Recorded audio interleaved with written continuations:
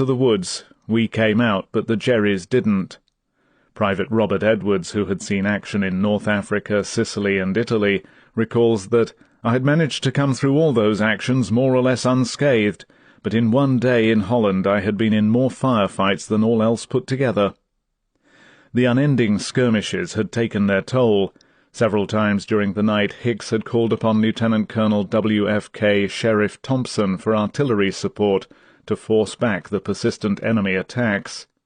His real fear was that German armour, which he now knew was holding up the battalions going for the bridge, would break through his meagre defences and drive him off the landing and drop zones. I went through some of the worst few hours I have ever spent in my life, Hicks recalls. Two things were clear. Although we did not know it at the time, we had landed virtually on top of 2 panzer divisions, which weren't supposed to be there, and the Germans had reacted with extraordinary speed.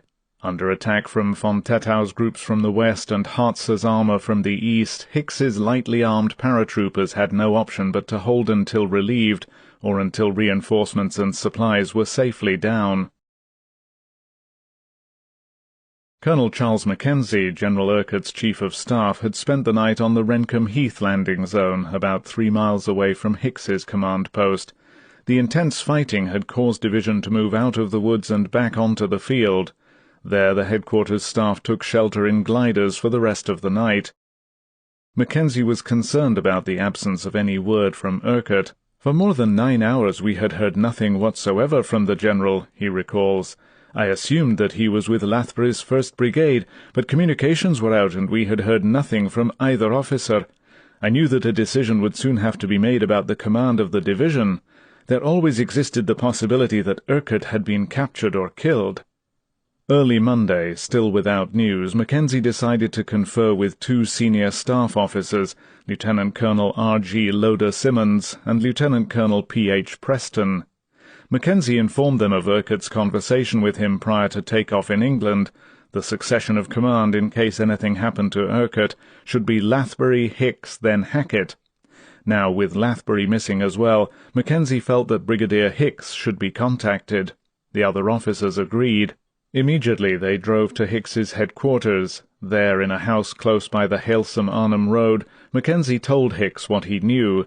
We had a scanty report that Frost had taken the bridge, but that the 1st and 3rd Battalions were caught up in street fighting and had not as yet been able to reinforce him, Mackenzie remembers. The best course of action now, Mackenzie believed, was for Hicks to release one of his air-landing battalions and send it to the bridge. It could be reinforced later by elements of Hackett's 4th Paratroop Brigade when it arrived later in the morning. At the same time, Hicks was asked to take command of the division immediately. Hicks seemed stunned. His forces were already under strength, and he did not have a full battalion to send to the bridge. Yet it appeared the British battle plan was faltering. If Frost failed to get help immediately, the bridge might be lost, and if the landing areas were overrun, Hackett's 4th Brigade could be destroyed before it was even assembled. Additionally, there seemed to be a tacit acknowledgement that Hicks was being asked to assume the command of a division already in the process of disintegration through a total breakdown of communications and the absence of the commanding officer. Reluctantly, Hicks released half of 1 battalion, all he could spare, for defence of the bridge. He ordered half of the South Staffords to start off for Arnhem. The other half of this battalion would not arrive until the 2nd lift, when, supplementing the advance of Hackett's 11th Battalion, these units would also move out. Obviously, that decision was most urgent. The bridge had to be held. Then, as Mackenzie remembers, we finally convinced Hicks that he must take command of the division. Few men had ever been asked to accept battleground responsibility for an entire division under such a complexity of circumstances. Hicks quickly discovered how critically the communications breakdown was affecting all operations. The few messages from Frost at the bridge were being received via Lieutenant Colonel Sheriff Thompson, commanding the air-landing Light Regiment Artillery. From an observation post in the steeple of the Oosterbeek Laag Church, 2½ miles from the bridge, Thompson had established a radio link with Major D.S. Munford's artillery command post at brigade headquarters in a waterworks building near the bridge. The Thompson-Munford link afforded the only dependable radio communications at Hicks's disposal. Equally critical, division had no communications with General Browning's corps headquarters near Nijmegen. or with the special phantom net sets at Montgomery's headquarters. Of the few vital messages that did reach England, most were sent over a BBC set which had been specially flown in for British war correspondence. Its signal was weak and distorted. A high-powered German station and the British set were operating on the same frequency. Ironically, Division could pick up signals from Rear Corps headquarters back in England, but were unable to transmit messages back. What sparse communications did get through via the BBC set were picked up at Browning's Rear Corps headquarters at Moore Park and then relayed to the continent. The transmission took hours, and when the messages arrived they were outdated and often virtually meaningless. Frustrated and worried, Hicks had three immediate concerns: the weather over England, the inability to confirm the planned arrival time of the second lift, and his lack of a means of informing anyone of the true situation in the Arnhem area. Additionally, he could not warn Hackett of the perilous hold the British had on the landing areas where the 4th Brigade would expect to drop in cleared and protected zones. Less crucial, but nonetheless troublesome, was the forthcoming encounter with Brigadier Shan Hackett. The volatile Hackett, Mackenzie told Hicks, would be informed of Urquhart's decision regarding the chain of command the moment he landed. "I knew Hackett's temperament," Mackenzie recalls, "and I was not looking forward to the meeting.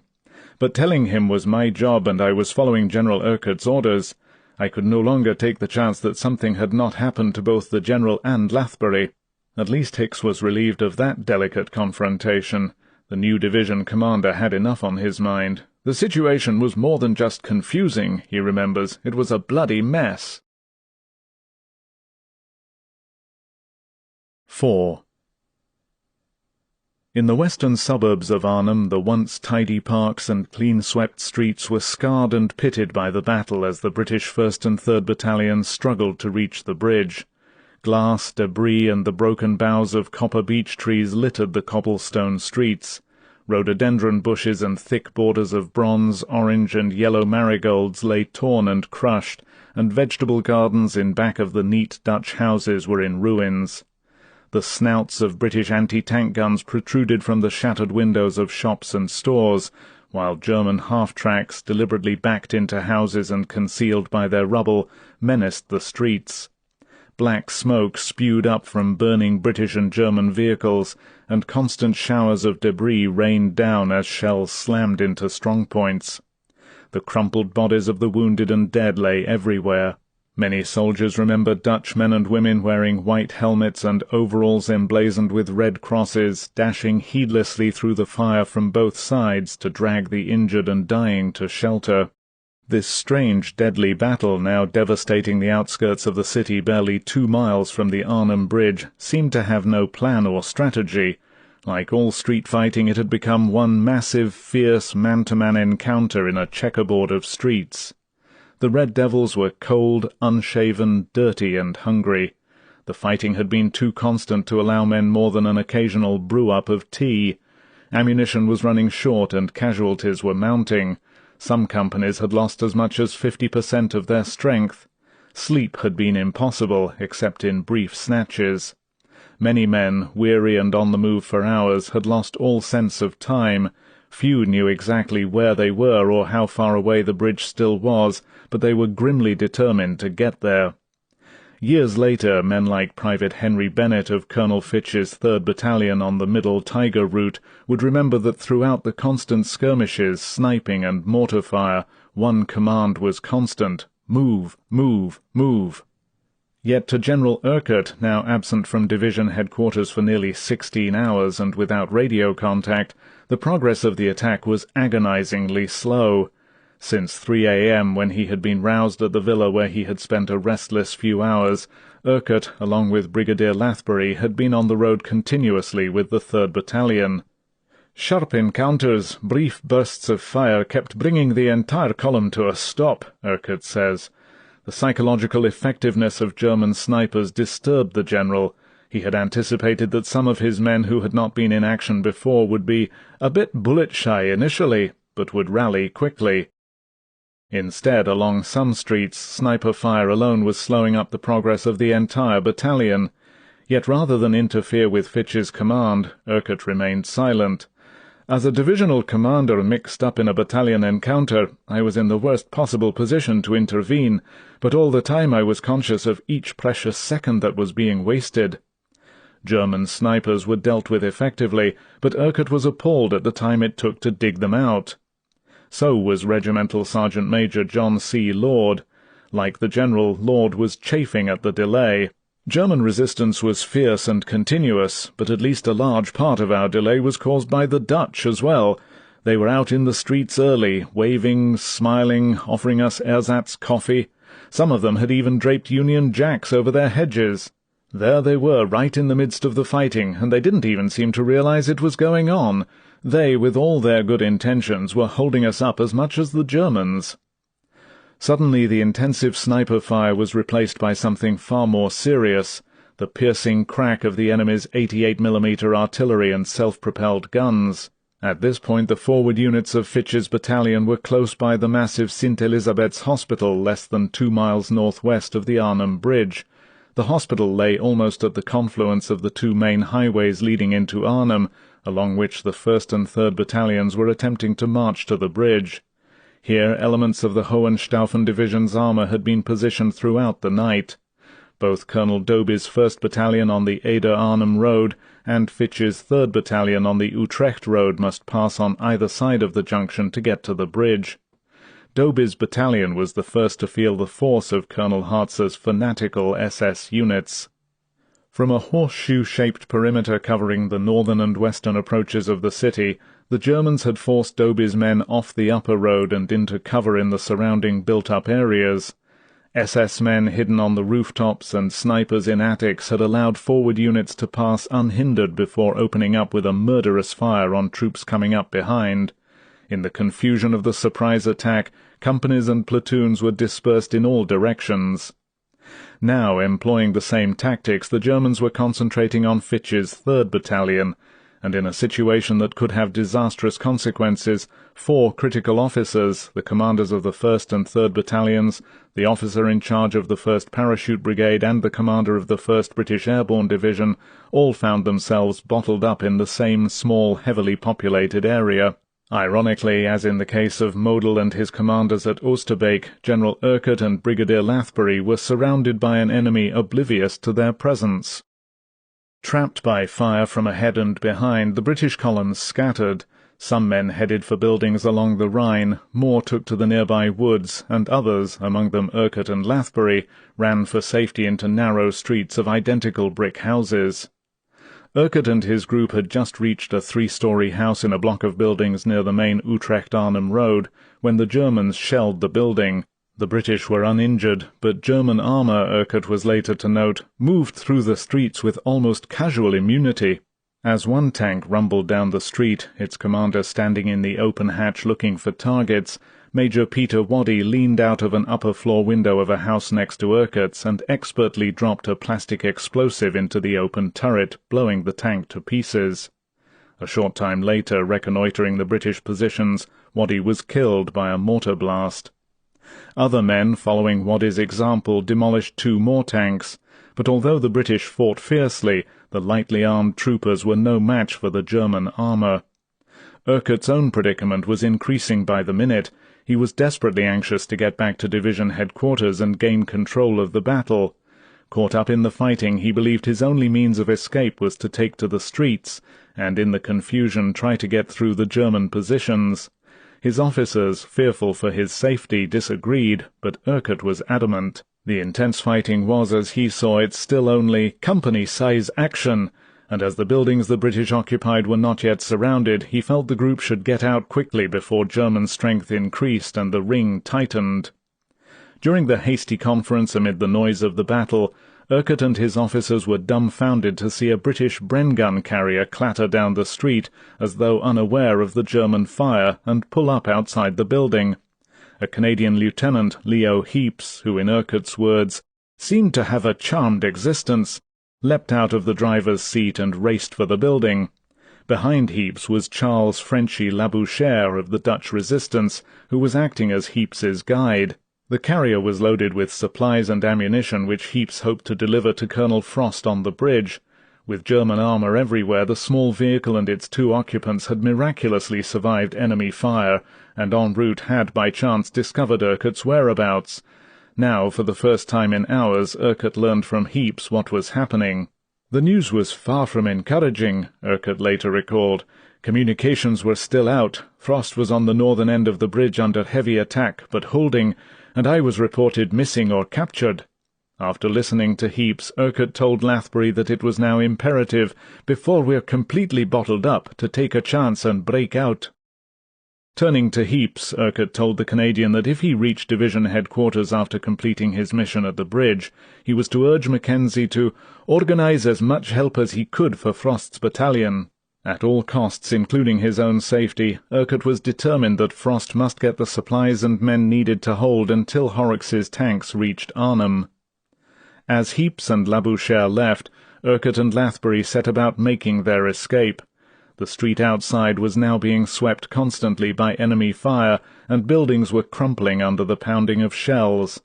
Urquhart noted a growing pile of dead around the houses we occupied, and concluded that any exit via the street would be impossible. The commanders, along with others, decided to leave from the rear of the building, where under covering fire and smoke bombs they might be able to get away. Then, taking advantage of plantings in the back gardens of the row houses, Urquhart and Lathbury hoped eventually to reach a quiet area and make their way back to headquarters. The route was nightmarish. While paratroopers laid down a heavy smoke screen, Urquhart's group dashed out the back door, sprinted through a vegetable garden, and climbed a fence separating the house from its neighbour. As they paused for a moment near the next enclosure, Lathbury's Sten gun went off accidentally, barely missing the general's right foot. As Urquhart was later to write, I chided Lathbury about soldiers who could not keep their Stens under control. It was bad enough for a division commander to be jinking about, and it would have been too ironic for words to be laid low by a bullet fired by one of my own brigadiers. Climbing fence after fence, and once a 10-foot-high brick wall, the men moved down the entire block of houses until finally they reached an intersecting cobbled street. Then, confused and weary, they made a drastic miscalculation. Instead of veering left, which might have given them a margin of safety, they turned right towards St. Elizabeth's Hospital, directly into the German fire. Running ahead of Urquhart and Lathbury were 2 other officers, Captain William Taylor of the brigade's headquarters staff and Captain James Clemenson of the 3rd Battalion. One of them called out suddenly, but neither Urquhart nor Lathbury understood his words. Before Taylor and Clemenson could head them off, the 2 senior officers came upon a maze of intersecting streets where, it seemed to Urquhart, a German machine-gun was firing down each one. As the 4 men attempted to run past one of these narrow crossings, Lathbury was hit. Quickly the others dragged him off the street and into a house. There Urquhart saw that a bullet had entered the brigadier's lower back, and he appeared to be temporarily paralyzed. All of us knew, Urquhart recalls, that he could travel no farther. Lathbury urged the general to leave immediately without him. "You'll only get cut off if you stay, sir," he told Urquhart. As they talked, Urquhart saw a German soldier appear at the window. He raised his automatic and fired at point-blank range. The blooded mass of the German's face disappeared. Now, with the Germans so near, there was no longer any question that Urquhart must leave quickly. Before going, he talked with the middle-aged couple who owned the house and spoke some English. They promised to get Lathbury to St. Elizabeth's Hospital as soon as there was a lull in the fighting. In order to save the owners from German reprisal, Urquhart and his party hid Lathbury in a cellar beneath a stairway until he could be removed to the hospital. Then, Urquhart remembers, we left by the back door and into yet another maze of tiny fenced gardens. The 3 men did not get far, but Urquhart's life may well have been saved by the prompt action of 55-year-old Anton Derksen, owner of a terrace house at Zwarteweg 14. In the maelstrom of firing, Anton and his wife Anna, their son Jan and daughter Hermina were sheltering in the kitchen at the rear of the house. Glancing through a window, Derksen was amazed to see 3 British officers vault over the fence into his back garden and head for the kitchen door. Quickly he let them in. Unable to communicate, he didn't speak English and no one in Urquhart's party knew Dutch, Anton, gesturing, tried to warn the Britishers that the area was surrounded. There were Germans in the street, he later recalled, and at the back in the direction the officers had been going.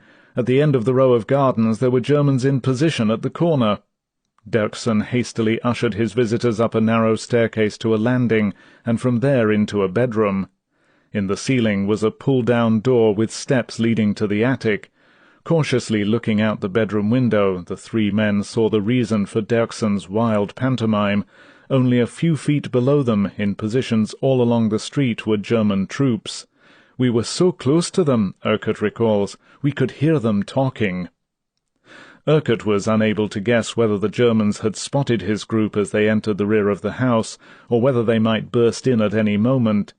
In spite of Dirksen's warning that the area was surrounded, he pondered the twin risks of continuing through the chain of back gardens, or making a dash down the front street, using hand grenades to clear the way. He was ready to take any chance to return to his command. His officers, fearful for him, were not. At the moment the odds were simply too great. It was far better, they argued, to wait until British troops overran the sector than for the commanding general to risk capture or possible death. The advice, Urquhart knew, was sound, and he did not want to compel his officers to take risks that might prove suicidal. Yet, "My long absence from division headquarters was all I could think about, and anything seemed better to me than to stay out of the battle in this way." The familiar creaking clack of caterpillar treads forced Urquhart to stay put. From the window the three officers saw a German self-propelled gun come slowly down the street. Directly outside the Dirksen house it came to a halt. The top of the armoured vehicle was almost level with the bedroom window, and the crew, dismounting, now sat talking and smoking directly below. Obviously they were not moving on, and at any moment the Britishers expected them to enter the house. Quickly Captain Taylor pulled down the attic steps, and the three officers hurriedly climbed up. Crouched down and looking about him, the 6-foot Urquhart saw that the attic was little more than a crawl space. He felt idiotic, ridiculous, as ineffectual in the battle as a spectator. The house was now silent. Anton Dirksen, as a loyal Dutchman, had sheltered the British. Now, fearing possible reprisal if Urquhart was found, he prudently evacuated his family to a neighbouring house. In the nearly airless attic and without food or water, Urquhart and his officers could only wait anxiously, hoping either for the Germans to pull back or for British troops to arrive. On this Monday, September 18th, with Market Garden only a day old, the Germans had almost brought the Arnhem battle to a halt, and compounding all the errors and miscalculations of the operation, Urquhart, the one man who might have brought cohesion to the British attack, was isolated in an attic, trapped within the German lines. It had been a long, tedious mission for Captain Paul Graebner and his 9th SS Panzer Reconnaissance Battalion. Allied paratroopers had not landed in the 11-mile stretch between Arnhem and Nijmegen. Of that Graebner was quite certain. But enemy units were in Nijmegen. Immediately after a few of Graebner's vehicles had crossed the Great Vaal River Bridge, there had been a short, brisk, small-arms encounter. In the darkness the enemy had seemed to show no great inclination to continue the fight against his armoured vehicles, and Graebner had reported to headquarters that the Allies seemed to have little strength in the city as yet. Now, his scouting mission completed, Graebner ordered a few self-propelled guns from his 40-vehicle unit to guard the southern approaches to the Nijmegen Bridge. With the rest of the patrol he headed back north to Arnhem. He had seen neither paratroopers nor any enemy activity when crossing the Arnhem Bridge the night before. However, from radio messages he had learned that some British troops were on one side of the bridge. Hartz's headquarters had merely called them advance units. Graebner halted once more, this time at the town of Elst, approximately midway between Arnhem and Nijmegen. There again, to be within striking distance of either highway bridge, he left off part of his column. With the remaining 22 vehicles, he sped back toward the Arnhem Bridge to clear it of whatever small enemy units were there. Against paratroopers armed with only rifles or machine guns, Graebner expected little difficulty. His powerful armoured units would simply smash through the lightly held British defences and knock them out. At precisely 9:30 a.m., Corporal Don Lum, from his rooftop position near the bridge, yelled out excitedly, "Tanks! It's 30 Corps!" At battalion headquarters nearby, Colonel John Frost heard his own spotter call out. Like Corporal Lum, Frost felt a moment's heady exhilaration. "I remember thinking that we would have the honour of welcoming 30 Corps into Arnhem all by ourselves," he recalls. Other men were equally cheered. On the opposite side of the northern approach, the men under the ramp near Captain Eric Mackay's command post could already hear the sound of heavy vehicles reverberating on the bridge above. Sergeant Charles Story pounded up the stairs to Corporal Lum's lookout. Peering toward the smoke still rising from the southern approach, Story saw the column Lum had spotted. His reaction was immediate. Racing back downstairs, the pre-Dunkirk veteran shouted, "They're Germans! Armoured cars on the bridge!" At top speed, the vanguard of Captain Paul Graebner's assault force came on across the bridge. With extraordinary skill, German drivers, swerving left and right, not only avoided the smouldering wreckage cluttering the bridge, but drove straight through a minefield, a string of plate-like teller mines that the British had laid during the night. Only one of Graebner's 5 lead vehicles touched off a mine, and only superficially damaged kept on coming. On his side of the ramp, Captain Mackay stared with amazement as the first of the squat camouflaged cars, machine guns firing constantly, barreled off the ramp, smashed through the British perimeter defences, and kept on going straight toward the centre of Arnhem. Almost immediately Mackay saw another go past. "We had no anti-tank guns on our side," Mackay says, "and I just watched helplessly as 3 more armoured cars sped right past us and took off up the avenue." Graebner's daring plan to smash across the bridge by force and speed was under way. Out of the sight of the British on the southern approach to the bridge, he had lined up his column. Now half-tracks, more armoured cars, personnel carriers, and even a few truckloads of infantry firing from behind heavy sacks of grain began to advance. Crouching behind the half-tracks were other German soldiers firing steadily. The sudden surprise breakthrough of Graebner's lead vehicles had stunned the British. They recovered quickly. Anti-tank guns from Frost's side of the bridge began to get the range. From the entire northern area, a lethal fire enveloped the German column. From parapets, rooftops, windows, and slit trenches, troopers opened fire with every weapon available, from machine guns to hand grenades. Sapper Ronald Emery, on Mackay's side of the ramp, shot the driver and co-driver of the first half-track to cross. As the second came into view, Emery shot its drivers too. The half-track came to a dead halt just off the ramp, whereupon the remainder of its crew of 6, abandoning the vehicle, were shot one by one. Relentlessly, Graebner's column pressed on. 2 more half-tracks nosed across the bridge. Suddenly chaos overtook the German assault. The driver of the third half-track was wounded. Panicked, he threw his vehicle into reverse, colliding with the half-track behind. The 2 vehicles, now inextricably tangled, slewed across the road, one bursting into flames. Doggedly, the Germans coming up behind tried to force a passage. Accelerating their vehicles, frantic to gain the northern side, they rammed into one another and into the growing piles of debris tossed up by shells and mortar bursts. Out of control, some half-tracks hit the edge of the ramp with such force that they toppled over the edge and down into the streets below. Supporting German infantrymen following the half-tracks were mercilessly cut down. Unable to advance beyond the centre of the bridge, the survivors raced back to the southern side. A storm of fire ricocheted against the girders of the bridge. Now, too, shells from Lieutenant Colonel Sheriff Thompson's artillery, situated in Oosterbeek, and called in by Major Dennis Munford from the attack of brigade headquarters near Frost's own building, screamed into Graebner's stricken vehicles. Through all the din came the yelling of the now exuberant British paratroopers as they shouted the war cry, "Whoa, Mohammed!" which the Red Devils had first used in the dry hills of North Africa in 1942. In that campaign, paratroopers noted that the Arabs, shouting messages to one another, seemed to begin each communication with these 2 words. In Arnhem, the war cry was to take on special meaning. It enabled paratroopers on both sides of the northern ramp to determine who was friend or foe in the various buildings and positions, since the Germans seemed unable to pronounce the words. According to Hilary St. George Saunders in By Air to Battle, the war cry seemed to rouse the men to their highest endeavours. The fierceness of the raging battle stunned the Dutch in the area. Lambert Schaap, who lived with his family on the Rheinkade, the street running east and west of the bridge, hurried his wife and 9 children off to a shelter. Schaap himself remained in his house until a hail of bullets came through the windows, pitting walls and smashing furniture. Under this intense barrage, Schaap fled.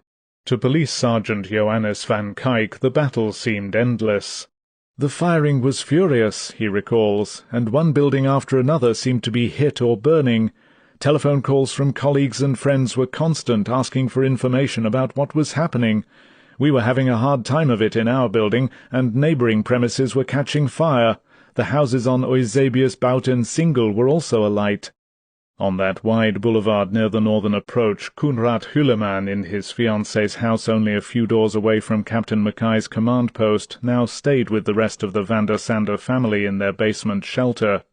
"There was a funny sound overriding all the other noise, and someone said it was raining," Hüleman remembers. "I went up to the first floor, looked out, and saw that it was fire.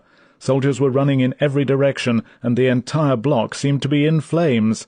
The battle moved right up the boulevard, and suddenly it was our turn. Bullets smacked into the house, smashing windows, and upstairs we heard musical notes as the piano was hit. Then, amazingly, a sound like someone typing in Mr. Van der Sande's office. The bullets were simply chewing up the typewriter." Hüleman's fiancée Trout, who had followed him up, saw that shots were hitting the tower of the massive church of St. Eusebius. As she watched in amazement, the gold hands of the huge clock on the church spun crazily, as though, Trout remembers, time was racing by. To the bridge fighters, time had lost all meaning. The shock, speed, and ferocity of the battle caused many men to think that the fight had gone on for many hours. Actually, Graebner's attack had lasted less than 2.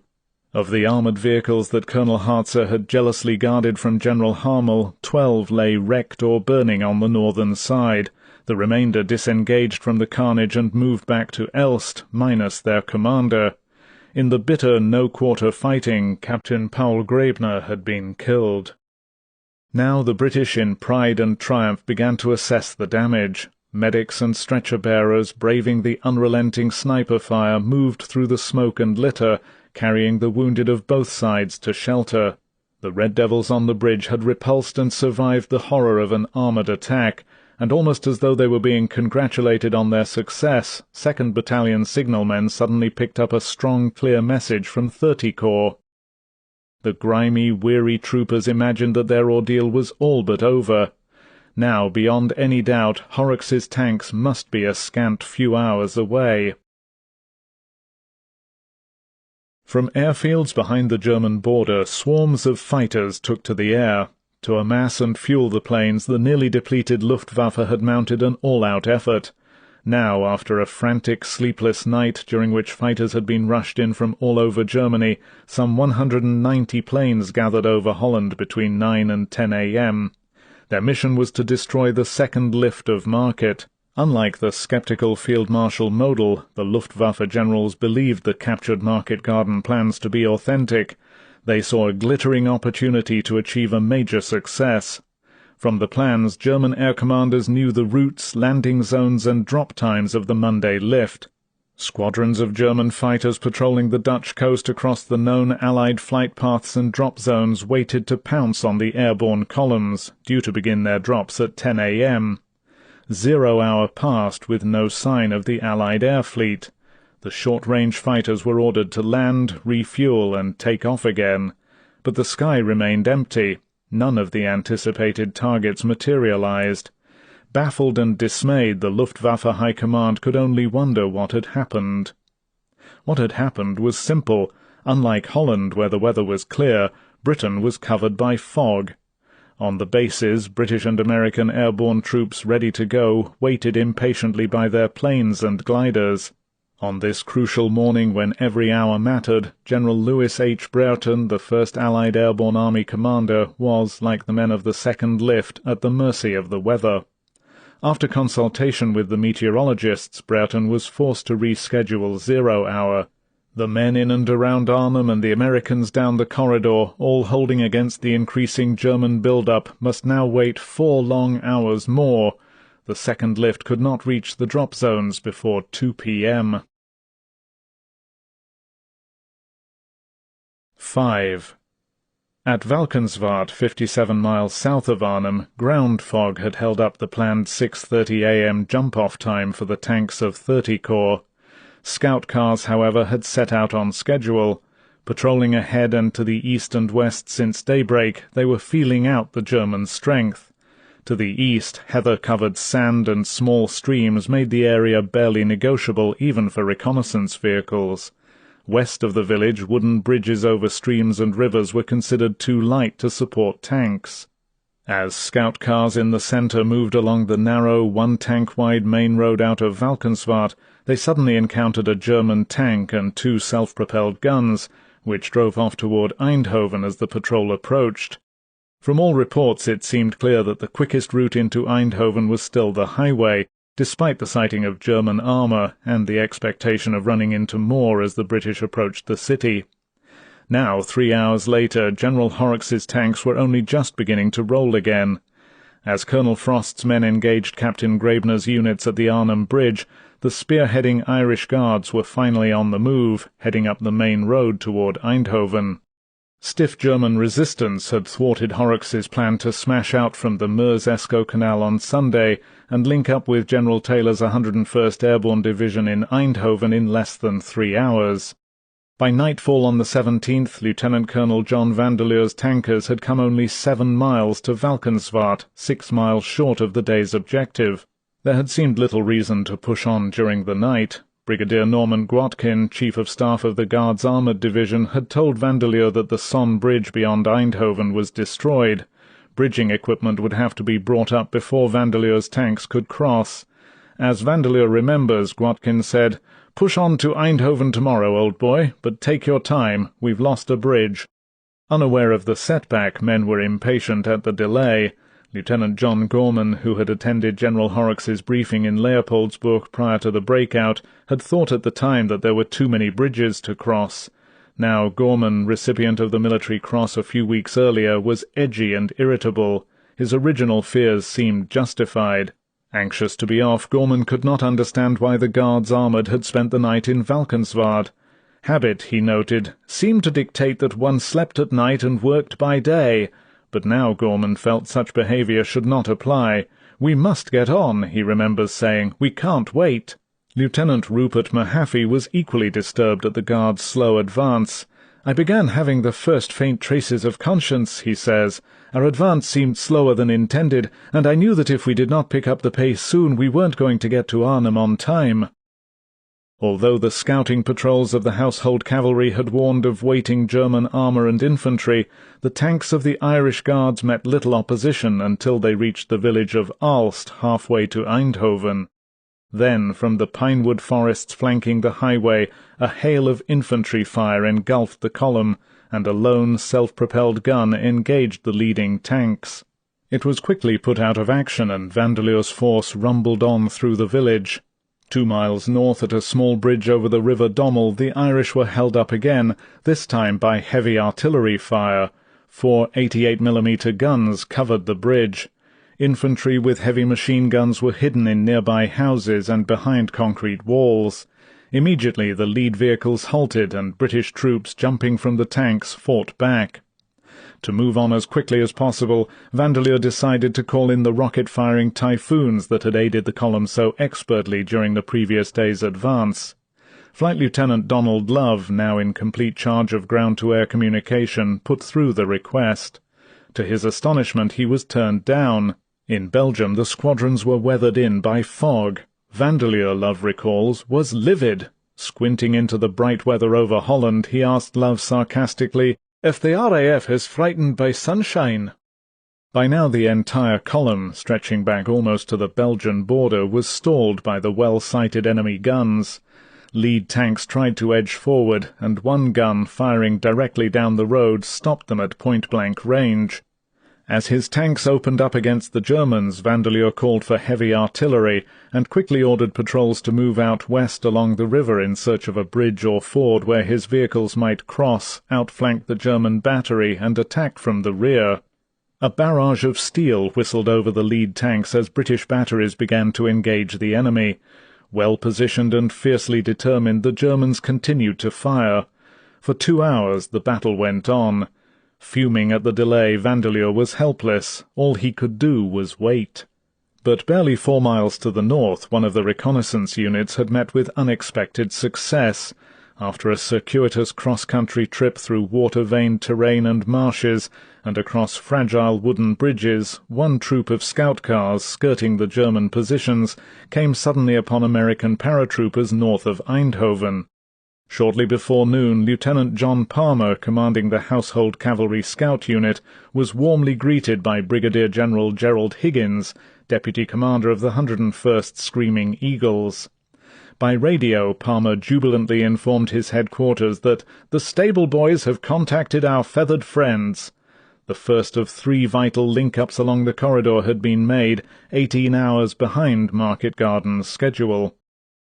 With contact finally established, discussion immediately turned to the Somme Bridge. Waiting British engineering units needed complete details in order to bring forward the materials and equipment needed to repair the damaged crossing. Sappers moving up alongside Vandeleur's lead columns prepared to rush to the bridge the moment the advance picked up again. Information could have been passed by radio, but the Americans had already discovered a simpler method. The surprised British were radioed to ask their engineers to telephone Somme 244. The call went immediately through the German-controlled automatic telephone exchange, and within minutes the Americans at the Somme Bridge had given British engineers the vital information they needed to bring up the proper bridging equipment. In the village of Aalst, Vandeleur's tankers were startled by a sudden abrupt end to the German fire which had kept them immobilized so long on the main road. One of their own squadrons had opened the way. Working slowly down the western bank of the Dommel River, a British reconnaissance force came upon a crossing a mile north of Aalst and behind the German positions. The squadron charged the German guns from the rear, overran their positions, and ended the battle. Unaware of the move, the stalled tankers at Aalst thought the sudden silence was a lull in the fighting. Major Edward Tyler, in charge of the lead No. 2 squadron, was debating whether he should take advantage of the cessation and order his tanks to smash on, when he spotted a man cycling down the main road toward the column. Stopping on the far bank, the man jumped off the bicycle and, waving frantically, ran across the bridge. The astounded Tyler heard him say, Your General! The Boche have gone!"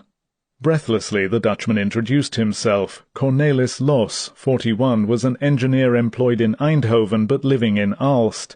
"The road," Loos told Tyler, "is open, and you have put out of action the only German tank at the village entrance." Then, Tyler recalls, he produced a detailed sketch of all the German positions between Aalst and Eindhoven. Immediately Tyler gave the order to advance. The tanks moved over the bridge and up the road, passing the now ruined and deserted German artillery positions. Within the hour, Tyler saw the sprawl of Eindhoven up ahead, and what appeared to be thousands of Dutch thronging the road, cheering and waving flags.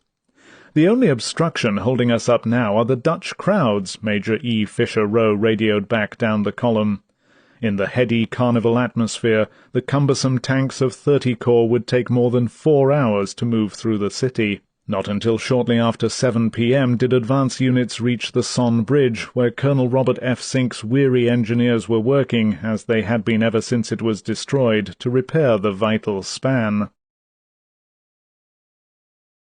From the outset, the synchronized Market Garden schedule had allowed little margin for error. Now, like the thwarted advance of the British battalions into Arnhem, the damage to the bridge at Somme was a major setback that threatened the entire operation. 28 miles of the corridor, from the Belgian border north to Veghel, were now controlled by the Anglo-Americans.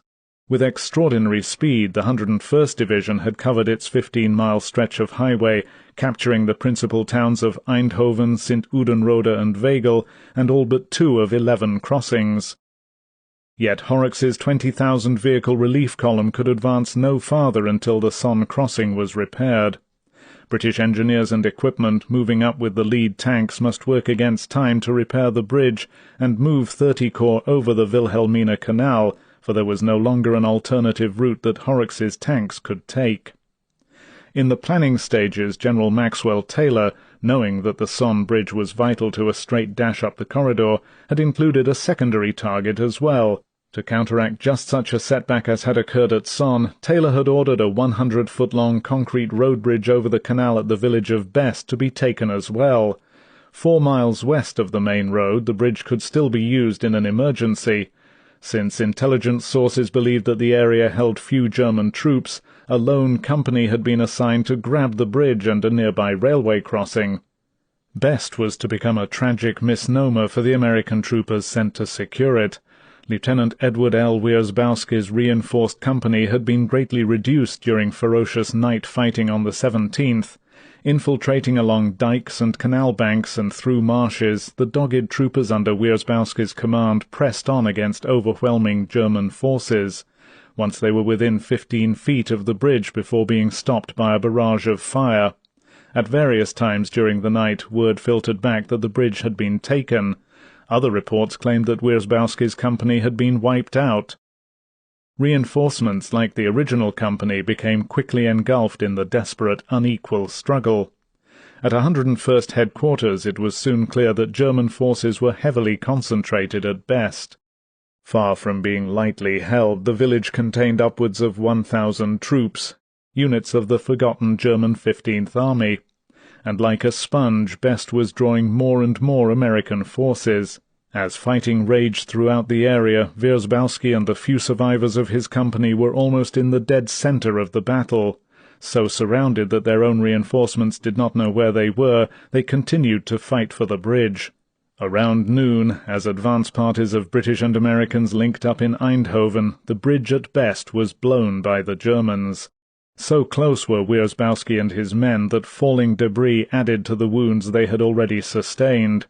Elsewhere in the area casualties were also heavy. One of the most colourful and acerbic of the 101st Commanders, Lieutenant Colonel Robert Cole, who held the Congressional Medal of Honor, was killed.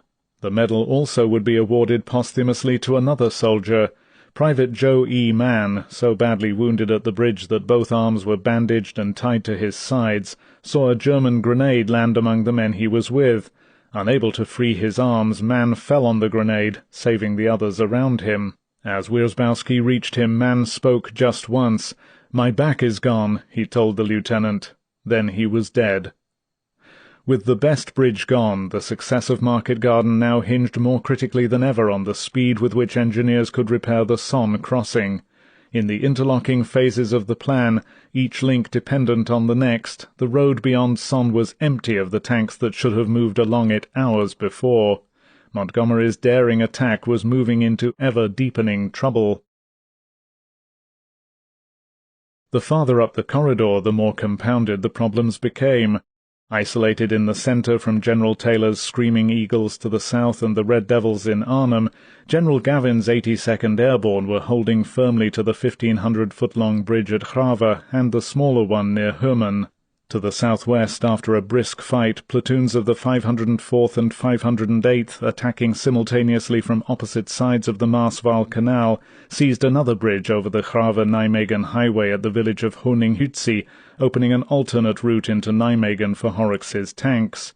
But just as the damaged Sonne bridge was holding up the British advance into the middle sector of the corridor, so the inability of the 82nd to seize the Nijmegen crossing quickly had created its own problems. There SS troops were now dug in at the southern approaches. Well protected and concealed, they repeatedly repulsed attacks by a company of the 508th.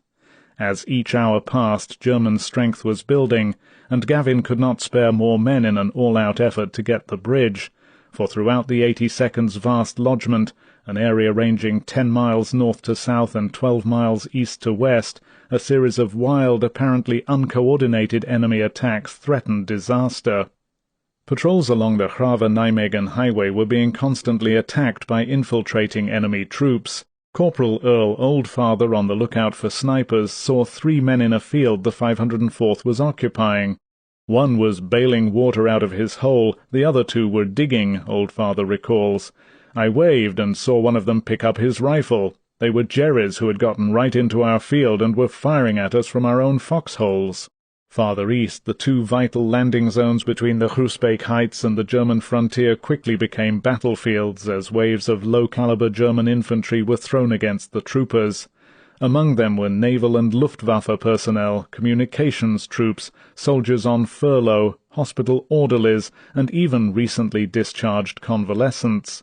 Corporal Frank Rupp remembers that the first Germans he saw wore a bewildering variety of uniforms and rank insignia. The attack began so suddenly, he recalls, that we were ambushed practically next to our own outposts. Units appeared as though from nowhere. In the first few minutes, Lieutenant Harold Gensimer captured an overconfident German colonel who boasted that, "My men will soon kick you right off this hill." They almost did.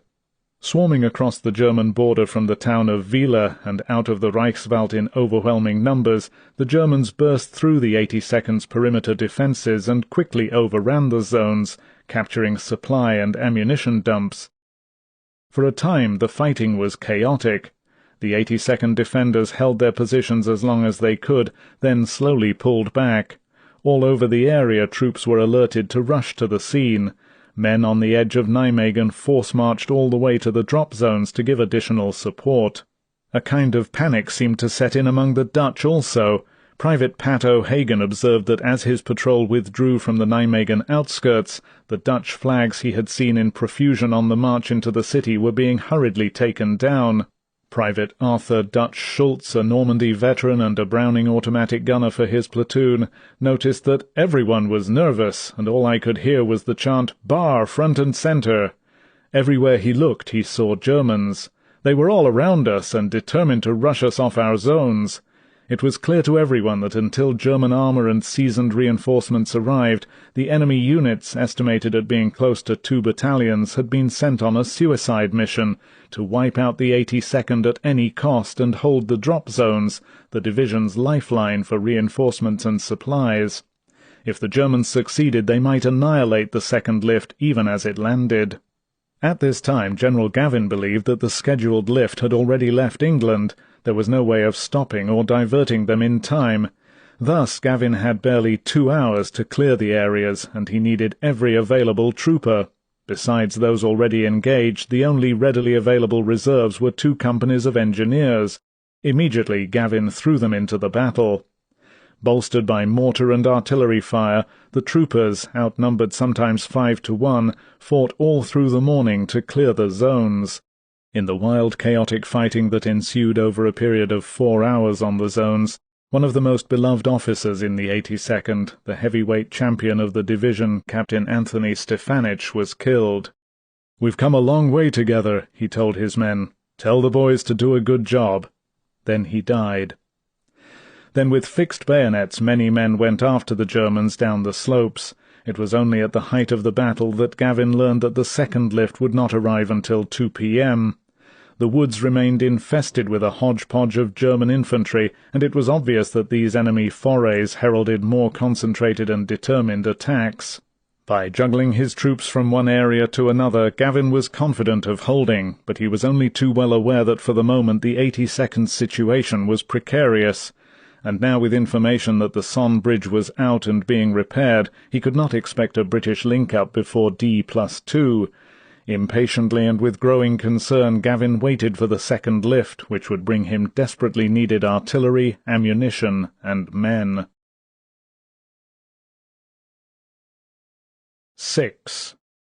From the smoking ruins of Arnhem to the damaged crossing at Somme, in foxholes, forests, along dikes, in the rubble of demolished buildings, on tanks and near the approaches of vital bridges, the men of Market Garden and the Germans they fought heard the low rumble come out of the west. In column after column, darkening the sky, the planes and gliders of the second lift were approaching. The steady mounting drone of motors caused a buoyant renewal of vigour and hope in the Anglo-Americans and the Dutch people. For most Germans, the sound was like a forerunner of doom. Combatants and civilians alike stared skyward, waiting. The time was a little before 2 p.m., Monday, September 18th. The armada was gigantic, dwarfing even the spectacle of the day before. On the 17th, flights had followed 2 distinct northern and southern paths. Now, bad weather and the hope of effecting greater protection from the Luftwaffe had caused the entire second lift to be routed along the northern path to Holland. Condensed into one immense column covering mile after mile of sky, Almost 4,000 aircraft were layered at altitudes from 1,000 to 2,500 feet.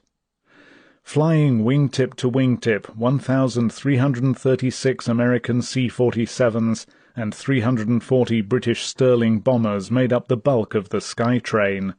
Some of the planes carried troops, others towed a staggering number of gliders, 1,205 Horses, Wacos, and Mammoth Hamel cars. Positioned at the rear of the 100-mile-long convoy, 252 four-engined Liberator bombers were ferrying cargo. Protecting the formations above and on the flanks, 867 fighters, ranging from squadrons of British Spitfires and rocket-firing Typhoons to American Thunderbolts and Lightnings, flew escort. In all, at time of takeoff, the second lift carried 6,674 airborne troops, 681 vehicles plus loaded trailers, 60 artillery pieces with ammunition, and nearly 600 tons of supplies, including 2 bulldozers. In the compilation of plane figures there are some discrepancies. American sources give a total of 3,807 aircraft. British figures list 4,000. The count used above comes from General Browning's After-Action Corps report, indicating that the difference in figures seems to lie in the number of fighter planes. According to U.S. sources, 674 England-based fighters flew escort for the second lift, but not included in that number were 193 Belgium-based planes, which brings the overall total of fighters to 867. By far the best account of the air action in Market Garden, particularly as it pertains to the troop carriers, is the official USAF Historical Division Study No. 97 by Dr. John C. Warren, entitled Airborne Operations in World War II, European Theatre. Wreathed by flak bursts, the huge armada made landfall over the Dutch coast at Schouwen Island, then headed inland due east to a traffic control point south of the town of 's-Hertogenbosch.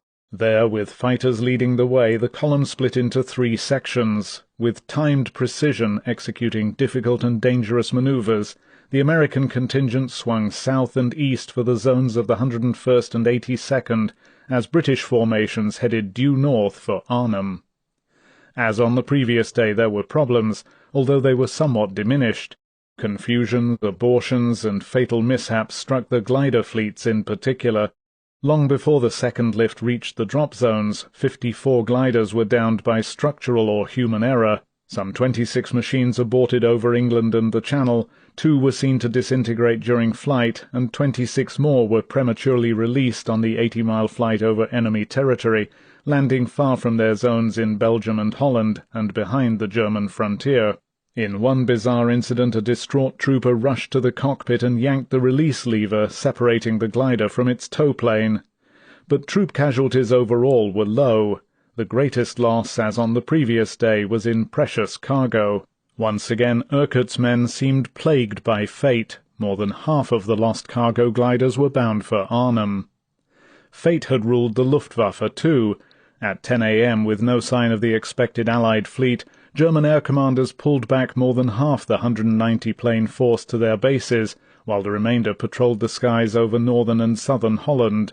Half of these squadrons were caught in the wrong sector, or were being refueled as the second lift came in. As a result, fewer than 100 Messerschmitts and FW-190s rushed to battle in the Arnhem and Eindhoven areas. Not a single enemy plane was able to penetrate the massive Allied fighter screen protecting the troop carrier columns. After the mission, Allied pilots claimed 29 Messerschmitts destroyed, against a loss of only 5 American fighters. Intense ground fire began to envelop the air fleet as it neared the landing zones.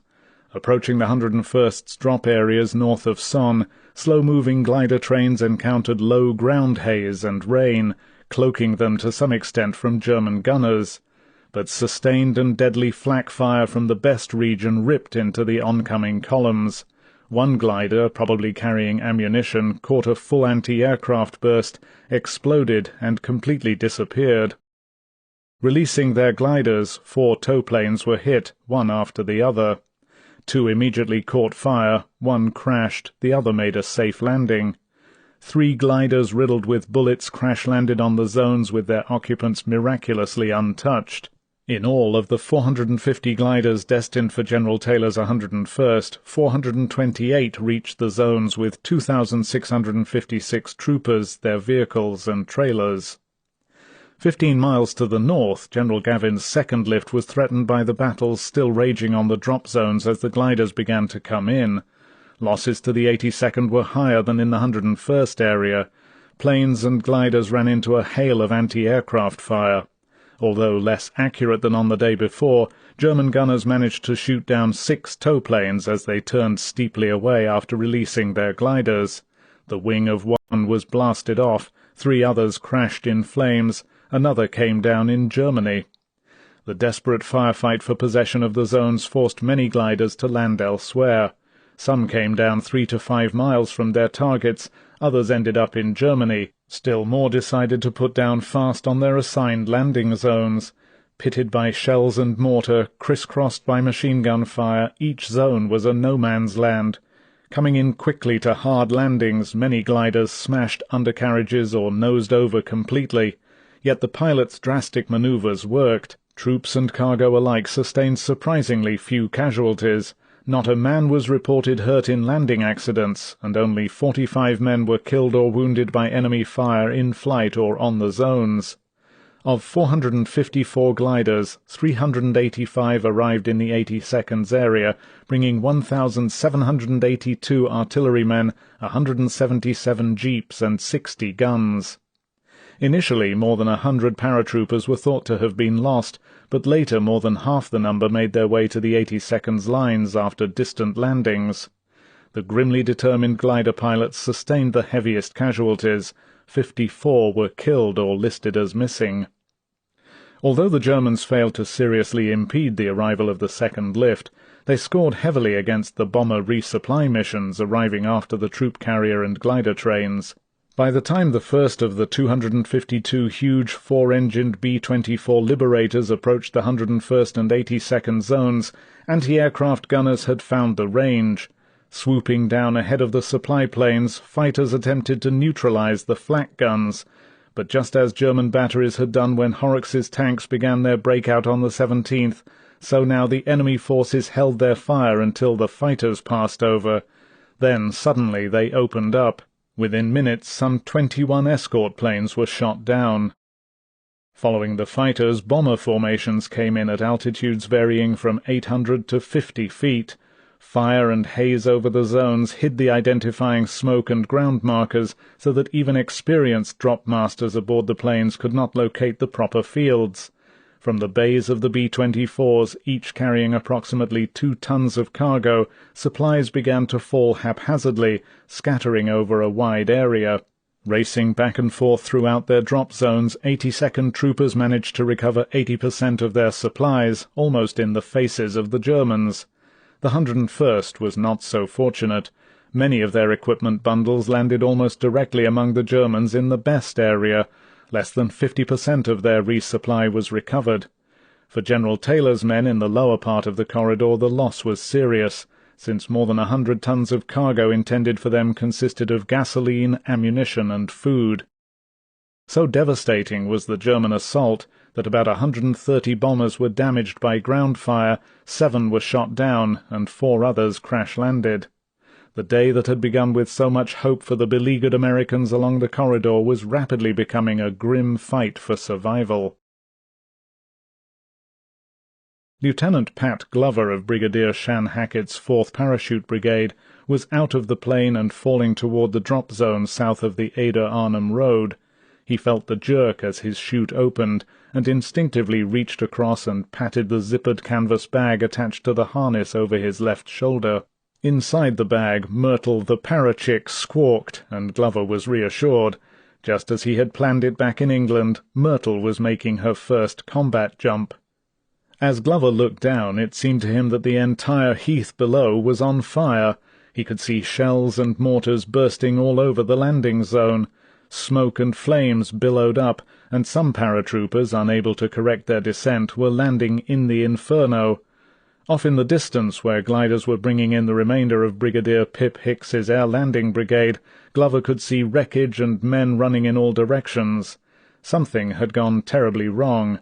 According to the briefings, Glover knew that Arnhem was supposed to be lightly held, and the drop zones by now should certainly be cleared and quiet.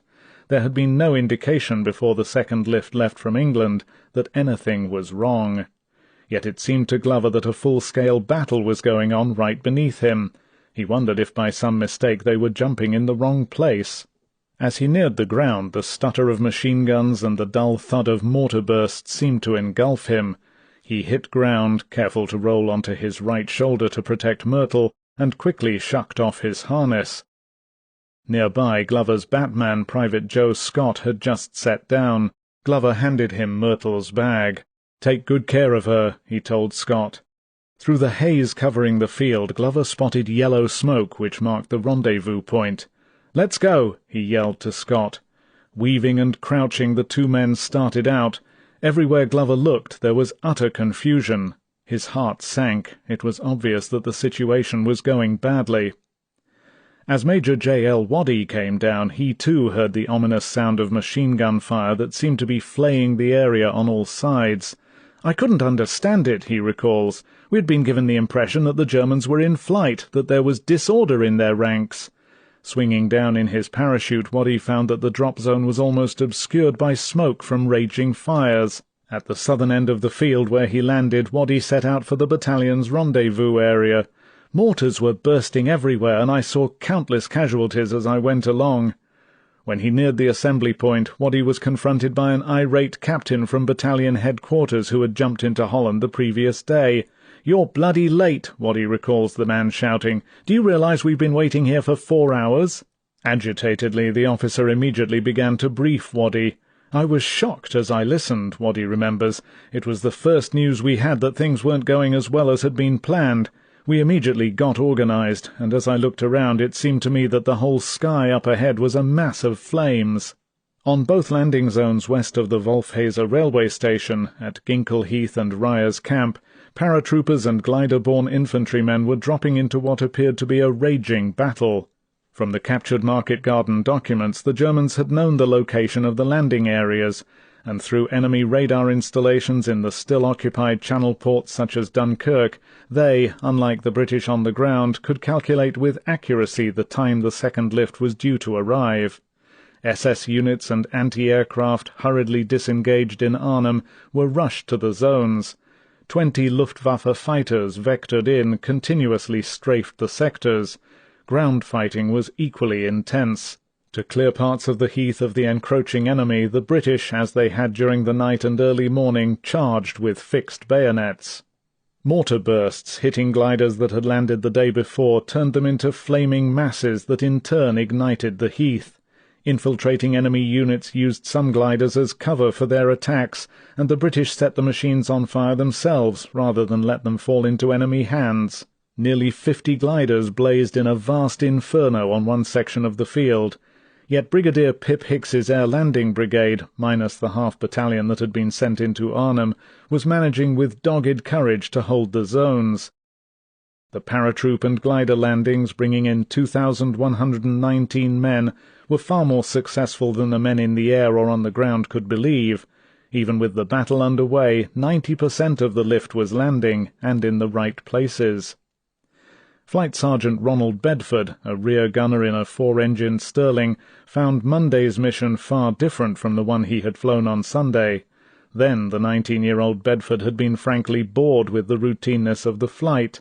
Now, as they neared the landing zone, firing was continuous and intense. Spotting an anti-aircraft battery mounted on a truck at the edge of the field, Bedford tried desperately to turn his guns on it. He could see his tracers curving down, and then the battery stopped firing. Bedford was exuberant. "I got him!" he shouted. "Listen, I got him!" As the Stirling held steady on its course, Bedford noticed that gliders all around seemed to be breaking away from their tugs prematurely. He could only assume that the heavy fire had caused many glider pilots to release and try to get down as fast as possible. Then he saw the tow rope attached to their own hawser falling away. Watching the glider swoop down, Bedford was sure it would collide with others before it could land. "The entire scene was chaotic," he recalls. "The gliders seemed to be going into very steep dives, levelling off and coasting down. Often it looked right into each other. I wondered how any of them would make it." Sergeant Roy Hatch, co-piloting a Horsa carrying a jeep, 2 trailers filled with mortar ammunition, and 3 men, wondered how they were going to get down when he saw the anti-aircraft fire ahead of them on the run-in. As Staff Sergeant Alec Young, the pilot, put the glider into a steep dive and levelled off, Hatch noticed to his amazement that everyone seemed to be heading toward the same touchdown point, including a cow which was frantically running just in front of them. Somehow Young put the glider down safely. Immediately the men jumped out and began unbolting the tail section. Nearby, Hatch noticed 3 gliders lying on their backs. Suddenly, with a tearing, rasping sound, another Horsa crash-landed on top of them.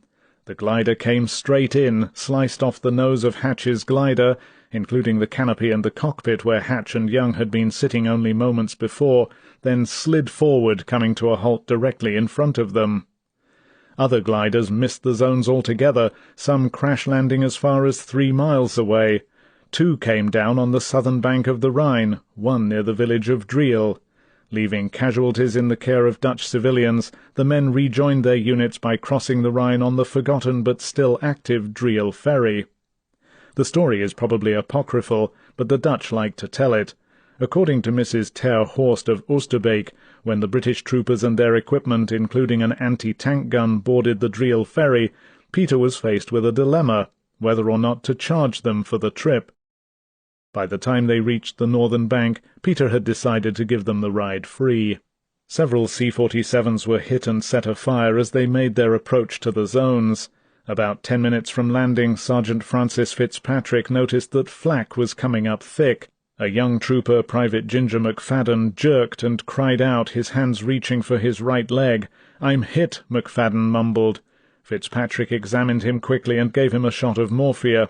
Then the sergeant noticed that the plane seemed to be labouring. As he bent to look out the window, the door to the pilot's compartment opened, and the dispatcher came out, his face tense. "Stand by for a quick red and green," he said. Fitzpatrick looked down the line of paratroopers, now hooked up and ready to go. He could see smoke pouring from the port engine. Leading the way, Fitzpatrick jumped. As his chute opened, the plane went into a racing dive. Before Fitzpatrick hit the ground, he saw the C-47 plough into a field off to his right and nose over. He was sure the crew and Ginger McFadden had not escaped. In another C-47, the American crew chief jokingly told Captain Frank D. King, "You'll soon be down there, and I'll be heading home for bacon and eggs." The Americans sat down opposite King. Minutes later, the green light went on. King glanced over at the crew chief. He seemed to have fallen asleep, slumped back with his chin on his chest, his hands in his lap. King had a feeling something was not quite right. He shook the American by the shoulder, and the man fell sideways. He was dead. Behind him, King saw a large hole in the fuselage, which looked as though it had been made by a .50-caliber machine-gun bullet. Standing in the doorway ready to jump, King saw that flames were streaming from the port wing. "We're on fire!" he shouted to Sergeant Major George Gatland. "Check with the pilot!" Gatland went forward.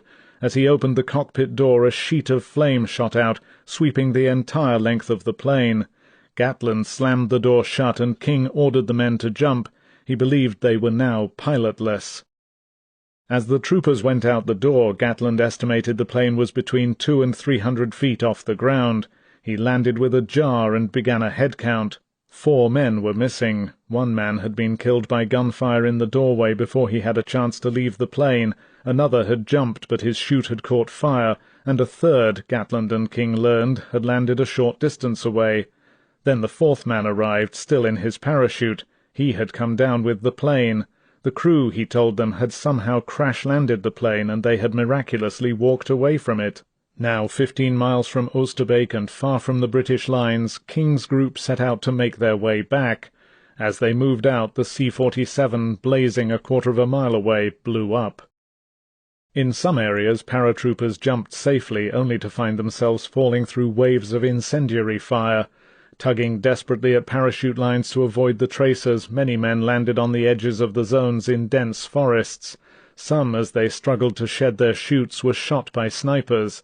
Others landed far away from their zones. In one area, part of a battalion came down behind the Germans, then marched for the rendezvous point, bringing 80 prisoners with them.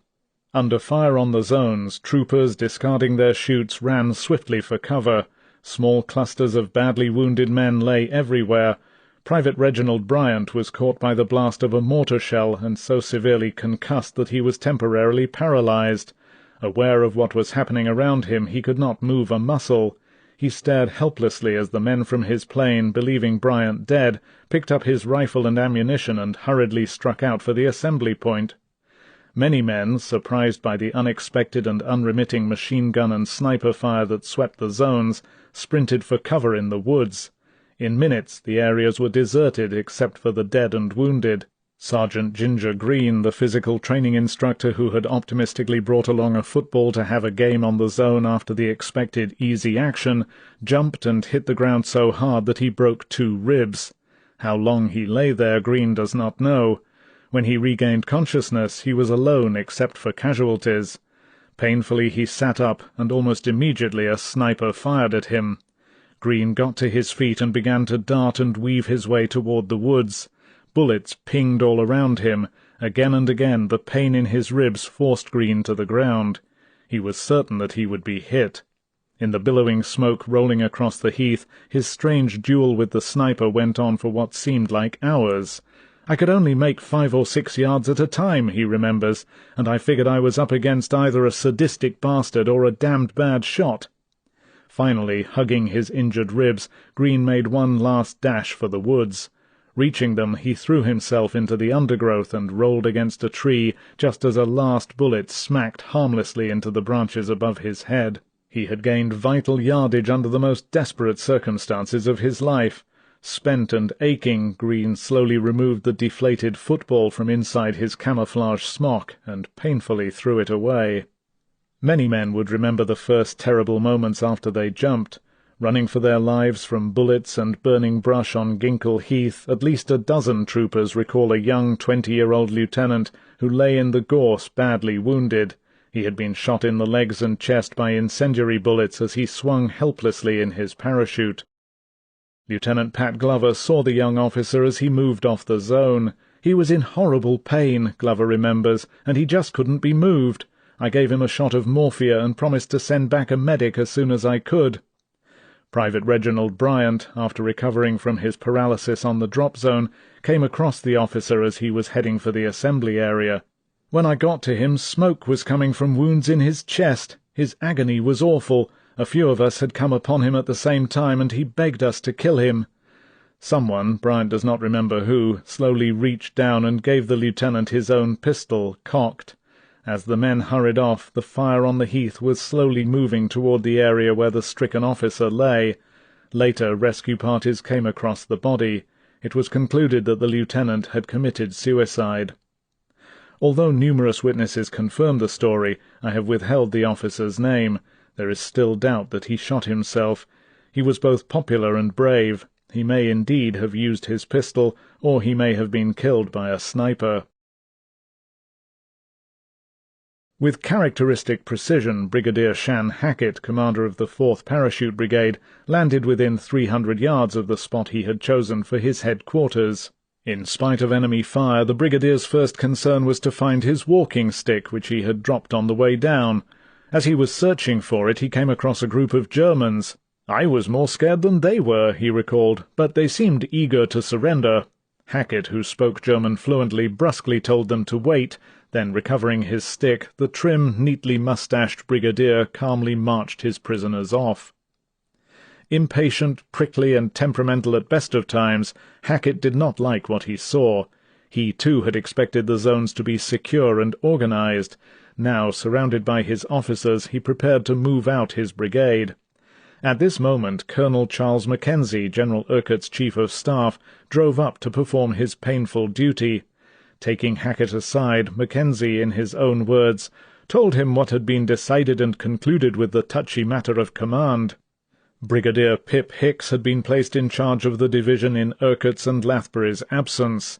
Mackenzie went on to explain that Urquhart had made the decision back in England that Hicks was to take over in the event both he and Lathbury should be missing or killed. Hackett was none too happy, Mackenzie recalls. "Now look here, Charles, I'm senior to Hicks," he told Mackenzie. "I should therefore command this division." Mackenzie was firm. "I quite understand, sir, but the General did give me the order of succession, and we must stick to it. Further, Brigadier Hicks has been here 24 hours, and is now much more familiar with the situation."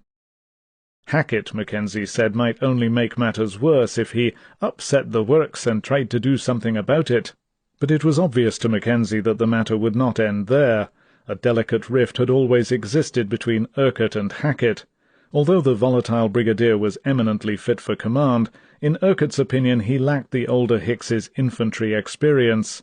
Additionally, Hackett was a cavalryman, and Urquhart was known to hold a lesser opinion of cavalry brigadiers than of the infantrymen with whom he had long been associated. He had once jestingly referred to Hackett in public as "that broken-down cavalryman," a remark that Hackett had not found amusing. Mackenzie told Hackett that his 11th Battalion was to be detached from the brigade. It would move out immediately for Arnhem and the bridge. To Hackett this was the final insult. His pride in the brigade stemmed in part from its qualities as a highly trained integrated unit that fought as an independent team.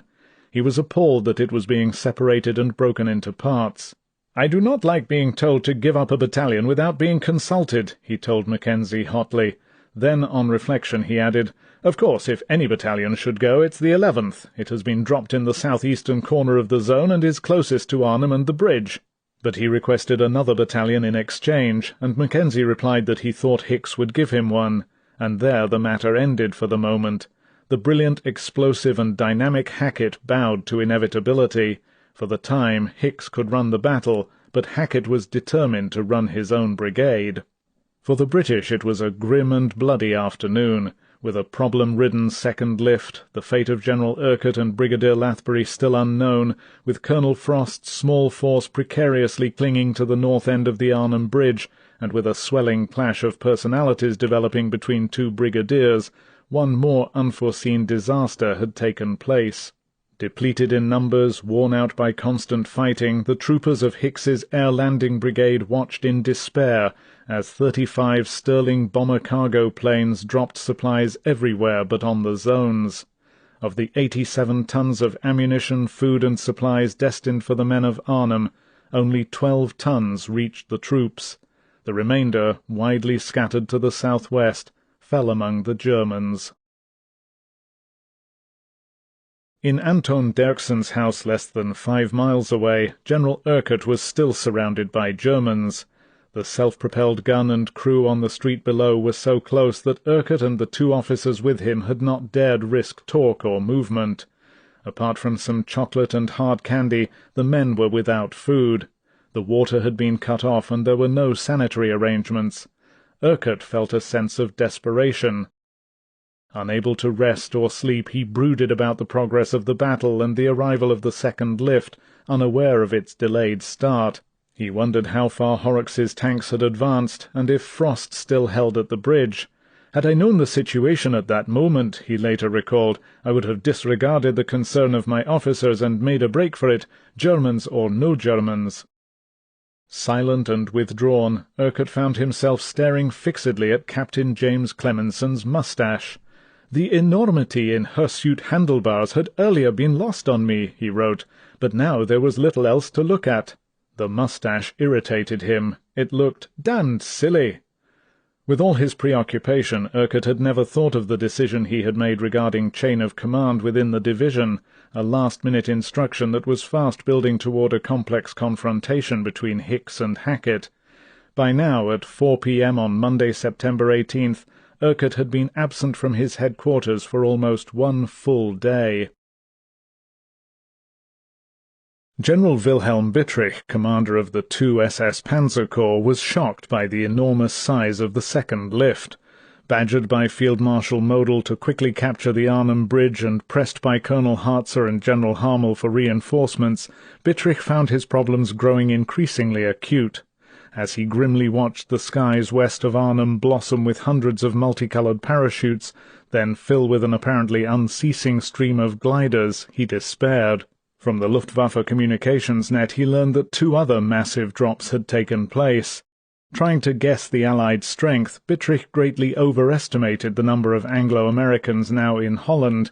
He believed that maybe another division had landed, enough to tilt the balance in favor of the attackers. To Bittrich, the build-up of Allied strength versus the arrival of German reinforcements had become a deadly race. So far only a trickle of men and materiel had reached him. By comparison, the Allies seemed to have inexhaustible resources. He feared that they might mount yet another airborne drop the following day. In the narrow confines of Holland, with its difficult terrain, bridges, and proximity to the undefended frontiers of Germany, a force that size could mean catastrophe. There was little coordination between Bittrich's forces and Colonel General Student's 1st Parachute Army to the south. Although Student's men were being constantly reinforced by the remnants of von Zangen's 15th Army, that shattered force was desperately short of transport, guns, and ammunition. Days, perhaps weeks, would be needed to re-equip them. Meanwhile, the entire responsibility for halting Montgomery's attack lay with Bittrich, and his most pressing problems remained the crossing at Nijmegen and the unbelievable defence by the British at the northern approach of the Arnhem Bridge. So long as the Allied troopers held out there, Bittrich was prevented from moving his own forces down the highway to Nijmegen. Hamel's Frundsberg division, trying to get across the Rhine, was dependent entirely on the ferry at Pannerden, a slow, tedious method of crossing. Ironically, while the British at Arnhem were experiencing their first tentative doubts of their ability to hang on, Bittrich was gravely concerned about the outcome of the battle. He saw the Reich as dangerously close to invasion. The next 24 hours might tell the story. Bittrich's superiors had problems of wider scope. All along Army Group B's vast front, Field Marshal Model was juggling forces, trying to stem the relentless attacks of the American 1st and 3rd Armies. Although the reinstatement of the illustrious von Rundstedt to his old command had brought a renewal of order and cohesion, he was scraping the bottom of the nation's manpower barrel for reinforcements. Locating gasoline to move units from one area to another was also becoming an increasingly critical problem, and there was little help from Hitler's headquarters. Berlin seemed more preoccupied with the Russian menace from the east than with the Allied drive from the west. Despite his other worries, Model seemed confident of overcoming the threat in Holland. He remained convinced that the country's marshes, dikes, and water barriers could work for him in providing time to halt and defeat Montgomery's attack. Bittrich had no such optimism. He urged Model to take several important steps before the situation worsened. In Bittrich's view, the destruction of the Nijmegen and Arnhem bridges was necessary immediately, but that proposal irritated Model every time Bittrich suggested it. Pragmatic, always demanding the impossible, Model visited me every day, Bittrich was to recall. On the spot he would issue a stream of orders referring to immediate situations, but he never stayed long enough at any conference to hear out or approve long-range plans. Model, Bittrich feared, did not grasp the appalling eventualities that could ensue for Germany if an Allied breakthrough occurred. Instead, he seemed obsessed with details. He was particularly concerned about the German failure to recapture the Arnhem Bridge. Stung by the implied criticism, Bittrich told the Field Marshal, "In all my years as a soldier I have never seen men fight so hard." Model was unimpressed. "I want that bridge," he said coldly. On the afternoon of the 18th, Bittrich tried again to explain his view of the overall situation to an impatient Model. The Nijmegen Bridge was the key to the entire operation, he argued.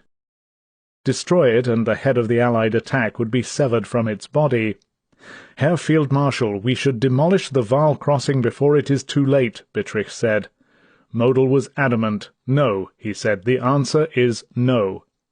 Not only did Model insist that the bridge could be defended, he demanded that Student's army and the Frundsberg division halt the Anglo-Americans before they even reached it. Bittrich said bluntly that he was far from sure the Allies could be contained.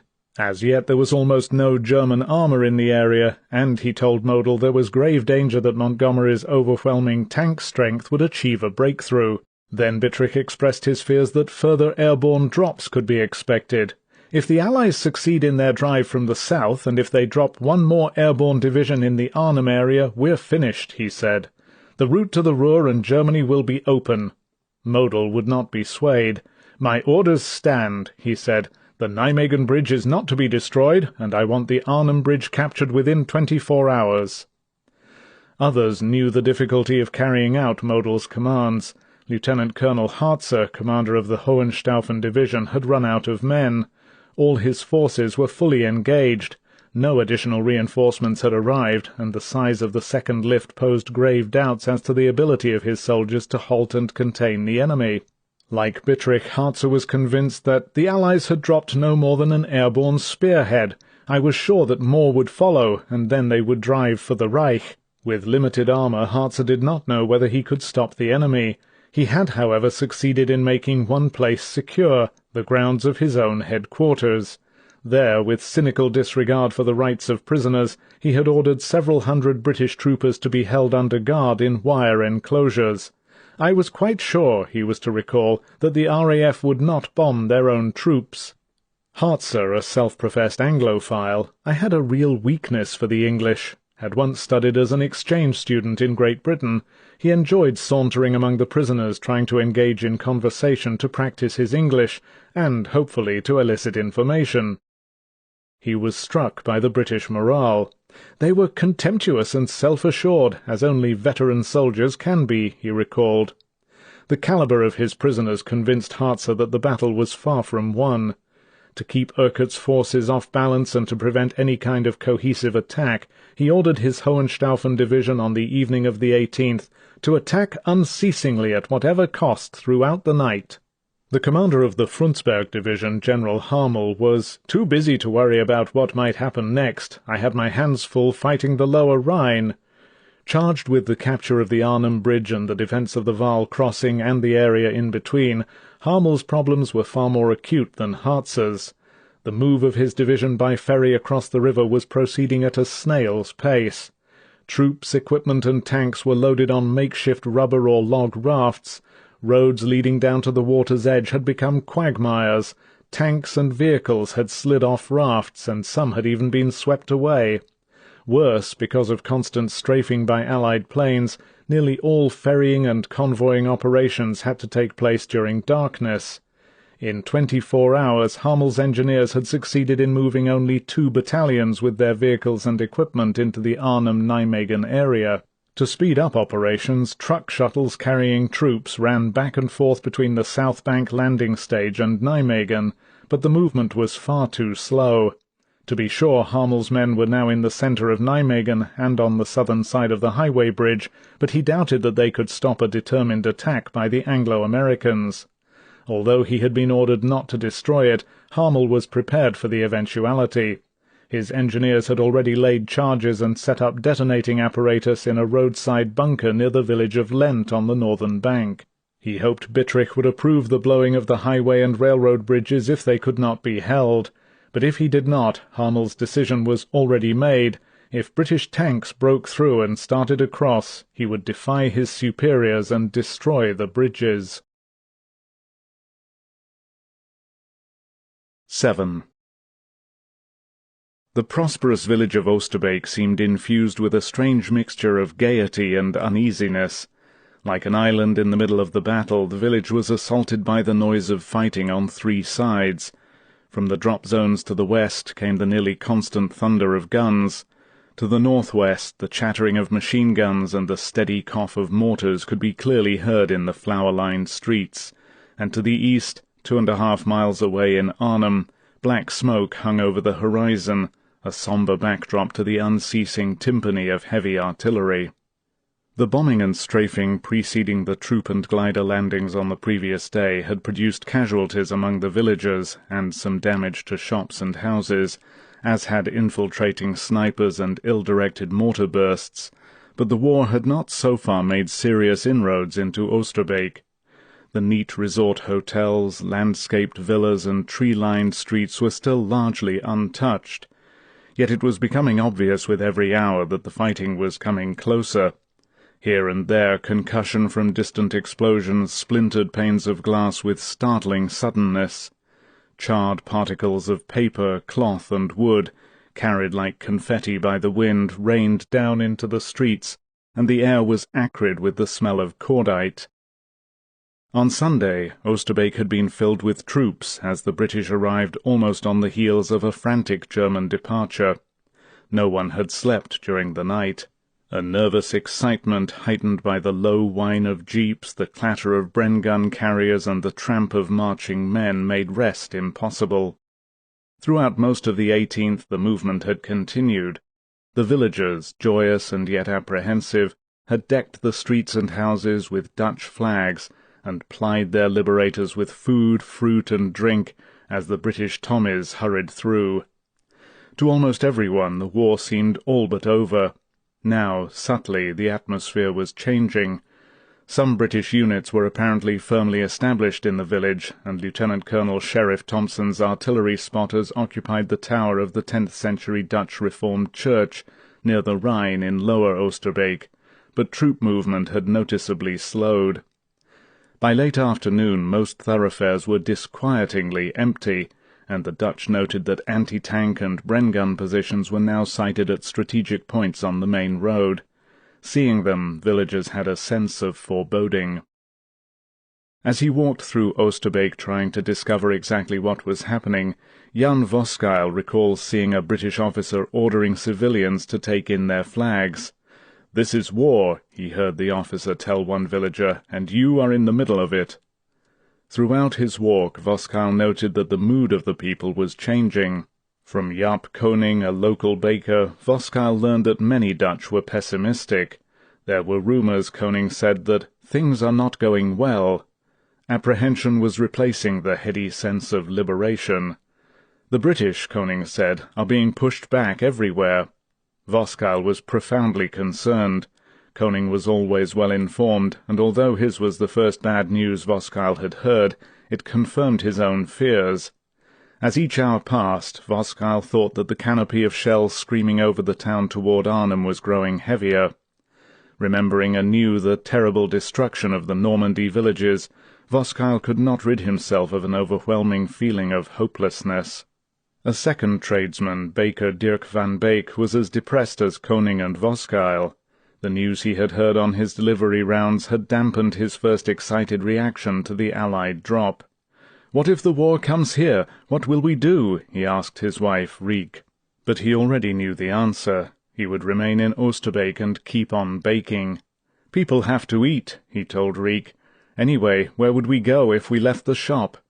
Absorbing himself in work, Van Beek tried to reassure himself that everything would work out for the best. He had received his monthly allotment of wheat and yeast a few days earlier.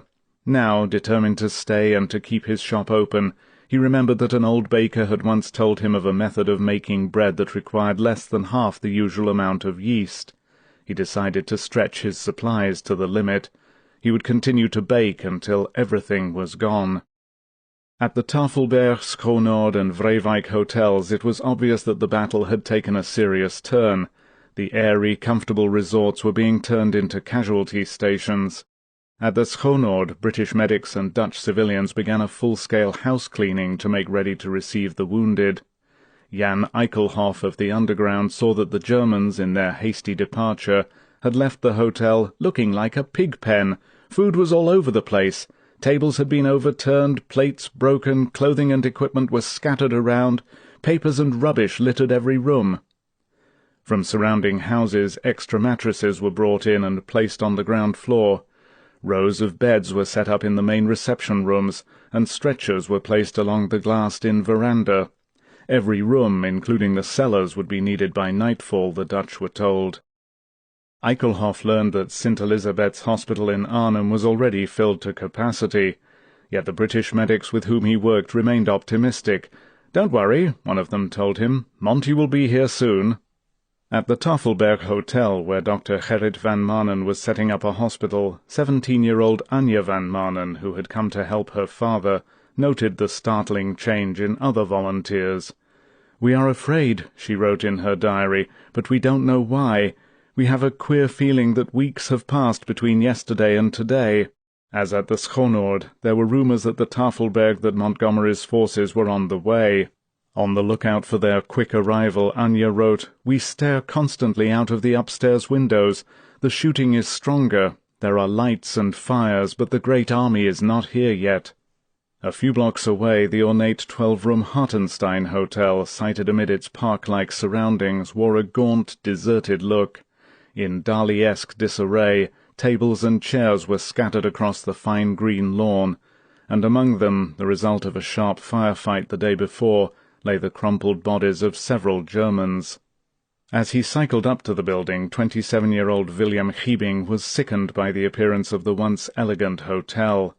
A few months after he took possession of the building, leasing it from the town of Oosterbeek in 1942, the Germans had moved into the village and requisitioned the hotel. From that time on, Giebing and his wife Truus were relegated to the position of servants. The Germans allowed them to clean the Hartenstein and to oversee the cuisine, but the management of the hotel was in German hands. Finally, on September 6th, Giebing was summarily ordered to leave, but his wife and 2 maids were allowed to return each day to keep the place clean. On the 17th, crazy with joy at the landings, Giebing jumped on a bicycle and set out for the Hartenstein from Westerbauving, where his father-in-law Johann van Kalkschoten operated the hilltop restaurant overlooking the Heveadorp Driel ferry. He was just in time to see the last of the Germans departing. Running into the building, he felt for the first time that the hotel was finally mine. But the air of desertion was unnerving. In the dining room, 2 long tables covered with white damask tablecloths were set for 20. There were soup bowls, silver, napkins, and wine-glasses, and in the centre of each table a large tureen of vermicelli soup. Touching it, Giebing found it still warm. In silver servers on the sideboard was the main course, fried sole. Giebing wandered from room to room looking at the rich, gold-covered damask walls, the ornate plaster angels and garlands, the bridal suite where gold stars speckled the sky-blue ceiling. The Germans, he was relieved to find, had not looted the hotel. Not a spoon was missing, and the refrigerators were still full of food. Making the rounds, Giebing heard voices coming from the veranda. Rushing out, he found several British soldiers drinking his sherry. 8 empty bottles lay on the floor. Unaccountably, after all the days of occupation, Giebing lost his temper. The Germans had at least left his beloved hotel clean. "So this is the first thing you do," he yelled at the troopers. "Break open my cellar and steal my sherry." The British were embarrassed and apologetic, and Giebing was mollified, but once again he was told he could not remain. However, the British assured him that his property would be respected. Now, a day later, hoping that the British had passed through and left his hotel, Giebing returned. His heart sank as he approached the building. Jeeps were parked in the rear of the building, and behind the wire netting of the tennis courts he saw German prisoners. Slit trenches and gun positions had been dug in around the perimeter of the grounds, and staff officers seemed to be everywhere. Disheartened, Giebing returned to Westerbauving. In the afternoon his wife visited the Hartenstein and explained who she was. "I was treated very politely," she recalls, "but we were not permitted to move back. The British, like the Germans, had requisitioned the hotel." There was one consolation, she thought. The war would soon be over, and then the Giebings could truly operate what they considered the best hotel in Oosterbeek. The courteous English officers with whom she talked did not inform her that the Hartenstein, as of 5 p.m. on September 18th, was now the headquarters of the 1st British Airborne Division. In the strange mixture of anxiety and joy that permeated Oosterbeek, one incident terrified many of the inhabitants more than the thought of the encroaching battle. During the day, prisoners had been released from the Arnhem jail. Many were resistance fighters, but others were dangerous convicts. In their striped prison garb they flooded out of Arnhem, and more than 50 ended up in Oosterbeek. They added a final touch of madness, recalls Jan ter Horst, a former Dutch Army artillery captain, a lawyer and a leading member of the Oosterbeek resistance. "We rounded the convicts up and put them temporarily in the concert hall, but the question was what to do with them. They seemed harmless enough at the moment, but many of these felons had been imprisoned for years. We feared the worst, especially for our womenfolk, when they finally realized that they were free." Talking with the convicts, ter Horst found that they wanted only to get out of the immediate combat zone. The sole route across the Rhine was by the Heveadorp Driel ferry. Peter, the ferryman, flatly refused to cooperate. He did not want 50 convicts running loose on the southern bank. Further, the ferry was now moored on the north side, and Peter wanted it to remain there. After several hours of testy negotiations, Terhorst was finally able to get Peter to take the prisoners across. "We were glad to see them go," he remembers. "The women were more scared of the convicts than they had been of the Germans." Prudently, Terhorst insisted that the ferry be returned to the northern bank where it could be used by the British. As a former army officer, Terhorst was puzzled as to why the Heveadorp-Driel ferry had not been immediately seized by the British. When the troopers entered Oosterbeek, he had questioned them about the ferry. To his amazement, he discovered they knew nothing about it. A former artilleryman, he was astounded that the British had not occupied nearby Westerbauving, the only high ground overlooking the Rhine. Whoever held these heights with artillery controlled the ferry.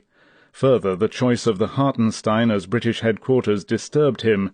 Surely, he thought, the restaurant and its buildings on the heights at Westerbauving were a far preferable site. "Hold the ferry and Westerbauving," he urged several British staff officers. They were polite but uninterested. One officer told Terhorst, "We don't intend to stay here. With the bridge in our hands and the arrival of Horrocks's tanks, we don't need the ferry." Terhorst hoped the man was right. If the Germans reached Westerbauving less than 2 miles away, their guns not only could command the ferry, but could totally demolish British headquarters at the Hartenstein. The British now knew about the ferry, and they had been briefed about Westerbauving. There was little else Terhorst could do. The former Dutch officer had in fact pointed out one of the most crucial oversights in the entire operation, the failure of the British to realize the strategic importance of the ferry and the Westerbauving heights. Had General Urquhart stayed at his headquarters and in control of the battle, the situation might have been rectified in time.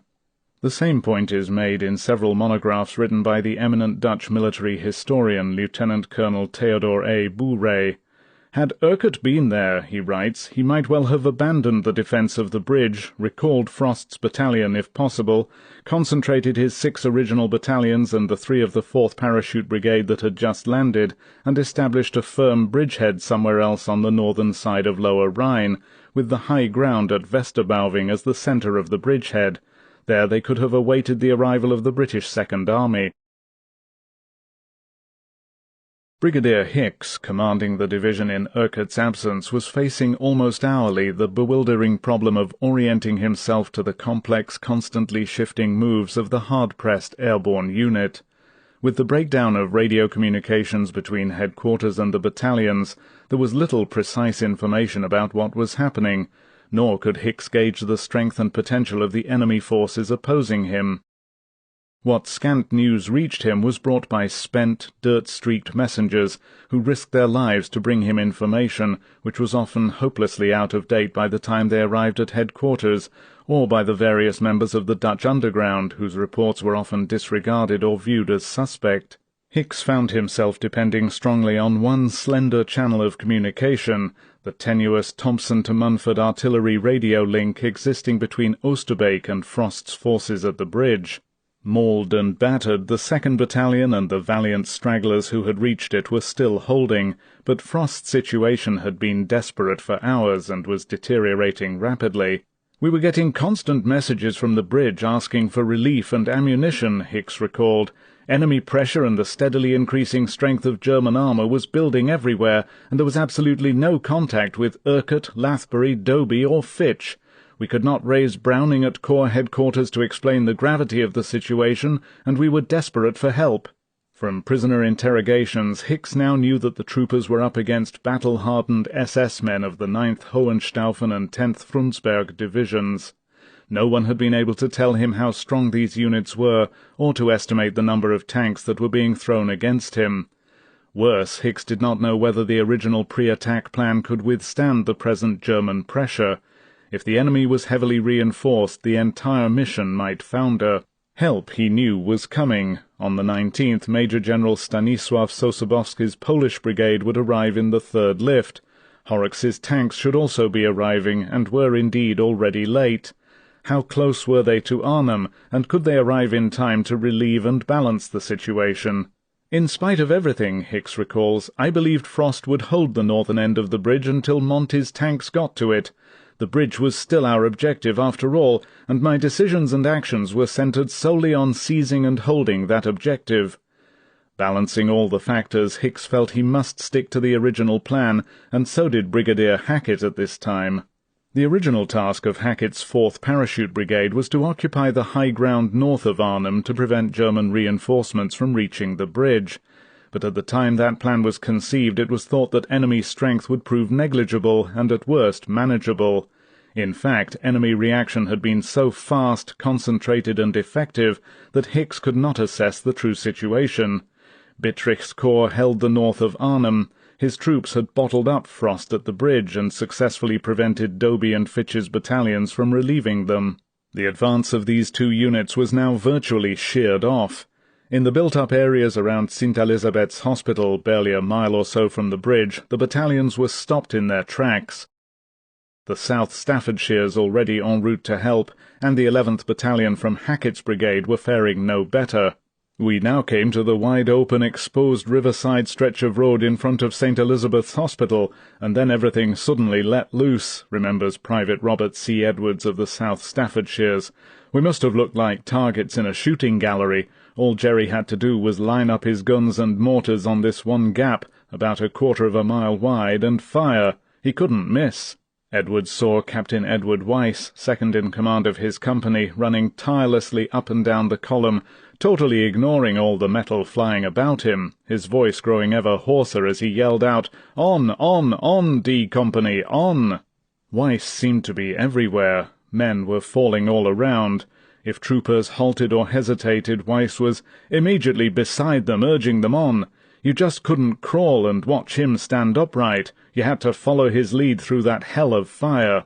Edwards threw some smoke bombs to try to hide their advance, and then put my head down and ran like a hare. He stumbled over heaps of dead, slithered in pools of blood, until I reached the partial shelter afforded by houses and buildings on the far side of the road. There he discovered that Captain Weiss had been hit as he ran across. Major Phillips had been badly wounded. No one seemed to have much idea of what was going on or what we should do next. As for D Company, when a count was made, only 20% remained, and quite obviously we couldn't continue against such overwhelming German strength. Hopefully we waited for the dawn. It was as if a solid wall had been built between the division and Frost's pitiful few at the bridge. In exchange for his 11th Battalion, Hackett had been given the 7th Battalion of the King's Own Scottish Borderers, KOSBs. They had guarded the drop zones since landing on the 17th. Now they moved out with Hackett's 10th and 156th Battalions via Wolfhazer northwest of Oosterbeek. In that area the KOSBs would guard Johanna Hoover Farm, a landing zone where transport and artillery of the Polish Brigade were due to arrive by glider in the 3rd lift. After the initial fighting on the zones, Hackett's brigade moved off without incident, and by nightfall the KOSBs had taken up positions around Johanna Hoover Farm. There, suddenly, the battalions ran into heavy German opposition from strongly held machine-gun positions. A pitched battle began. In the growing darkness, commands went out to hold positions and then attempt to rout the enemy at dawn. It was vitally important to secure the area. Sosabowski's paratroopers were scheduled to land on the 19th on the southern side of the Arnhem Bridge, in the polderland that Urquhart and the RAF had deemed unsuitable because of anti-aircraft considerations for the large-scale initial landings. By the time the Poles were to arrive, it had been expected that the bridge would be in British hands. If it was not, the Poles had been assigned to take it. At Browning's Rear Corps headquarters in England, where no one was aware of the compounding setbacks developing at Arnhem, the Polish drop was still scheduled to take place as planned. If Frost could hold out and the Polish drop was successful, there was still a chance even now that Market Garden could succeed. Everywhere men were still struggling toward the bridge. On the lower road that Frost had taken on what now seemed to many a long-ago day, Private Andrew Milbourne and a small group of stragglers from other battalions passed stealthily near the ruins of the railway bridge that Frost's men had tried to capture on their march to the prime objective. In fields to his left, Milbourne saw white mounds gleaming in the darkness. They were dozens of dead bodies, and the Dutch were moving quietly around the area, covering our comrades with white sheets, he recalls. Up ahead, fires reddened the sky, and an occasional flash of guns outlined the great bridge. All afternoon the little band had been held up by superior German forces. Now once more they were pinned down. As they took refuge in a boathouse on the edge of the river, Milborne began to despair of ever reaching the bridge. A lone signalman in the group began to work his radio set, and as the men gathered around he suddenly picked up the BBC from London. Milborne listened as the clear, precise voice of the announcer recounted the day's happenings on the Western Front. "British troops in Holland," he reported, "are meeting only slight opposition." In the gloomy boathouse someone laughed derisively. "Bloody liar," Milborne said. Now, as the courageous men of the 1st British Airborne Division fought for their very existence, 2 of His Majesty's brigadiers chose to have a heated argument over which of them should command the division. The dispute was triggered by a smouldering, angry Brigadier Shan Hackett, who by evening of the 18th saw the situation as not only disquieting but grossly untidy. The enemy seemed to have the upper hand everywhere. British battalions were scattered and fighting uncohesively, without knowledge of one another's whereabouts. Lacking communications, pinned down in built-up areas, many units came upon one another quite by chance. It appeared to Hackett that there was no overall command or coordination of effort. Late in the evening, still smarting over the startling announcement by Mackenzie concerning the command of the division, the temperamental Hackett drove to the Hartenstein Hotel in Oosterbeek to have it out with Hicks. "He arrived about midnight," Hicks recalls. "I was in the operations room, and from the very beginning it was perfectly clear that as he was senior in grade to me, he was less than happy that I had been given command. He was young, with firm ideas, and rather argumentative." Initially, Hackett's displeasure focused on the fact that Hicks had detached the 11th Battalion from him. He demanded to know what orders it had been given and who was in command of the sector. "He thought," recalls Hicks, "that the situation was too fluid, and obviously disagreed with the decisions I had made." Patiently, the older Hicks explained that because of strong German resistance, the present battle situation had been totally unforeseen. Each battalion, therefore, was now fighting individually to reach the bridge, and although instructed to follow specific routes, battalions had been warned that, due to the unusual conditions, some overlapping might occur. 2 or more units might well find themselves forced into the same vicinity. Hackett brusquely commented that the command set-up was clearly unsatisfactory. Hicks agreed, but the object, he told Hackett, was to help Frost at the bridge in whatever way we can, and as fast as possible. While agreeing that Frost had to be reinforced quickly, Hackett sarcastically suggested that this might be done in a more coordinated manner with more drive and cohesion. There was much to be said for Hackett's argument. A coordinated drive might indeed succeed in breaking through the German ring and reaching Frost, but lacking communications and kept off balance by constant German attacks, Hicks had had little time to organize such an all-out attack. The 2 men then turned to the role that Hackett's brigade would play the next day. In Hicks's view, Hackett should not attempt to occupy the high ground north of Arnhem. "I felt he could aid Frost better by driving into Arnhem and helping to hold the northern end of the bridge." Hackett objected strongly. He wanted a definite objective, and he appeared to know what it should be. He would take the high ground east of Johannahoeve first, he announced, and then see what I can do to assist the operations in Arnhem. In the quiet, understated but bitter verbal fencing, Hackett insisted that he be given a time schedule so that he could relate my actions to everyone else. He wanted a sensible plan. Otherwise, Hackett said, he would be compelled to raise the question of command of the division.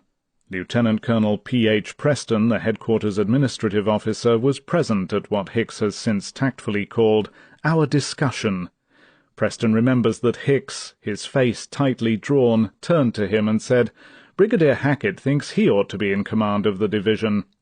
Hackett protested the choice of words.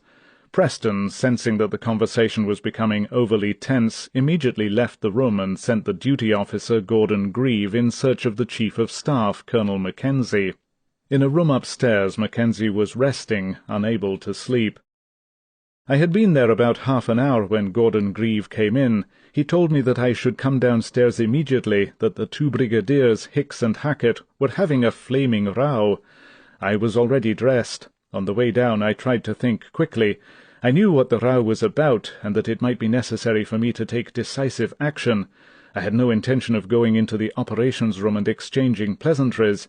I felt at this point that General Urquhart's orders were being questioned, and I intended to back Hicks in everything.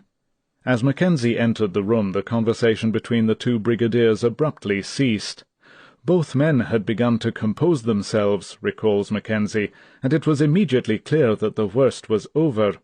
Hicks, glancing up at Mackenzie, was almost casual. "Oh, hello, Charles," Mackenzie remembers him saying. "Brigadier Hackett and I have had a bit of a row, but it is all right now." Hicks was certain that things had settled back to normal. "I was rather firm with Hackett, and when he left I knew he would follow my orders." However much he may have appeared to accept Hicks's new role, Hackett's view was largely unchanged. "I intended to take orders from Pip if they made sense," he remembers. "What I was told to do was far from that. Therefore I was inclined to assert my position as senior brigadier of the two, and issue the sort of orders for my brigade's operation which did make sense." I believe the row was far more heated than related above, but understandably Hicks and Hackett, good friends, are reluctant to discuss the matter in greater detail. There are at least 4 different versions of what transpired, and none of them may be entirely accurate. My reconstruction is based on interviews with Hackett, Hicks, and Mackenzie, and on accounts in Urquhart's Arnhem, pages 77 to 90, and Hibbert's The Battle of Arnhem, pages 101 to 103. Under any other circumstances, the confrontation between the brigadiers would have been merely an historical footnote. 2 courageous, dedicated men, under intense strain and with identical aims, lost their tempers for a moment. In the balance sheet of Market Garden, when the plan was in such jeopardy and every soldier was needed if a coordinated effort to seize the Arnhem Bridge was to succeed, cooperation among commanders and cohesion in the ranks were vital. Particularly so since the fate of the 1st Allied Airborne Army had taken yet another turn. Throughout the Market Garden area, Field Marshal von Rundstedt's promised reinforcements were arriving from all over the Western Front in a steady, unceasing flow. Nicolas de Bode, the highly skilled technician who had made the first secret telephone connection for the underground between North and South Holland, had remained in his room all day. On instructions from the regional resistance chief Peter Kreif, de Bode sat by a small side window which looked out on the Welperweg, the wide street leading from the eastern side of Arnhem to Zutphen in the north. Although he had not strayed from his post, calls had reached him from outlying areas to the west, and had deeply disturbed him. In the Wolfhase and Oosterbeek areas, underground members reported trouble. The excited talk of liberation had stopped. For some hours now, all he had heard was that the situation was worsening.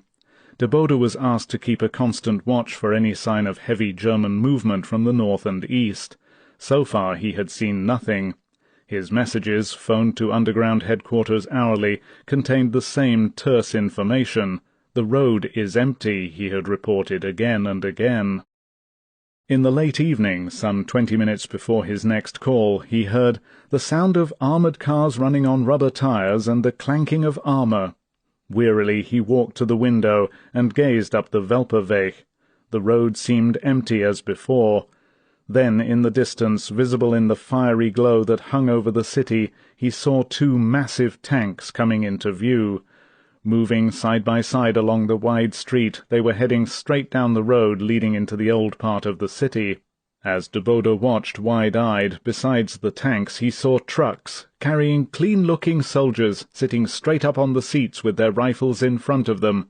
Then more tanks and more soldiers in rows on trucks. Promptly he called Kreif and said, "It looks like an entire German army, complete with tanks and other weapons, is heading straight into Arnhem." The man who had warned London on September 14th about the presence of Bittrich's 2 SS Panzer Corps, Henry Knapp, Arnhem's underground intelligence chief, was now receiving a steady stream of reports of German reinforcements from his network. Knapp abandoned caution.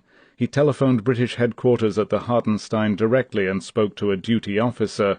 Without preamble, Knapp told him that a column of tanks, among them some Tigers, is moving into Arnhem, and some are heading toward Oosterbeek. The officer politely asked Knapp to hold on. A few minutes later he came back on the line. Thanking Knapp, he explained that the captain is doubtful about the report. After all, he's heard a lot of fairy tales. But the scepticism at British headquarters quickly disappeared when Peter Cruijff confirmed through Lieutenant Commander Arnoldus Wolters of the Royal Dutch Navy, acting as an intelligence liaison officer for the division, that at least 50 tanks are heading into Arnhem from the northeast. The stench of battle permeated the inner city. On the bridge, wreckage jutted high above the concrete shoulders and littered streets along the Rhine. Heavy smoke smeared buildings and yards with a greasy film. All along the waterfront hundreds of fires burned unattended, and men remember that the ground shook constantly from the concussion of heavy explosives, as the Germans, in the final hours of this second day of battle, battered British strongholds along the northern ramp in the bitter contest for possession of Montgomery's prime objective.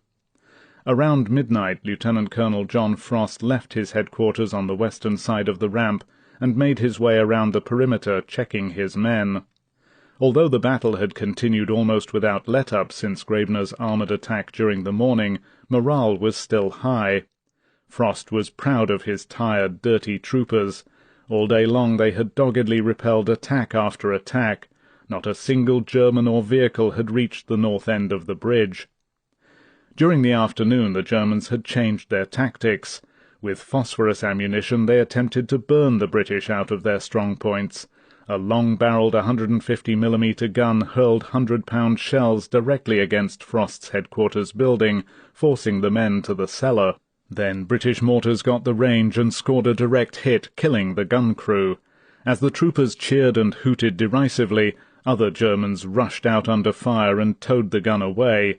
Houses around the perimeter were burning fiercely, but the British held out in them until the very last minute before moving to other positions. Damage was awesome. Burning trucks and vehicles, wrecked half-tracks and smoking piles of debris cluttered every street. Sergeant Robert H. Jones remembers the sight as a Sargasso sea of blazing collapsed buildings, half-tracks, trucks and jeeps. The battle had become an endurance contest, one that Frost knew his men could not win without help. Cellars and basements were filled with wounded. One of the battalion chaplains, the Reverend Father Bernard Egan, and the battalion medical officer, Captain James Logan, who had been friends since the North African campaign, tended the casualties from a rapidly dwindling stock of medical supplies. There was also no morphia left, and even field dressings were almost gone. The men had set out for the bridge with only enough light rations for 48 hours. Now these were almost exhausted, and the Germans had cut off the water. Forced to scrounge for food, the troopers were existing on apples and a few pears stored in the cellars and basements of the houses they occupied. Private G.W. Jukes remembers his sergeant telling the men, "You don't need water if you eat lots of apples." Jukes had a vision of being eventually relieved, standing back-to-back defiantly in blood-stained bandages, surrounded by dead Germans, spent cartridge cases, and apple cores. Hour after hour Frost waited vainly for Doby's or Fitch's relieving battalions to break through the German ring and reach the bridge. Although sounds of battle came from the direction of western Arnhem, there was no sign of large-scale troop movements. All through the day Frost had expected some further word from Horrocks's 30 Corps. Nothing had been heard from them since the single strong radio signal picked up during the morning. Stragglers from the 3rd Battalion who had managed to get through to Frost brought news that Horrocks's tanks were still far down the corridor. Some had even heard from Dutch underground sources that the column had not reached Nijmegen as yet. Worried and uncertain, Frost decided to keep this information to himself. He had already begun to believe that the men of his proud 2nd Battalion, which he had commanded since its inception, would be alone far longer than he believed it possible to hold.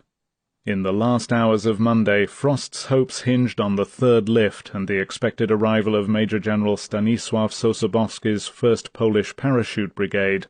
They were to drop south of the bridge, Frost later wrote, and I dreaded the reception they would have, but it was important that they find a handful of friends to meet them. To prepare for the Poles' arrival, Frost organized a mobile storming party. Using 2 of Major Freddie Goff's armoured reconnaissance jeeps and a Bren gun carrier, Frost hoped to rush across the bridge, and in the surprise and confusion of the assault, open a passage and bring the Poles through. Major Goff, who was to lead the group, was thoroughly miserable and quite unenthusiastic about the idea. He had celebrated his 43rd birthday on September 16th. If Frost's plan was carried out, Gough felt quite certain he would not see his 44th. After the war, Gough learned that General Horrocks had been thinking about a similar idea. Remembering how a fast reconnaissance unit had gone ahead of the British column and linked up with the 101st, he thought that a similar fast patrol might well take its chances and reach the Arnhem Bridge. Colonel Vincent Dunkerley was alerted to lead the group, Gough says, and like me he admitted that he spent the entire day peeing in his knickers at the thought. The Poles were not expected to land before 10 a.m. on the 19th. Now making his rounds of men in slit trenches, machine-gun emplacements, basements and cellars, Frost warned them to save precious ammunition. They were to fire only at close quarters, to make every shot count. Signalman James Haysom was sighting his rifle on a German when the colonel's order was passed along. "Stand still, you sod!" Haysom shouted. "These bullets cost money." While Frost knew that reducing the rate of fire would help the enemy improve his positions, he also believed that the Germans would be misled into thinking the British had lost heart as well as numbers. This attitude, Frost was certain, would cost the Germans dearly. On the opposite side of the ramp, the little band of men with Captain Eric Mackay was already proving Frost's theory. In the scarred and pitted schoolhouse under the ramp, Mackay had compressed his small force into 2 rooms, and posted a handful of men in the hall outside to ward off any enemy attempt at infiltration. Mackay had barely positioned his men when the Germans launched a murderous machine-gun and mortar attack. Lance Corporal Arthur Hendy remembers the firing was so intense that bullets whizzed through the shattered windows, chopped up the floorboards, and we dodged as many flying splinters as we did actual bullets. As men ducked for cover, Mackay discovered that the Germans had brought up a flamethrower, and within minutes a demolished half-track near the school was set afire. Then, Mackay recalls, the Germans set fire to the house to our north, and it burned merrily, sending down showers of sparks on our wooden roof, which promptly caught fire. In the pandemonium, men sprinted for the roof, where for over 3 hours, using fire extinguishers from the school and their own camouflage smocks, they worked frantically to extinguish the flames. To Lance Corporal Hendy the stench was like burning cheese and burning flesh. The whole area was lit up. The heat in the attic was intense, and all the time the Germans were sniping away at us. Finally the fire was put out. As the exhausted troopers collected once again in the 2 rooms, Mackay ordered his soldiers to bind their feet with their smocks and shirts. The stone floors were thick with glass, plaster and metal fragments, and the stairs were slippery with blood. Everything scrunched under our feet and made a terrific racket. As Mackay was about to go to the cellar to check on his wounded, he remembers a blinding flash and a terrific explosion. The next thing I knew, someone was slapping my face. During the fire, the Germans had brought up anti-tank Panzerfäuste in an attempt to demolish the little force once and for all. With dazed disbelief, Mackay saw that the entire southwest corner of the school and part of the still smouldering roof had been blown away. Worse, the classrooms now resembled a charnel house, with dead and wounded everywhere. Only a few minutes later, Mackay recalls, someone came over and said he thought we were surrounded. I looked out one of the windows. Down below was a mass of Germans. Funnily enough, they weren't doing anything, just standing around on the grass. They were on all sides of us except the west. They must have thought the Panzerfäuste had finished us off, because we had stopped firing. Making his way carefully around the bodies on the floor, Mackay ordered his men to take up grenades. "When I yell fire, open up with everything you have," he said. Back at the southeast window, Mackay gave the order. The boys dropped grenades on the heads below, and we instantly followed up with all we had left, 6 Brens and 14 Sten guns, firing at maximum rate. In the din, paratroopers stood silhouetted in the windows, firing their machine guns from the hip and yelling their war cry, "Whoa, Mohammed!" Within minutes the counterattack was over. As Mackay recalls, "When I looked out again, all I could see below was a carpet of grey. We must have wiped out between 30 and 50 Germans." Now his men went about collecting the dead and wounded. One man was dying with 15 bullets in the chest. 5 other men were critically injured, and almost all the troopers had sustained burns trying to save the blazing roof. Mackay had also been hit again by shrapnel, and he discovered that his foot was pinned to his boot. Neither Mackay nor Sapper Pinky White, the acting medical orderly, could remove the metal, and Mackay laced his boot tighter to keep the swelling down. Out of 50 men, Mackay now had only 21 in good shape. 4 were dead and 25 wounded. Although he had no food and only a little water, he had collected a plentiful supply of morphia and was able to ease the pains of the injured. Almost everybody was suffering from shock and fatigue, he remembers, but we had gotten ourselves another temporary breathing space. I just didn't think things looked too bright, but we'd heard the BBC, and they told us that everything was going according to plan. I got on the wireless to the colonel, gave in our strength return, and said we were all happy and holding our own. As Lance Corporal Hendy tried to catch a few minutes' sleep, he heard a church bell off in the distance. At first he thought that it was ringing to announce the approach of Horrocks's tanks, but the sound was not measured and consistent. Hendy realized that bullets or shell fragments must be hitting the bell. He thought of the men around Colonel Frost's headquarters on the other side of the ramp and wondered if they were holding safe. He heard the bell again and felt himself shivering. He could not rid himself of an eerie, doomed feeling. The help that Frost so urgently needed was agonizingly close, barely more than a mile away.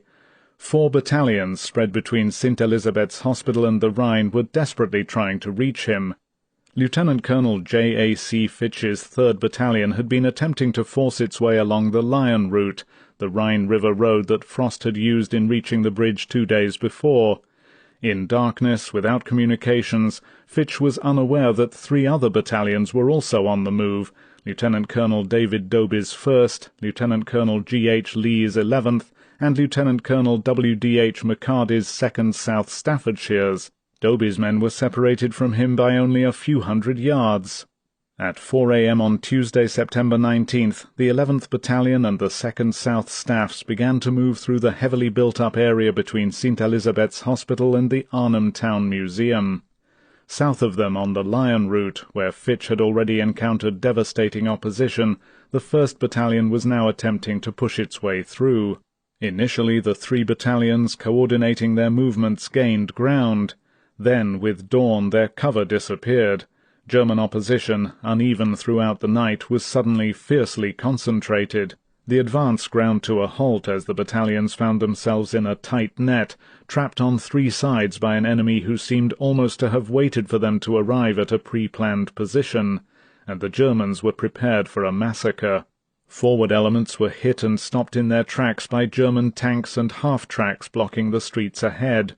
From the windows of houses on the high escarpment of the railway marshalling yards to the north, waiting machine-gun crews opened up, and from the brickworks across the Rhine, multi-barreled flak guns firing horizontally ripped into Doby's battalion and flayed Fitch's men as they tried to move along the lower Rhine road.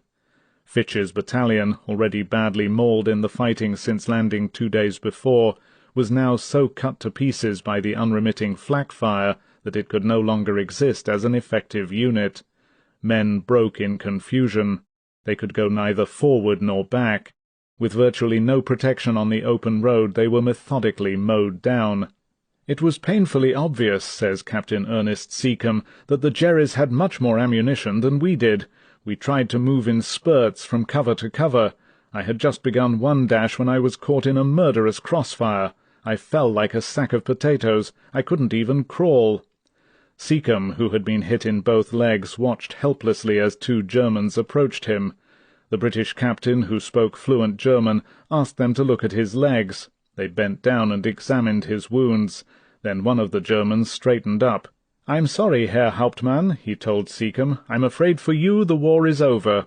The Germans called their own medics, and Seacombe was taken to St. Elizabeth's Hospital. Throughout most of the Arnhem battle, the hospital was used by both British and German doctors and medics to care for their wounded.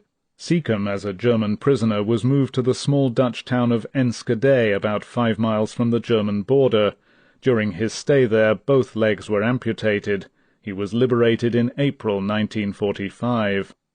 By chance, one of Fitch's officers discovered the presence of Dobie's forces on the lower road, and the men of the 1st Battalion, despite their own heavy casualties, hurried forward toward the pitiable remnants of Fitch's group. Dobie was now hell-bent on reaching the bridge, but the odds were enormous. As he moved up into the intense fire and leapfrogged over Fitch's men, Dobie himself was wounded and captured. He later succeeded in making his escape. By the end of the day it was estimated that only 40 men of his battalion remained. Private Walter Baldock was one of them. "We kept trying to make it, but it was a disaster. We were constantly mortared, and German tanks whirled right up to us. I tried to get one with my Bren gun, and then we seemed to be going backwards. I passed a broken water main. A dead civilian in blue overalls lay in the gutter, the water lapping gently around his body. As we left the outskirts of Arnhem, I knew somehow we wouldn't be going back." Fitch's men attempting to follow Dobie's battalion were shredded once again. The march had lost all meaning. After-action reports indicate the total confusion within the battalion at this point. "Progress was satisfactory until we reached the area of the dismantled pontoon bridge," reads the 3rd Battalion's report. "Then casualties from the 1st Battalion began passing through us. Heavy machine guns, 20mm and intense mortar fire began. Casualties were being suffered at an ever-increasing rate, and the wounded were being rushed back in small groups every minute."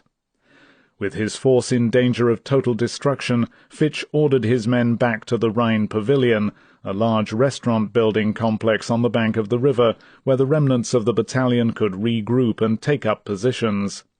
"Every officer and man must make his way back as best he can," Fitch told his troopers. "The whole area seems covered by fire, and the only hope of getting out safely is individually." Private Robert Edwards remembers a sergeant whose boots were squelching blood from his wounds, telling us to get out and make our way back to the first organized unit we came to.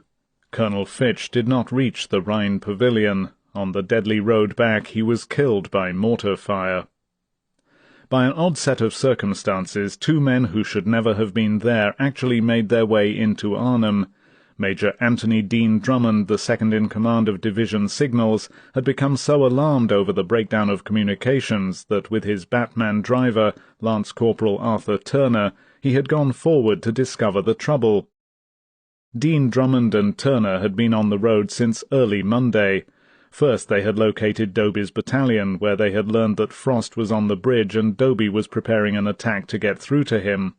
Setting off on the river road, Dean Drummond caught up with elements of the 3rd Battalion struggling toward Arnhem and travelled with them. Heavy fire engulfed the group, and in the fighting that ensued Dean Drummond found himself leading the remnants of a company whose officer had been killed. Under constant small-arms fire, and so surrounded that Dean Drummond remembers the Germans were tossing stick grenades at the men, he led the group along the road to some houses near a small inlet. Ahead he could see the bridge. "The last couple of 100 yards to the houses I had decided on, the men were literally dropping like flies," he recalls. "We were down to about 20 men, and I realized the rest of the battalion was now far to the rear and not likely to reach us."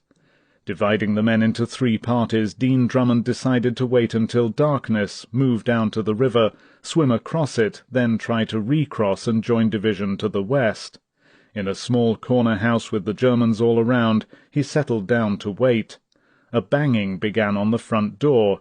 Dean Drummond and the 3 men with him raced to the back of the house and locked themselves in a small lavatory. From the noise from outside the little room, it was clear that the Germans were busy converting the house into a strong point. Dean Drummond was trapped. He and the others would remain in the tiny room for the better part of 3 more days.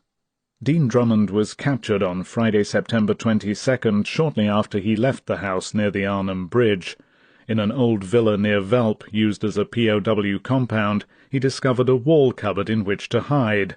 In these cramped confines he remained for 13 days, rationing himself to a few sips of water and a small amount of bread. On October 5th he escaped, contacted the Dutch underground, and on the night of October 22nd was taken to the 1st Airborne Casualty Clearing Station at Nijmegen.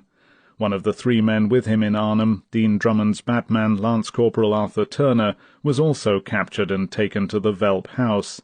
Eventually he was shipped to a POW camp in Germany and was liberated in April 1945. Dean Drummond's own story is told most effectively in his own book, Return Ticket. Meanwhile, the 11th Battalion and the South Staffordshires, after several hours of relentless street fighting, had also come to a standstill. Counter-attacking German tanks hammered the battalions, forcing them to pull slowly back. Private Maurice Faulkner remembers that elements of the battalions reached the museum with heavy casualties, only to encounter the tanks. "I saw one man jump out of a window on top of a tank and try to put a grenade in," Faulkner recalls. "He was killed by a sniper, but I think he was probably trapped anyway, and he may have figured that was the only way out." Private William O'Brien says that the situation was suddenly chaotic. Nobody knew what to do. The Germans had brought up those Nebelwerfer mortar throwers, and we were scared out of our minds at the screaming sound. It began to seem to me that the generals had gotten us into something they had no business doing. I kept wondering where the hell was the goddamn Second Army. Private Andrew Milbourne, near the church at Oosterbeek, heard the call go out for machine gunners. Milbourne stepped forward and was told to take his gun and a crew to the juncture of the road near St. Elizabeth's Hospital to help cover and protect the two battalions as they disengaged. Putting his Vickers machine gun in a jeep, Milbourne set off with 3 others. Milbourne positioned his gun in the garden of a house at the crossroads. Almost immediately he seemed to be engulfed in his own private battle. Mortar bursts and shells appeared to be aimed directly at him. As troopers began to fall back around him, Milbourne sent a constant arc of bullets out in front of them. He remembers hearing a rushing sound like wind and then a flash. Seconds later he knew that something was wrong with his eyes and hands. He remembers someone saying, "Lord, he's copped it." Private Thomas Pritchard heard the voice and ran to where men were now standing over Milbourne. He was lying over the twisted Vickers with both hands hanging by a thread of skin and an eye out of its socket. We started yelling for a medic. Not far away, Milbourne's best friend, Corporal Terry Taffy Brace of the 16th Field Ambulance, heard someone shout. Leaving a shrapnel case he had treated, Brace sprinted forward. "Quick!" a man called out to him. "The Vickers has caught it!" As he ran, Brace remembers, he could hear an almost steady sound of machine-gun fire, and shells and mortars seemed to be dropping everywhere. Approaching a cluster of men, he pushed his way through, and to his horror saw Milbourne lying on the ground. Working frantically, Brace wrapped Milbourne's arms and put a dressing just below the injured man's cheekbone to cushion his left eye. Brace remembers talking constantly as he worked. "It's just a scratch, Andy," he kept saying. "It's just a scratch." Picking up his friend, Brace carried Milbourne to a nearby dressing station where a Dutch doctor immediately set to work. Then he went back to battle. Milbourne was later captured in the cellar of the Terhorst house in Oosterbeek. He lost his left eye and both hands were amputated by a German surgeon in Apeldoorn. He spent the rest of the war in a prisoner-of-war camp in Germany. Brace passed what seemed to be hundreds of men lying in the fields and along the road. "I stopped at every one," he recalls. "The only thing I could do for most of them was take off their smocks and cover their faces." Brace treated one injured sergeant as best he could, and then as he prepared to set out again, the man reached out to him. "I'm not going to make it," he told Brace. "Please hold my hand." Brace sat down and cupped the sergeant's hand in both of his. He thought of Milbourne, his best friend, and of the many men who had come streaming back through the lines this day. A few minutes later, Brace felt a slight pull. Looking down, he saw that the sergeant was dead.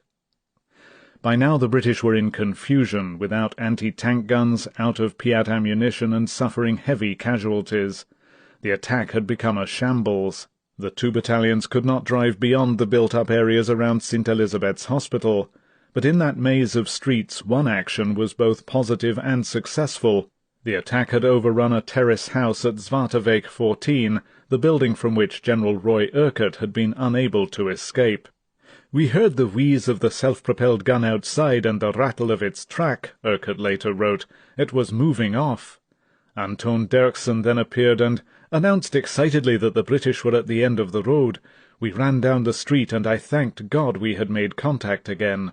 Urquhart, learning from an officer of the South Staffordshires that his headquarters was now in a hotel called the Hartenstein in Oosterbeek, commandeered a jeep, and driving at full speed through a constant hail of sniper fire, at last reached division. The time was 7:25 a.m. He had been absent and lacking control of the battle in its most crucial period for almost 39 hours. At the Hartenstein, one of the first men to see Urquhart was Chaplain G.A. Pear. The news had not been so good, he recalls. The general had been reported a prisoner, and there was no sign of the Second Army. As Pear came down the steps of the hotel, who should be ascending but the general? Several of us saw him, but nobody said a word.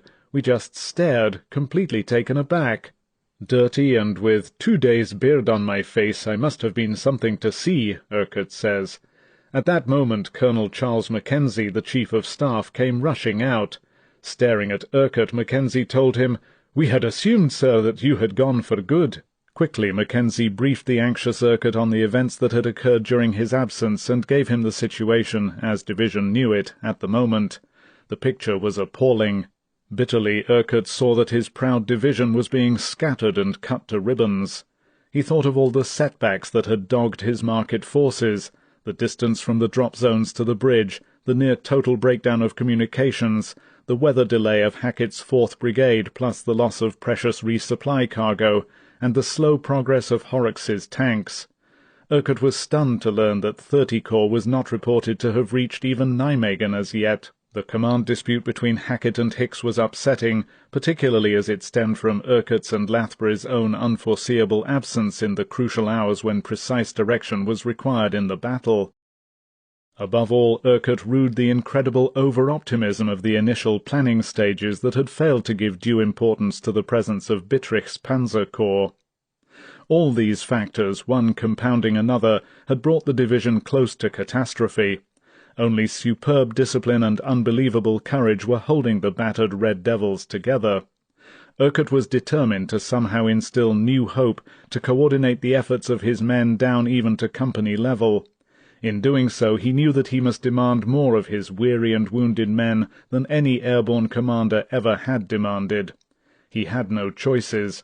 With the steady inflow of German reinforcements, the dedicated, soft-spoken Scotsman saw that unless he acted immediately, my division would be utterly destroyed. Even now it might be too late to save his beloved command from annihilation. A look at the map told its own desperate story. Quite simply, there was no front line. Now that all his troopers but the Polish brigade had arrived, the main dropping zones to the west had been abandoned, and apart from resupply areas, the lines around them held by Hicks's men had been shortened and pulled in. Hackett was going for the high ground northeast of Wolfhase and Johanna Hoover Farm, he saw. The 11th Battalion and the South Staffordshires were fighting near St. Elizabeth's Hospital. There was no news of the progress of the 1st and 3rd Battalions on the lower Rhine road. Yet Frost, Urquhart learned with pride, still held at the bridge. Everywhere on the situation map, red arrows indicated newly reported concentrations of enemy tanks and troops. Some actually appeared to be positioned behind the British units. Urquhart did not know if there was time enough remaining to reorganize and coordinate the advance of his dwindling forces and send them toward the bridge in one last desperate drive.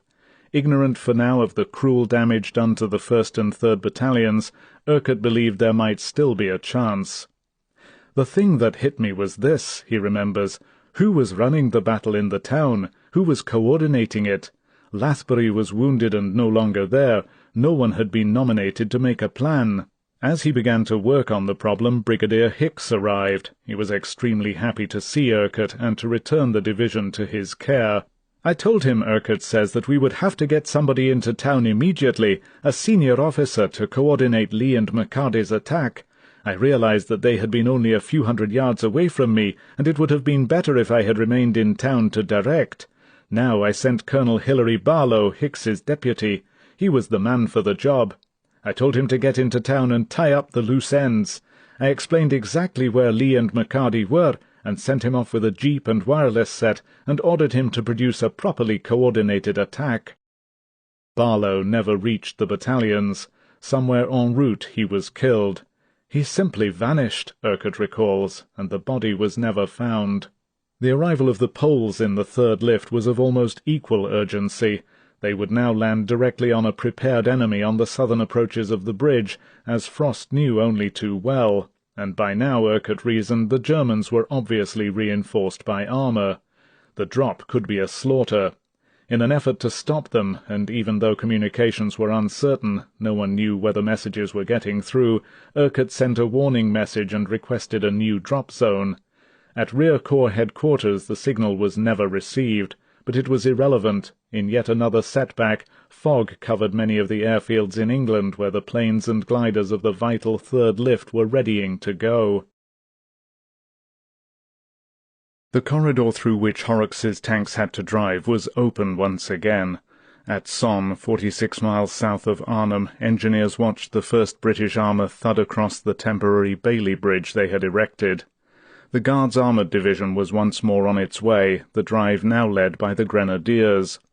Now at 6:45 a.m. on September 19th, the Garden forces were behind schedule by 36 hours. No one in this sector of the corridor could guess as yet what that time loss would mean in the final reckoning, and worse was to come. The great Waal Bridge at Nijmegen, 35 miles north, was still in German hands. If it was not taken intact and soon, airborne commanders feared the Germans would blow it up. That fear gave urgency to the armoured drive. To General Gavin, General Browning, the Corps commander, and to Horrocks, the Nijmegen Bridge was now the most critical piece in the plan. As yet the commanders did not know the true plight of the 1st British Airborne Division. German propaganda broadcasts had boasted that General Urquhart was dead and his division smashed, but there had been no news at all from division itself. According to Bittrich, the Germans learned from POWs that Urquhart was either dead or missing, and also, he claims, we were monitoring radio messages and listening to phone calls. In the tank columns men believed that Market Garden was going well. So did General Taylor's Screaming Eagles.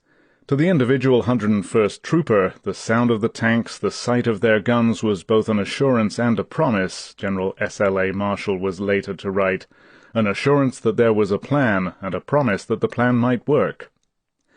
As the tanks rumbled by, the watching troopers of General Taylor's 101st took just pride in their own achievements. Against unexpectedly strong resistance, they had taken and held the 15-mile stretch of road from Eindhoven up to Wegel. Along the route men waved and cheered as armoured cars of the Household Cavalry, the tanks of the Grenadiers, and the mighty mass of 30 Corps swept by. In minutes the column moved from Sonne to Wegel. Then, with the kind of dash that Montgomery had envisioned for the entire drive, the armoured spearhead, flanked by cheering, flag-waving Dutch crowds, sped on, reaching its first destination at Grave at 8:30 a.m. There the tanks linked up with Gavin's 82nd. I knew we had reached them, recalls Corporal William Chennell, who was in one of the lead armoured cars, because the Americans, taking no chances, halted us with warning fire. Moving quickly on, the first tanks reached the Nijmegen suburbs at midday. Now 2/3 of the vital Market Garden corridor had been traversed. The single road, jammed with vehicles, could have been severed at any time had it not been for the vigilant, tenacious paratroopers who had fought and died to keep it open. If Montgomery's bold strategy was to succeed, the corridor was the lifeline which alone could sustain it. Men felt the heady excitement of success. According to official pronouncements, including those from Eisenhower's headquarters, everything was going according to plan. There was not even a hint of the dire predicament that was slowly engulfing the men at Arnhem. Yet General Frederick Browning was uneasy. During the afternoon of the 18th he met with General Gavin. The Corps commander had received no news from Arnhem. Other than scant Dutch underground information, Browning's communications men had not received a single situation report. Despite official announcements that the operation was proceeding satisfactorily, messages relayed to Browning from his own rear headquarters and from General Dempsey's Second Army had roused in him a gnawing concern. Browning could not rid himself of the feeling that Urquhart might be in grievous trouble. Two reports in particular fed his anxiety. German strength and reaction in Arnhem had unquestionably proved heavier and faster than the planners had ever anticipated, and RAF photo reconnaissance information indicated that only the northern end of the Arnhem Bridge was held by the British. But even now Browning was unaware that 2 panzer divisions were in Urquhart's sector. Disturbed by the lack of communications and nagged by his suspicions, Browning warned Gavin that the Nijmegen Bridge must be taken today, at the latest tomorrow. From the moment he had first learned of Market Garden, the bridge at Arnhem had worried Browning. Montgomery had confidently expected Horrocks to reach it within 48 hours. At the time, Browning's view was that Urquhart's paratroopers could hold for 4 days, now on D+2, 1 day short of Browning's estimate of the division's ability to function alone.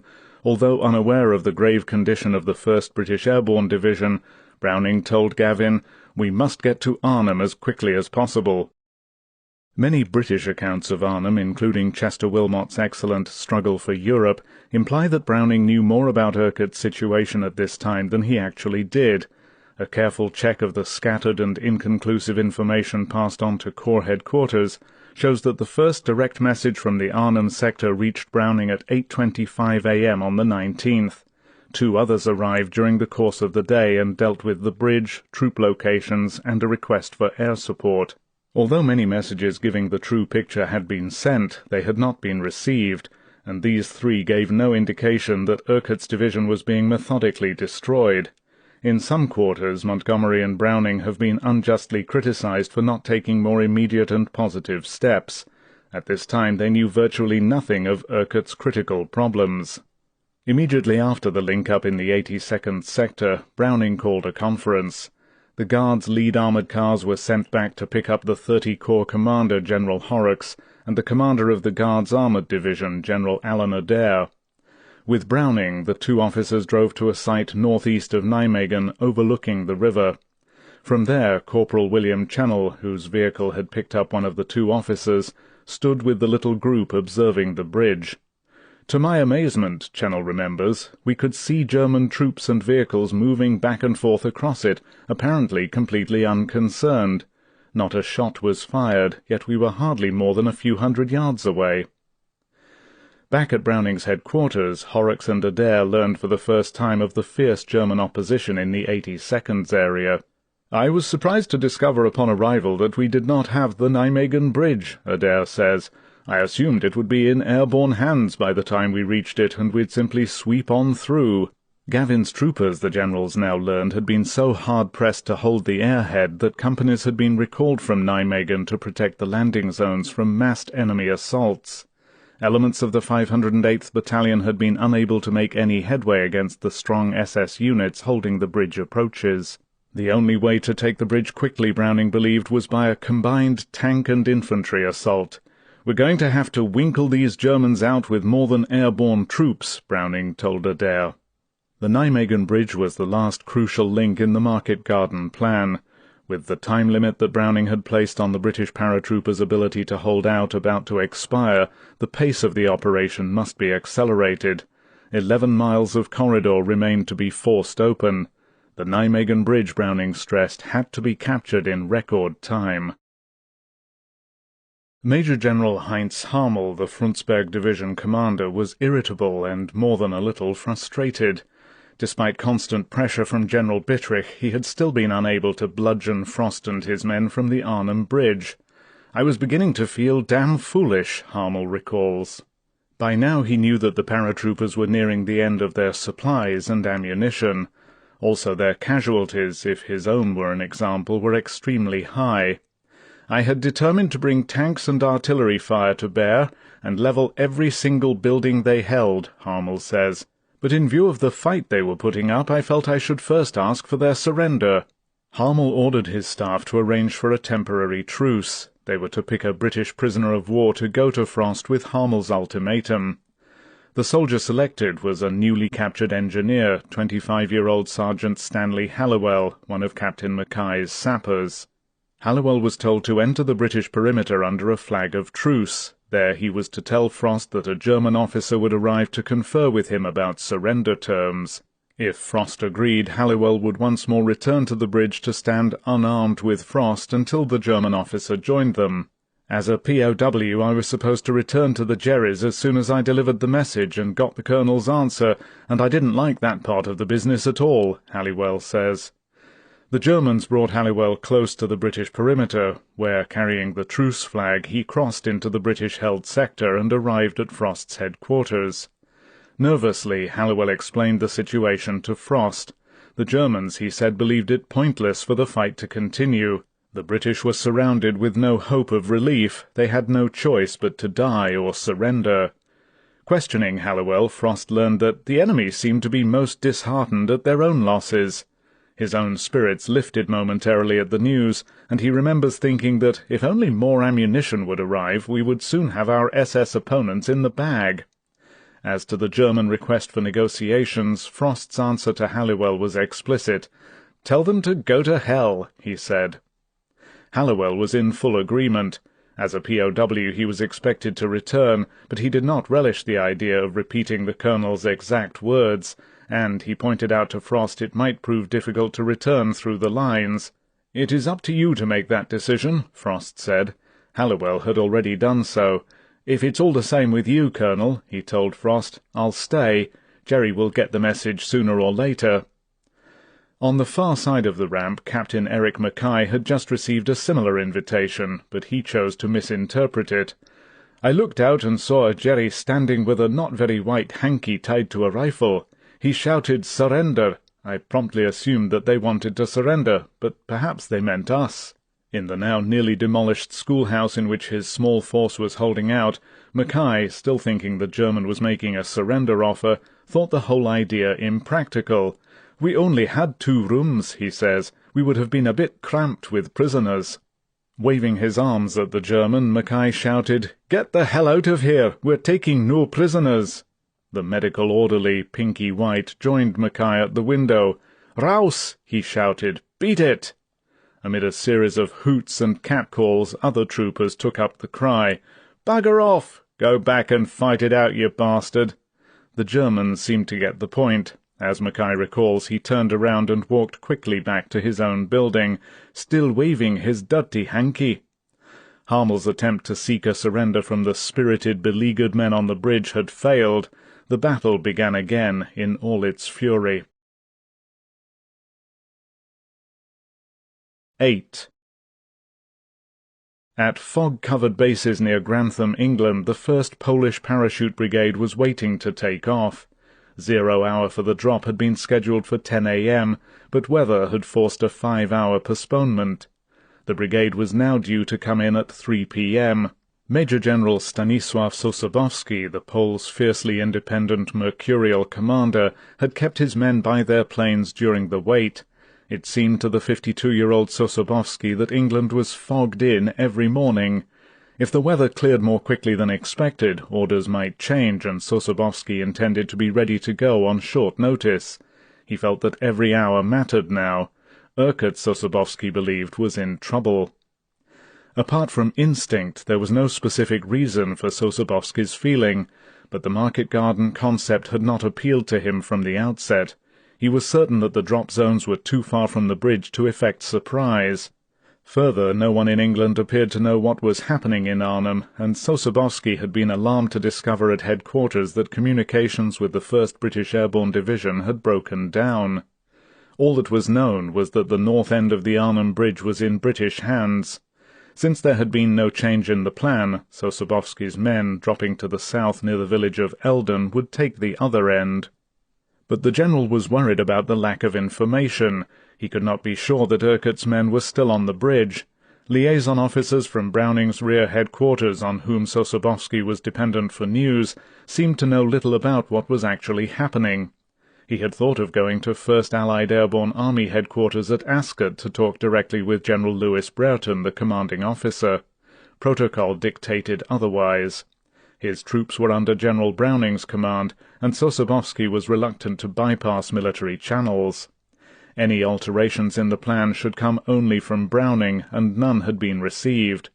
Yet Sosabowski felt that something had gone wrong. If the British were holding only the north end of the bridge, the enemy had to be in strength to the south, and the Poles might well have the fight of their lives. Sosabowski's transport and artillery, due to leave in 46 gliders from the southern Down-Ampney and Torrent-Rushton bases, were still scheduled for a midday take-off. Since that part of the plan remained unchanged, Sosabowski tried to convince himself that all would go well. Lieutenant Albert Smatchney was equally uneasy. He was to lead his company across the Arnhem Bridge and occupy some buildings in the eastern part of the city. If the bridge had not been captured, he wondered how he would put his men across the Rhine. Smachny had been assured that the crossing would be in British hands, but ever since his escape from the Germans in 1939, his 16-year-old brother had been shot by the Gestapo in reprisal, Smachny had schooled himself to expect the unexpected. Hour after hour the Poles waited while the fog in the Midlands persisted. Corporal Vladislav Korop was beginning to get nervous. "I wanted to go," he remembers. "Standing around the airdrome wasn't my idea of the best way to kill Germans." Looking at the assemblage of planes on the field, Lieutenant Stefan Kaczmarek felt a joy that almost hurt. He, too, was getting tired of standing around idle. "The operation," he told his men, "is the second-best alternative to liberating Warsaw. If we succeed, we'll walk into Germany right through the kitchen."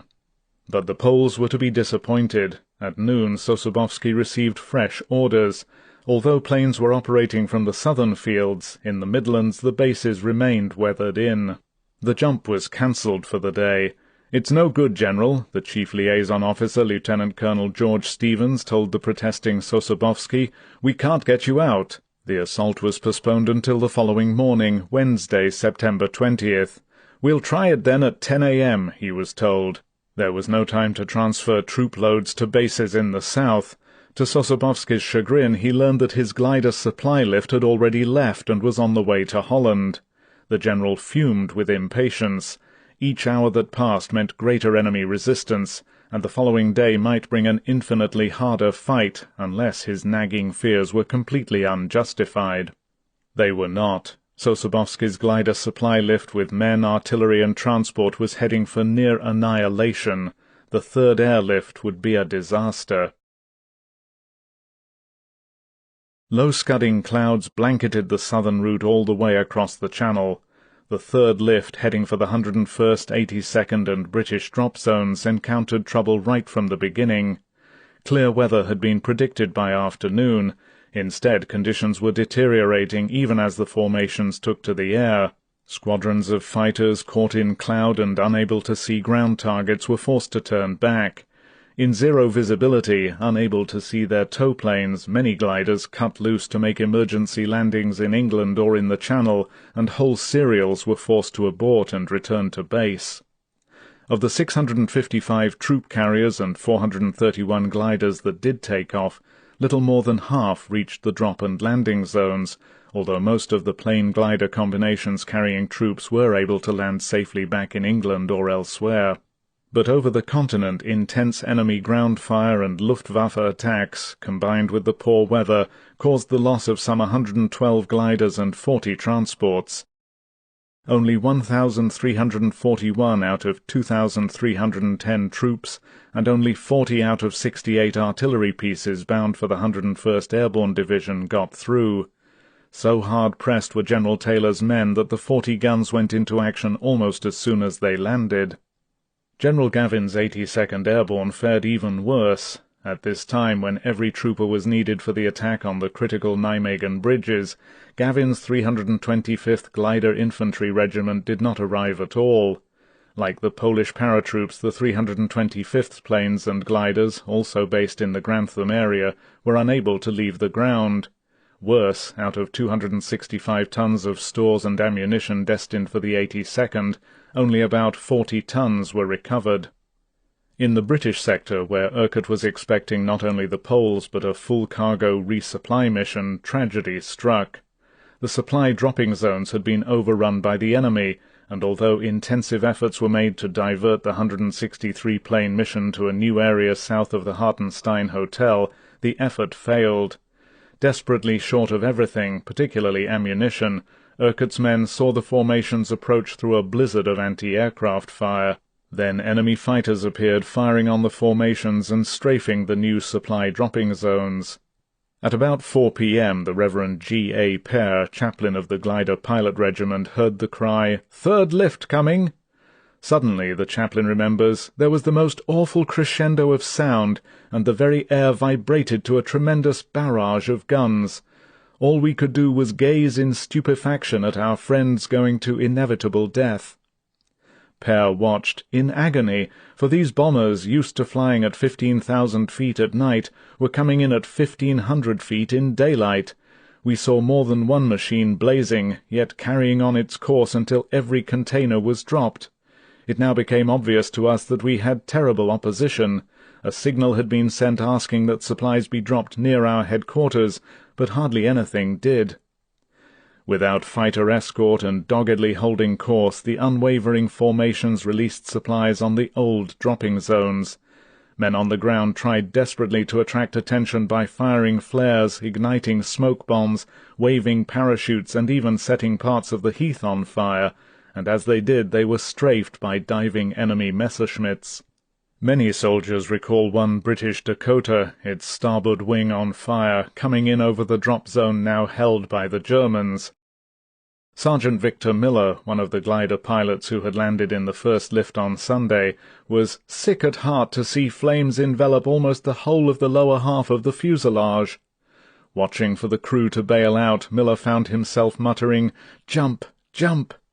As the plane flew low, Miller saw the dispatcher standing in the door pushing out containers. Mesmerized, he watched the flaming Dakota turn and make another run in, and through the smoke he saw more containers tumbling out. Sergeant Douglas Atwell, another glider pilot, remembers that men climbed out of their trenches staring silently at the sky. "We were dead tired, and we had little to eat or drink, but I couldn't think of anything but that plane at the moment. It was as if it was the only one in the sky.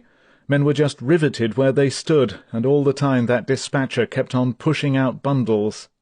The pilot held his burning plane steady, making a second slow pass. Major George Powell was awestruck that he would do this. "I couldn't take my eyes off the craft."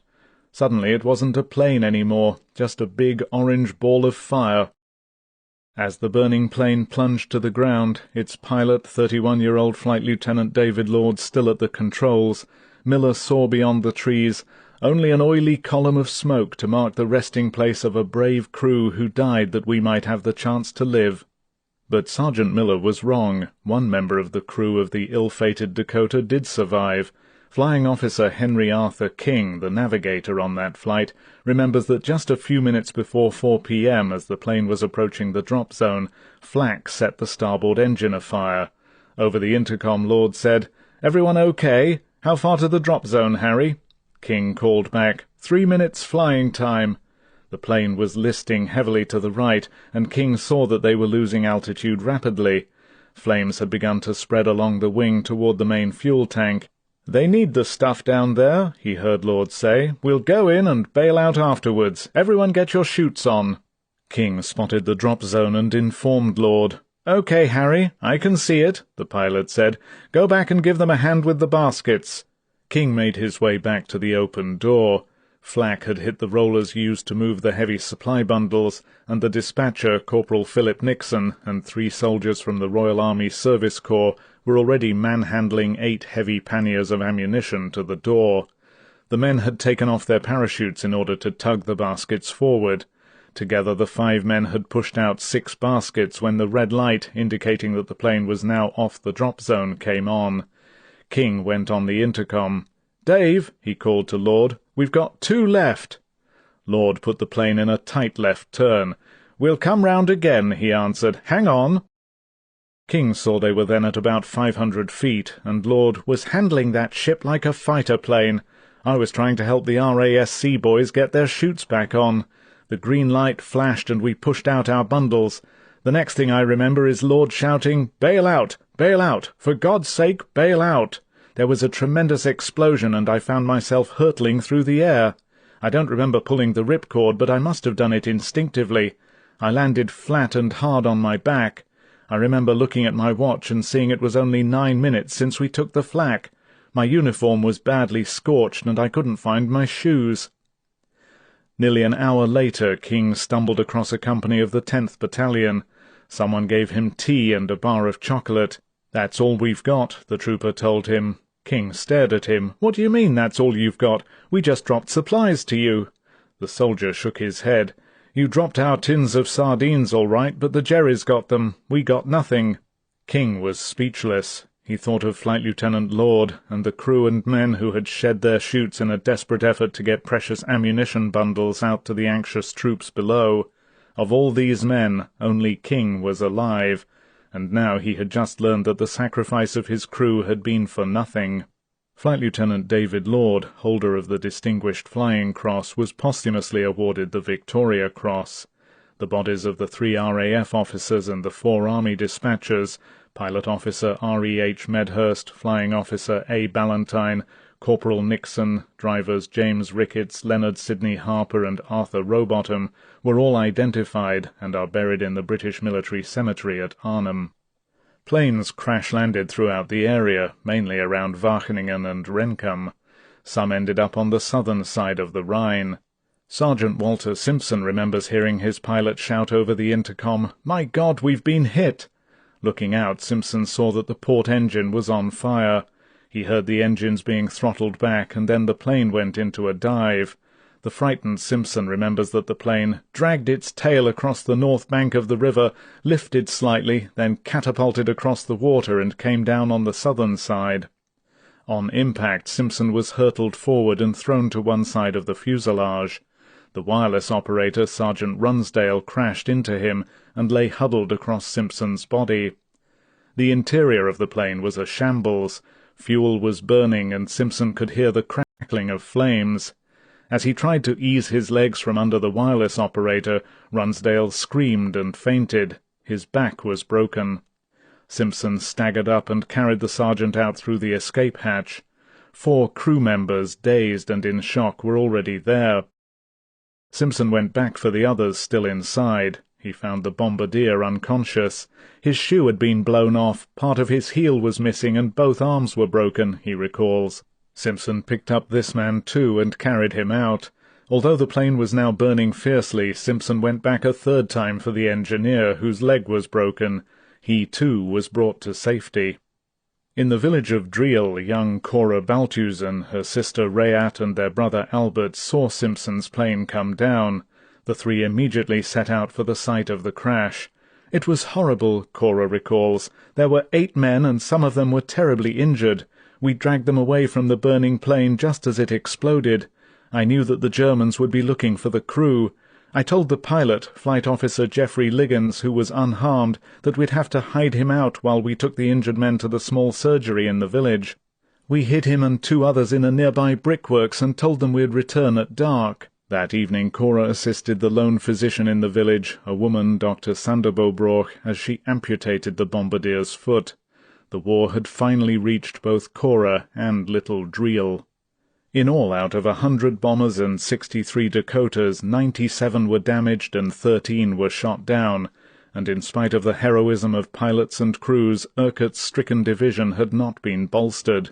Of 390 tons of stores and ammunition dropped, nearly all fell into German hands. Only an estimated 21 tons was retrieved. Worse problems were to engulf the Polish transport and artillery lift. Before leaving England in the Polish lift, Sergeant Pilot Kenneth Travis Davison, co-pilot of a Horsa glider, was struck by the almost complete absence of information relating to conditions at their destination. Routes were laid out on maps, and the drop zones for the Poles' artillery and transport were marked, but, says Travis Davison, "we were told that the situation was unknown. The only landing instruction was that gliders should land on the area marked by purple smoke." In Travis Davison's opinion, the briefing was ludicrous. Yet, despite the inadequacy of information, RAF planes correctly located the drop zones near Johanna Hoover Farm, and 31 out of 46 gliders reached the zone. As they came in, the air erupted with fire. A squadron of Messerschmitts hit many of the machines, riddling the thin canvas and plywood hulls, puncturing the gas tanks of jeeps and setting some afire. Anti-aircraft bursts caught others. Those that made it to the ground landed in the midst of a battlefield. Troopers of Hackett's 4th Brigade, struggling to disengage from an enemy that threatened to overrun them, were unable to reach the high ground and the drop zone beyond in time to protect the area. As the British and Germans fought fiercely, the Poles landed directly in the middle of the cataclysmic battle. In the terror and confusion, the Poles were fired on from both sides. Gliders, many already on fire, crash-landed on the field or ploughed into nearby trees. Polish artillerymen, caught in the crossfire and unable to tell friend from foe, fired back at both the Germans and British. Then, hastily unloading the usable jeeps and artillery, the dazed men ran a gauntlet of fire as they left the landing zone. Surprisingly, ground casualties were light, but many of the men, bewildered and shocked, were taken prisoner. Most of the jeeps and supplies were destroyed, and of 8 desperately needed 6-pounder anti-tank guns, only 3 came through undamaged. General Stanisław Sosabowski's fears were more than justified, and the ordeal of the 1st Polish Parachute Brigade was only just beginning. Some 40 miles south along the highway, General Maxwell Taylor's 101st Troopers were now fighting hard to keep the corridor open. But the German 15th Army's fierce defence at best was draining Taylor's forces. More and more men were being caught up in the bitter engagement that one division intelligence officer wryly termed a minor error in estimate. Pressure was building all along Taylor's 15-mile sector, which the Screaming Eagles had newly named Hell's Highway. It was now obvious that the enemy's intent was to cut off Horrocks's tank spearhead, using Best as the base. The jammed columns of vehicles massing the highway were easy targets for artillery fire. Bulldozers and tanks roamed constantly up and down the road, pushing wreckage out of the convoys to keep the columns rolling. Since Sunday, Best, the minor secondary objective, had grown to such proportions that it threatened to overpower all other action along Taylor's stretch of road. Now the 101st Commander was determined to crush the enemy at Best completely. Early Tuesday afternoon, with the support of British tanks, Taylor threw almost the entire 502nd Regiment against von Zangen's men at Best. The mammoth attack caught the enemy by surprise. Bolstered by the recently arrived 327th Glider Infantry Regiment and by British armour on the highway, the 2nd and 3rd Battalions relentlessly swept the forested areas east of Best. Caught in a giant ring and forced back toward the Wilhelmina Canal, the Germans suddenly broke. With the commitment of fresh forces, the battle that had continued without let-up for close to 46 hours was suddenly over in 2. Taylor's men had achieved the first major victory of Market Garden. More than 300 of the enemy were killed and over 1,000 captured, along with 15 88mm artillery pieces. By late afternoon, reads the official history, as hundreds of Germans gave up, the word went out to send all military police available. Lieutenant Edward Wierzbowski, the platoon leader who had come closest to seizing the Best Bridge before it was blown, brought in his own prisoners after having first been captured himself. Out of grenades and ammunition, with his casualties all about him, only 3 men of his valiant platoon had not been wounded. Wierzbowski had finally surrendered. Now dead tired and begrimed, Wierzbowski and his men, including some of the wounded, disarmed the doctors and orderlies in the German field hospital to which the men had been taken, and marched back to division, bringing their prisoners with them. Successful as the engagement had been, General Taylor's difficulties were far from over. Even as the battle at Best ended, German armour struck out for the newly installed bridge at Somme in yet another attempt to sever the corridor. Taylor himself, leading his headquarters troops, his only available reinforcements, rushed to the scene. With bazooka fire and a single anti-tank gun, a German Panther tank was knocked out almost as it reached the bridge. Similarly, several other tanks were quickly dispatched. The German attack collapsed and traffic continued to move, but the vigilance of the Screaming Eagles could not be relaxed. Our situation, Taylor later noted, reminded me of the early American West, where small garrisons had to contend with sudden Indian attacks at any point along great stretches of vital railroad. The Germans' hard, fast hit-and-run tactics were taking their toll. Almost 300 men of the 101st had been killed or wounded or were missing in ground actions. Men in slit trenches holding positions on either side of the highway or in the fields around Best were in constant danger of being overrun from the flanks, and each night brought its own particular fear. In darkness, with the Germans infiltrating the 101st's perimeter, no one knew whether the man in the next foxhole would be alive by the following morning.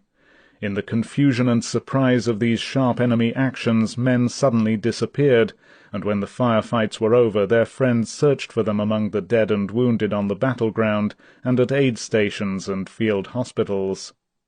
As the best battle ended and the long lines of prisoners were being herded back to division, 31-year-old Staff Sergeant Charles Doan set out to find his officer, Captain Legrand Johnson.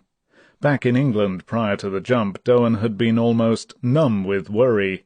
The 22-year-old Johnson had felt much the same. He was resigned to never coming back. The morning of the 19th, Johnson had thrown his company into an attack near Best. It was that or be slaughtered, he recalls. In the fierce battle, which Johnson remembers as the worst I have ever seen or heard, he was shot in the left shoulder. With his company reduced from 180 to 38 and surrounded in a field of burning haystacks, Johnson held off the Germans until relieving companies, driving back the enemy, could reach and evacuate the survivors. As Johnson was being helped back to an aid station, he was shot once again, this time through the head. At the battalion aid station, his body was placed among other fatally wounded men in what the medics called the dead pile. There, after a long search, Sergeant Doan found him. Kneeling down, Doan was convinced there was a flicker of life.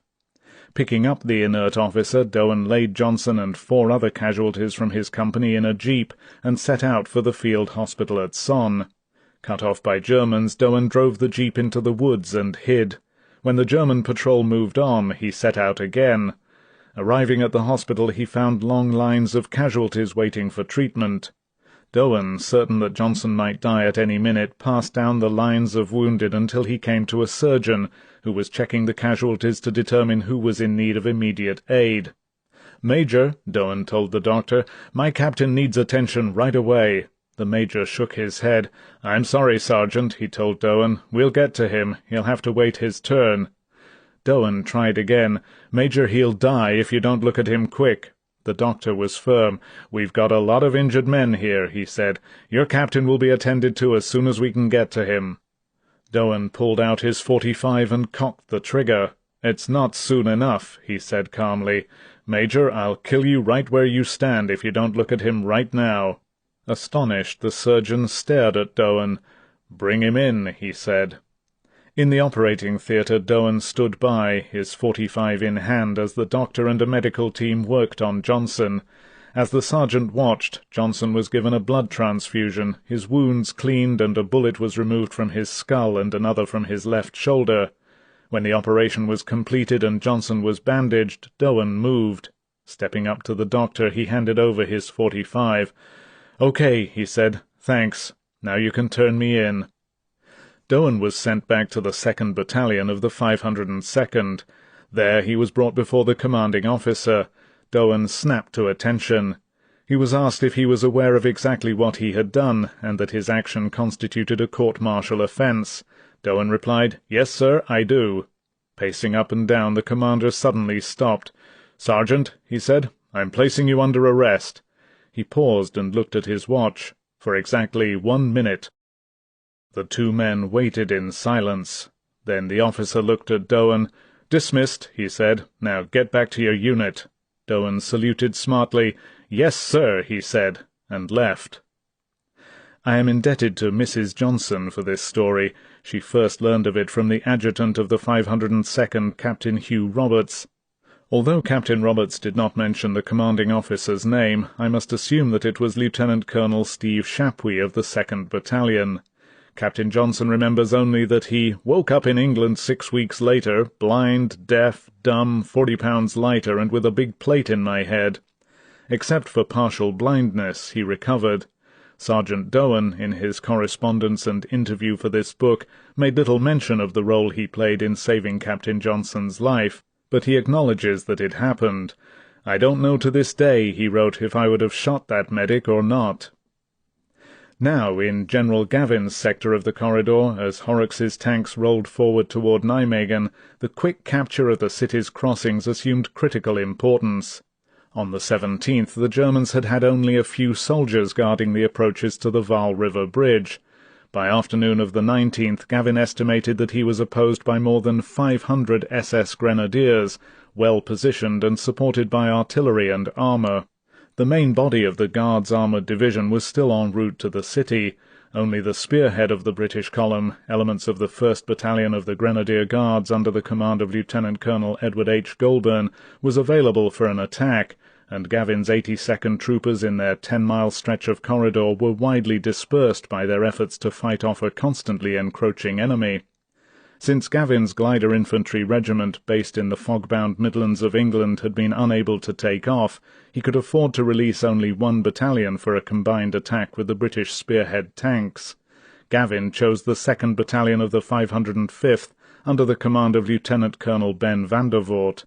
There was a chance that the attack based on speed and surprise might succeed. If anyone could help effect it, Gavin believed it was the reserved, soft-spoken van der Voort.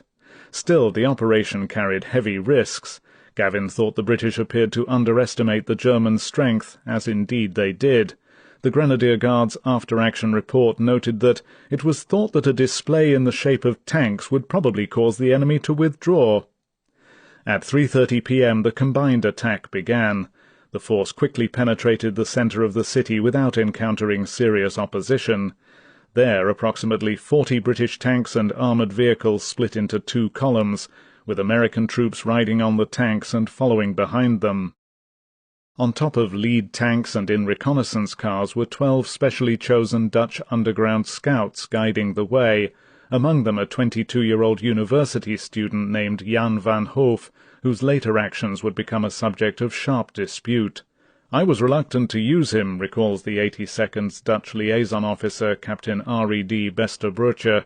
"He seemed highly excited, but another underground member vouched for his record. He went in with a British scout car, and that was the last I ever saw of him." As the force divided, one column headed for the railroad bridge, and the second, with Goulburn and van der Voort, approached the main highway crossing over the Waal. At both objectives the Germans were waiting in strength. Staff Sergeant Paul Noonan remembers that as his platoon approached an underpass near the railroad bridge, "We began receiving sniper fire. With 1,000 places for snipers to hide, it was hard to tell where fire was coming from." Men dived for cover and slowly began to pull back. British armour fared no better. As tanks began to roll toward the bridge, 88s, firing down the street at almost point-blank range, knocked them out. A wide street, the Kruienhoflaan, led to a triangular park west of the crossing. There, in buildings facing the park on three sides, the paratroopers regrouped for another attack, but again the Germans held them off. Snipers on roofs and machine guns firing from a railroad overpass kept the men pinned down. Some troopers remember Lieutenant Russ Parker, a cigar clenched in his teeth, moving into the open and spraying the rooftops to keep snipers' heads down. A call went out for tanks, and Noonan remembers that at that instant the entire park seemed filled with tracer slugs, coming from a fast-firing automatic weapon sighted to our left across the street. Noonan turned to Herbert Buffalo Boy, a Sioux Indian and a veteran 82nd trooper. "I think they're sending a German tank," he said. Buffalo Boy grinned. "Well, if they've got infantry with them, it could get to be a very tough day," he told Noonan. The German tank did not materialize, but a 20mm anti-aircraft gun opened up. With grenades, machine guns and bazookas, the troopers fought on until word was passed for forward platoons to pull back and consolidate for the night. As men moved out, the Germans set buildings along the river's edge on fire, making it impossible for van der Voort's men to infiltrate, overrun artillery positions, and clear out pockets of resistance. The railroad bridge attack had ground to a halt. Under cover of heavy American artillery fire, the second column had made for Hunner Park, the ornamental gardens leading to the approaches of the highway bridge. Here in a traffic circle all roads leading to the bridge converged, and an ancient ruin with a 16-sided chapel, the Walhof, once the palace of Charlemagne and later rebuilt by Barbarossa, commanded the area. In this citadel the enemy was concentrated. It almost seemed to Colonel Goulburn that the Boche had some sort of an idea of what we were trying to do, as indeed they had. Captain Karl-Heinz Euling's battalion of SS Panzer Grenadiers was one of the first units to cross the Rhine at Pannerden.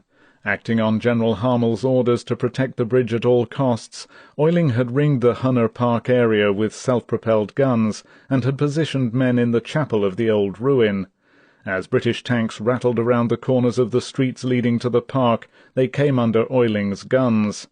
Meeting a punishing artillery barrage, the tanks pulled back. Colonel Vandervoort immediately took to the street, and getting a mortar crew into action with covering fire, he moved one company forward. As the company's lead platoon, under First Lieutenant James J. Coyle, sprinted for a row of attached houses facing the park, they came under small arms and mortar fire. Lieutenant William J. Medaw, second in command, saw that this was observed fire. The guns and snipers were being directed by radio. British tanks covered our front as Lieutenant Coyle moved into a block of buildings overlooking the entire enemy position. Other platoons were stopped, unable to move, and the situation looked rotten. Covered by British smoke bombs, Medaw succeeded in bringing the rest of the company forward, and the commander, Lieutenant J.J. Smith, consolidated his men in houses around Coyle. As Medaw recalls, Coyle's platoon now had a perfect view of the enemy, but as we started to move tanks up, some high-velocity guns opened up that had not done any firing as yet. 2 tanks were knocked out and the others retired.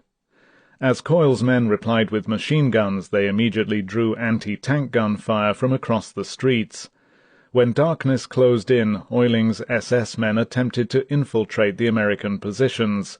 One group got to within a few feet of Coyle's platoon before they were spotted, and a fierce firefight broke out. Coyle's men suffered casualties, and 3 of the Germans were killed before the attack was driven back. Later, Oiling sent medics to pick up his wounded, and Coyle's paratroopers waited until the injured Germans were evacuated before resuming the fight. In the middle of the action, Private First Class John Keller heard a low pounding noise. Going to a window, he was amazed to see a Dutchman on a stepladder calmly replacing the shingles on the house next door as though nothing was happening. In late evening, with small arms fire continuing, any further attempt to advance was postponed until daylight. The Anglo-American assault had been abruptly stopped barely 400 yards from the Vaal River Bridge, the last water obstacle on the road to Arnhem. To the Allied commanders it was now clear that the Germans were in complete control of the bridges. Browning, worried that the crossings might be destroyed at any moment, called another conference late on the 19th. A way must be found to cross the 400-yard-wide Vaal River. General Gavin had devised a plan which he had mentioned to Browning at the time of the link-up. Then the Corps commander had turned down the scheme. At this second conference, Gavin proposed it again. "There's only one way to take this bridge," he told the assembled officers. "We've got to get it simultaneously from both ends." Gavin urged that any boats in Horrocks's engineering columns should be rushed forward immediately because we're going to need them. The British looked at him in bewilderment. What the 82nd Commander had in mind was an assault crossing of the river by paratroops. Gavin went on to explain. In nearly 3 days of fighting, his casualties were high, upwards of 200 dead and nearly 700 injured. Several hundred more men were cut off or scattered and were listed as missing. His losses, Gavin reasoned, would grow progressively worse if blunt head-on attacks continued. What was needed was a means of capturing the bridge quickly and cheaply. Gavin's plan was to throw a force in boats across the river a mile downstream, while the attack continued for possession of the southern approaches. Under a barrage of tank fire, the troopers were to storm the enemy defences on the northern side before the Germans fully realized what was happening. Yet total surprise was out of the question. The river was too wide to enable boatloads of men to escape detection, and the bank on the far side was so exposed that troopers, once across the river, would have to negotiate 200 yards of flat ground. Beyond was an embankment from which German gunners could fire down upon the invading paratroopers. That defence position would have to be overrun too. Although heavy casualties could be expected initially, in Gavin's opinion they would still be less than if the assault were continued against the southern approaches alone. "The attempt has to be made," he told Browning, "if Market Garden is to succeed." Colonel George S. Chatterton, commander of the British Glider Pilot Regiment, remembers that besides Browning and Horrocks, commanders of the Irish, Scots and Grenadier Guards were present at the conference. So was cigar-chewing Colonel Reuben Tucker, commander of the 82nd's 504th Regiment, whose men Gavin had picked to make the river assault if his plan won approval.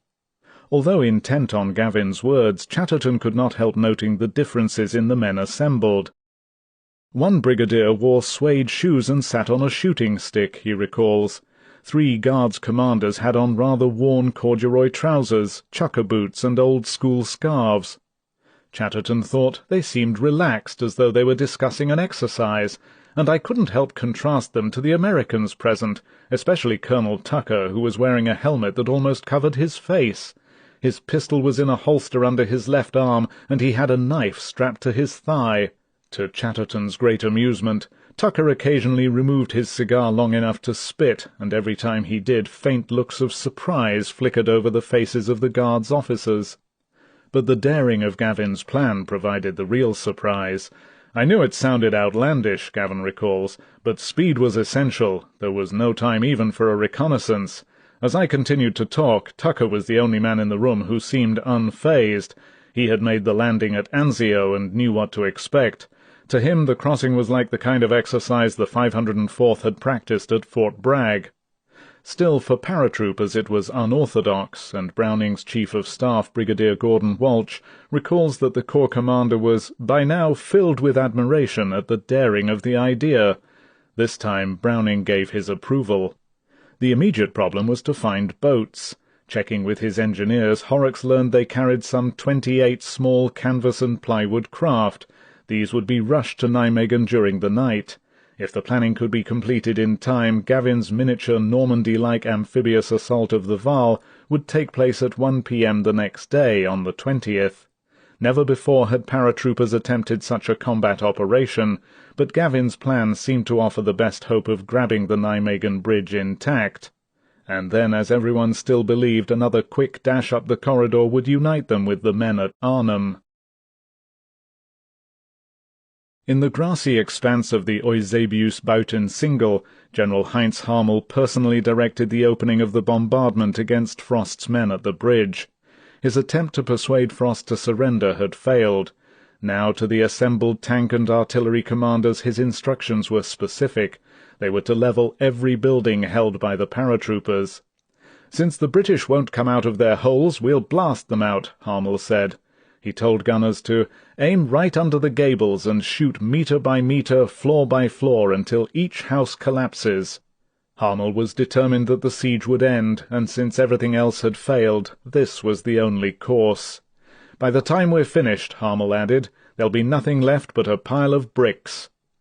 Lying flat on the ground between 2 artillery pieces, Harmel trained his binoculars on the British strongholds and directed the fire. As the opening salvos zeroed in, he stood up, satisfied, and handed over to his officers. "I would have liked to stay," he recalls. "It was a new experience in fighting for me, but with the Anglo-Americans attacking the bridges at Nijmegen, I had to rush down there." As Harmel left, his gunners, with methodical, scythe-like precision, began the job of reducing Frost's remaining positions to rubble. Of the 18 buildings that the 2nd Battalion had initially occupied, Frost's men now held only about 10. While tanks hit positions from the east and west, artillery slammed shells into those facing north. The barrage was merciless.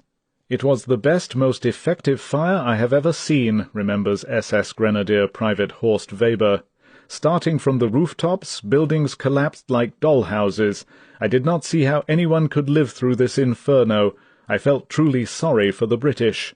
Weber watched 3 Tiger tanks rumble slowly down the Grote Markt, and while machine guns sprayed every window in a block of buildings opposite the northern approaches to the bridge, the tanks pumped shell after shell into each house, one after the other. He remembers a corner building where the roof fell in, the 2 top stories began to crumble, and then, like the skin peeling off a skeleton, the whole front wall fell into the street, revealing each floor on which the British were scrambling like mad. Dust and debris, Weber remembers, soon made it impossible to see anything more. The din was awful, but even so, above it all we could hear the wounded screaming. In relays, tanks smashed houses along the Rhine waterfront and under the bridge itself. Often, as the British darted out, tanks rammed the ruins like bulldozers, completely levelling the sites. At Captain Mackay's headquarters under the ramp in the nearly destroyed schoolhouse, Lieutenant Peter Stainforth estimated that highly explosive shells came through the southern face of the building at the rate of 1 every 10 seconds. It became rather hot, he recalls, and everyone had some sort of wound or other. Yet the troopers obstinately hung on, evacuating each room in its turn. As ceilings collapsed, cracks appeared in the walls, and rooms became untenable. In the rubble, making every shot count, the Red Devils, Stainforth recalls proudly, survived like moles. Jerry just couldn't dig us out. But elsewhere men were finding their positions almost unendurable. The Germans had decided to shell us out of existence, Private James W. Sims explains. It seemed impossible for the shelling and mortaring to get any heavier, but it did. Burst after burst, shell after shell rained down, the separate explosions merging into one continuous rolling detonation. With each salvo, Sims repeated a desperate litany. Hold on, it can't last much longer. As he crouched alone in his slit trench, the thought struck Sims that he was lying in a freshly dug grave just waiting to be buried alive. He remembers thinking that, unless 30 Corps hurries, we have had it. Colonel Frost realized that disaster had finally overtaken the 2nd Battalion. The relieving battalions had not broken through, and Frost was sure they were no longer able to come to his aid. The Polish drop had failed to materialize. Ammunition was all but gone. Casualties were now so high that every available cellar was full, and the men had been fighting without let-up for over 50 hours. Frost knew they could not endure this punishment much longer. All about his defensive perimeter, houses were in flames, buildings had collapsed, and positions were being overrun. He did not know how much longer he could hold out. His beloved 2nd Battalion was being buried in the ruins of the buildings around him. Yet Frost was not ready to oblige his enemy. Beyond hope, he was determined to deny the Germans the Arnhem Bridge to the last. He was not alone in his emotions. Their ordeal seemed to affect his men much as it did Frost. Troopers shared their ammunition and took what little they could find from their wounded, preparing for the doom that was engulfing them. There was little evidence of fear. In their exhaustion, hunger, and pain, the men seemed to develop a sense of humour about themselves and their situation, which grew even as their sacrifice became increasingly apparent. Father Egan remembers meeting Frost coming out of a toilet. The colonel's face, tired, grimy, and wearing a stubble of beard, lit up with a smile, Egan recalls. "Father," he told me, "the window is shattered, there's a hole in the wall, and the roof's gone, but it has a chain, and it works." Later, Egan was trying to make his way across one street to visit wounded in the cellars. The area was being heavily mortared, and the chaplain was taking cover wherever he could. Outside, strolling unconcernedly up the street, was Major Digby Tatham Water, whose company had taken the bridge initially, he recalls. The Major saw me cowering down and walked over. In his hand was an umbrella. As Egan recalls, Tatham Water opened the umbrella and held it over my head. With mortar shells raining down everywhere, he said, "Come along, Padre." When Egan showed reluctance, Tatham Water reassured him. "Don't worry," he said, "I've got an umbrella." Lieutenant Patrick Barnett encountered the redoubtable Major soon afterward. Barnett was sprinting across the street to a new defence area Frost had ordered him to hold. Tatham Water, returning from escorting Father Egan, was out visiting his men in the shrinking perimeter defences and holding the umbrella over his head. Barnett was so surprised that he stopped in his tracks. "That thing won't do you much good," he told the Major. Tatham Water looked at him in mock surprise. "Oh, my goodness, Pat," he said, "what if it rains?" During the afternoon, as the bombardment continued, Major Freddie Goff saw Tatham Water leading his company, umbrella in hand. Tanks were thundering down the streets, firing at everything. "I almost fainted when I saw those huge Mark IVs firing at us at almost point-blank range," recalls Goff. Then the tension was suddenly relieved. There, out in the street, leading his men in a bayonet charge against some Germans who had managed to infiltrate, was Tatham Water, Goff recalls. He had found an old bowler someplace, and he was rushing along, twirling that battered umbrella, looking for all the world like Charlie Chaplin. There were other moments of humour equally memorable. As the afternoon wore on, battalion headquarters was heavily bombarded and caught fire. Father Egan went down to the cellar to see the wounded. "Well, Padre," said Sergeant Jack Spratt, who was regarded as the battalion comic, "they're throwing everything at us but the kitchen stove." He had barely said the words when the building suffered another direct hit. The ceiling fell in, showering us with dirt and plaster. When we picked ourselves up, there, right in front of us, was a kitchen stove. Spratt looked at it and shook his head. "I knew the bastards were close," he said, "but I didn't believe they could hear us talking." Toward evening it began to rain, and the German attack seemed to intensify. Captain Mackay, on the opposite side of the bridge, contacted Frost. "I told the colonel I could not hold out another night if the attack continued on the same scale," Mackay wrote. "He said he could not help me, but I was to hold on at all costs." Mackay could see the Germans were slowly compressing Frost's force.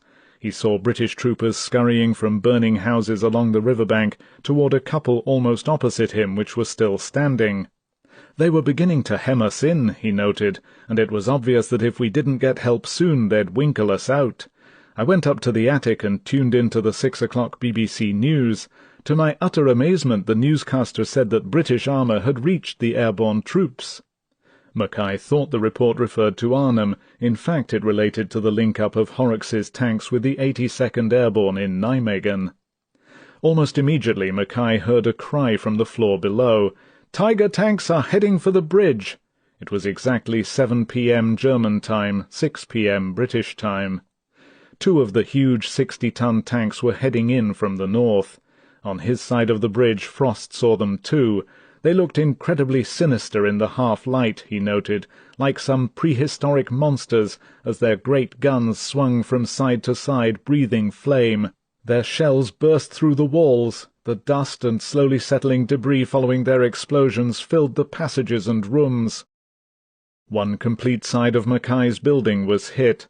Some of the shells must have been armour-piercing, Lieutenant Peter Stainforth says, because they went through the school from end to end, knocking a 4-foot hole in every room. Ceilings came down, walls cracked, and the whole structure rocked. Staring at the two tanks on the ramp, Mackay thought the end had come. "A couple more rounds like that and we'll be finished," he said. Still with the stubborn and fearless resistance that the fighters at the bridge had shown since their arrival, Mackay thought that he might be able to take a party out and blow them up, but just then the two tanks reversed and pulled back. We were still alive. At Frost's headquarters, Father Egan had been hit. Caught on a stairway when shells began coming in, he fell 2 flights to the first floor. When he recovered consciousness, the priest was alone except for one man. Crawling to him, Egan saw that the trooper was near death. At that moment another barrage hit the building and Egan again lost consciousness. He awoke to find that the room and his clothes were on fire. Desperately he rolled an umbrella. Occasionally there was a pause in the terrible pounding, and Captain Mackay believed the Germans were stocking up with more ammunition. As darkness set in during one of these intervals, Mackay issued benzodrine tablets to his tired force, 2 pills per man. The effect on the exhausted, weary men was unexpected and acute. Some troopers became irritable and argumentative, others suffered double vision, and for a time could not aim straight. Among the shocked and wounded, men became euphoric, and some began to hallucinate. Corporal Arthur Hendy remembers being grabbed by one trooper who pulled him to a window. "Look," he commanded Hendy in a whisper, "it's the Second Army, on the far bank. Look, do you see them?" Sadly, Hendy shook his head. The man became enraged. "They're right over there," he shouted, "plain as anything." Mackay wondered if his small force would see out the night. Fatigue and wounds were taking their toll. "I was thinking clearly," Mackay remembers, "but we had had nothing to eat and no sleep. We were limited to 1 cup of water daily, and everyone was wounded." With his ammunition nearly gone, Mackay set his men to making homemade bombs from the small stock of explosives still remaining. He intended to be ready when the German tanks returned.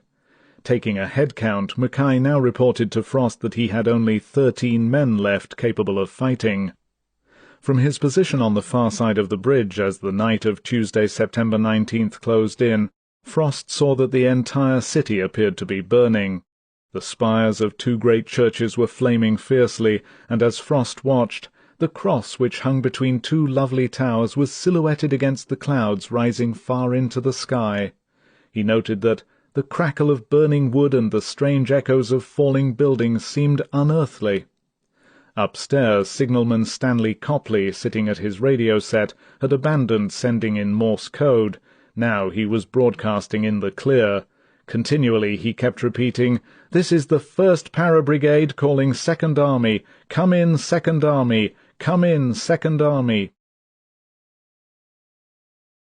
At his headquarters in Oosterbeek's Hartenstein Hotel, General Urquhart tried desperately to save what remained of his division. Frost was cut off.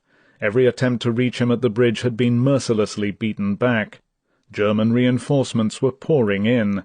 From the west, north, and east, Bittrich's forces were steadily chopping the gallant 1st British Airborne to pieces.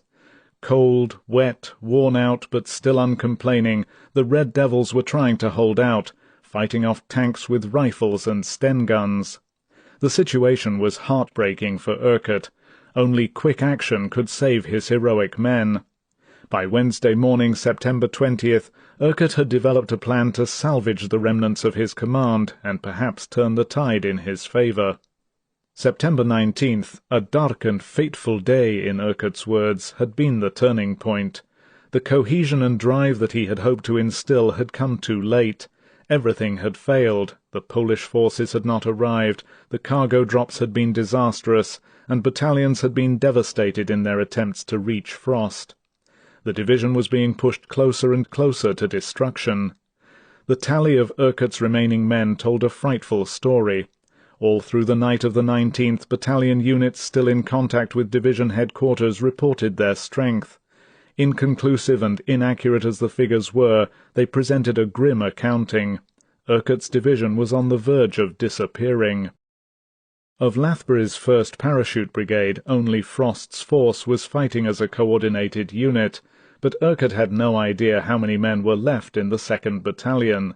Fitch's 3rd Battalion listed some 50 men, and its commander was dead.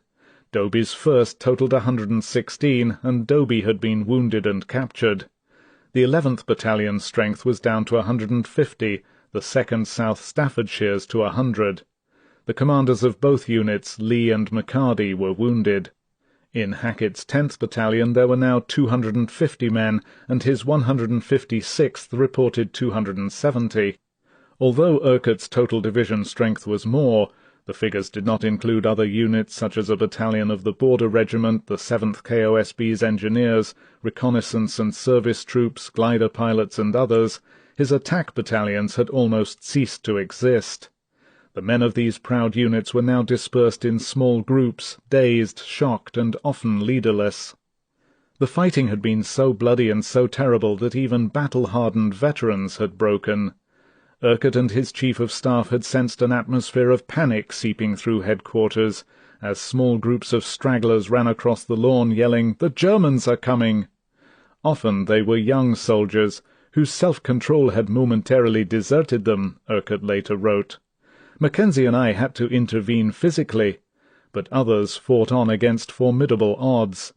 Captain L.E. Kerepel, wounded in the face and arms, led an attack on a German twin machine-gun nest and killed the crews. As other Germans throwing grenades began to close in on Kerepel and his party, Kerepel hurled the potato mashers back.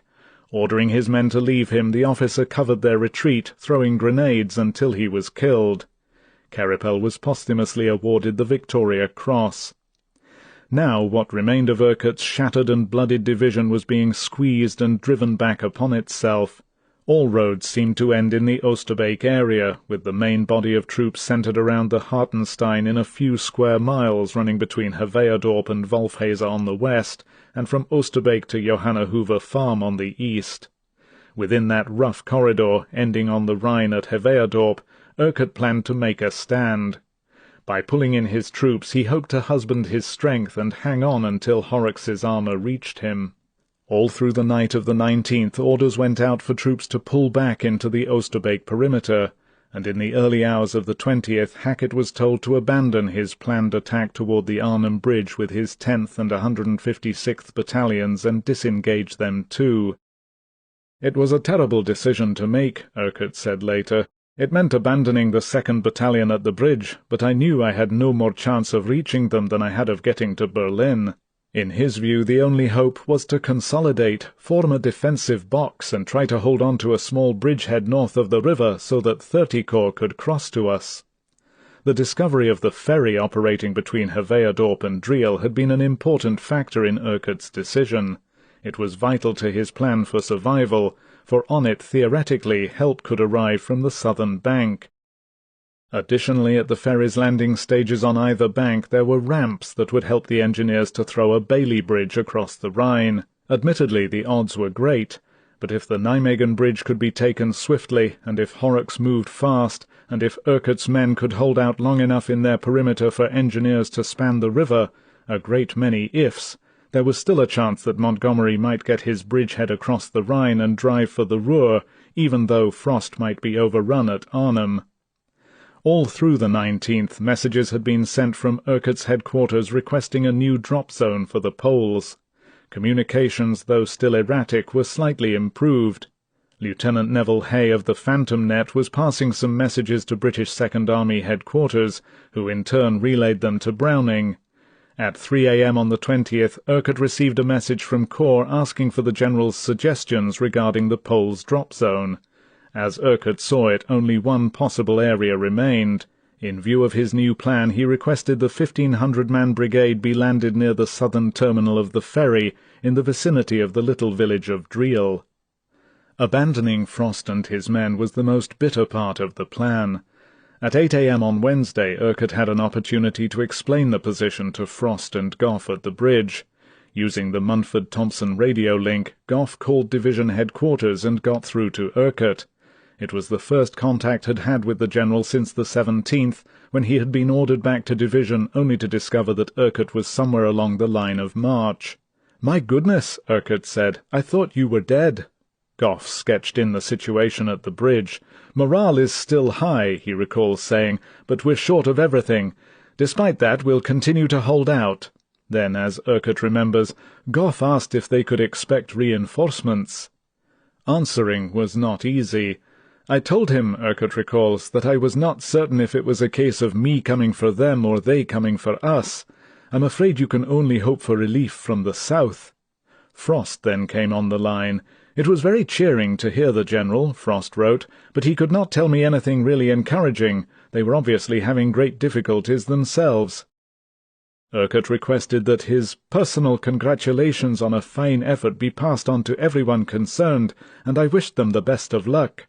There was nothing more to be said. 20 minutes later, Urquhart received a message from Lieutenant Neville Hay's Phantom Net. It read, 200820 from 2nd Army. Attack at Nijmegen held up by strong point south of town. 5 Guards Brigade halfway in town. Bridge intact but held by enemy. Intention attack at 1300 hours today. Urquhart immediately told his staff to inform all units. It was the first good news he had had this day. Tragically, Urquhart had an outstanding force at his disposal whose contributions, had they been accepted, might well have altered the grim situation of the British 1st Airborne Division. The Dutch resistance ranked amongst the most dedicated and disciplined underground units in all of occupied Europe. In the 101st and 82nd sectors, Dutchmen were fighting alongside the American paratroopers. One of the first orders Generals Taylor and Gavin had given on landing was that arms and explosives be issued to the underground groups. But in Arnhem the British virtually ignored the presence of these spirited, brave civilians. Armed and poised to give immediate help to Frost at the bridge, the Arnhem groups were largely unheeded, and their assistance was politely rejected. By a strange series of events, only one man had held the power to coordinate and weld the resistance into the British assault, and he was dead. Lieutenant Colonel Hilary Barlow, the officer Urquhart had sent to coordinate the faltering attacks of the battalions in the western suburbs, was killed before he could put his own mission into full effect. In the original plan, Barlow was to have assumed the role of Arnhem's town major and military government chief once the battle ended. His assistant and the Dutch representative for the Gelderland province had also been named. He was Lieutenant Commander Arnoldus Wolters of the Dutch Navy. Prior to Market Garden, an Anglo-Dutch intelligence committee had given Barlow top-secret lists of Dutch underground personnel who were known to be completely trustworthy. From these lists, recalls Wolters, Barlow and I were to screen the groups and use them in their various capabilities, intelligence, sabotage, combat, and the like. Barlow was the only other man who knew what our mission really was. When he disappeared, the plan collapsed. At division headquarters, Wolters was thought to be either a civilian affairs or an intelligence officer. When he produced the secret lists and made recommendations, he was looked on with suspicion. Barlow trusted me completely, Wolters says. I regret to say that others at headquarters did not. With Barlow's death, Wolters' hands were tied. The British wondered why a Dutch Navy type should be with them at all, he remembers. Gradually he won limited acceptance, and although some members of the resistance were put to work, they were too few and their help was too late. We hadn't time any longer to check everybody out to the satisfaction of headquarters, Wolters says, and the attitude there was simply, who can we trust? The opportunity to effectively organize and collate the underground forces in the Arnhem area had been lost. The British had long been wary of the Dutch underground. In 1942, Major Herman Gieskes, Nazi spy chief in Holland, succeeded in infiltrating Dutch intelligence networks. Agents sent from England were captured and forced to work for him. For 20 months, in perhaps the most spectacular counterintelligence operation of World War II, nearly every agent parachuted into Holland was intercepted by the Germans. As a security check, monitors in England were instructed to listen for deliberate errors in Morse code radio transmissions. Yet messages from these double agents were accepted without question by British intelligence. It was not until 2 agents escaped that Gieskes's Operation North Pole came to an end. Having hoodwinked the Allies for so long, Gieskes could not resist boasting of his coup. In a plain text message to the British on November 23, 1943, he wired, "To Messrs. Hunt, Bingham & Co., Successors Limited, London. We understand you have been endeavouring for some time to do business in Holland without our assistance. We regret this, since we have acted for so long as your sole representative in this country.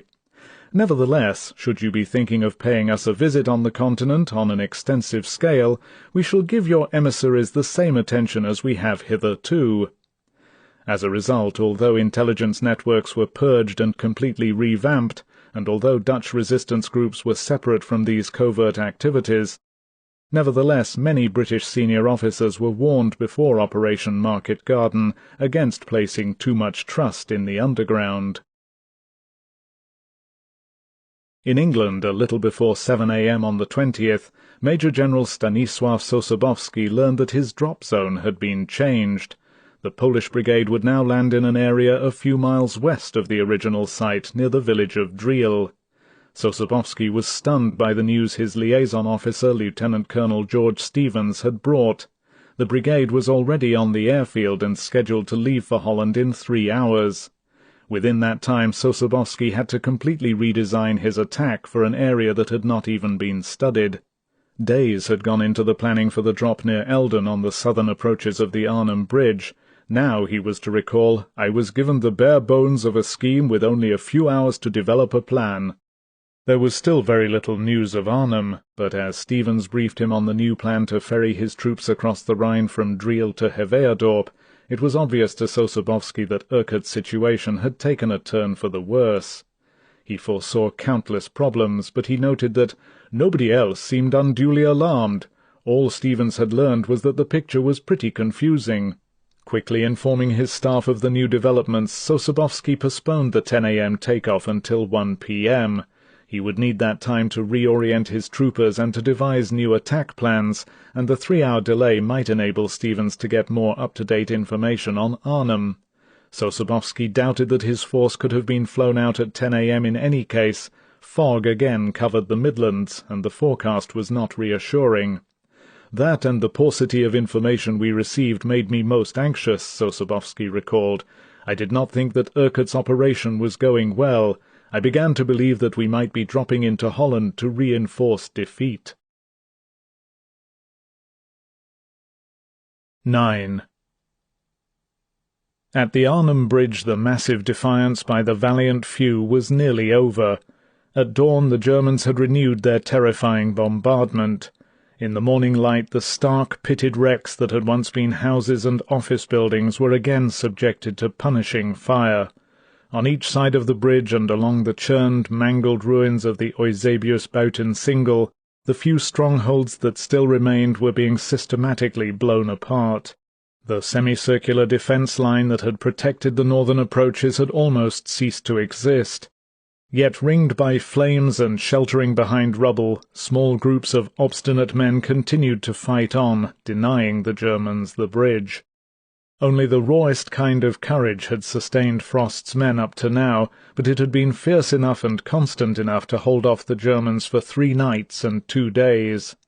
The 2nd Battalion and the men from other units who had come by 2s and 3s to join it, a force that by Frost's highest estimate never totalled more than 600 or 700 men, had been welded together in their ordeal.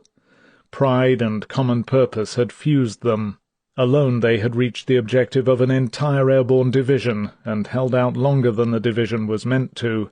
In the desperate, anxious hours awaiting help that never came, their common frame of mind was perhaps best summed up in the thoughts of Lance Corporal Gordon Spicer, who wrote, "Who's failing in their job? Not us." But now the time of their endurance had nearly run its course. Holed up in ruins and slit trenches, struggling to protect themselves and cellars full of wounded, shocked and concussed by nearly unceasing enemy fire, and wearing their filthy blood-stained bandages and impudent manners like badges of honour, the Red Devils knew finally that they could no longer hold. The discovery produced a curious calmness, totally devoid of panic. It was as if men decided privately that they would fight until they dropped, if only to provoke the Germans more. Despite their knowledge that the fight was all but over, men invented still new ways to keep it going. Troopers of mortar platoons fired their last few bombs without tripods or base plates by standing the barrel up and holding it with ropes. Others, discovering there were no more detonators for the spring-loaded Piat missile throwers, tried instead to detonate the bombs with fuses made from boxes of matches. All about them friends lay dead or dying, and still they found the will to resist, and in doing so often amused one another. Men remember an Irish trooper knocked unconscious by a shell burst, opening his eyes at last to say, "I'm dead." Then, thinking it over, he remarked, "I can't be, I'm talking." To Colonel John Frost, whose hunting horn had called them to him on the sunny Sunday that was to be the opening of their victory march, they would always remain unbeaten. Yet now, on this dark and tragic Wednesday, he knew there was practically no possibility for relief. The number of men still capable of fighting was at best between 150 and 200, concentrated mainly about the damaged headquarters buildings on the western side of the ramp. Over 300 British and German wounded filled the cellars. They were crowded almost on top of each other, Frost noted, making it difficult for doctors and orderlies to get around and attend them. Soon he would have to make a decision about these casualties. If the headquarters building was hit again, as it was almost certain to be, Frost told Major Freddie Goff he did not see how I can fight it out to the last minute, then go and have our wounded be roasted. Measures would have to be taken to get out casualties before the building was demolished or overrun. Frost did not know how much time was left. He still believed he could control the approaches for a time, perhaps even another 24 hours, but his perimeter defences were now so weak that he knew a determined rush by the enemy could carry them into our midst. On Captain Mackay's side of the ramp the pulverized schoolhouse looked, he thought, like a sieve. As Mackay later recalled, "We were alone. All the houses on the eastern side had been burned down except for one to the south, which was held by the Germans. And in the schoolhouse horror had piled on horror. The men were exhausted and filthy," Mackay wrote, "and I was sick to my stomach every time I looked at them. Haggard, with bloodshot and red-rimmed eyes, almost everyone had some sort of dirty field dressing, and blood was everywhere." As wounded were carried down the stairway to the cellar, Mackay noted that, On each landing blood had formed in pools and ran in small rivulets down the stairs. His remaining 13 men were huddled in 2s and 3s, manning positions that required twice that number. The only things that were clean were the men's weapons. In the shell of the schoolhouse, Mackay and his men fought off 3 enemy attacks in 2 hours, leaving around 4 times their number in enemy dead. As morning wore on, the fighting continued. Then around noon, the man who had so stubbornly defied the Germans was wounded. As Frost met with Major Douglas Crawley to discuss a fighting patrol to clear the area, he remembers a tremendous explosion that lifted him off his feet and threw him face downward several yards away. A mortar bomb had exploded almost between the 2 men.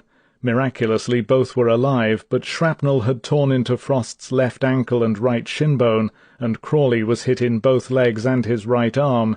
Frost, barely conscious, felt ashamed that he could not resist the groans that seemed to force themselves out of me, more particularly as Doug never made a sound. Wicks, Frost's Batman, helped drag the 2 officers to cover, and stretcher-bearers carried them to the cellar with the other wounded. In the crowded basement, Father Egan tried to orient himself. In the dim recesses of the chilly room, Lieutenant Bucky Buchanan, the intelligence officer who had earlier helped to rescue Egan, appeared to have propped himself up wearily against the wall. But Buchanan was dead. A bomb blast had killed him outright without leaving a mark. Then, dazed and still in shock, Egan saw Frost being carried in. "I remember his face," Egan says. "He looked dead tired and dejected." Other wounded in the cellar saw their battalion commander too. To Lieutenant John Blunt, a friend of the dead Buchanan, the sight of the colonel on a stretcher was a crushing blow. "We subalterns had always considered him irrepressible," Blunt wrote. "It hurt to see him carried in like that. He had never given in to anything." Across the room, Private James Sims, who also had a shrapnel wound, remembers somebody anxiously calling out to Frost, "Sir, can we still hold out?" In England, Major General Sosabowski watched his brigade board the long lines of troop-carrier Dakotas. Ever since Sunday he had felt the tension build as his Poles waited to go. They had made the trip from their billets to the airfield on Tuesday only to have the operation cancelled. This Wednesday morning, learning of the change in his drop zone, Sosabowski himself had postponed the flight by 3 hours in order to work out new plans. Now, a little before 1 p.m., as the heavily laden paratroopers moved toward the plains, the atmosphere of impatience was gone. The men were on the way at last, and Sosabowski noted an almost light-hearted attitude among them. His frame of mind was far different. In the few short hours since the switch in plans, he had tried to learn everything he could about Urquhart's situation and the new drop zone. He had briefed his 3-battalion brigade down to platoon level, but the information he could give them was sparse. Sosabowski felt that they were ill-prepared, almost jumping into the unknown. Now, as propellers ticked over, his battalions began to climb aboard the 114 Dakotas that would take them to Holland. Satisfied with the loading, Sosabowski hoisted himself into the lead plane. With engines revving, the Dakota moved out, rolled slowly down the runway, turned and made ready for takeoff. Then it paused. To Sosabowski's dismay, the engines were throttled back. Minutes passed, and his anxiety grew. He wondered what was delaying takeoff. Suddenly the door opened, and an RAF officer climbed in. Making his way up the aisle to the general, he informed Sosabowski that Control had just received word to halt the takeoff. The situation was a repeat of Tuesday. The southern fields were open and bomber resupply planes were taking off, but in the Grantham area a heavy overcast was settling in. Sosabowski was incredulous. He could hear the curses of his officers and men as the news was relayed. The flight was cancelled for 24 hours more, until 1 p.m. Thursday, September 21st. General Gavin's Glider Infantry Regiment, too, was grounded once again. On this day of the vital Vaal River assault at Nijmegen, Gavin's sorely needed 3,400 men with their guns and equipment could not get out. The Driel-Heveadorp ferry was still in operation. On this crucial Wednesday, D+3, when the Polish brigade might have been ferried across the Rhine to strengthen Urquhart's flagging troopers, the weather had struck again at Market Garden. Field Marshal Walter Model was finally ready to open his counter-offensive against the British and Americans in Holland. On this critical Wednesday, September 20th, the entire corridor erupted in one German attack after another. Model, his reinforcements steadily arriving, was certain that his forces were now strong enough to wipe out Montgomery's attack. He planned to pinch off the Allied corridor at Sonn, Wegel, and Nijmegen. The Arnhem Bridge, he knew, was almost in his hands. And von Zangen's 15th Army, the army that had been forgotten at Antwerp by Montgomery, was now slowly renewing its strength. Staffs were being newly organized, ammunition and supplies were arriving daily. Within 48 hours, in Army Group B's War Diary, Annex 2342, Model would report von Zangen's status to von Rundstedt in these terms: "The total number of personnel and equipment ferried across the Schelde by the 15th Army totals 82,000 men, 530 guns, 4,600 vehicles, over 4,000 horses, and a large amount of valuable material." Although these are the exact figures quoted from Army Group B's diary, they seem excessive, particularly in the number of guns, vehicles, and horses. The evacuation of the 15th Army across the Schelde and around Antwerp was directed by General Eugen Felix Schwalbe. In 1946 he gave the following estimate: 65,000 men, 225 guns, 750 trucks and wagons, and 1,000 horses. I cannot explain the discrepancy, but Schwalbe's figures seem much more realistic. Model was now so confident of von Zangen's ability to take over that within 72 hours he planned to completely reorganize his own command structure. Von Zangen would command all Army Group B forces west of the Allied corridor. General Student's 1st Parachute Army, now being systematically reinforced, would be assigned the eastern side. The moment had come for Model to begin his offensive with sharp, probing attacks. At the Sonn Bridge on the morning of the 20th, panzer forces, striking into the 101st's area, almost succeeded in taking the bridge. Only quick action by General Taylor's men and British tanks held off the attack. Simultaneously, as Horrocks's columns sped toward Nijmegen, the entire stretch of Taylor's sector came under pressure. At 11 a.m. in General Gavin's area, German troops, preceded by a heavy bombardment, advanced out of the Reichswald and attacked the 82nd's eastern flank. Within a few hours a full-scale drive was in progress in the Mook area threatening the Hermann Bridge. Rushing to the bridge from Nijmegen, where his men were preparing to assault the Waal, Gavin saw that the only bridge we owned that would take armour was in serious jeopardy. It was essential to the survival of the British and Americans crowded into Nijmegen, he recalls. His problem was acute. Every available 82nd unit was already committed. Hurriedly, Gavin asked for help from the Coldstream Guards. Then, with Gavin personally leading the counter-attack, a bitter, unrelenting battle began that was to last all day. Shifting his forces back and forth like chessmen, Gavin held out and eventually forced the Germans to withdraw. He had always feared attack from the Reichswald. Now Gavin and the Corps commander, General Browning, knew that a new and more terrible phase of the fighting had begun.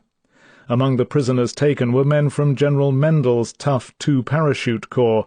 Model's intention was now obvious. Key bridges were to be grabbed, the corridor was to be squeezed, and Horrocks's columns crushed. For his part, Model was convinced that the Allies would never cross at Nijmegen and drive the last 11 miles to Arnhem. Within the week, he confidently told General Bittrich he expected the battle to be over. Bittrich was less assured. He would feel happier, he told Model, if the Nijmegen bridges were destroyed. Model looked at him and angrily shouted, "No!" Major General Heinz Harmel was annoyed by the attitude of his superior, General Wilhelm Bittrich. The 2 SS Panzer Corps commander had adopted too far-sighted a view of the battle, Harmel felt. Bittrich seemed to have closed his mind completely to the ferrying problems at Pannerden. Those problems had hampered Harmel from the beginning, yet it appeared to him that Bittrich never remained long enough at the site to see for himself the almost impossible task of getting 20 tanks across the river, and 3 of them were Royal Tigers.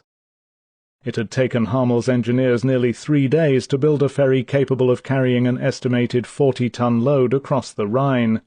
Although Harmel believed the operation could now be accelerated, only 3 platoons of tanks, 12 Panthers, had so far reached the vicinity of Nijmegen. The remainder, including his Tiger tanks, were fighting at the Arnhem Bridge under the veteran Eastern Front commander, Major Hans-Peter Knaust. The 38-year-old Knaust had lost a leg in battle near Moscow in 1941. As Harmel recalls, he stomped about with a wooden one, and although he was always in pain, he never once complained. Yet Knaust, too, was the target for much of Harmel's displeasure. To reinforce the Frundsberg division, the Knaust Kampfgruppe had been rushed to Holland with 35 tanks, 5 armoured personnel carriers, and 1 self-propelled gun. But Knaust's veterans were of low calibre. Almost all of them had been badly wounded at one time or another. In Harmel's view, they were close to being invalids. Under normal conditions, the men would not have been in active service. Additionally, Knaust's replacements were young, and many had had only 8 weeks' training. The Arnhem Bridge battle had gone on so long that Harmel was now fearful of the situation at Nijmegen. In case the British broke through, he would need Knaust's tanks to hold the bridge and defence positions between Nijmegen and Arnhem. More armoured reinforcements were on the way, including 15 to 20 Tiger tanks and another 20 Panthers. But Harmel had no idea when they would arrive or whether the Arnhem Bridge would be open to speed their drive south. Even after its capture, Harmel envisioned a full day to clear the wreckage and get vehicles moving. To oversee all operations, Harmel had set up an advance command post near the village of Dornenburg, 2 miles west of Pamaden and 6 miles northeast of Nijmegen. From there he drove west to roughly the midpoint of the Nijmegen-Arnhem highway to study the terrain, automatically fixing in his mind defence positions that might be used if a breakthrough occurred. His reconnaissance produced one clear impression. It seemed impossible for either British or German tanks to leave the highway. Only light vehicles could travel the thinly surfaced, brick-paved secondary roads. His own tanks, moving to Nijmegen after crossing at Pamaden, had bogged down on just such roads, their weight crumbling the pavement. The main Nijmegen-Arnhem highway was in places a dike road, 9 to 12 feet above soft polder on either side. Tanks moving along these high stretches would be completely exposed, silhouetted against the sky. Well-sighted artillery could easily pick them off. At the moment, Harmel had almost no artillery covering the highway, thus it was imperative that Knaust's tanks and guns get across the Rhine and in position before a British breakthrough could occur at Nijmegen. Returning to his headquarters at Dornenburg, Harmel heard the latest reports from his Chief of Staff, Colonel Patch. There was good news from Arnhem. More prisoners were being taken, and the fighting at the bridge was beginning to break up. Knaust now believed he might have the crossing by late afternoon. Fighting continued in Nijmegen, but Captain Karl-Heinz Euling, although taking heavy casualties, was containing all efforts to seize the railway and road bridges there. The Americans and British had been stopped at both approaches. In the centre of the city, British forces had been held up too, but that situation was more precarious. Euling's report reflected an optimism that Harmel did not share. Eventually, by sheer weight of numbers, British armour would surely overrun the German line. Lighting a cigar, Harmel told Patch that he expected the full weight of the Anglo-American attack to be thrown at the highway bridge within 48 hours. If Knaust's tanks and artillerymen secured the Arnhem Bridge quickly, they might halt the British armoured drive. Should the panzers be slow in forcing the little band of British from the Arnhem Bridge and clearing it of wreckage, Harmel knew that against all orders he must blow the Nijmegen highway bridge. For all his careful consideration, he did not envision a most preposterous scheme that the American paratroopers might try to ford the river in a major amphibious assault. 10. Waiting paratroopers crowded the area not far from the crossing site, 1 mile downstream from the Nijmegen railway bridge.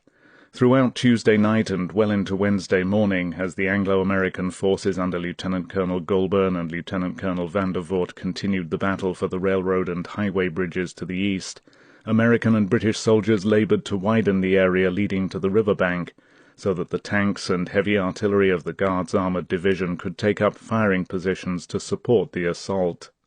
Typhoons were scheduled to fly low over the northern bank 30 minutes before H hour, spraying the entire area with rocket and machine gun fire. On the ground, tanks and artillery would pound the site for another 15 minutes. Then, under a smoke screen laid down by tanks, the first wave of men, led by 27-year-old Major Julian Cook, were to set out in one of the most daring river crossings ever made. The plan was as thorough as commanders working throughout the night could make it, but the boats in which Cook's troopers would cross the 400-yard-wide river had not arrived. H-hour, originally set for 1 p.m., was postponed until 3 p.m. In small groups the Americans waited as Cook paced up and down. Where are the damned boats, he wondered. Ever since he had been told by General Gavin and the 504th Regimental Commander Colonel Tucker that his 3rd Battalion would make the Vaal assault crossing, Cook had been shocked and dumbfounded.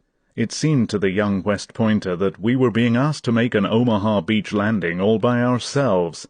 Many of his men had never even been in a small boat. Cook was not the only one anxiously awaiting the arrival of the boats. Before noon, General Frederick Browning had received the first clear indication of the seriousness of Urquhart's situation. Received via British Second Army communications, the phantom message read in part, 201-105, Senior formation still in vicinity north end of main bridge, but not in touch and unable resupply. Arnhem entirely in enemy hands. Request all possible steps expedite relief. Fighting intense and opposition extremely strong. Position not too good. Browning was deeply disturbed. Every hour now mattered, and the quick seizure of the Nijmegen Bridge was vital to the survival of Urquhart's men. The relief of the Arnhem defenders was at this moment almost solely up to Cook and the 3rd Battalion, a fact of which Cook was unaware. In any event, the boats were not at hand, and no one even knew what they were like. All through the night General Horrocks and his staff had been trying to speed their arrival. Far back in the engineering convoys, 3 trucks carrying the craft had been inching their way up the jam-packed road. Back in Eindhoven they had been held up by a fierce Luftwaffe bombing attack. The whole centre of the city was devastated. Scores of supply trucks had been destroyed, and an entire ammunition convoy had been ignited, adding to the carnage. Now, at the Vaal crossing less than 1 hour before H-hour, there was still no sign of the trucks and the vital boats.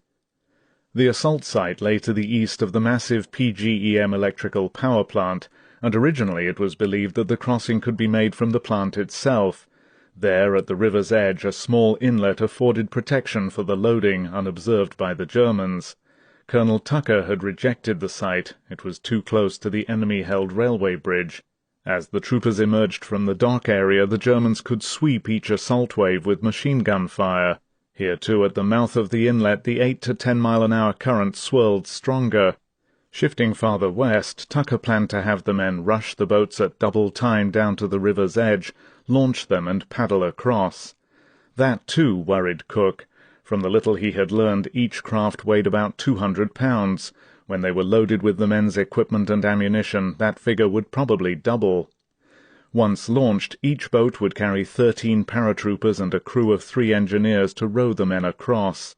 The operation would be continuous. In wave after wave, the assault craft were to cross back and forth until the whole of Cook's battalion and part of another, under Captain John Harrison, were across. Major Edward G. Tyler of the Irish Guards, whose tanks were to give fire support, was appalled by the whole concept. "It put the fear of God in me," Tyler recalls.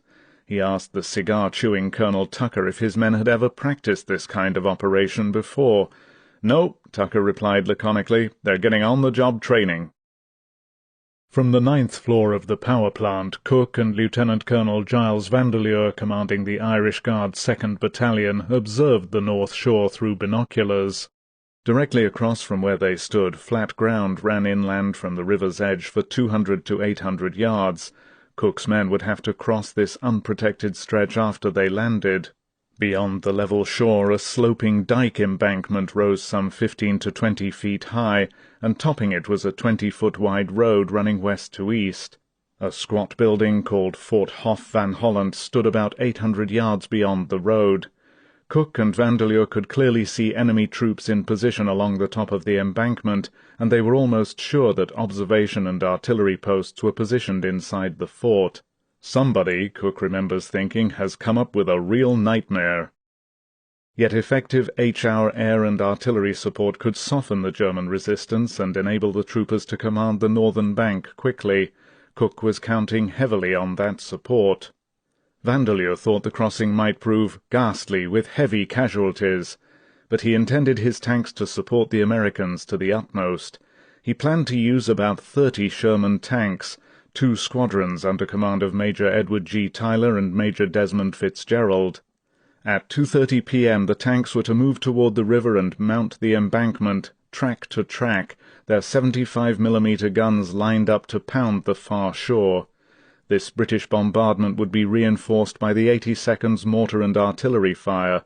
In all, 100 guns would batter the northern bank.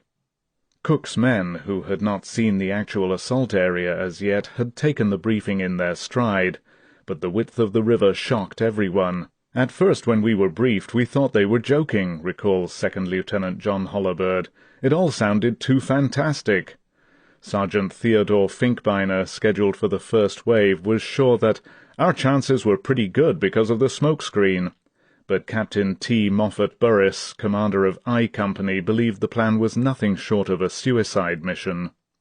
So did the 504th's Protestant chaplain, Captain Delbert Keel. Normally Keel would not have gone in with assault troops. Now he requested permission to be with Cook's men. "It was the hardest decision I ever made," he recalls, "because I was going on my own volition.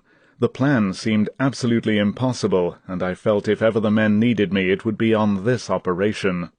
Captain Henry Baldwin Keep, who was known as the battalion's millionaire because he was a member of the Philadelphia Biddle family, considered that the odds were very much against us.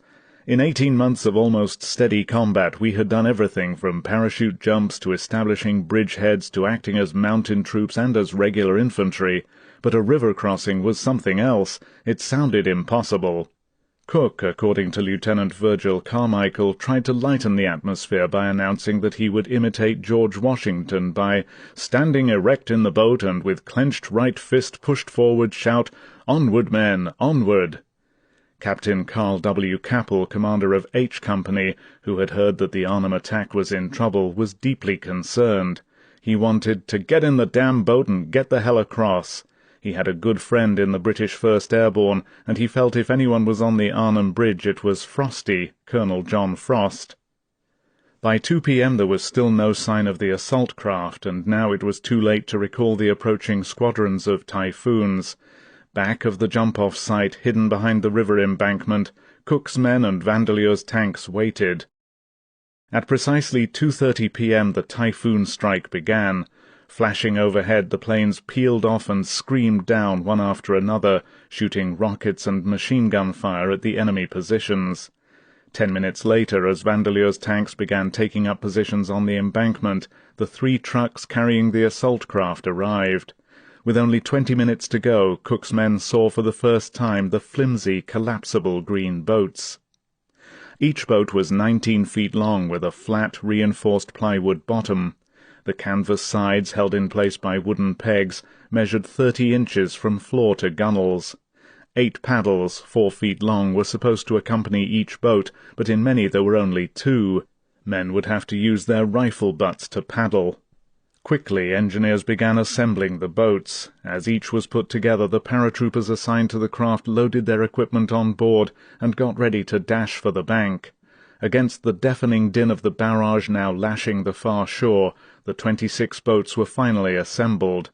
Somebody yelled, "Go!" First Lieutenant Patrick Malloy recalls, and everybody grabbed the gunwales and started to lug the boats down to the river. From the rear, shells screamed over the men's heads. Tank guns barked from the embankment ahead of them, and white smoke, looking fairly thick to Malloy, drifted over the width of the river. The assault was on. As the first wave of some 260 men, 2 companies H and I plus headquarters staff and engineers, got to the water, the launching immediately began to assume the proportions of a disaster. Boats put into too shallow water bogged down in the mud and would not budge. Struggling and thrashing in the shallows, men carried them to deeper parts, pushed them out and then climbed in. As some troopers tried to hoist themselves aboard, their boats overturned. Other boats overloaded were caught by the current and began circling out of control. Some sank under their heavy loads. Paddles were lost. Men fell overboard. Captain Carl Capel saw the scene as one of mass confusion. His boat began to founder. Private Lagasse was in the water and starting to go down, Capel remembers. Diving in after him, Capel was surprised at the swiftness of the current. He was able to grab Lagasse and pull him to safety, but by the time I got him to the bank I was an old man and worn out. Jumping into another boat, Capel started out again. First Lieutenant Tom McLeod's craft was almost awash, and he thought they were sinking. Paddles were flaying like mad, he remembers, and all he could hear above the din was Cook's voice from a nearby boat yelling, "Keep going! Keep going!" The Major, a devout Catholic, was also praying out loud. Lieutenant Virgil Carmichael noticed that he had developed a kind of cadence with each line. "Hail Mary, full of grace! Hail Mary, full of grace," Cook chanted with every stroke of the paddle. "The Lord is with thee" was too long, Cook says, so I kept repeating "Hail Mary" one stroke, "full of grace" second stroke. Captain Keep tried to remember his crewing days at Princeton, but he found himself nervously counting 7, 6, 7, 7, 7, 8, 9. Then, in the midst of the confusion, the Germans opened up. The fire was so intense and concentrated that it reminded Lieutenant Malloy of the worst we ever took at Anzio. They were blazing away with heavy machine guns and mortars, most of it coming from the embankment and the railroad bridge. I felt like a sitting duck. Captain Keel was sick with horror. The head of the man sitting next to him was blown off. Over and over Keel kept repeating, "Lord, thy will be done." From his command post in the PGEM building, Lieutenant Colonel Vandeleur, along with General Browning and General Horrocks, watched in grim silence. It was a horrible, horrible sight, Vandeleur remembers. Boats were literally blown out of the water. Huge geysers shot up as shells hit, and small arms fire from the northern bank made the river look like a seething cauldron. Instinctively, men began to crouch in the boats. Lieutenant Hollowbird, staring at the fragile canvas sides, felt totally exposed and defenseless. Even his helmet seemed about as small as a beanie.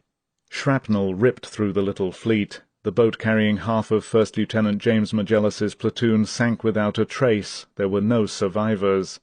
First Lieutenant Alan McLean saw 2 craft blown apart and troopers thrown into the water. Around Captain T. Moffat Burris's boat fire was coming down like a hailstorm, and finally the engineer steering the boat said, "Take the rudder, I'm hit." His wrist was shattered. As Burris leaned over to help, the engineer was hit again, this time in the head. Shell fragments caught Burris in the side. As the engineer fell overboard, his foot caught the gunwale, causing his body to act like a rudder and swinging the boat around. Burris had to heave the dead man into the water. By then 2 more troopers sitting in front had also been killed. Under a brisk wind, the smokescreen had been blown to tatters. Now German gunners raked each boat individually. Sergeant Clark Fuller saw that some men, in their haste to get across quickly and desperately trying to avoid the fire, rowed against each other, causing their boats to swing around in circles. The Germans picked them off easily. Fuller was so scared that he felt paralyzed. Halfway across, Private Leonard G. Tremble was suddenly slammed into the bottom of the boat. His craft had taken a direct hit. Wounded in the face, shoulder, right arm, and left leg, Tremble was sure he was bleeding to death. Taking water, the boat swung crazily in circles, then drifted slowly back to the southern shore, everyone in it dead but Tremble. In the command post, Vandeleur saw that huge gaps had begun to appear in the smoke screen. His tankers had fired smoke shells for more than 10 minutes, but now the guardsmen were running low on every kind of ammunition. The Germans had switched ammunition and were beginning to use big stuff, and I remembered almost trying to will the Americans to go faster.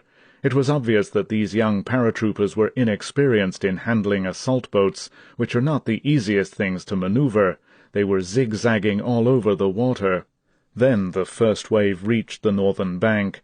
Men struggled out of the boats, guns firing, and started across the exposed flat land. Sergeant Clark Fuller, who a few minutes before had been paralyzed with fear, was so happy to be alive that he felt exhilarated. My fear had been replaced by a surge of recklessness. I felt I could lick the whole German army. Vandeleur, watching the landing, saw 1 or 2 boats hit the beach, followed immediately by 3 or 4 others. Nobody paused. Men got out and began running toward the embankment. My God, what a courageous sight it was! They just moved steadily across that open ground. I never saw a single man lie down until he was hit. I didn't think more than half the fleet made it across. Then, to Vandeleur's amazement, the boats turned around and started back for the second wave. Turning to Horrocks, General Browning said, "I have never seen a more gallant action." As Julian Cook's assault craft neared the beach, he jumped out and pulled the boat, eager to get ashore. Suddenly to his right he saw a bubbling commotion in the grey water. It looked like a large air bubble steadily approaching the bank, he remembers. I thought I was seeing things when the top of a helmet broke the surface and continued on moving. Then a face appeared under the helmet. It was the little machine-gunner, Private Joseph Jedlicka. He had bandoliers of 30-caliber machine-gun bullets draped around his shoulders and a box in either hand. Jedlicka had fallen overboard in 8 feet of water, and, holding his breath, had calmly walked across the river bottom until he emerged. Medics were already working on the beach, and as First Lieutenant Tom McLeod prepared to return across the Vaal for another boatload of troopers, he saw that rifles had been stuck in the ground next to the fallen. Shortly after 4 p.m., General Heinz Harmel received an alarming message at his headquarters in Dornenburg. It was reported that a white smoke screen has been thrown across the river opposite Fort Hof van Holland. Harmel, with some of his staff, rushed by car to the village of Lent on the northern bank of the Vaal, a mile from the Nijmegen highway bridge. The smoke could mean only one thing. The Anglo-Americans were trying to cross the Vaal by boat. Still, Harmel could not believe his own analysis. The width of the river, the forces manning the northern bank, Oyling's optimistic report of the morning, and his own estimate of the British and American forces in Nijmegen all argued against the operation. But Harmel decided to see for himself. He remembers that, "I had no intention of being arrested and shot by Berlin for letting the bridges fall into enemy hands, no matter how Model felt about it." Major Julian Cook knew his losses were appalling, but he had no time to assess them now. His companies had landed everywhere along the exposed stretch of beach. Units were inextricably mixed up, and for the time without organization. The Germans were flaying the beach with machine-gun fire, yet his stubborn troopers refused to be pinned down. Individually and in 2s and 3s they headed for the embankment. It was either stay and get riddled or move, Cook remembers. Struggling forward, the men, armed with machine-guns, grenades, and fixed bayonets, charged the embankment and viciously dug the Germans out. Sergeant Theodore Finkbeiner believes he was one of the first to reach the High Dyke roadway. "I stuck my head over the top and stared right into the muzzle of a machine-gun," he recalls. "He ducked, but the muzzle blast blew my helmet off." Finkbeiner tossed a grenade into the German emplacement, heard the explosion and the sound of men screaming. Then he quickly hoisted himself up onto the embankment road and headed for the next machine-gun nest. Captain Moffat Burris had no time to think about the shrapnel wound in his side. When he landed he was "so happy to be alive that I vomited." He ran straight for the dike, yelling to his men to get one machine-gun firing on the left flank, another on the right. They did. Burris saw several houses back of the dike. Kicking the door of one open, he surprised several Germans who had been sleeping, apparently unaware of what was happening. Reaching quickly for a hand grenade, Burris pulled the pin, threw it into the room, and slammed the door. In the smoke, noise, and confusion, some men in the first wave did not remember how they got off the beach. Corporal Jack Bomber, a communications man laden down with equipment, simply ran forward. He had only one thing in mind, to survive if possible. He knew he had to get to the embankment and wait for further instructions.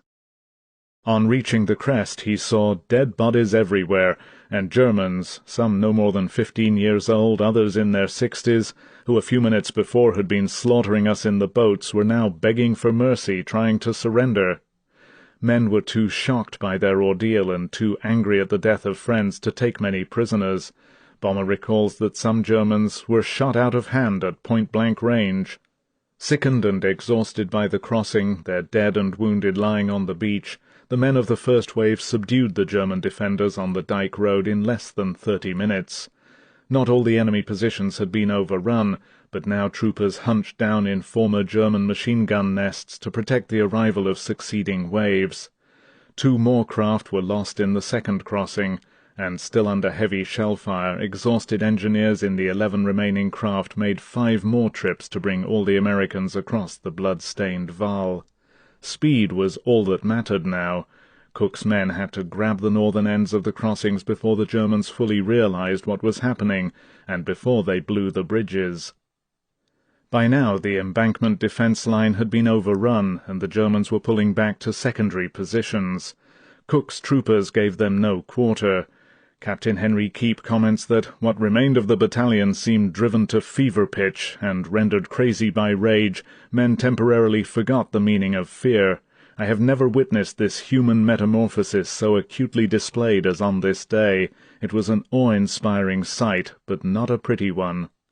Individually and in small groups, men who had sat helpless in the boats as friends died all around them took on 4 and 5 times their number with grenades, submachine guns, and bayonets.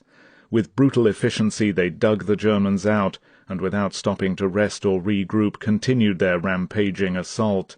They fought through fields, orchards, and houses back of the embankment, under the fire of machine guns and anti-aircraft batteries hammering at them from Fort Hof van Holland directly ahead.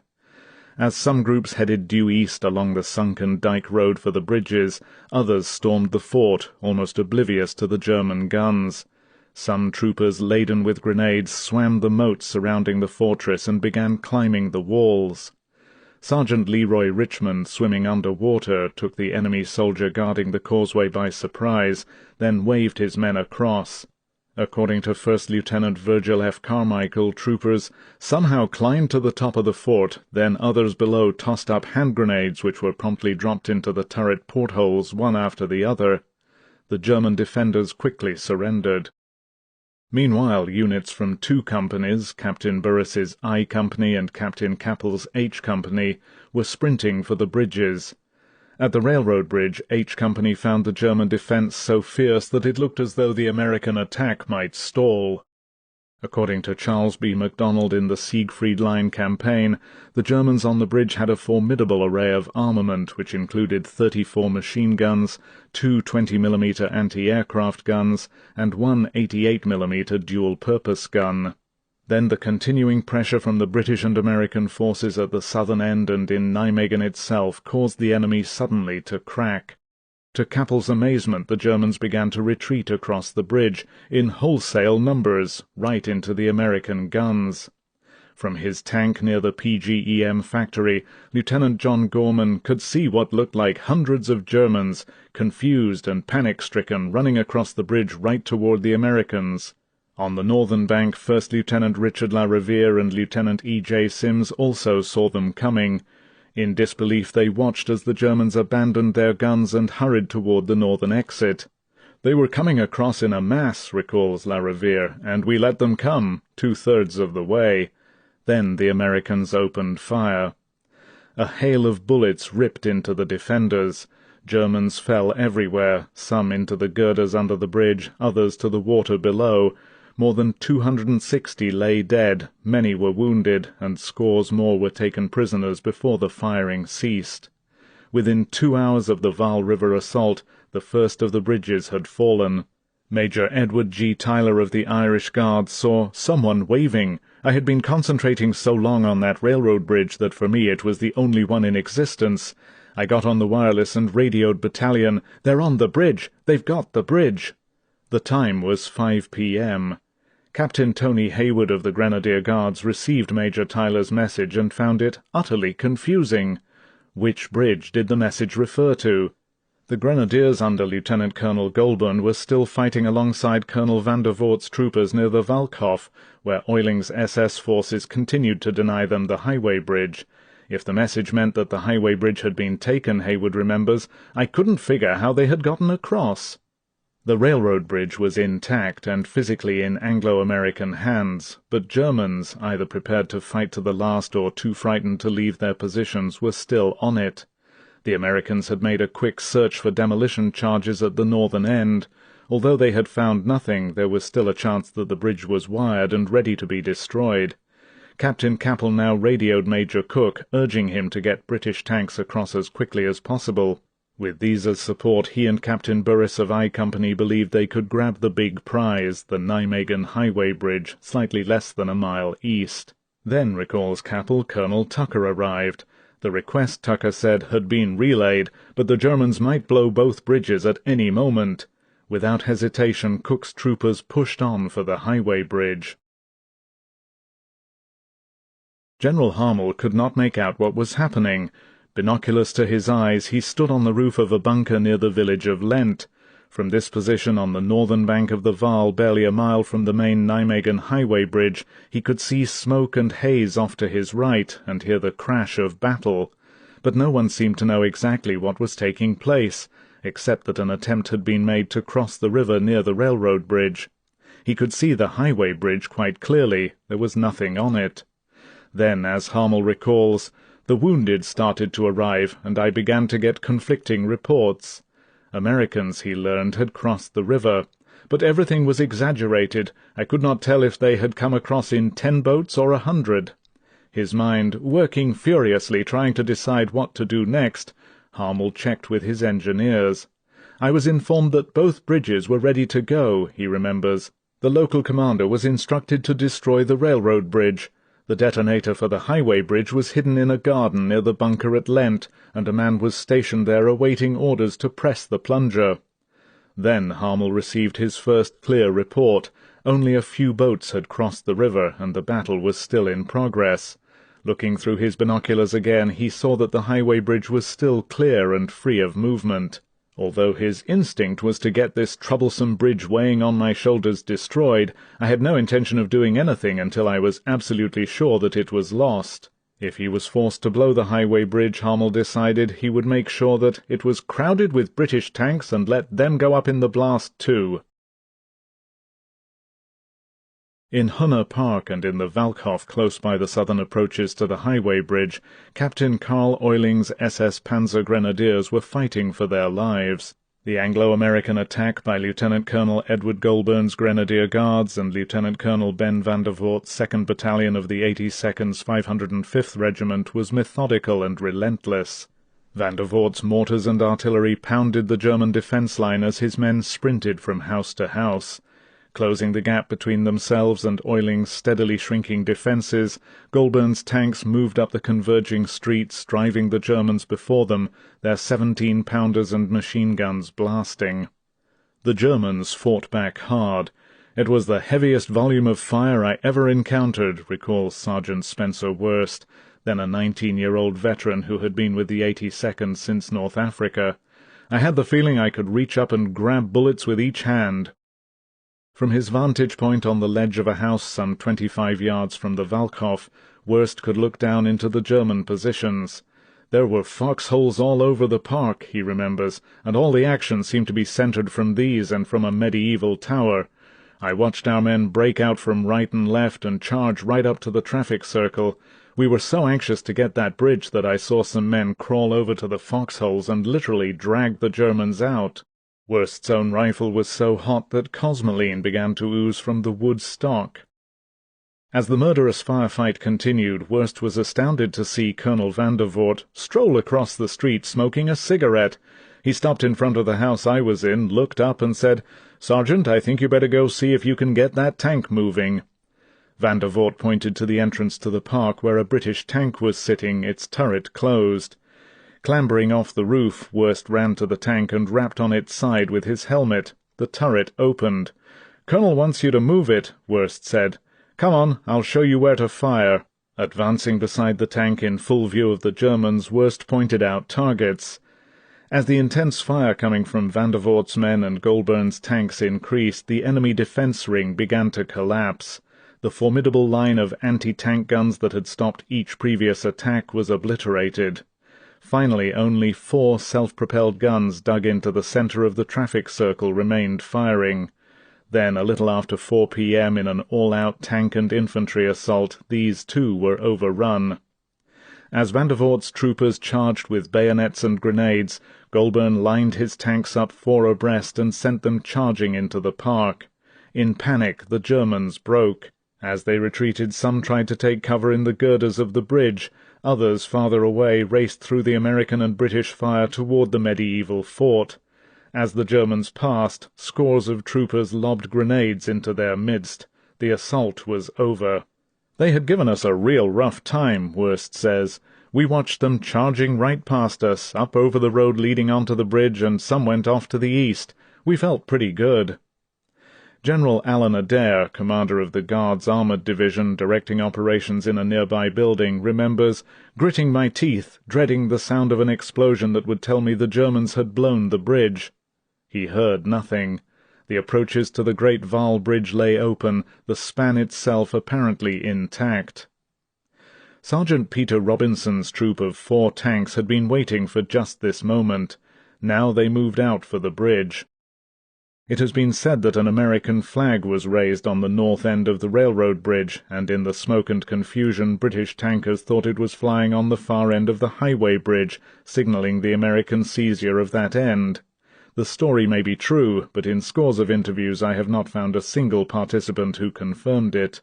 I have walked over the entire area, and it seems inconceivable that anyone looking across the highway bridge could mistake a flag flying a mile to the west as the terminus of this crossing.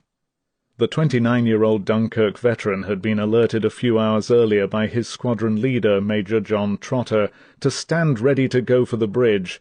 Germans were still on the crossing, and Trotter now warned Robinson, "We don't know what to expect when you cross, but the bridge has to be taken. Don't stop for anything." Shaking hands with the sergeant, Trotter added jokingly, "Don't worry, I know where your wife lives, and if anything happens I'll let her know." Robinson was not amused. "You're bloody cheerful, aren't you, sir?" he asked Trotter. Climbing onto his tank, Robinson led off for the bridge. The troop of 4 tanks came into Hunner Park by the right of the roundabout. To Robinson it appeared that the whole town was burning. Buildings to my left and right were on fire. Wreathed in smoke, the great crossing looked damned big. As Robinson's tank rumbled forward, he reported constantly by radio to division headquarters. Everyone else had been ordered off the air, he recalls. Clanking onto the approaches, Robinson remembers, "We came under heavy fire. There was an explosion. One of the idler wheels carrying the track on one side of the tank had been hit. The tank was still running, although the wireless was dead and I had lost touch with headquarters." Shouting to his driver to reverse, Robinson backed his tank to the side of the road. Quickly the sergeant jumped out, ran to the tank behind him, and told its commander, Sergeant Billingham, to get out. Billingham began to argue. Robinson shouted that he was giving a direct order, "Get out of that tank damned quick and follow along in mine." The 3rd tank in line, commanded by Sergeant Charles W. Pacey, had pulled out and was leading the way onto the bridge. Jumping aboard Billingham's tank, Robinson ordered the others to follow. As the 4 tanks advanced, Robinson recalls, they came under fire from a big 88 parked on the other side of the river, near some burning houses, and from what appeared to be a self-propelled gun in the far distance. Colonel Vandervoort, watching the tanks, saw the 88 begin to fire.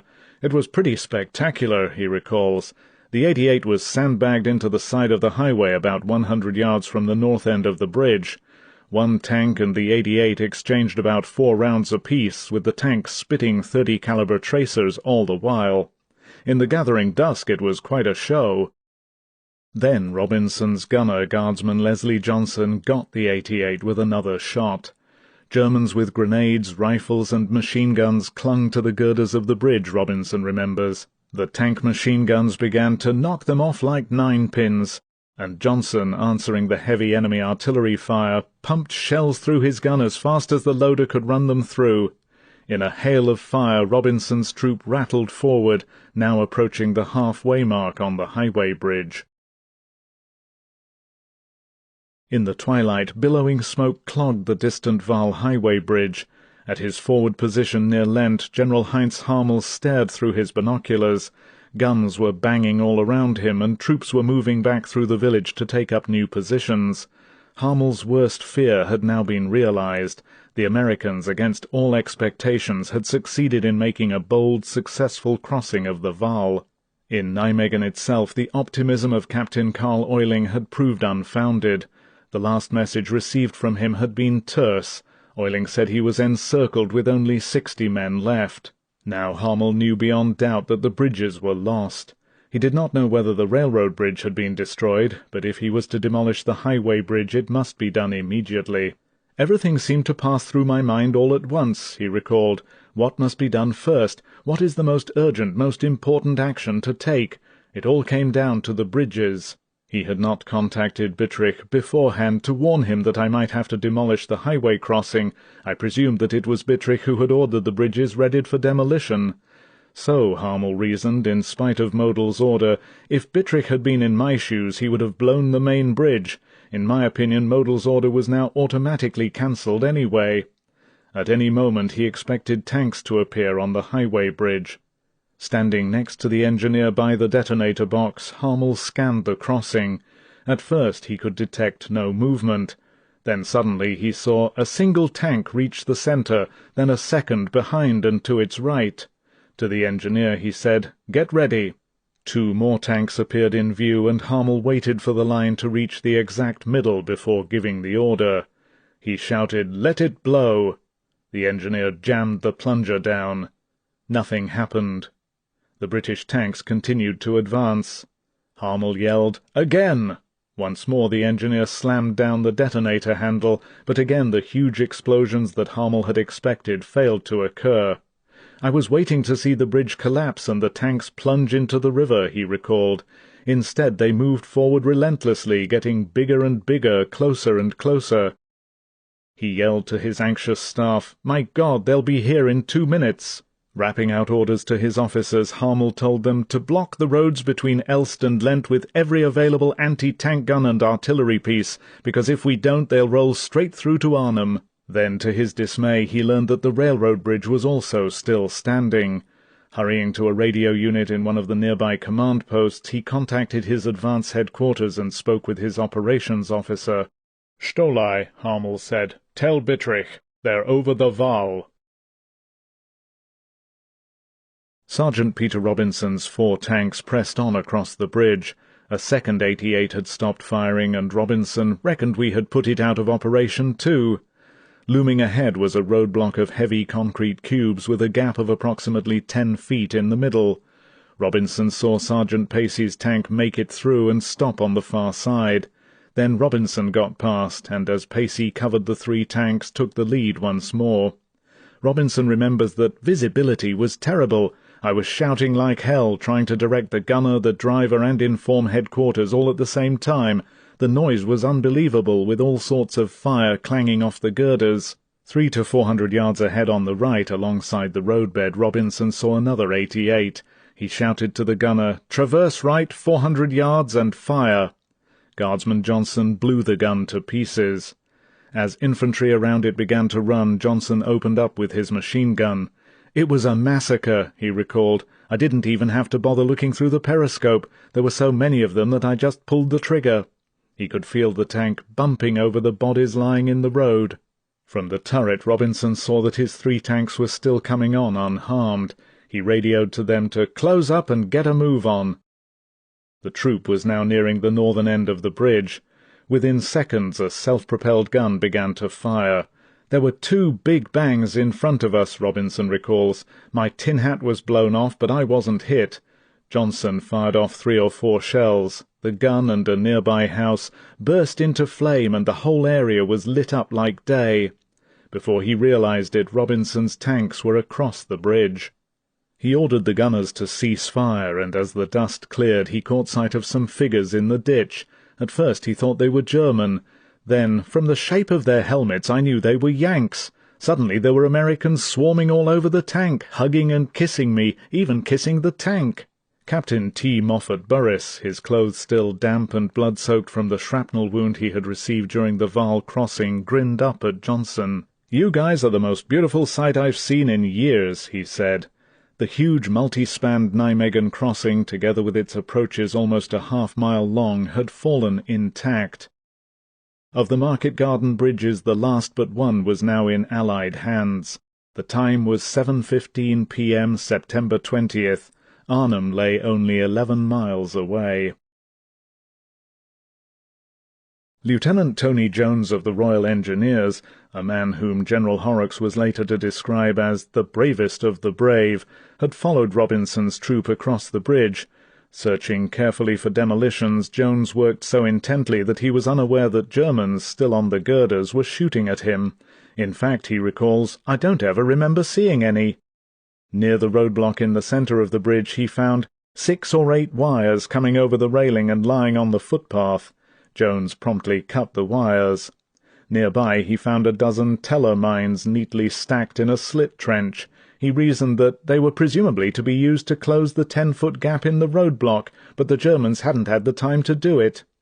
Jones removed the detonators and threw them into the river. At the bridge's northern end he found the main explosive charges in one of the piers. He was staggered by the preparations for the German demolition job.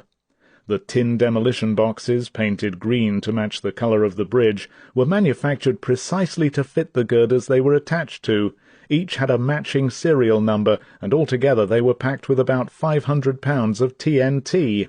The explosives were designed to be fired electrically, and the detonators were still in place and attached to the wires Jones had just cut on the bridge. He could not understand why the Germans had not destroyed the bridge unless the sudden, smashing Anglo-American drive had given them no time. With the detonators now removed and all wires cut, the bridge was safe for vehicles and tanks. But the British armoured task force that the Americans had expected would move out immediately for Arnhem did not appear.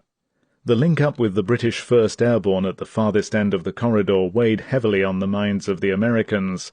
Paratroopers themselves, they felt a strong kinship with the men still fighting up ahead. Cook's battalion had suffered brutally in crossing the Vaal. He had lost more than half of his 2 companies. 134 men had been killed, wounded, or were missing. But the mission to capture the Nijmegen bridge from both ends and open the road north had been accomplished. Now Cook's officers quickly pushed their units out into a perimeter defence about the northern end of the highway bridge and waited, expecting to see tanks race past them to relieve the British paratroopers up ahead. But there was no further movement over the bridge. Cook could not understand what was happening. He had expected the tanks to go like hell toward Arnhem before light failed. Captain Carl Kappel, commander of H Company, whose friend Colonel John Frost was somewhere up there, was on edge. His men had also found and cut wires on the northern end. He was certain that the bridge was safe. As he and Lieutenant La Riviere continued to watch the empty bridge, Kappel said impatiently, "Perhaps we should take a patrol and lead them over by the hand." Second Lieutenant Ernest Murphy of Cook's battalion ran up to Sergeant Peter Robinson, whose troops had crossed the bridge, and reported to him that, "We've cleared the area ahead for about a quarter of a mile. Now it's up to you guys to carry on the attack to Arnhem." Robinson wanted to go, but he had been told to hold the road and the end of the bridge at all costs. He had no orders to move out. Colonel Tucker, the 504th Regimental commander, was fuming at the British delay. Tucker had supposed that a special task force would make a dash up the road the moment the bridge was taken and cleared of demolitions. The time to do it, he believed, was right then, before the Germans could recover their balance. As he later wrote, "We had killed ourselves crossing the Vaal to grab the north end of the bridge. We just stood there, seething as the British settled in for the night, failing to take advantage of the situation. We couldn't understand it. It simply wasn't the way we did things in the American Army, especially if it had been our guys hanging by their fingernails 11 miles away. We'd have been going, rolling without stop. That's what Georgie Patton would have done, whether it was daylight or dark." Lieutenant A.D. Demetrius overheard Tucker arguing with a major from the Guards' Armoured Division. "I think a most incredible decision was being made right there on the spot," he recalls. From inside a small bungalow being used as a command post, Demetrius heard Tucker say angrily, "Your boys are hurting up there at Arnhem. You'd better go. It's only 11 miles. The major told the colonel that British armour could not proceed until infantry came up, Demetrius recalls. They were fighting the war by the book, Colonel Tucker said. They had harboured for the night. As usual, they stopped for tea. Although his men were at less than half strength and almost out of ammunition, Tucker thought of sending the 82nd Troopers north toward Arnhem on their own. Yet he knew that General Gavin would never have approved his action. The 82nd, strung out along its section of the corridor, could not afford the manpower. But Gavin's sympathies were with his men. The British should have driven ahead. As he was later to put it, there was no better soldier than the corps commander, General Browning. Still, he was a theorist. Had Ridgway been in command at that moment, we would have been ordered up the road in spite of all our difficulties to save the men at Arnhem. Says General Gavin, "I cannot tell you the anger and bitterness of my men. I found Tucker at dawn so irate that he was almost unable to speak. There is no soldier in the world that I admire more than the British, but British infantry leaders somehow did not understand the camaraderie of airborne troops. To our men there was only one objective, to save their brother paratroopers in Arnhem. It was tragic. I knew Tucker wanted to go, but I could never have allowed it. I had my hands full. Besides, Tucker and my other line officers did not appreciate some of the problems that the British had at that moment." Despite their apparent casualness, the British officers, Browning, Horrocks, Dempsey and Adair, were well aware of the urgency of moving on.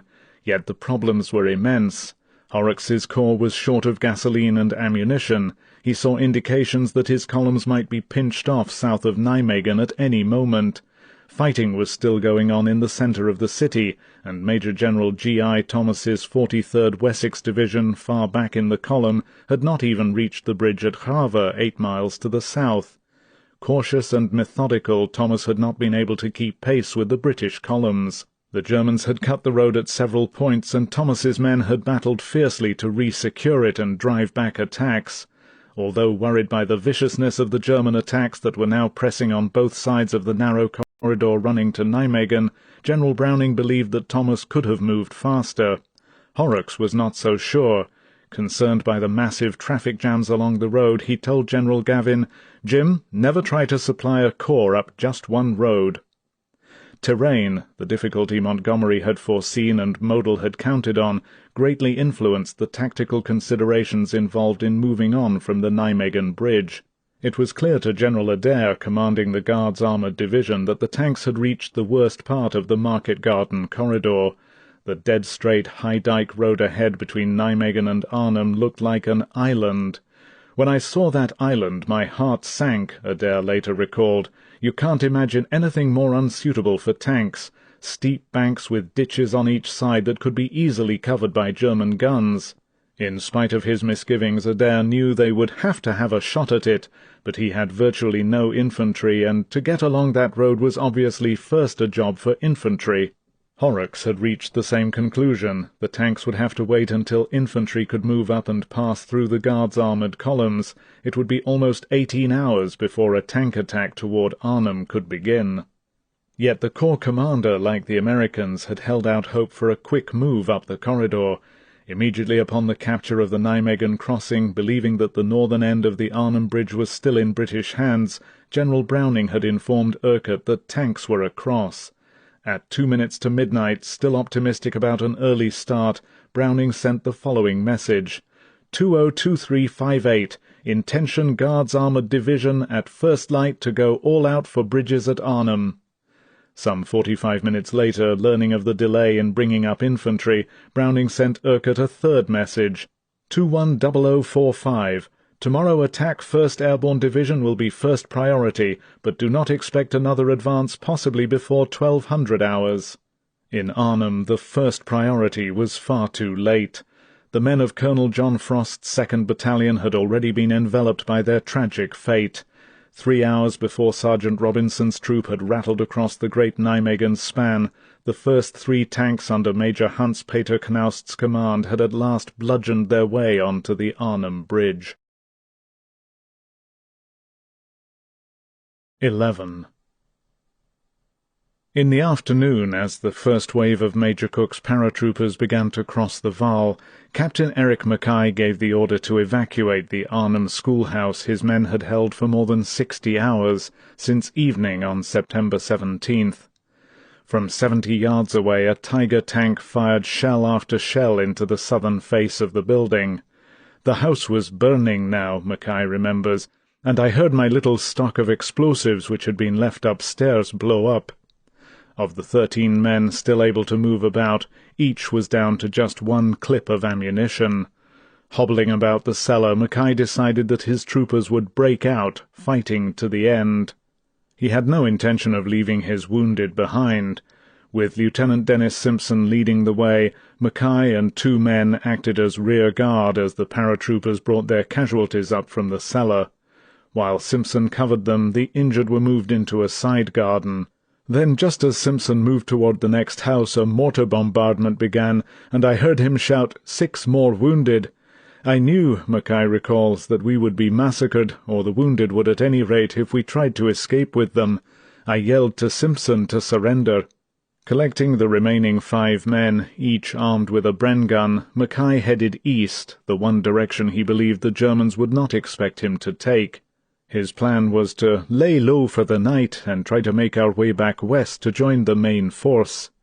Mackay led his men across the road through ruined houses on the opposite side and onto the next street. There they came face to face with 2 tanks accompanied by 50 or 60 soldiers. Quickly moving line abreast, the 6 paratroopers riddled the mass of startled Germans. "We had time for only a single magazine apiece," Mackay recalls. "It was all over in 2 or 3 seconds. The Germans just dropped like half-filled sacks of grain." As Mackay shouted to his group to head for a nearby house, another man was killed and a second wounded. Reaching temporary shelter, Mackay told the 3 remaining men, "This fight is over." He suggested the troopers move out individually. "With luck," he said, "we might all meet together again by the bridge tonight." One by one the men left. Ducking into a garden, Mackay crawled under a rose bush. There he took off his badges of rank and threw them away. "I figured I would sleep a bit," he recalls. "I had just shut my eyes and reached that drowsy stage when I heard German voices.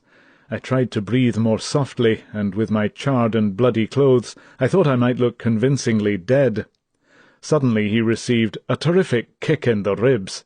He took it limply, like a newly dead corpse. Then he felt a bayonet go into my buttocks and lodge with a jar against my pelvis. Strangely, Mackay recalls, it didn't hurt, just shocked me a bit when it hit the pelvis. It was when the bayonet came out that I felt the pain. It triggered Mackay's anger. Pulling himself to his feet, he drew his Colt. "What the bloody hell do you mean, stabbing a bayonet into a British officer?" he yelled. Unprepared for Mackay's outburst, the Germans drew back, and Mackay realized that he could have shot some of them if I had had any bullets. They couldn't shoot back, he remembers, because they were ringed all around me. They would have hit one of their own. Their situation was so funny I laughed. As the Germans stared at him, Mackay contemptuously threw his Colt over a garden wall, so they couldn't get it as a souvenir. Forcing Mackay to lean against a wall, the Germans began to search him. His watch and an empty silver flask that had been his father's were taken from him, but an escape map in his breast pocket was overlooked. An officer returned the flask. When Mackay asked about his watch, he was told, "You won't need it where you're going, and we're rather short on watches."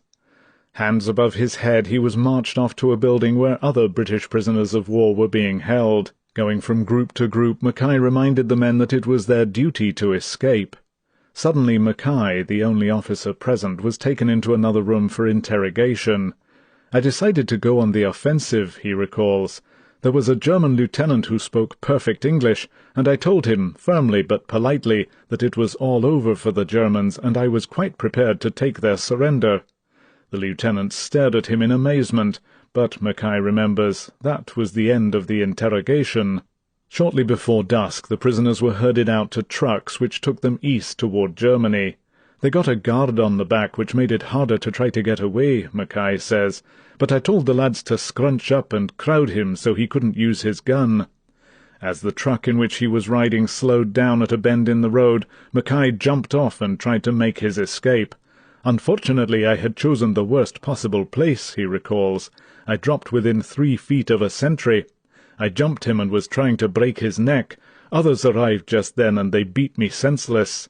When he came to, Mackay found himself crowded with other prisoners into a room in a small Dutch inn. He managed to drag himself up to a sitting position against a wall, and then, for the first time in 90 hours, the young officer fell sound asleep. The following day Mackay and 3 others escaped from the German town of Emmerich. One of the men with him was Lieutenant Dennis Simpson, who had led the breakout of the little group from the schoolhouse. The 4 men made their way across country and reached the Rhine. In a stolen boat they paddled all the way down to the Allied lines at Nijmegen. In the dusk around Colonel Frost's headquarters building and alongside the ramp, nearly 100 men in small groups were still fighting fiercely to hang on. The headquarters roof was burning, and nearly every man was down to his last few rounds of ammunition. Yet the troopers seemed spirited as ever. Major Freddie Goff believed that, even now, if we could just hold out a few hours longer, we would be relieved. At around 7 p.m. the 2nd Battalion's wounded commander awoke, annoyed to find that he had slept at all. Frost heard the gibbering of some shell-shock cases in the darkness of the cellar. The Germans were still pounding the building, and Frost became aware that the heat in the cellar, now filled with over 200 casualties, was intense. Attempting to move, he felt a shock of pain run through his legs. He asked that Goff be sent to him. "You'll have to take over," Frost told the Major, "but don't make any crucial decisions without first referring them to me." By now Frost was becoming aware that what he had most feared had begun to happen. The building was burning down, and the wounded were in danger of being roasted alive. All over the dark room men were coughing from the acrid smoke. Dr. James Logan, the battalion's chief medical officer, knelt down beside Frost. The time had come, Logan said, to get the casualties out. "We've got to arrange a truce with the Germans, sir," Logan insisted. "We can't wait any longer." Turning to Goff, Frost ordered him to make the arrangements, but to get the fighting soldiers to other buildings and carry on. I felt that even though the bridge was lost, we could still control the approach for a time, perhaps enough time for our tanks to come. Goff and Logan left to make arrangements for the truce. Logan proposed to unbolt the heavy front doors of the building and go out under a Red Cross flag. Goff was sceptical of the idea. He did not trust the SS. They might well open fire in spite of the flag. Going back to Frost, Logan received permission to proceed. As the doctor headed toward the doors, Frost removed his badges of rank. He hoped to fade into the ranks and possibly get away later. Wicks, his Batman, went in search of a stretcher. Nearby, Private James Sims, one of the wounded, glumly heard the evacuation plans being made. Logically, he knew there was no alternative. "Our position was obviously hopeless," he recalls. "Ammunition was all but exhausted, nearly all the officers and NCOs were dead or wounded, and the building was well alight. The smoke was nearly choking everyone." He heard Frost tell the able-bodied and the walking wounded to get out and make a run for it. Sims knew it was the only sensible course, but the news that they were to be left behind was not well received. Upstairs, Dr. Logan unlocked the front door. Accompanied by 2 orderlies and carrying a Red Cross flag, Logan walked out to meet the Germans. The noise of battle halted. "I saw some Germans run around to the back where we had our jeeps and carriers parked," Goff remembers. "They needed them to move the wounded, and I mentally waved goodbye to our remaining transport forever." In the cellar, men heard German voices in the passageways, and Sims noticed the heavy thud of German jackboots on the stairway. The cellar was suddenly quiet. Looking up, Sims saw a German officer appear in the doorway. To his horror, a badly wounded paratrooper brought up his Sten gun, but he was quickly overpowered. The officer, Sims remembers, took stock of the situation and rapped out some orders. German soldiers filed in and began carrying the wounded upstairs. They were almost too late. As Sims was being moved, a huge piece of burning timber nearly fell on top of us. He was acutely aware that the Germans were nervous, decidedly trigger-happy, and a lot of them were armed with British rifles and Sten guns. With the help of a shell-shocked paratrooper, Frost was carried up and laid on the embankment beside the bridge he had so desperately tried to hold. All about him he saw buildings burning fiercely. He watched as Germans and British together worked at top speed to get us out, while the whole scene was brilliantly lit by the flames. Only minutes after the last casualty was carried up, there was a sudden roar, and the building collapsed into a heap of fiery rubble. Turning to Major Douglas Crawley, lying on a stretcher beside him, Frost said tiredly, "Well, Doug, we didn't get away with it this time, did we?" Crawley shook his head. "No, sir," he said, "but we gave them a damn good run for their money." As the British wounded watched in wary surprise, the Germans moved among them with extraordinary camaraderie, handing out cigarettes, chocolate, and brandy. Bitterly the paratroopers noticed that most of the supplies were their own, obviously collected from resupply drops that had fallen into German hands. As the hungry, thirsty men began to eat, German soldiers knelt beside them, congratulating them on the battle. Private Sims stared at a line of Mark IV tanks stretching back along the road. Seeing his expression, a German nodded. "Yes, Tommy," he told Sims, "those were for you in the morning if you had not surrendered." But Frost's stubborn, able-bodied men had not given up. As the last wounded man was brought out of the cellar, the battle began again, as intensely as an hour before. "It was a nightmare," Goff recalls. "Everywhere you turned there were Germans, in front, in back, and on the sides. They had managed to infiltrate a large force into the area during the truce. They now held practically every house. We were literally overrun." Goff ordered troopers to disperse and hide out for the night. At dawn he hoped to concentrate the force in a group of half-gutted buildings by the river bank. Even now he expected relief by morning, and "I thought that somehow we could hold till then." As the men moved off into the darkness, Goff crouched down beside his radio. Bringing the microphone close to his mouth, he said, "This is the 1st Para-Brigade. We cannot hold out much longer. Our position is desperate. Please hurry. Please hurry." The Germans knew the fight was over. All that now remained was a mopping-up operation. Ironically, although there were tanks on the bridge, they could not cross. As General Harmel had predicted, the massed wreckage would take hours to remove. Not until early Thursday, September 21st, would a single pathway be finally cleared and movement across the bridge begin. At first light on Thursday, Goff and the scattered men remaining in the perimeter emerged from their hiding places. Relief had not come. Systematically the Germans overran positions, forcing men now out of ammunition to surrender. By ones and twos, survivors undetected scattered to attempt to make their escape. Slowly, defiantly, the last British resistance came to an end. Major Goff had headed for the waterworks, hoping to hide and rest for a time, and then attempt to make his way west toward the main body of troops under Urquhart's command.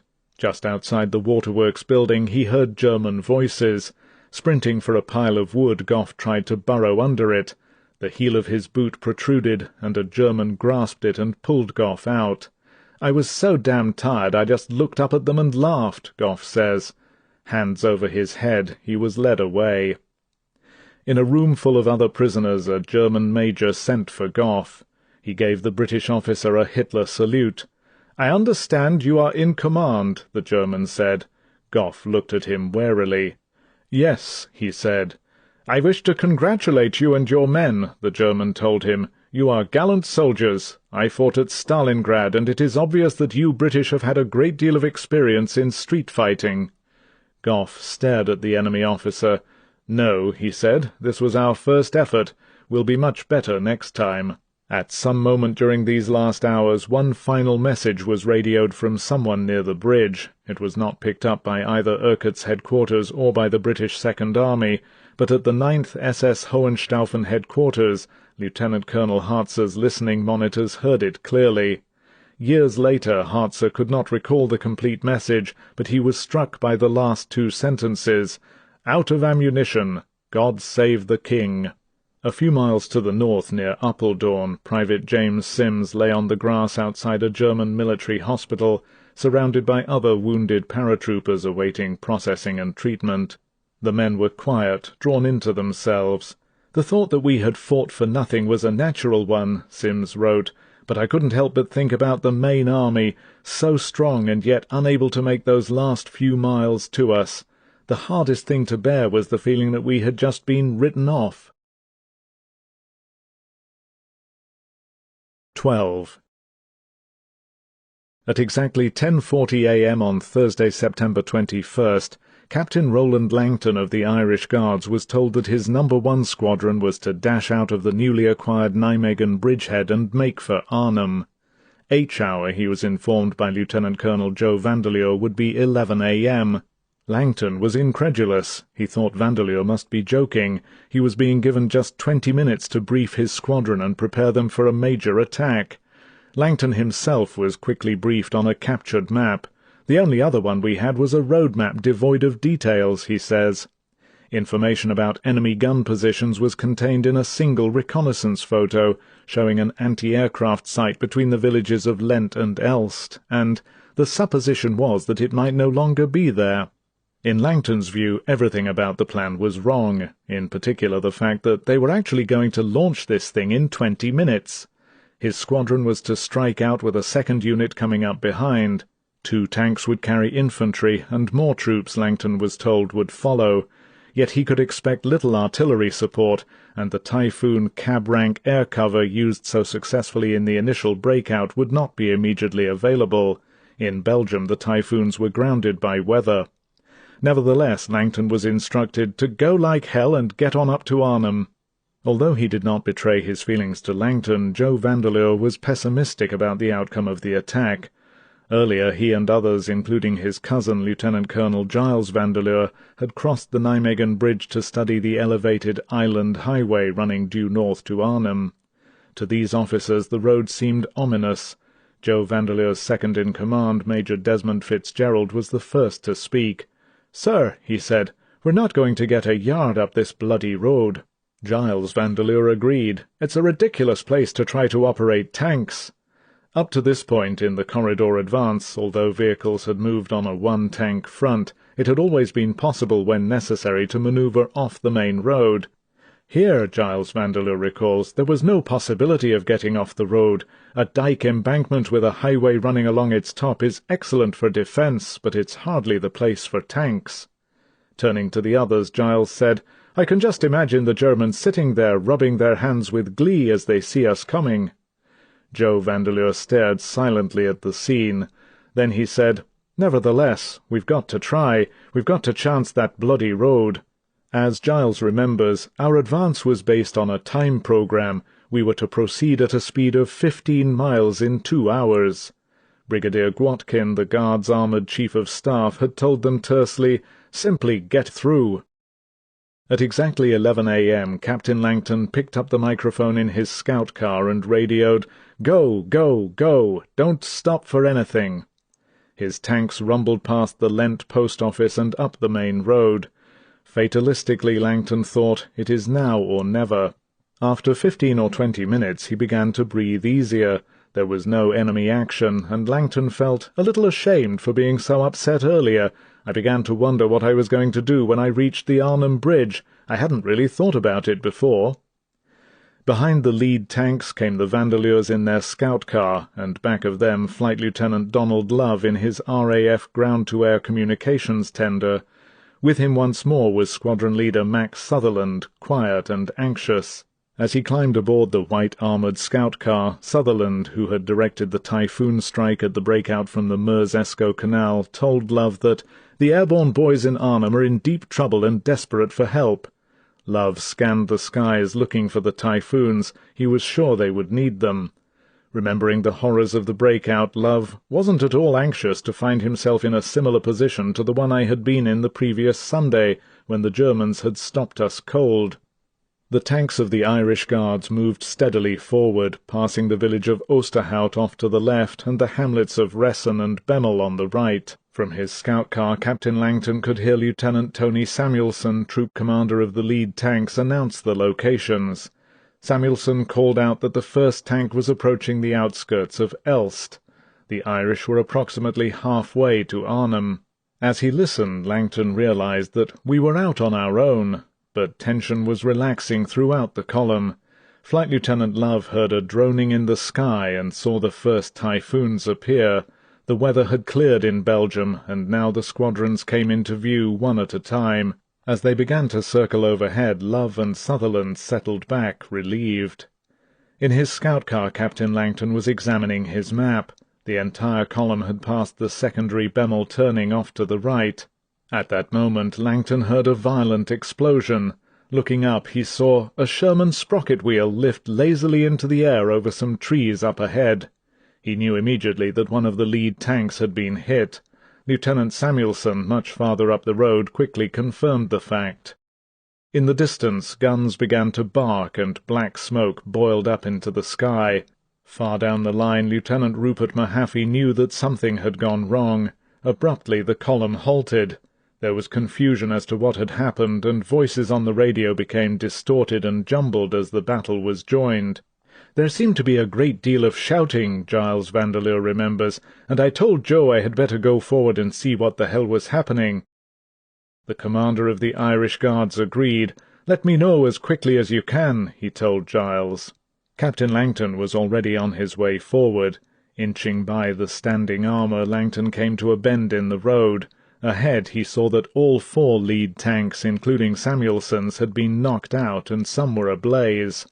The shells were coming from a self-propelled gun in the woods to the left, near Elst. Langton ordered his driver to pull into a yard of a house near the bend. A few minutes later Giles Vandeleur joined him. Immediately machine-gun fire forced the men to take cover. Vandeleur was unable to get back to his armoured car and report to his cousin Joe. Each time he called out to his driver, Corporal Goldman, to back up the vehicle, a Humber with a top hatch and a door at the side, Goldman would lift the lid and the Germans would pour a burst of fire over his head, causing him to slam it shut again. Finally, exasperated, Giles crawled back along a ditch to Joe's command car. Joe Vandeleur was already rapping out orders. Over the radio he called for artillery support. Then, seeing the Typhoons overhead, he ordered Love to call them in. In the RAF car, Sutherland picked up the microphone. "This is Winecup, Winecup," he said. "Come in, please." The Typhoons continued to circle overhead. Desperate, Sutherland called again. "This is Winecup, Winecup, come in." There was no response. Sutherland and Love stared at each other. "The set was dead," Love says. "We were getting no signal whatsoever. The Typhoons were milling around above us, and on the ground shelling was going on. It was the most hopeless, frustrating thing I have ever lived through, watching them up there and not being able to do a damn thing about it." Love knew the pilots of the slowly wheeling Typhoons had instructions not to attack anything on speculation. By now Giles Vandeleur had reached his cousin. "Joe," he said, "if we send any more tanks up along this road it's going to be a bloody murder."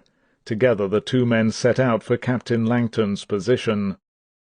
Now the infantry of the Irish Guards were off their tanks and moving up into orchards on both sides of the road. Langton had taken over one of the tanks. Unable to find cover or move off the road, he was manoeuvring backward and forward, trying to fire at the self-propelled gun in the woods. Each time he fired a round, the gun responded with 5 of its own. The infantry captain, whose troops were also after the same target but were now huddling in a ditch, was livid with rage. "What the bloody hell do you think you're doing?" he yelled at Langton. The young officer stayed calm. "I'm trying to knock out a gun so we can get to Arnhem," he said. As the Vandeleurs appeared, Langton, unsuccessful in his attempts to knock out the gun, climbed out to meet them. "It was a mess up there," Joe Vandeleur remembers. "We tried everything. There was no way to move the tanks off the road and down the steep sides of that damn dike. The only artillery support I could get was from one field battery, and it was too slow registering on its targets." His lone infantry company was pinned down, and he was unable to call in the Typhoons. "Surely we can get support somewhere," Langton said. Vandeleur slowly shook his head. "I'm afraid not." Langton persisted. "We could get there," he pleaded. "We can go if we get support." Vandeleur shook his head again. "I'm sorry," he said. "You stay where you are until you get further orders." To Vandeleur it was clear that the attack could not be resumed until the infantry of Major General G.I. Thomas's 43rd Wessex Division could reach the Irish Guards. Until then Vandeleur's tanks were stranded alone on the high, exposed road. A single self-propelled gun trained on the elevated highway had effectively stopped the entire relief column almost exactly 6 miles from Arnhem. Farther back in the line of tanks, opposite a greenhouse near Elst, whose windows had miraculously remained almost wholly intact, Lieutenant John Gorman stared angrily up the road. Ever since the column had been halted at Valkenswaard far down the corridor, Gorman had felt driven to move faster. "We had come all the way from Normandy, taken Brussels, fought halfway through Holland, and crossed the Nijmegen Bridge," he said.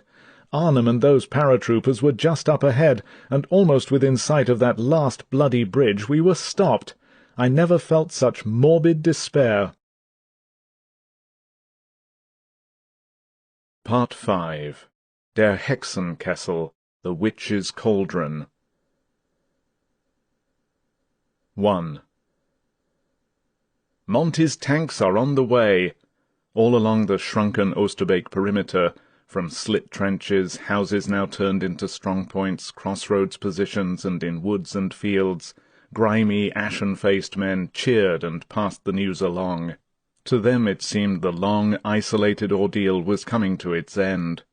General Urquhart's Rhine bridgehead had become a fingertip-shaped spot on the map. Now in an area barely 2 miles long, 1.5 miles wide at its centre, and 1 mile along its base on the Rhine, the Red Devils were surrounded and were being attacked and slowly annihilated from 3 sides. Water, medical supplies, food and ammunition were lacking or dwindling away. As a division, the British 1st Airborne had virtually ceased to exist. Now men were once again heartened by the hope of relief. Now, too, a storm of fire roared overhead as British medium and heavy guns 11 miles south across the Rhine lashed the Germans only a few hundred yards from Urquhart's front lines. By signal, General Browning had promised Urquhart that the batteries of 30 Corps' 64th Medium Regiment would be in range by Thursday, and regiment artillery officers had asked for targets in order of priority. Without regard for their own safety, Urquhart's steely veterans had quickly complied. In good radio contact for the first time, via the 64th's communications net, the Red Devils savagely called down artillery fire almost on top of their own positions. The accuracy of the fire was heartening, its effect on the Germans unnerving. Again and again British guns broke up heavy tank attacks that threatened to swamp the bearded, tattered paratroopers.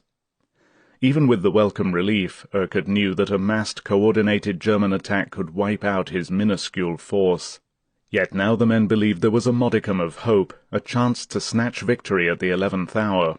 On this Thursday the outlook was slightly brighter. Urquhart had limited communications and a link by way of the 64th's artillery support. The Nijmegen Bridge was safe and open, the tanks of the Guards Armoured were on the way, and if the weather held, 1,500 fresh paratroopers of General Sosabowski's Polish 1st Brigade would land by late afternoon. If the Poles could be ferried quickly across the Rhine between Driel and Heveadorp, the bleak picture could well change. Yet if Urquhart was to hold, supplies were as urgent as the arrival of Sosabowski's men. On the previous day, out of a total of 300 tons, RAF bombers had delivered only 41 to the Hartenstein zone. Until anti-tank guns and artillery arrived in number, close-in air support was critically important. Lacking ground-to-air communications, the special American ultra-high-frequency equipment rushed to the British only hours before takeoff on D-Day the 17th had been set to the wrong wavelength and was useless. Division officers were forced to acknowledge that the RAF seemed unprepared to abandon caution and make the kind of daring forays the airborne men knew to be essential and were prepared to risk. Urquhart had sent a continual stream of messages to Browning, urging fighters and fighter-bombers to attack targets of opportunity without regard to the Red Devils' own positions. It was the airborne way of operating, it was not the RAF's. Even at this critical stage, pilots insisted that enemy targets be pinpointed with near-cartographic accuracy, an utter impossibility for the beleaguered paratroopers pinned down in their diminishing airhead. Not a single low-level air attack had been made, yet every road, field and woods around the perimeter and spreading east to Arnhem held enemy vehicles or positions. Lacking the airstrikes they so desperately urged, hemmed into the perimeter, suffering almost constant mortar bombardment, and in places fighting hand-to-hand, the Red Devils placed their hopes on the Guards' columns, which they believed were rolling toward them. Urquhart was less optimistic, outnumbered at least 4-1, pounded by artillery and tanks, and with steadily mounting casualties. Urquhart knew that only a mammoth, all-out effort could save his fragmented division. Keenly aware that the Germans could steamroller his pathetically small force, the dogged, courageous Scot kept his own lonely counsel even as he told his staff, "We must hold the bridgehead at all costs." The perimeter defences were now divided into two commands. Brigadier Pip Hicks held the western side, Brigadier Shan Hackett was to the east. Hicks's western arm was manned by soldiers from the Glider Pilot Regiment, Royal Engineers, remnants of the Border Regiment, some Poles, and a polyglot collection of other troopers from various units. To the east were the survivors of Hackett's 10th and 156th Battalions, more glider pilots, and the 1st Air Landing Light Regiment, RA. Curving up from these prime defences, the northern shoulders, close to the Wolfhazer railroad line, were held by men of Major Boy Wilson's 21st Independent Parachute Company, the Pathfinders who had led the way, and by Lieutenant Colonel R. Peyton Reed's 7th King's Own Scottish Borderers. Along the southern base, stretching roughly from east of the medieval church in Lower Oosterbeek to the heights at Vesterbauving on the west, Hackett commanded additional elements of the Border Regiment and a miscellaneous group composed of the remains of the South Staffordshires, the 1st, 3rd and 11th Battalions, and a variety of service troops under the twice-wounded Major Dicky Lonsdale, the Lonsdale Force. In the heart of that area was Lieutenant Colonel Sheriff Thompson's main force, the hard-pressed artillerymen whose batteries sought continually to serve the tight defence line and whose precious supply of ammunition was dwindling fast. The consolidation of the southeastern end of the perimeter owed much to the quick thinking of Colonel Sheriff Thompson, who, in the confusion of battle when men retreating from Arnhem on September 19th found themselves leaderless, quickly organized them in defence of the last piece of high ground before his gun positions. These forces, together with others who had earlier become separated from their units, some 150 glider pilots and his own artillerymen, about 800 in all, were known as the Thompson Force. Subsequently augmented, they were placed under the command of Major Lonsdale. They withdrew late on September 20th and were deployed by Thompson about his gun positions. Owing to command changes and the general situation, some confusion has continued to exist regarding these events, but immediately before Thompson was wounded on September 21st, all infantry in the gun area came under the command of what was later to be known as the Lonsdale Force. The glider pilots remained under the command of the 1st Air Landing Brigade. On neat after-action report maps, each unit has its carefully inked-in place, but survivors would recall years later that there was really no perimeter, no front line, no distinction between units, no fighting as integrated groups. There were only shocked, bandaged, blood-stained men running to fill gaps wherever and whenever they occurred. As Brigadier Hicks visited his exhausted men, tenaciously defending their sectors of the bridgehead, he knew it was the beginning of the end, and I think we were all aware of it, although we tried to keep a reasonable face. Unaware that Frost's gallant stand at the bridge had ended, although Lieutenant Colonel Sheriff Thompson suspected it had when his artillery radio link with Major Dennis Mumford abruptly closed down, Urquhart could only place his hope in the Guards' tanks reaching the remnants of the 2nd Battalion in time. Mumford destroyed his wireless set shortly after dawn on Thursday as the Germans began rounding up the few men still attempting to hang on. Enemy tanks and infantry were right up to the bridge, Mumford recalls. I helped carry some more wounded to a collecting point, and then I bashed in the set. There was nothing more that Colonel Thompson could do for us, and everybody who could wanted to get back to the division at Oosterbeek. Mumford was captured on the outskirts of Arnhem as he tried to reach the British lines. That single bridge spanning the Rhine, the Reich's last natural defence line, had been the principal objective all along, Montgomery's springboard to a quick ending of the war. Without it, the 1st Airborne's predicament, and in particular the suffering of Frost's brave men, would be for nothing. As Urquhart had told Frost and Gough, there was nothing more that he could do for them. Their help must come from the speed and armoured strength of 30 Corps. For Urquhart now the immediate priority was to get Sosabowski's Poles across the river and into the perimeter as quickly as they landed. The cable ferry was particularly suited to the operation. Urquhart's engineers had signalled Corps headquarters that it was a Class 24 type and capable of carrying 3 tanks. Although Urquhart was worried about the heights of Vesterbauving and the possibility of German artillery controlling the ferry crossing from there, as yet no enemy troops had reached the area. With so few men to hold the perimeter, only a single platoon of the 1st Borderers had been detached to defend the position. In fact, the heights were unguarded by either side. Major Charles Osborne's D Company of the Border Regiment had been given the assignment soon after landing on Sunday, but Osborne says, "We never did hold Westerbauving. I was sent on a reconnaissance patrol to lay out battalion positions. However, by the time I'd done this and returned to headquarters, plans had changed." By Thursday, Osborne's men were moved rather piecemeal into a position near the Hartenstein Hotel. No one was on the vital heights. On Wednesday, engineers had sent reconnaissance patrols down to the Rhine to report back on the ferry, the depth, condition of the banks, and speed of the current. Sapper Tom Hicks thought the survey was to aid the Second Army when it tried bridging the river.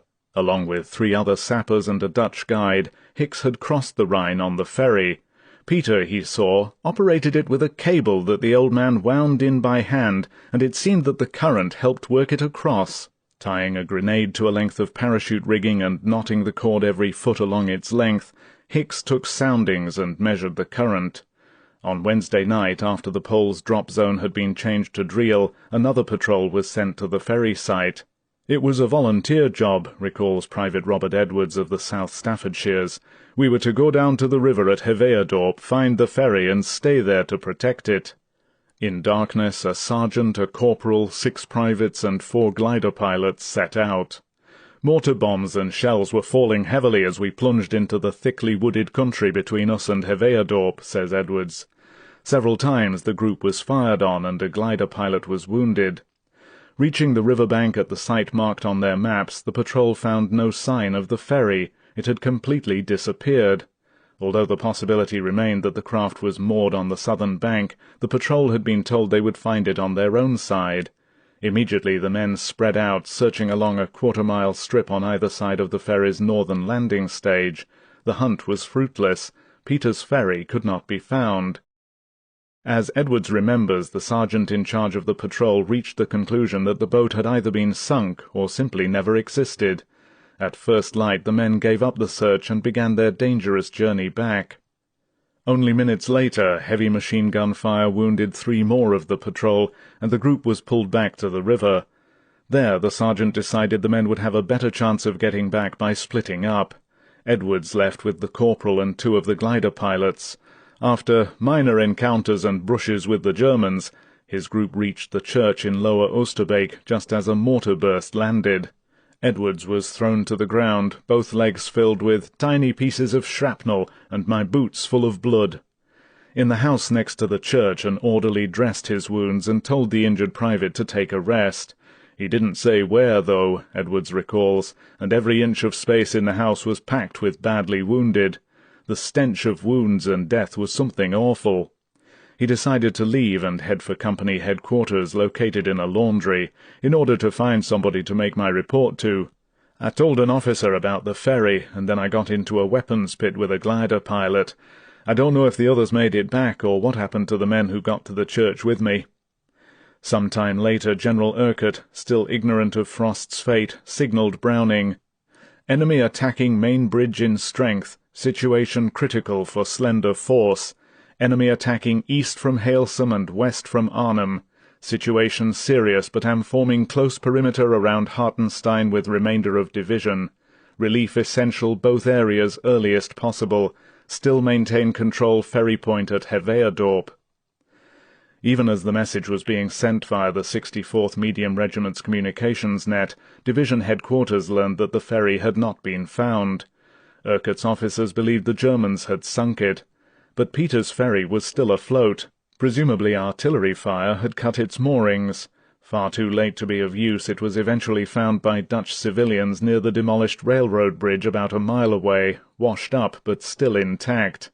"If we had been able to search a few hundred yards closer to Oosterbeek, we would have found it," Edwards says. As Urquhart returned to his headquarters on Thursday morning after an inspection of the Hartenstein defences, he heard the crushing news.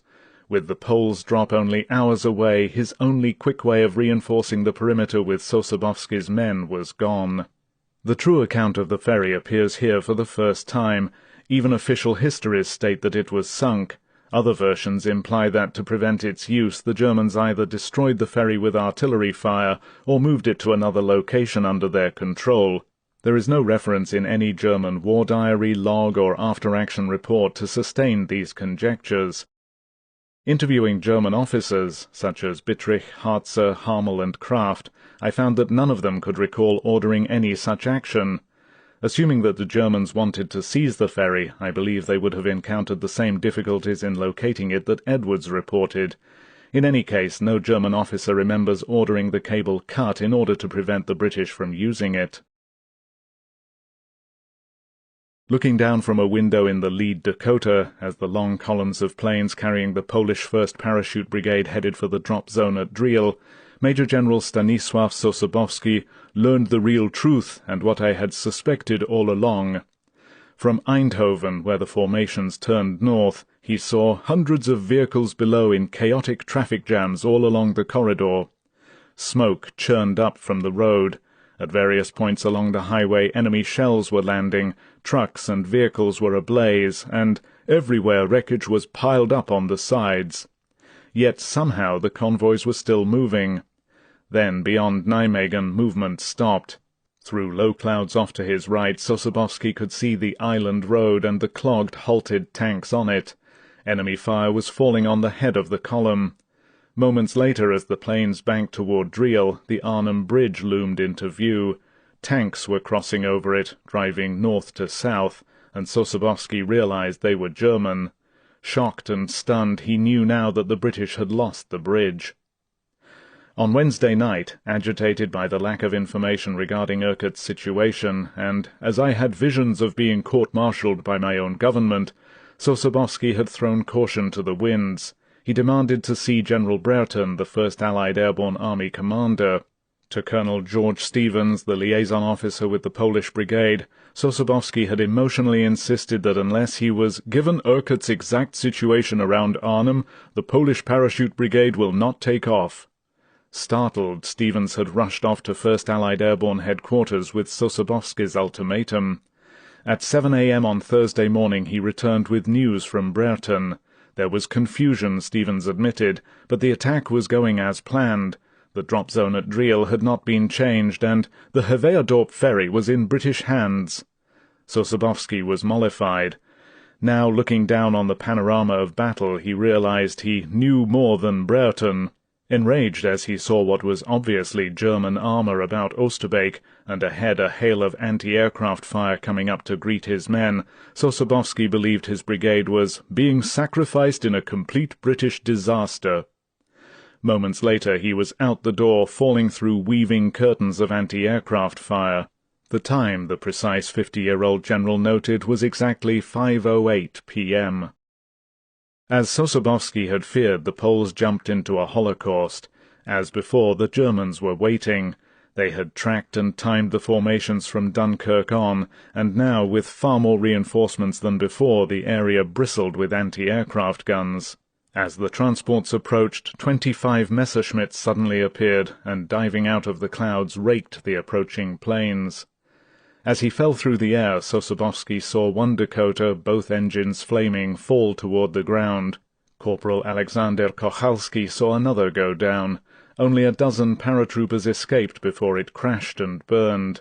First Lieutenant Stefan Kaczmarek prayed as he hung below his chute. He saw so many tracer bullets that every gun on the ground seemed to be aimed at me. Corporal Vladislav Korop, his parachute full of holes, landed alongside a fellow Pole who had been decapitated. In the Oosterbeek perimeter, the Polish drop, barely 2½ miles away, caused a momentary halt in the battle. Every German gun seemed to be concentrating on the swaying, defenseless men. It was as if all the enemy guns lifted together and let fly simultaneously, Gunner Robert Christie noted. The reprieve from the constant shelling was too precious to waste. Men quickly took the opportunity to move jeeps and equipment, dig new gun pits, bring up spare ammunition, rearrange camouflage nets, and toss empty shell cases out of crowded slit trenches. 6 miles away on the elevated island road, Captain Roland Langton, whose lead tank squadron had been halted en route to Arnhem some 6 hours previously, watched the drop in agony. It was the most horrible sight he had ever seen. German planes dived at the defenseless Polish transports, blasting them out of the air. Parachutists tried to get out of burning aircraft, some of which had nosed over and were diving to the ground.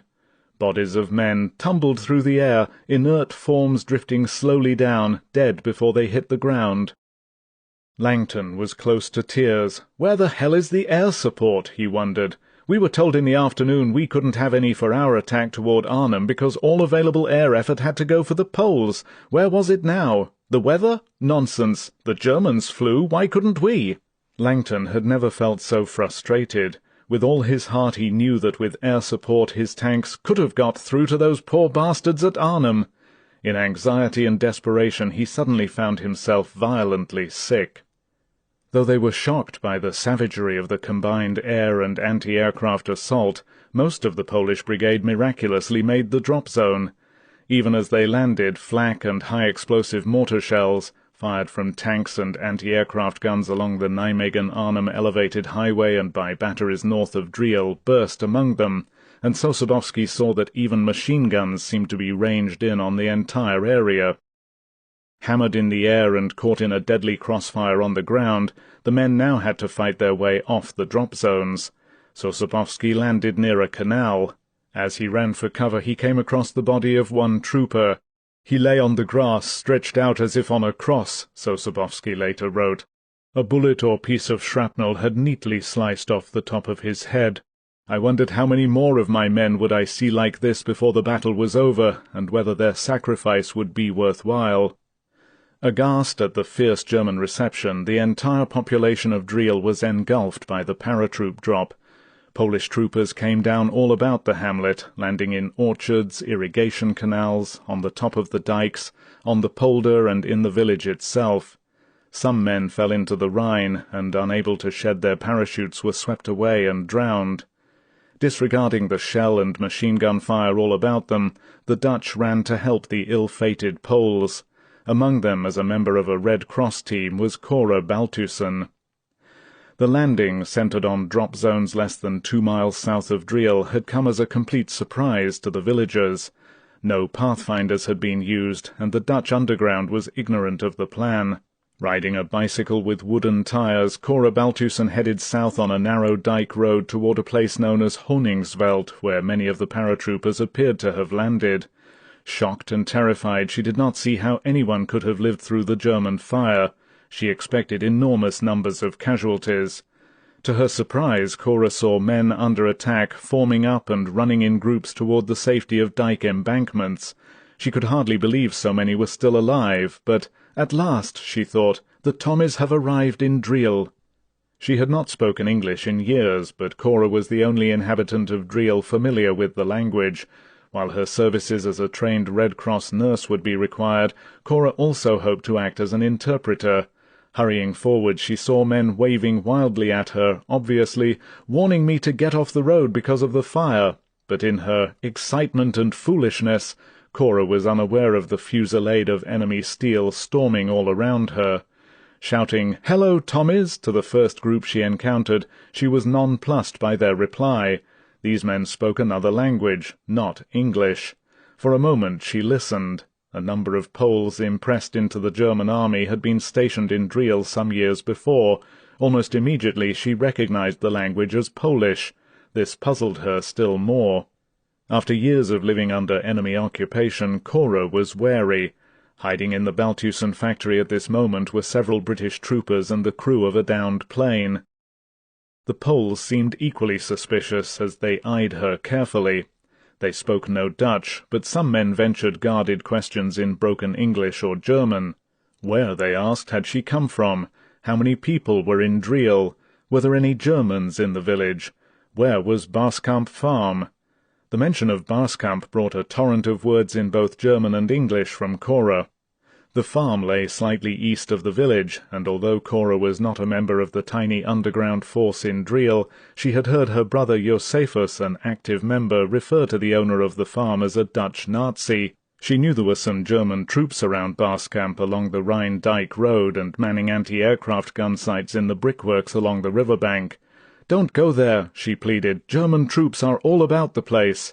The Poles seemed unconvinced. They were not sure whether to trust me or not, Cora recalls. I did not know what to do, yet I was desperately afraid these men would set out for Baskamp and into some sort of a trap. Among the group around her was General Sosabowski. As he wore no distinctive markings and looked like all the others, Cora remembers, it was not until the next day that I learned that the short, wiry little man was the general. Sosabowski, she remembers, was calmly eating an apple. He was intensely interested in her information about Baskamp Farm. By sheer accident it had been chosen as the main rendezvous point for his brigade. Although Cora thought that no one in the group believed her, Sosabowski's officers now immediately sent off runners to inform other groups about Baskamp. The compact little man with the apple now asked, "Where is the ferry site?" One of the officers produced a map, and Cora pointed out the location, but, she informed them, it is not running. The people of Driel had not seen the tender since Wednesday. They had learned from Peter that the cable had been cut, and they presumed that the ferry had been destroyed. Sosabowski listened with dismay. On landing he had sent out a reconnaissance patrol to locate the site. Now his fear had been confirmed. "I still waited for the patrol's report," he recalled, "but this young woman's information seemed accurate. I thanked her warmly." Some accounts claim that Cora was a member of the underground and was sent to inform Sosabowski that the ferry was in German hands. "Nothing could be further from the truth," says Cora. "I was never a member of the resistance, though my brothers were involved. The British did not trust the underground, and certainly we in Driel knew nothing about the drop until the Poles were right on us." A formidable task now lay before him. To send help quickly to Urquhart's beleaguered men in the perimeter, Sosabowski would have to put his force across the 400-yard-wide Rhine by boat or raft, and in darkness. He did not know whether Urquhart's engineers had found boats or where he might find enough himself. His radio men, Sosabowski learned, were unable to raise British 1st Airborne headquarters. He was ignorant of any new plans that might have been formulated. Now, as Cora and her team set out to help the wounded, Sosabowski watched his men move up under the cover of smoke bombs, overrunning what little opposition there was in the area. So far the only major resistance his brigade had encountered came from artillery shells and mortars. As yet no armour had appeared. The soft polder seemed inadequate for tanks. Perplexed and grim, Sosabowski set up brigade headquarters in a farmhouse and waited for news from Urquhart. His mood was not improved when he learned that of his 1,500-man brigade 500 troops had failed to arrive. Bad weather had forced the planes carrying almost one entire battalion to abort and return to their bases in England. In casualties his remaining force had already paid a cruel price. Although he did not have the exact figures, by nightfall only about 750 men had been assembled, among them scores of wounded. At 9 p.m. news arrived rather dramatically from Urquhart. Unable to raise Sosabowski by radio, the Polish liaison officer at Urquhart's headquarters, Captain Zwolanski, swam across the Rhine. "I was working on a map," Sosabowski remembered, "and suddenly this incredible figure, dripping with water and covered with mud, clad in undershorts and camouflaged netting, came in." Zwolanski told the general that Urquhart wanted us to cross that night, and he would have rafts ready to ferry us over. Sosabowski immediately ordered some of his men up to the river line to wait. They remained there most of the night, but the rafts did not come. "At 3 a.m., says Sosabowski, I knew the scheme, for some reason, had failed. I pulled my men back into a defensive perimeter. By dawn he expected German infantry attacks and heavy artillery fire. Any chance of getting across the Rhine under cover of darkness this night was gone." At the Hartenstein Hotel across the river, Urquhart had earlier sent an urgent message to Browning. It read, 212144. No knowledge of elements of division in Arnhem for 24 hours. Balance of division in very tight perimeter. Heavy mortaring and machine gun fire followed by local attacks. Main nuisance, self-propelled guns. Our casualties heavy. Resources stretched to utmost. Relief within 24 hours vital.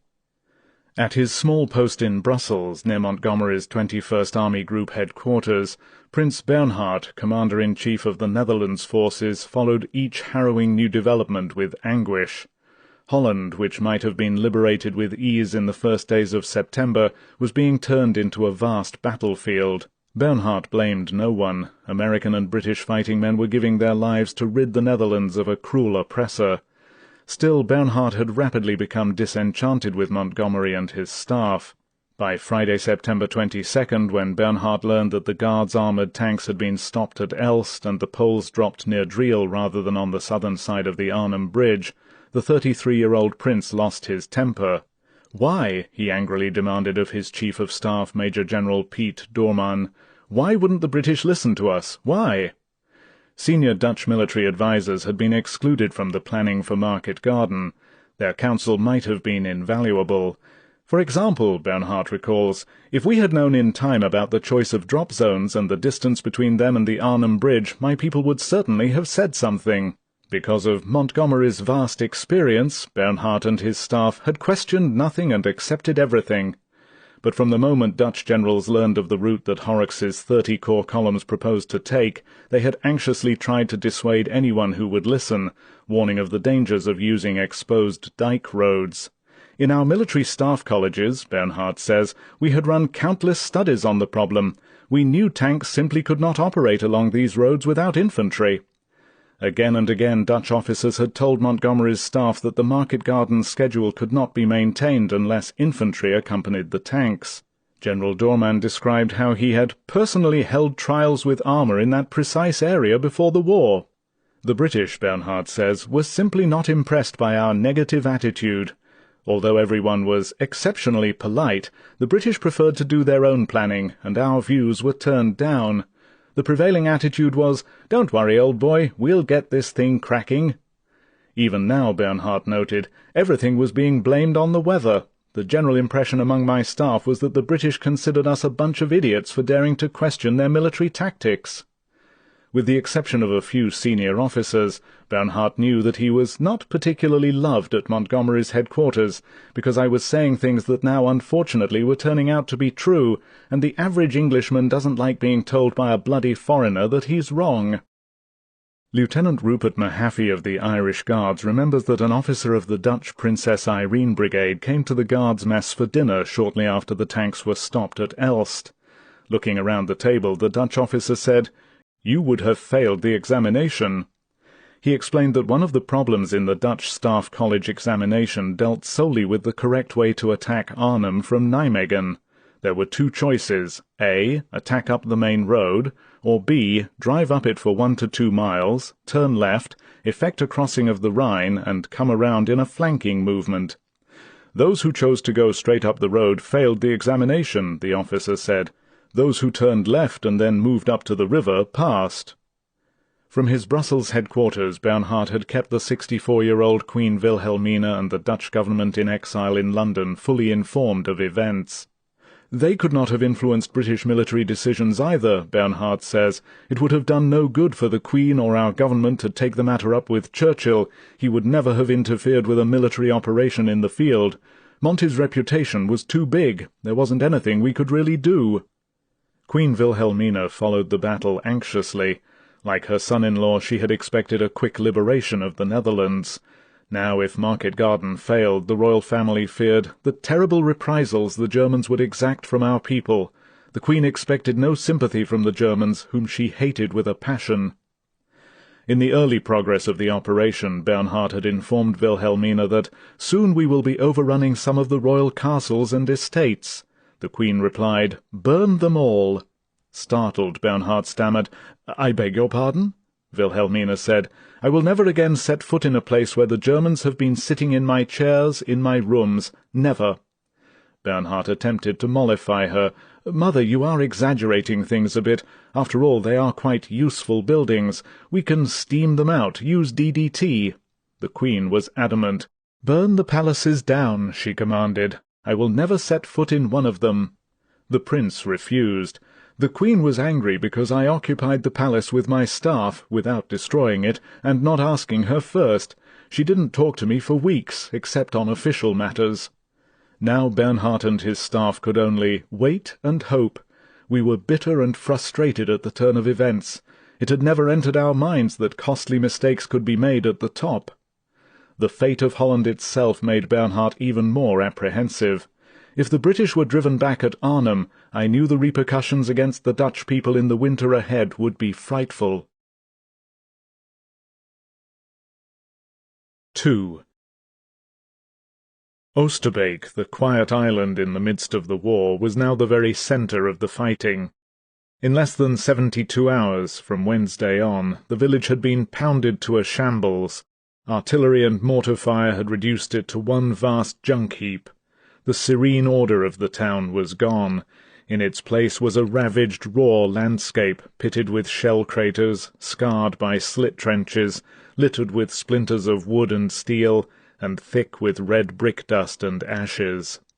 From fire-blackened trees, fragments of cloth and curtains blew eerily in the wind. Spent brass cartridge cases glinted in the ankle-high dust along the streets. Roads were barricaded with burned-out jeeps and vehicles, trees, doors, sandbags, furniture, even bathtubs and pianos. Behind half-demolished houses and sheds, by the sides of streets and in ruined gardens, lay the bodies of soldiers and civilians side by side. Resort hotels, now turned into hospitals, stood among lawns littered with furniture, paintings, and smashed lamps, and the gaily striped canopies which had shaded the wide verandas hung down in soiled, ragged strips. Nearly every house had been hit. Some had burned down, and there were few windows left in the town. In this sea of devastation, which the Germans were now calling Der Hexenkessel, the witch's cauldron, the Dutch, some 8,000 to 10,000 men, women, and children, struggled to survive. Crowded into cellars, without gas, water, or electricity, and like the troops in many sectors, almost without food, the civilians nursed their wounded, the British defenders, and when the occasion arose, their German conquerors. In the Schoonoord Hotel, now one of the main casualty stations, sitting squarely on the front line, Hendrika van der Vlist, the daughter of the owner, noted in her diary, "We are no longer afraid. We are past all that. There are wounded lying all around us. Some of them are dying. Why shouldn't we do the same if this is asked of us? In this short time we have become detached from everything we have always clung to before. Our belongings are gone. Our hotel has been damaged on all sides. We don't even give it a thought. We have no time for that. If this strife is to claim us as well as the British, we shall give ourselves." Along lanes, in fields and on rooftops, behind barricaded windows in the ruins of houses, near the church in Lower Oosterbeek, in the deer park about the wrecked Hartenstein, tense, hollow-eyed paratroopers manned positions. The noise of the bombardment was now almost continuous. Soldiers and civilians alike were deafened by it. In Oosterbeek the British and Dutch were shocked into a kind of numbness. Time had little meaning, and events had become blurred. Yet soldiers and civilians helped to comfort each other, hoping for rescue, but almost too exhausted to worry about survival. Lieutenant Colonel R. Peyton Reed, commander of the 7th KOSBs, noted, "Lack of sleep is the most difficult of all hardships to combat. Men reached the stage when the only important thing in life seemed to be sleep." As Captain Benjamin Clegg of the 10th Parachute Battalion put it, "I remember more than anything the tiredness, almost to the point that being killed would be worth it." And Sergeant Lawrence Goldthorpe, a glider pilot, was so worn out that "I sometimes wished I could get wounded in order to lie down and get some rest." But there was no rest for anyone. All about the perimeter, from the White Dryerort Hotel, known to the troops as the White House, in the northern extremity of the fingertip-shaped salient, down to the 10th-century church in Lower Oosterbeek, men fought a fiercely confused kind of battle, in which the equipment and forces of defender and attacker were crazily intermingled. British troopers often found themselves using captured German ammunition and weapons. German tanks were being destroyed by their own mines. The Germans were driving British jeeps and were bolstered by the captured supplies intended for the airborne. "It was the cheapest battle we ever fought," Colonel Harzer, the Hohenstaufen commander, recalls. "We had free food, cigarettes, and ammunition." Both sides captured and recaptured each other's positions so often that few men knew with certainty from hour to hour who occupied the site next to them. For the Dutch sheltering in cellars along the perimeter, the constant switching was terrifying. Jan Voskuil, the chemical engineer, moved his entire family, his parents-in-law, his wife Bertha, and their 9-year-old son Henry, to the home of Dr. Onderwater, because the doctor's reinforced sandbagged cellar seemed safer. At the height of one period of incessant shooting, a British anti-tank team fought from the floor above them. Minutes later the cellar door burst open, and an SS officer, accompanied by several of his men, demanded to know if the group was hiding any British. Young Henry was playing with a shell case from a British fighter's wing gun. The German officer held up the casing. "This is from a British gun," he shouted. "Everyone, upstairs!" Voskuil was quite sure that the cellar's occupants would all be shot. Quickly he intervened. "Look," he told the officer, "this is a shell from an English plane. My son found it and has simply been playing with it." Abruptly the German motioned to his men, and the group moved to the upper floor, leaving the Dutch unharmed. Some time later the cellar door burst open again. To everyone's relief, British paratroopers entered, looking, Voskuil thought, unearthly, with their camouflage jackets and helmets still sprouting twigs. Like St. Nicholas, they handed around chocolates and cigarettes, which they had just captured from a German supply truck. Private Alfred Jones of Major Boy Wilson's Pathfinders was also caught up in the confusion of battle. Holding positions in a house at the crossroads near the Schonort Hotel, Jones and other members of a platoon saw a German staff car approach. The bewildered troopers stared as the car pulled up at the house next to them. "We watched open-mouthed," Jones remembers, as the driver opened the door for the officer and gave the Hitler salute, and the officer made for the house. Then, Jones recalls, "we all woke up. The platoon opened fire, and we got them both." Some brushes with the enemy were less impersonal. Leading a fighting patrol through dense undergrowth on the northern shoulder of the perimeter area near the Dennenkamp crossroads, Lieutenant Michael Long of the Glider Pilot Regiment came face to face with a young German. He was carrying a Schmeisser submachine gun. Long had a revolver. Yelling to his men to scatter, the lieutenant opened fire, but the German was faster, by a split second. Long was hit in the thigh and fell to the ground. The German was only nicked in the right ear. To Long's horror, the German tossed a grenade, which landed about 18 inches from me. Frantically, Long kicked the potato masher away. It exploded harmlessly. "He searched me," Long remembers, "took 2 grenades from my pockets and threw them into the woods after my men. Then he calmly sat on my chest and opened fire with the Schmeisser." As the Germans sprayed the undergrowth, the hot shell cases dropped into the open neck of Long's battle dress. Irate, Long nudged the German and, pointing at the shell cases, yelled, "Sehr warm!" Still firing, the German said, "Oh, ja," and shifted his position so that the spent ammunition fell on the ground. After a few moments the German ceased firing and again searched Long. He was about to throw away the lieutenant's first aid kit when Long pointed to his thigh. The German pointed to his ear, which Long's bullet had grazed. In the undergrowth, with firing going on all around them, the 2 men bandaged each other's wounds. Then Long was led away into captivity. Slowly but surely the perimeter was being squeezed as men were killed, wounded, or taken prisoner. Staff Sergeant George Bayliss, the glider pilot who had brought his dancing pumps to Holland because he believed the Dutch loved to dance, was winkled out of a camouflaged slit trench in a garden by German soldiers. Lined up against a wall, Bayliss was searched and interrogated. Ignoring his questioner, Bayliss calmly took out a hand mirror, and examining his grimy, unshaven face, asked the German, "You don't happen to know if there's a dance in town tonight, do you?" He was marched off. Other paratroopers actually did hear dance music. From German loudspeakers came one of World War II's popular songs, Glenn Miller's "In the Mood." In trenches and fortified positions, haggard troopers listened silently. As the record ended, a voice speaking English told them, "Men of the 1st Airborne Division, you are surrounded. Surrender or die." Sergeant Leonard Overton of the Glider Pilot Regiment fully expected now not to leave Holland alive anyway. Overton and everyone nearby answered with machine-gun fire. Sergeant Lawrence Goldthorpe heard the loudspeaker too. A few hours earlier he had risked his life to retrieve a resupply pannier, only to discover that it contained not food or ammunition, but red berets. Now, when he heard the call to "Give yourselves up while you still have time," he yelled, "Bugger off, you silly bastards!"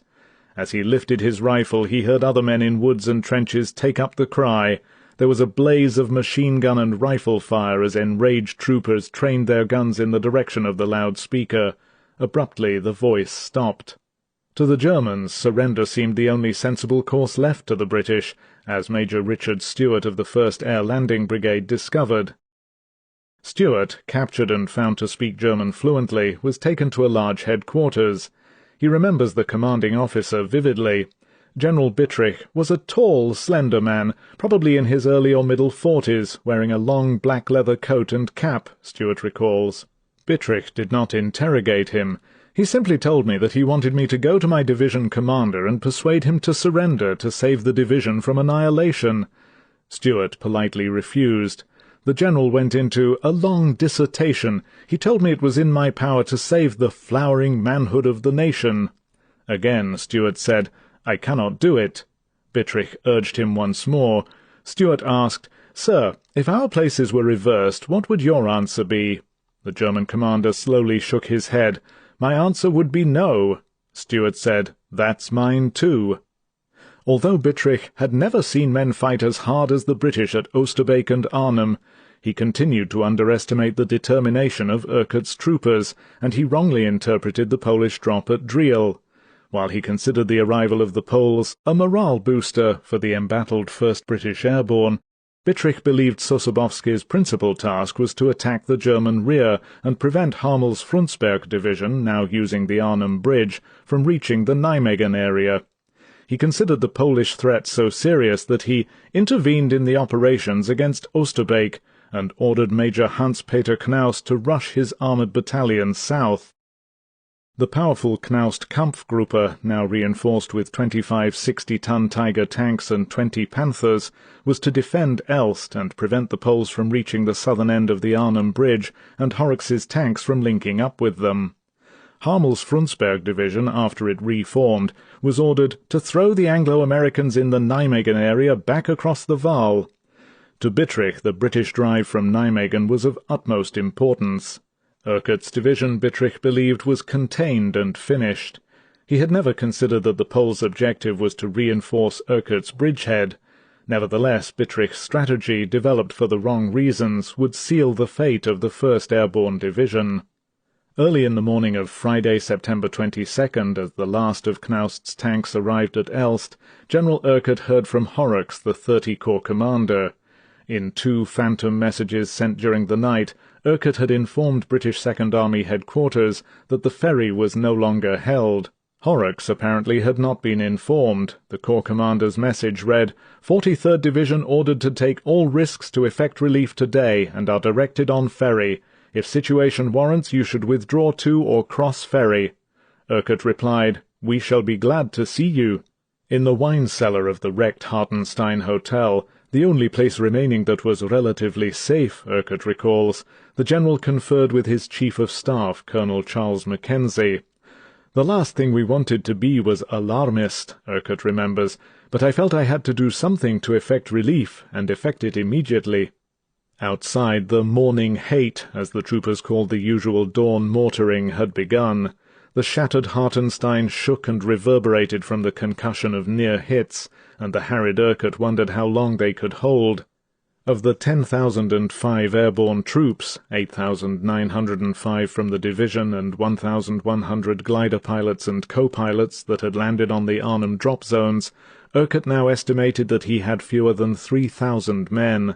In slightly less than 5 days he had lost more than 2/3 of his division.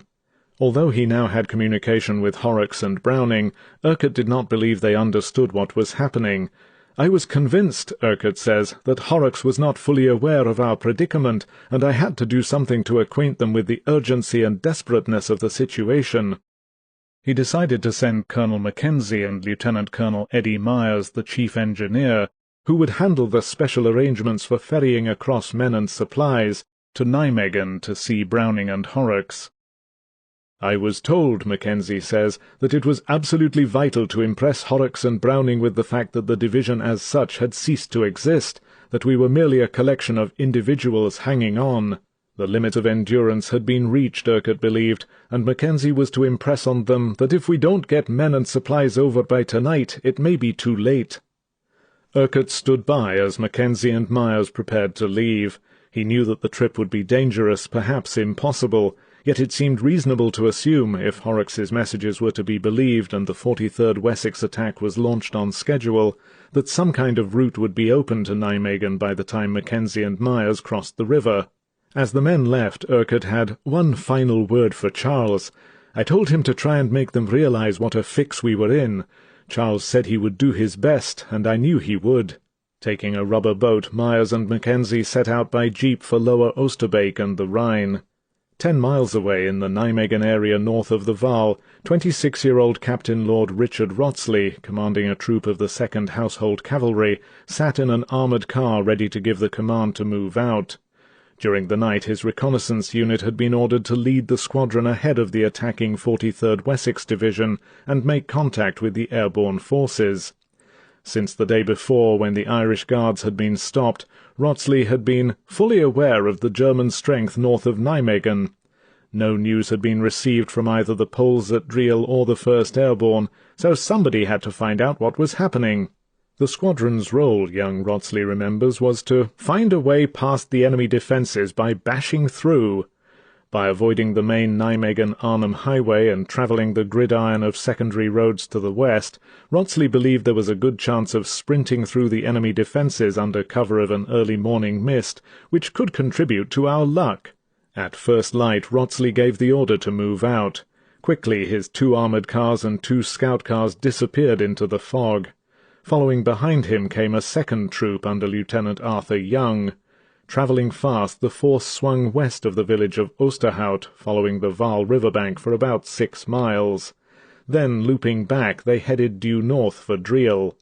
"At one point we saw several Germans," Wrotsley remembers, "but they seemed to be more startled than we were." 2.5 hours later, at 8 a.m. Friday, September 22nd, the first link between the Market Garden ground forces and the 1st British Airborne was made.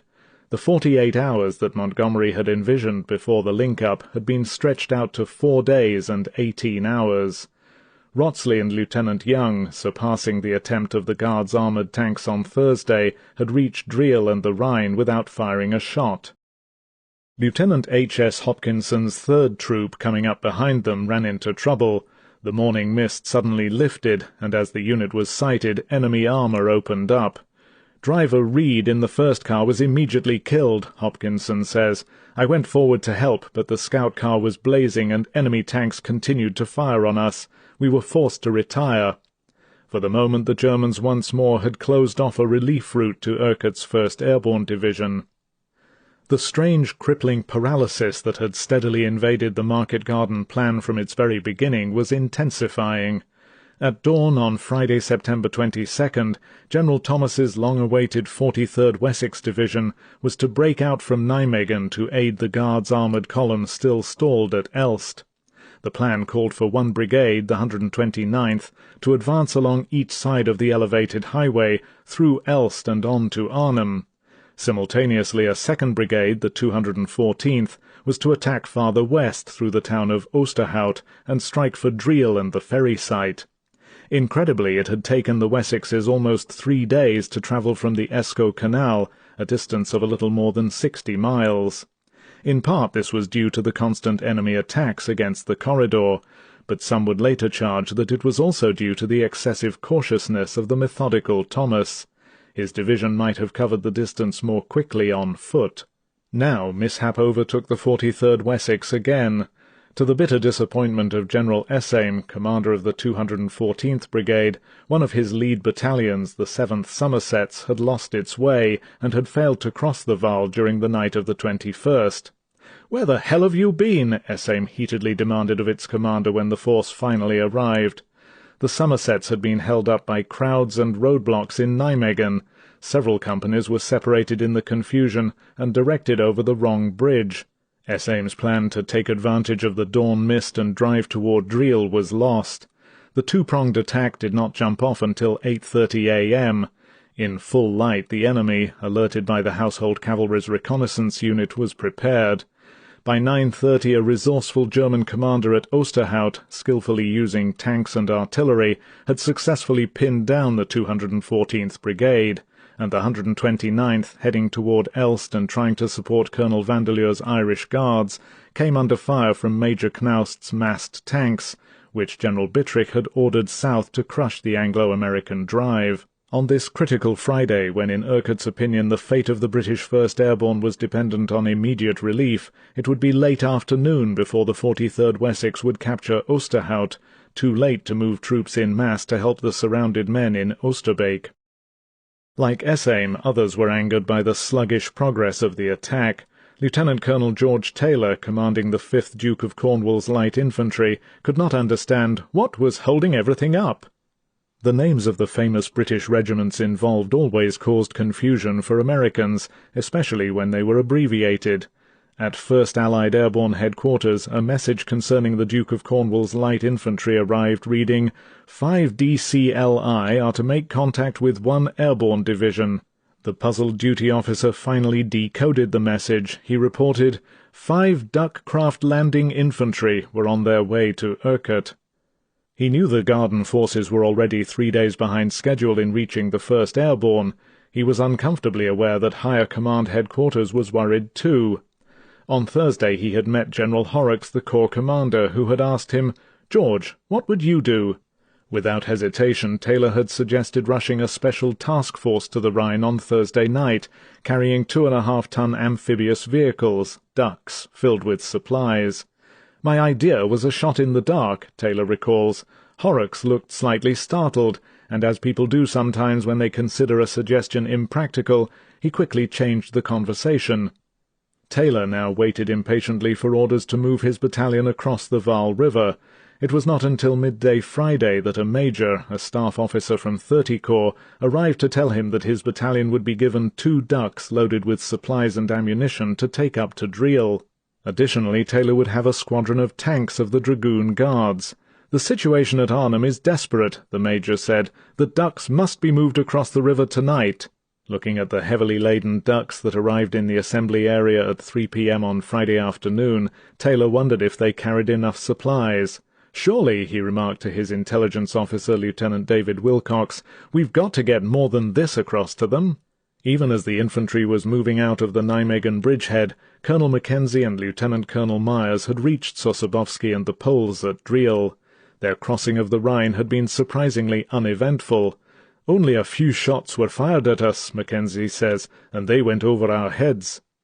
On the southern side a full-scale battle was in progress, and the Poles were hard-pressed, holding off enemy infantry attacks from the direction of Elst and Arnhem. For some time Mackenzie and Myers had waited on the Rhine's southern bank for the Poles.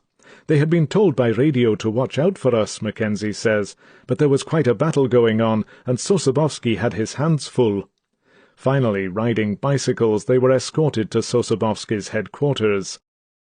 Mackenzie was heartened to discover the household cavalry units, but his hopes of reaching General Browning at Nijmegen quickly were dashed. To Lord Wrottesley and Lieutenant Arthur Young, the failure of Hopkinson's 3rd Troop of reconnaissance vehicles to reach Driel meant that the Germans had closed in behind them. Nor had the attack of the 43rd Wessex yet broken through. Mackenzie and Myers would have to wait until a route was opened. Wrottesley recalls that Mackenzie immediately asked to use my radio to contact Corps headquarters. He began to relay a long message via Wrottesley's squadron commander for Horrocks and Browning.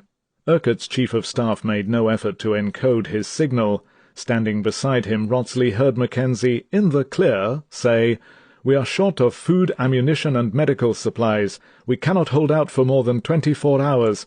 All we can do is wait and pray." For the first time Wrottesley realized that Urquhart's division must be in a very bad way. Mackenzie and Myers then conferred with Sosabowski about the urgency of getting the Poles across. "Even a few men now can make a difference," Mackenzie told him. Sosabowski agreed, but asked where the boats and rafts were to come from. Hopefully ducks, which had been requested, would arrive by night. Meanwhile, Myers thought several 2-man rubber dinghies which the airborne had could be used. Linked by hawser, they could be pulled back and forth across the river. Sosabowski was delighted with the idea. It would be painfully slow, he said, but if unopposed, perhaps 200 men might be shipped across during the night. By radio, Myers quickly contacted the Hartenstein to make arrangements for the dinghies.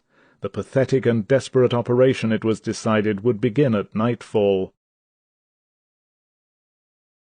In the bridgehead across the river, Urquhart's men continued to fight with extraordinary courage and resolution. Yet at places about the perimeter even the most resolute were voicing worry about relief. Here and there a looming sense of isolation was growing, infecting the Dutch as well. Douw van der Krap, a former Dutch naval officer, had earlier been placed in command of a 25-man Dutch underground unit, which was to fight alongside the British. The group had been organized at the instigation of Lieutenant Commander Arnoldus Wolters, the Dutch liaison officer at Urquhart's headquarters. Jan Eichelhoff, who had helped make ready the Schoonoord Hotel for casualties on Monday, was charged with finding German weapons for the group. The British could give each man only 5 rounds of ammunition, if weapons could be found. Driving as far as Wolfhazer, Eichelhoff found only 3 or 4 rifles. At first, the newly appointed commander of the unit, van der Krap, was elated at the idea, but his hopes dimmed. His men would be instantly executed if captured while fighting with the paratroopers. Without relief and supplies for themselves, it was obvious the British couldn't last, van der Krap recalls. They couldn't arm us and they couldn't feed us, and I decided to disband the group. Van der Krap, however, remained with the paratroopers. I wanted to fight, he says, but I didn't think we had a chance. Young Anja van Manen, who had been so excited by the paratroopers' arrival and the daily expectation of seeing Monty's tanks, was now terrified by the continuous shelling and constantly changing battle lines. "The noise and the hell go on," she wrote in her diary. "I can't bear it any longer. I'm so scared and I can't think of anything but shells and death." Anja's father, Dr. Gerrit van Manen, working alongside British doctors at the Tafelberg Hotel, brought news to his family whenever he could, but to Anja the battle had assumed unrealistic proportions. "I don't understand," she wrote. "One side of a street is British, the other German, and people kill each other from both sides. There are house, floor, and room fights." On Friday, Anja wrote, "The British say Monty will be here at any moment. I don't believe that. Monty can go to hell. He will never come." In the Schoonoord Hotel, where British and German wounded crowded the wide veranda and lay in the reception rooms, passageways, and bedrooms, Hendrika van der Vlist could hardly believe it was Friday. The hospital was constantly changing hands.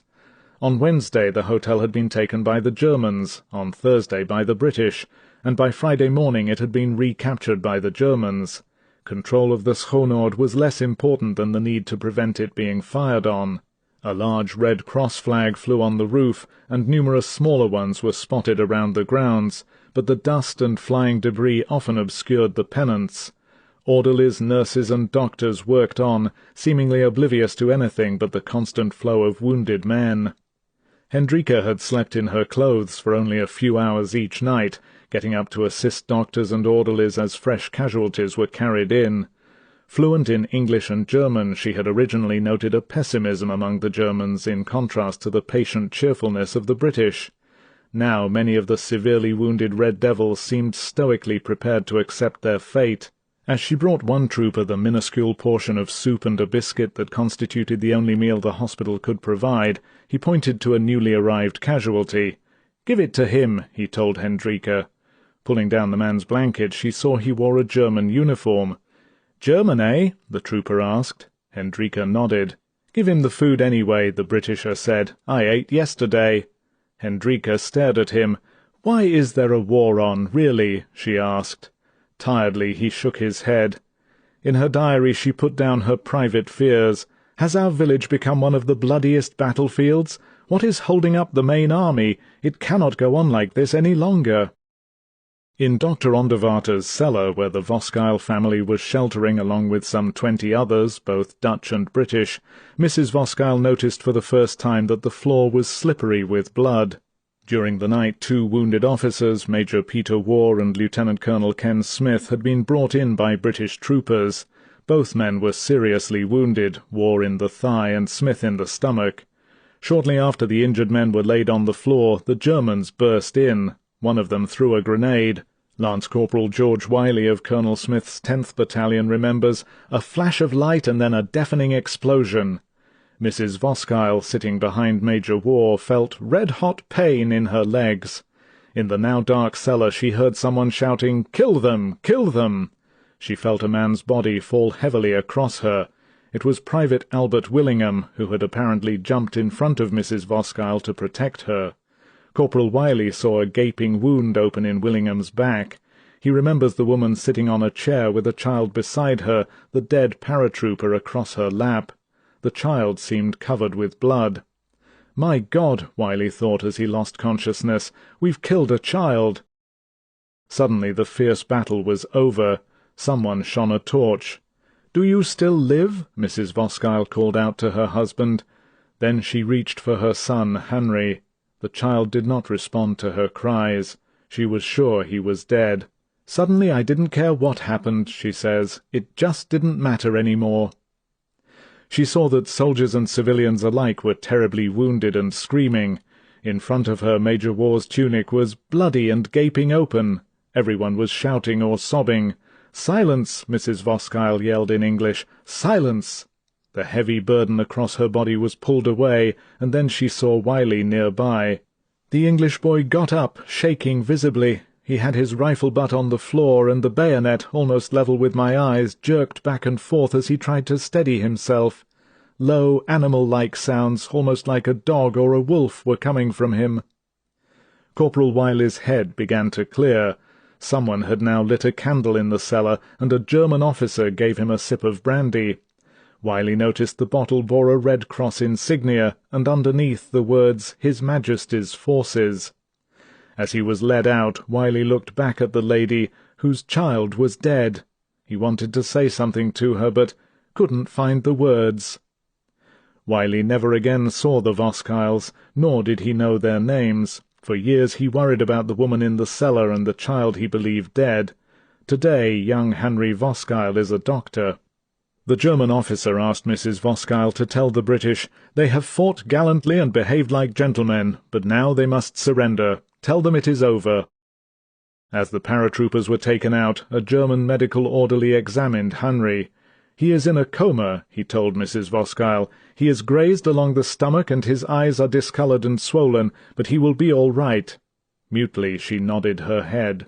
On the floor, Major War, his shoulder bones protruding through the skin from the explosion, shouted, cursed, and then fell unconscious again. Leaning over, Mrs. Voskile moistened her handkerchief and wiped the blood from his lips. A short distance away, Colonel Smith mumbled something. A German guard turned questioningly toward Mrs. Voskile. "He wants a doctor," she said softly. The soldier left the cellar and returned a few minutes later with a German doctor. Examining Smith, the physician said, "Tell the officer I am sorry to have to hurt him, but I must look at his wound. Tell him to grit his teeth." As he began pulling away the clothing, Smith fainted. At daylight the civilians were ordered to leave. 2 SS men carried Mrs. Voskile and Henry out into the street, and a Dutch Red Cross worker directed them to the cellar of a dentist, Dr. Philip Klaus.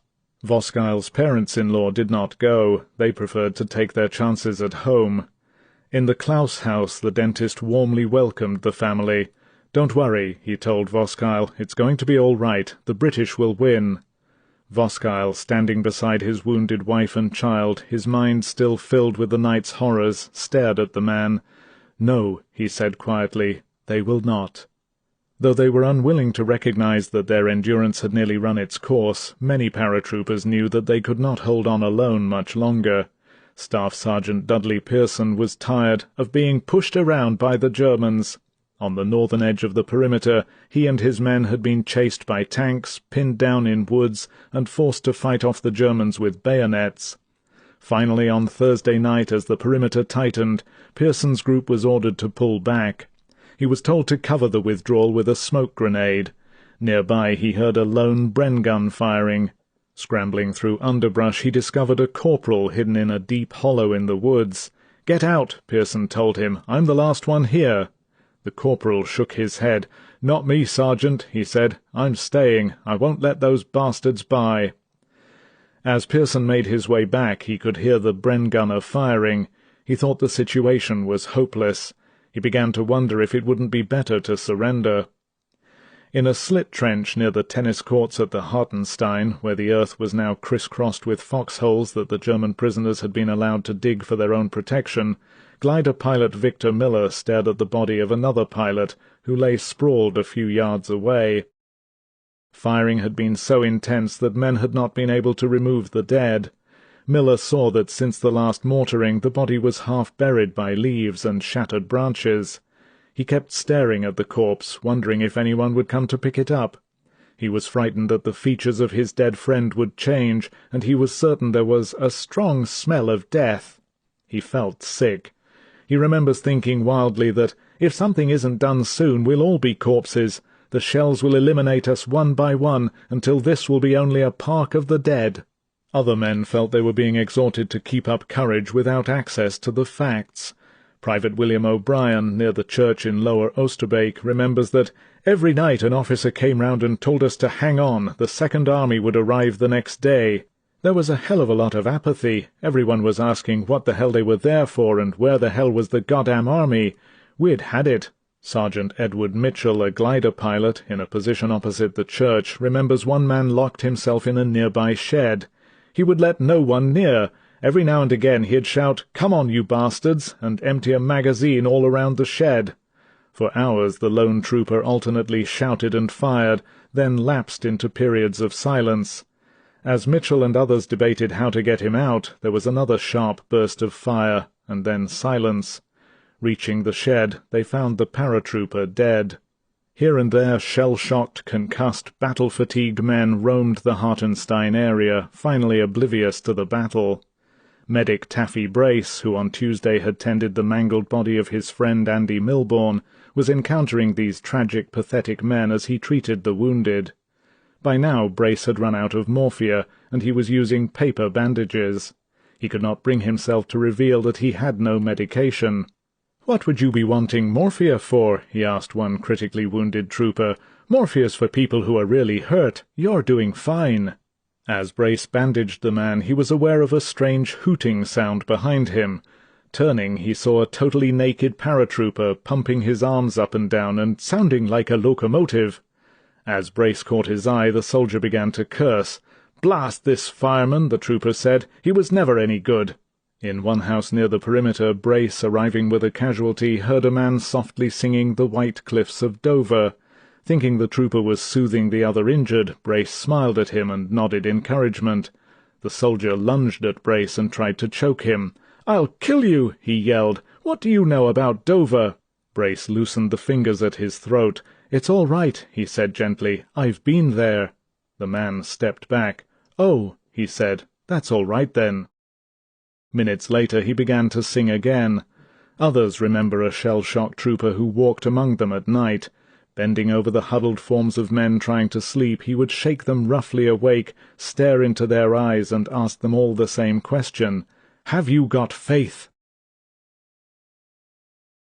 Despite those pitiable, shocked, and desperate men whose faith was gone, hundreds of others were bolstered by the actions of eccentric, undaunted soldiers who seemed utterly fearless, and who refused to give in to wounds or hardships.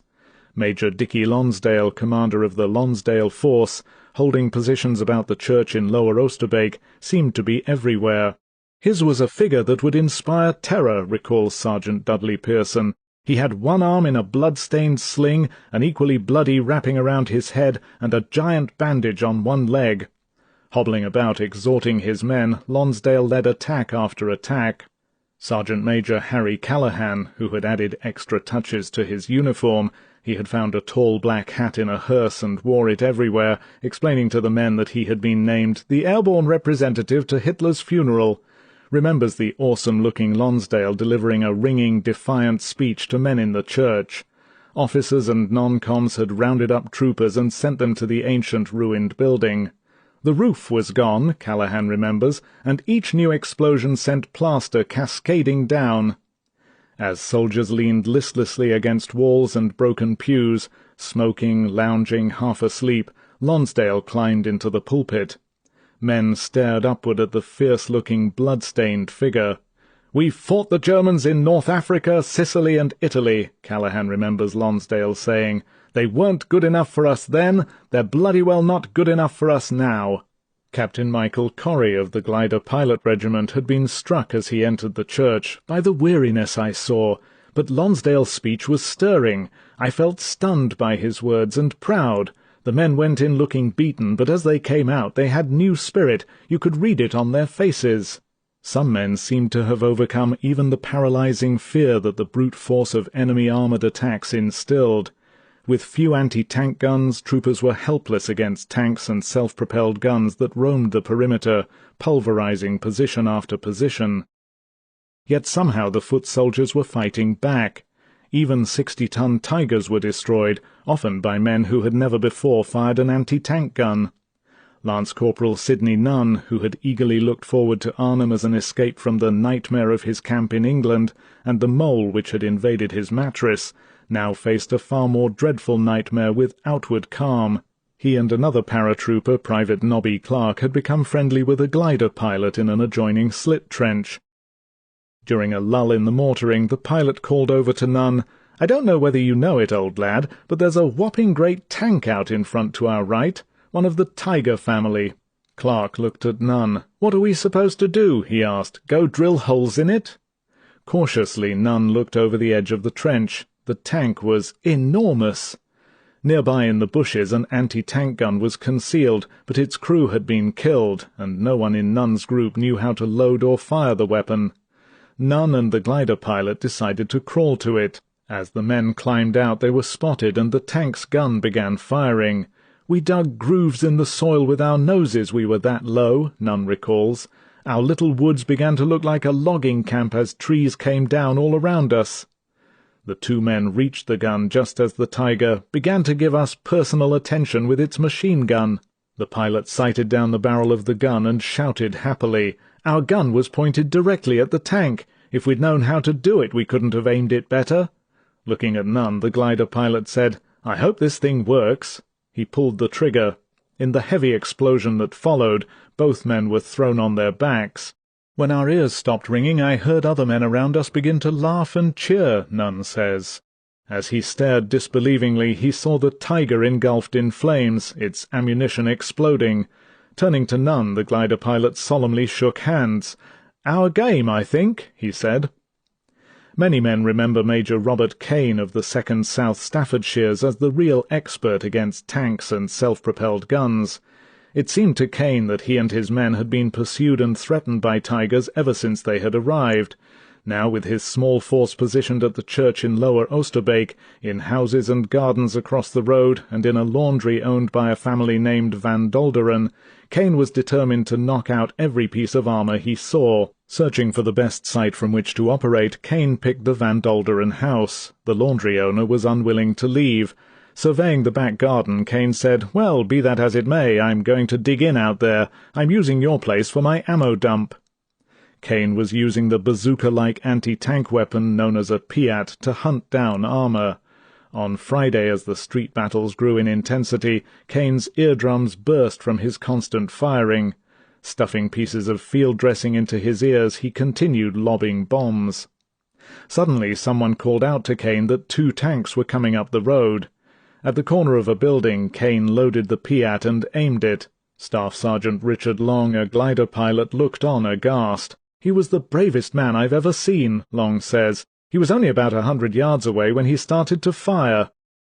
The tank fired back before Kane could reload, and the shell hit the building in back of him.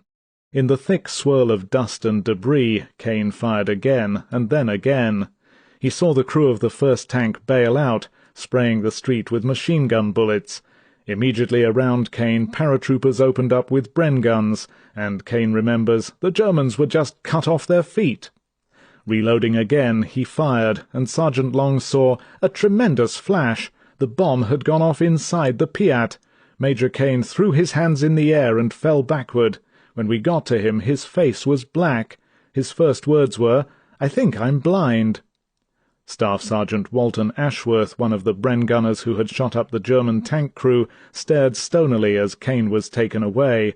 "All I could think was, that poor bloody bastard. Within half an hour Kane's sight had returned, but his face was embedded with bits of metal.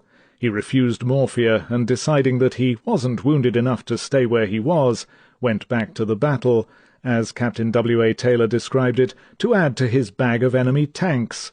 By Friday afternoon the 35-year-old Kane had a bag full. Since landing on the 18th he had put out of action or driven off a total of 6 tanks, plus a number of self-propelled guns. Ferocious men throughout the airhead were making heroic stands, unmindful of their own safety.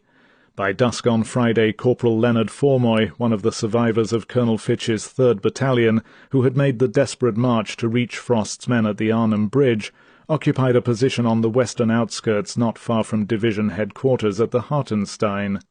"We were being hit from practically all sides," Formoy remembers.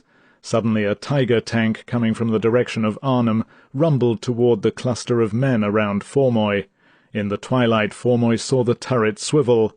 Sergeant Cab Calloway picked up a Piat and rushed forward. "You're going where I'm going," Formoy heard him yell. Approximately 50 yards away from the tank, Calloway fired. The bomb exploded against the tracks and the tank stopped, but Calloway was killed at almost the same moment by its guns. It was an act of desperation, Formoy remembers. He was just ripped in half, but he saved our lives.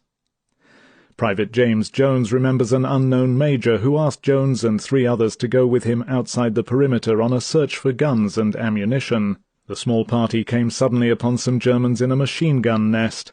Leaping up, the major fired, yelling, "There's some more of those bastards who won't live!" As the Germans opened up, the group scattered and Jones was trapped behind a disabled jeep. "I said a prayer, waited for another burst from the gun, and got back to the lines," Jones recalls. He never saw the major again. Senior officers, often unaware of the impression they made, set examples their men would never forget. Brigadier Pip Hicks refused to wear a helmet throughout the battle. Trooper William Chandler, one of Major Freddie Goff's reconnaissance squadron men, whose group had been cut off on the northern Leopard route on Sunday and had been moved back to a crossroads at Oosterbeek, remembers Hicks's red beret standing out among groups of helmeted men. "Hey, Brigadier," someone called out, "put your bloody helmet on." Hicks just smiled and waved. "I wasn't trying to be debonair," Hicks explains. "I just couldn't stand the damn thing bouncing around on my head." His activities might have had something to do with that. Some men recall Hicks's frequent daily trips to Urquhart's headquarters. He started each journey at a jog, and ended up sprinting a step ahead of German shellfire. "I felt fully my age when I finished those mad dashes," Hicks confesses. Brigadier Shan Hackett, who had brought his battered 10th and 156th Battalions back to the Oosterbeek area after their brave but futile attempt to break through the German defences to the north and east and get to Arnhem, visited his men constantly, offering them quiet words of praise. Major George Powell was commanding 2 platoons of the 156th in perimeter positions to the north. "We were short on food, ammunition and water," Powell remembers, "and we had few medical supplies." On Friday, Hackett suddenly appeared at Powell's command post, where, says Powell, "we were literally poking right into the enemy's lines." Hackett explained that he had not had time to visit Powell until now. "But you've been holding so well, George, I wasn't worried about you." Powell was pleased. "The only real mistake I've made so far, sir," he said, "is putting the headquarters in a chicken run. We're all alive with fleas." To Staff Sergeant Dudley Pearson, Chief Clerk of the 4th Brigade, Hackett earned respect because he shared with us as though he had no rank. If we ate, he did, and if we went hungry, so did he. He didn't seem to have a mess kit. On Friday he sat down with us and ate a little piece of food with his fingers. Pearson went to find a knife and fork. On the way back he was wounded in the heel, but he says, "I thought the Brigadier rather deserved something better than the way he was living among us." And signalman Kenneth Pearce, attached to Command Artillery Signals at Division Headquarters, will always remember the man who came to his aid. Pearce was in charge of the heavy storage batteries called DAGs, each weighing approximately 25 pounds and encased in a wooden box with cast-iron handles that powered the signal sets. In the late evening, Pearce was struggling to move a fresh DAG from the deep trench in which they were stored.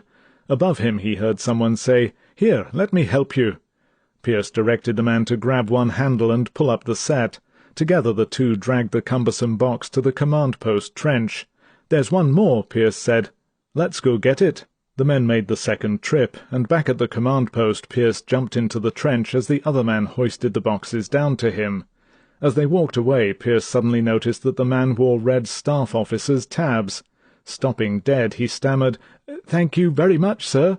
General Urquhart nodded. "That's all right, son," he said. Step by terrible step the crisis was mounting.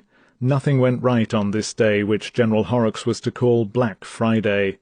Weather conditions in both England and Holland again grounded Allied planes, preventing resupply missions. In answer to Urquhart's plea for fighter strikes, the RAF replied, "After most careful examination, regret owing to storm, unable to accept."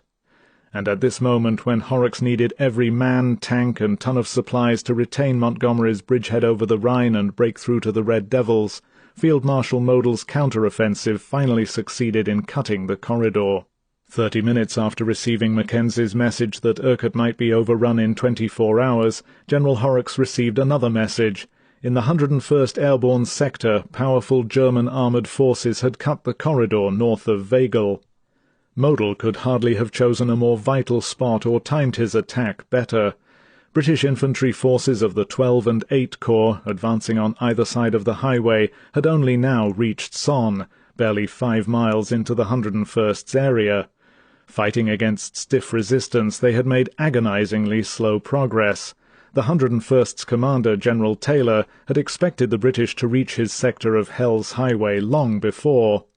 After more than 5 days of continuous fighting without support, Taylor's hard-pressed troopers were thinly spread and vulnerable. Along some stretches the highway was unguarded except by the British armour and infantry moving along it on the way north. Elsewhere the front was literally the sides of the road. Field Marshal Model had chosen to counter-attack at Weigel for a particular reason. Throughout the entire length of the Market Garden corridor, the Weigel area contained the greatest cluster of bridges, no fewer than 4, of which one was a major canal crossing. With one stroke Model hoped to strangle the Allied lifeline. He almost did. He might have succeeded, but for the Dutch underground. During the night and early morning, in villages and hamlets east of Weigel, the Dutch spotted the German build-up. They promptly phoned liaison officers with the 101st. The warning came not a moment too soon. Massed German armour almost overwhelmed Taylor's men. Twice in 4 hours, in a wild melee that ranged over a 5-mile stretch of the corridor, German tanks tried to push through to the bridges.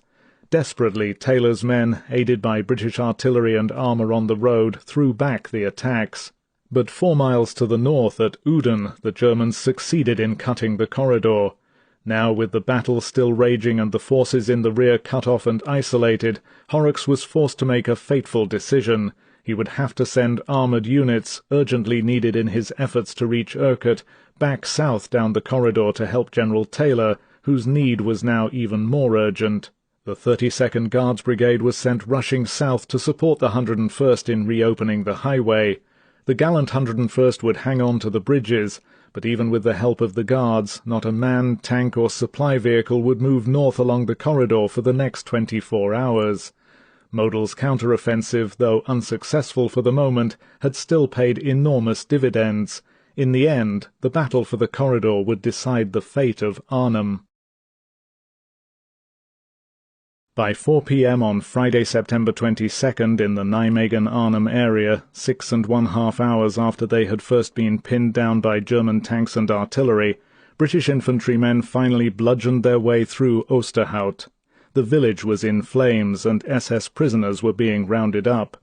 The relief route west of the Island Highway, the low-lying secondary roads used by the enterprising household cavalry in their race to Driel at dawn, was now believed to be free, or at worst only lightly held by the enemy. The 5th Duke of Cornwall's light infantry, supported by a squadron of Dragoon Guards tanks and carrying the precious 2 amphibious vehicles loaded with supplies, was ready to slam through whatever opposition remained and dash for the Rhine. Lieutenant Colonel George Taylor, commanding the force, was so eager to get to Urquhart that he felt a mad desire to sweep my infantry onto the tanks with my hands and get moving. In a small wood north of Oosterhout, his loaded vehicles waited to move out. Suddenly, off in the distance, Taylor spotted 2 Tiger tanks. Quietly, he warned Lieutenant David Wilcox, his intelligence officer, "Don't say anything. I don't want anyone to know about those tanks. We can't stop now." Taylor waved the relief column up the road. "If we had waited 5 minutes more," he says, "I knew the route would have been closed again." At full speed, his infantry mounted on tanks, carriers and trucks, Taylor's column rolled through Dutch hamlets and villages. Everywhere they were met by surprised, cheering villagers, but there was no slowdown. Taylor's only concern was to get to the Rhine. "I felt a sense of great urgency," he says. "Any time lost would give the enemy an opportunity to move up a blocking force." The convoy met no opposition, and for Taylor it was an exhilarating feeling as the light faded rapidly and the head of the column reached Driel. They had covered the 10-mile journey in just 30 minutes. At 5:30 p.m. the first tanks of the Dragoon Guards reached the Rhine, and skirting northeast along its banks moved into the outskirts of the village. Taylor heard an explosion and guessed immediately what it was. On the cautious Sosabowski's defense perimeter, one of the tanks had run over a Polish mine. It was dark when Taylor reached Sosabowski's headquarters. The information he had about Urquhart's division was vague. "I had no idea where they were in Arnhem, or if they still held one end of the bridge." But Taylor planned to send his infantry and tanks immediately toward the southern end. He knew the Ducks must get across as soon as possible, and if the bridge was still held it would be obviously quicker to drive them across than to float them over. At Sosabowski's headquarters, Taylor was astonished to find Colonel Charles Mackenzie and Lieutenant Colonel Myers. Quickly they dissuaded him from heading out for the Arnhem Bridge. Nothing had been heard from Frost, Mackenzie explained, since Wednesday night, and it was presumed at headquarters that it was all over at the bridge. Reluctantly, Taylor gave up his plan and ordered out a reconnaissance group to scout along the riverbank for a site from which the Ducks might be launched. Sosabowski's engineers were not optimistic. The awkward amphibious vehicles would prove cumbersome to manhandle across ditches and banks down to the river, especially in the dark. A short while later, Taylor's reconnaissance group confirmed the Poles' opinion. The river could be approached, they thought, only by one narrow ditch-lined road. In spite of the serious obstacles, Taylor's men believed they could get the Ducks down to the Rhine. Colonel Mackenzie, still unable to continue on to Nijmegen, would oversee the launching.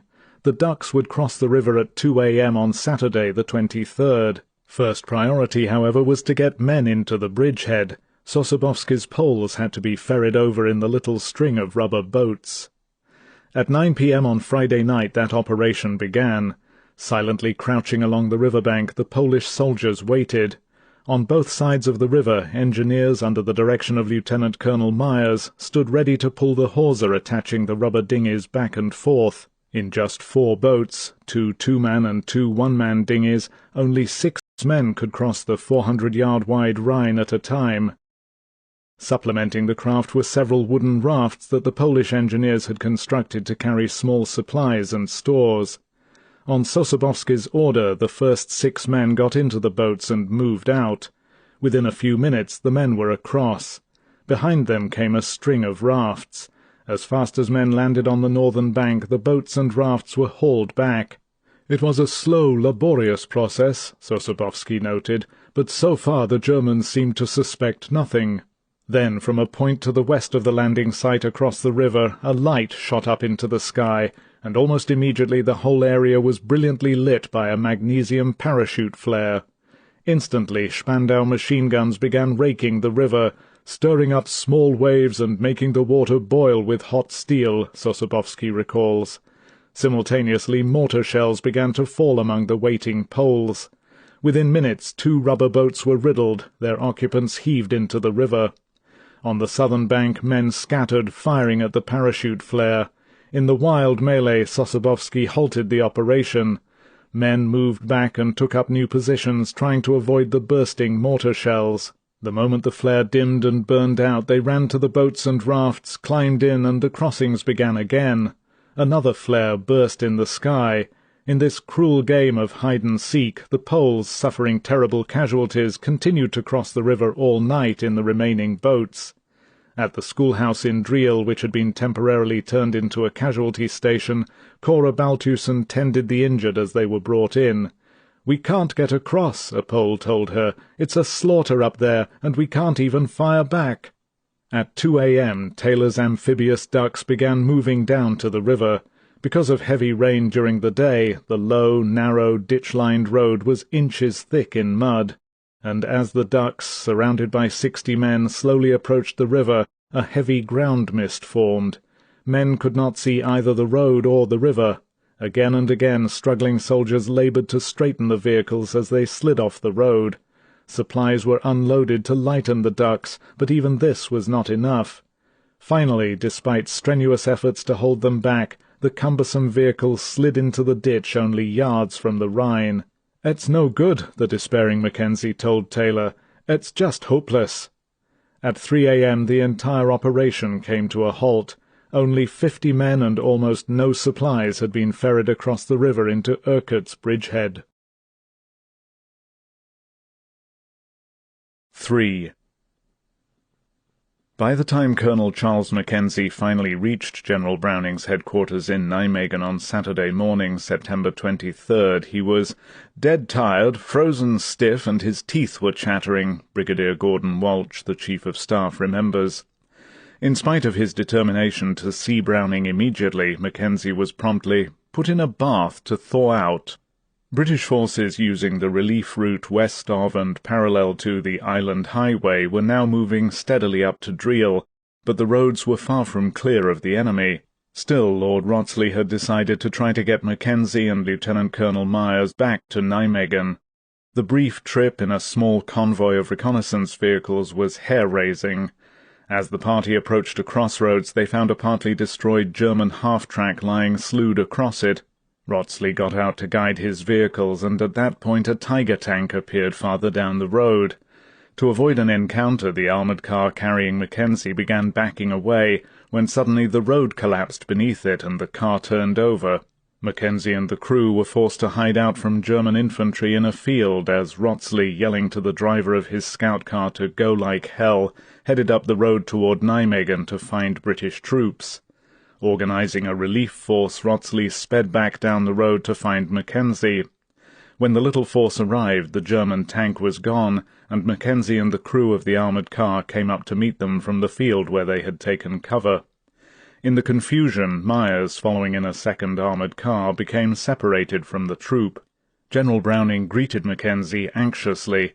According to his staff, the week had been a series of agonizing and tragic setbacks. More than anything else, the lack of full communications with Urquhart had contributed to Browning's concern.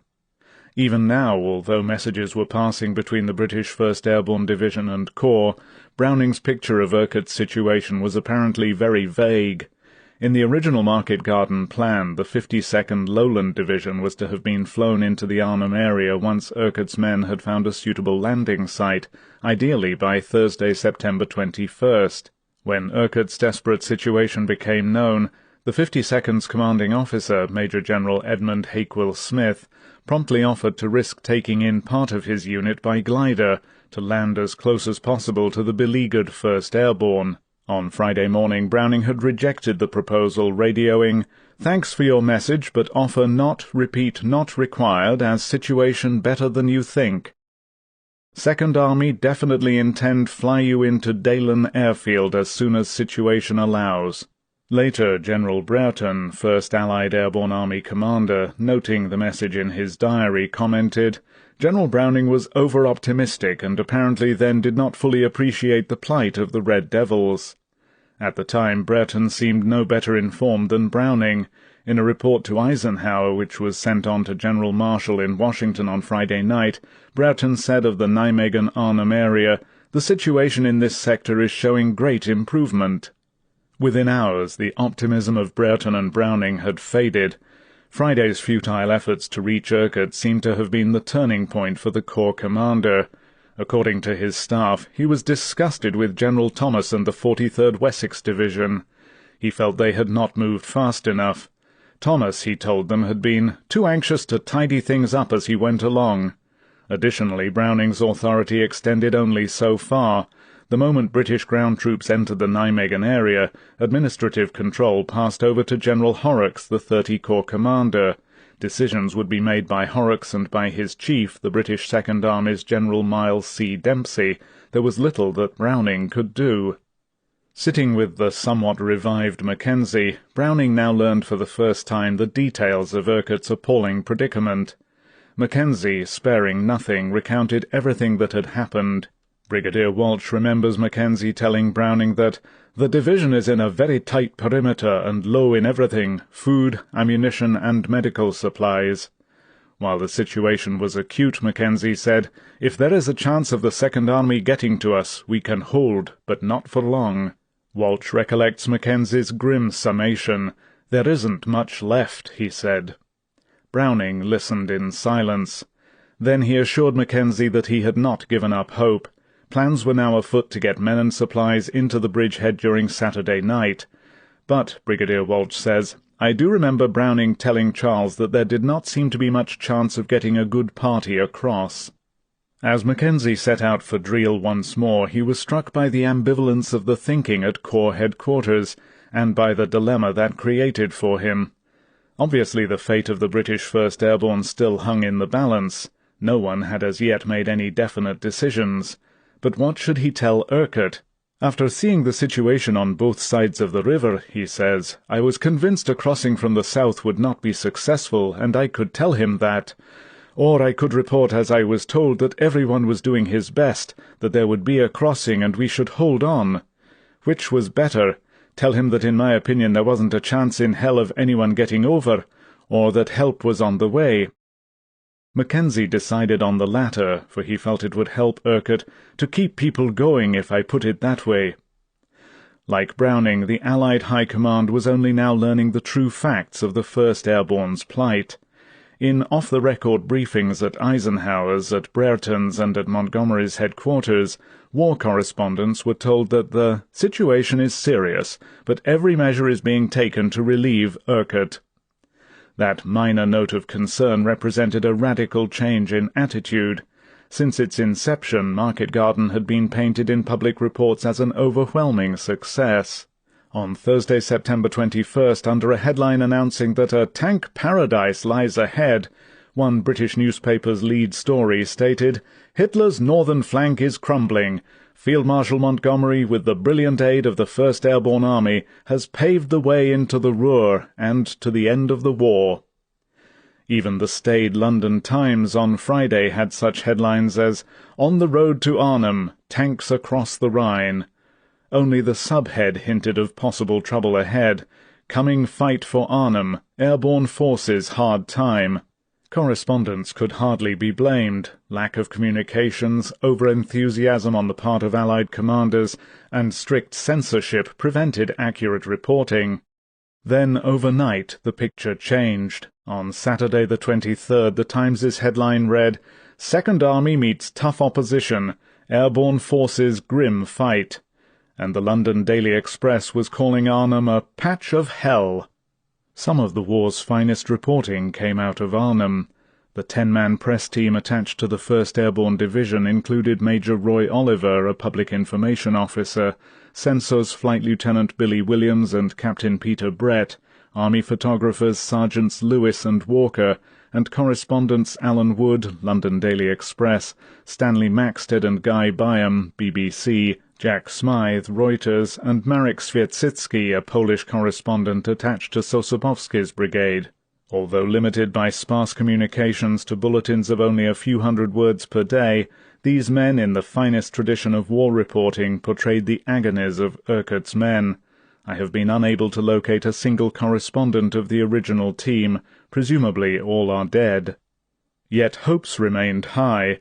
On this Saturday, the 7th day of Market Garden, the weather over England cleared and Allied planes took to the air again. Inexplicably, some official and semi-official British accounts contend that bad weather prevented aerial activity on Saturday, September 23rd. Meteorological, Corps and Allied Air Force after-action reports all record Saturday's weather as fair, with more missions flown than on any day since Tuesday the 19th. In the semi-official struggle for Europe, Chester Wilmot erred in stating that on Saturday aerial resupply had been thwarted by bad weather. The phrase altered his chronology of the battle thereafter. Other accounts using Wilmot as a guide have compounded the inaccuracies. The last of the great fleet of gliders grounded in the Grantham area since Tuesday set out finally for Gavin's 82nd with 3,385 troops, his long-awaited 325th Glider Infantry Regiment, and Taylor's hard-pressed 101st Division was brought up to full strength by nearly 3,000 more men. But Sosabowski, under heavy attack at Driel, could not be reinforced with the remainder of his brigade. Browning was forced to direct the rest of the Poles to drop zones in the 82nd's area. Because of weather, Brereton's three-day air plan to deliver some 35,000 men in the greatest airborne operation ever conceived had taken more than double the planned time. Once again, although resupply missions were successful elsewhere, Urquhart's men in their rapidly diminishing pocket about Oosterbeek watched cargo fall into enemy hands. Unable to locate the Hartenstein drop zone, and flying through savage anti-aircraft fire, the supply planes were in constant trouble. 6 of the 123 planes were shot down and 63 damaged. In a message to Browning, Urquhart reported, 231605, resupply by air, very small quantity picked up, snipers now severely curtailing movement and therefore collection, also roads so blocked by falling trees, branches and houses that movement in jeeps virtually impossible, jeeps in any case practically out of action. Close-in fighter support was inadequate too. In the Arnhem area the weather had been bad throughout the morning, clearing only by midday. As a result, only a few flights of RAF Spitfires and Typhoons attacked targets about the perimeter. Urquhart was baffled. In view of our complete aerial superiority, he later recollected, I was bitterly disappointed by the lack of fighter support. But to his men, who had not seen a fighter since D-Day the previous Sunday, the attacks were heartening. By now, too, most of them had learned that British troops had finally reached the southern bank of the Rhine at Driel. Relief, they believed, was close at hand. In spite of all the setbacks, now that General Thomas's troops were moving up the side roads to Driel, General Horrocks believed that Urquhart's worsening situation could be alleviated. Brilliant, imaginative, and determined, Horrocks was opposed to throwing away all that had been gained. Yet he must find some way to move troops and supplies into the bridgehead. I am certain, he later put it, that these were about the blackest moments in my life.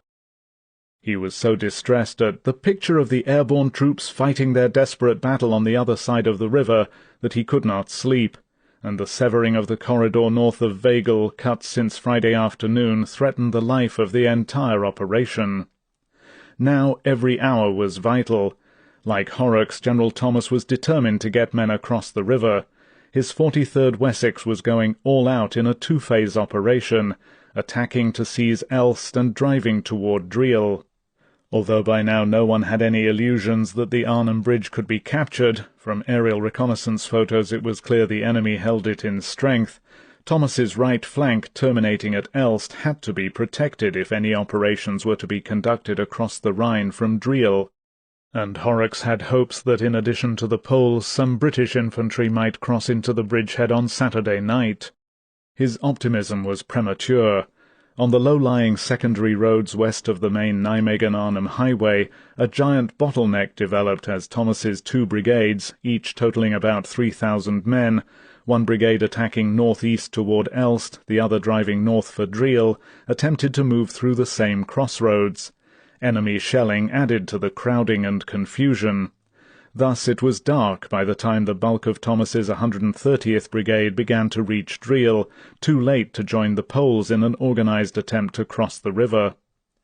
Shortly after midnight, Sosabowski's men, heavily supported by artillery, began crossing, this time in 16 boats left from the 82nd's assault across the Waal. They came under intense fire and suffered heavy losses. Only 250 Poles made it to the northern bank, and of these only 200 reached the Hartenstein perimeter. On this grim day, Horrocks and Thomas received just one piece of good news. At 4 p.m. the corridor north of Weigel was reopened, and traffic began flowing again. In the engineering columns were more assault craft, and the stubborn Horrocks was hopeful that they could be rushed forward in time to pour infantry across the river on Sunday night. But could the division hang on another 24 hours? Urquhart's plight was rapidly growing worse. In his situation report to Browning on Saturday night, Urquhart had said, 232015. Many attacks during day by small parties infantry, SP guns, tanks including flamethrower tanks. Each attack accompanied by very heavy mortaring and shelling within Div perimeter. After many alarms and excursions, the latter remains substantially unchanged, although very thinly held. Physical contact not yet made with those on south bank of river. Resupply a flop, small quantities of ammo only gathered in. Still no food, and all ranks extremely dirty owing to shortage of water. Morale still adequate, but continued heavy mortaring and shelling is having obvious effects. We shall hold, but at the same time hope for a brighter 24 hours ahead. The afternoon's giant Allied glider lift had caught Field Marshal Walter Model by surprise.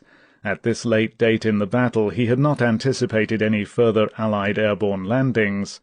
These new reinforcements, coming just as his counter-offensive was gaining momentum, could change the tide of battle, and even more might be on the way.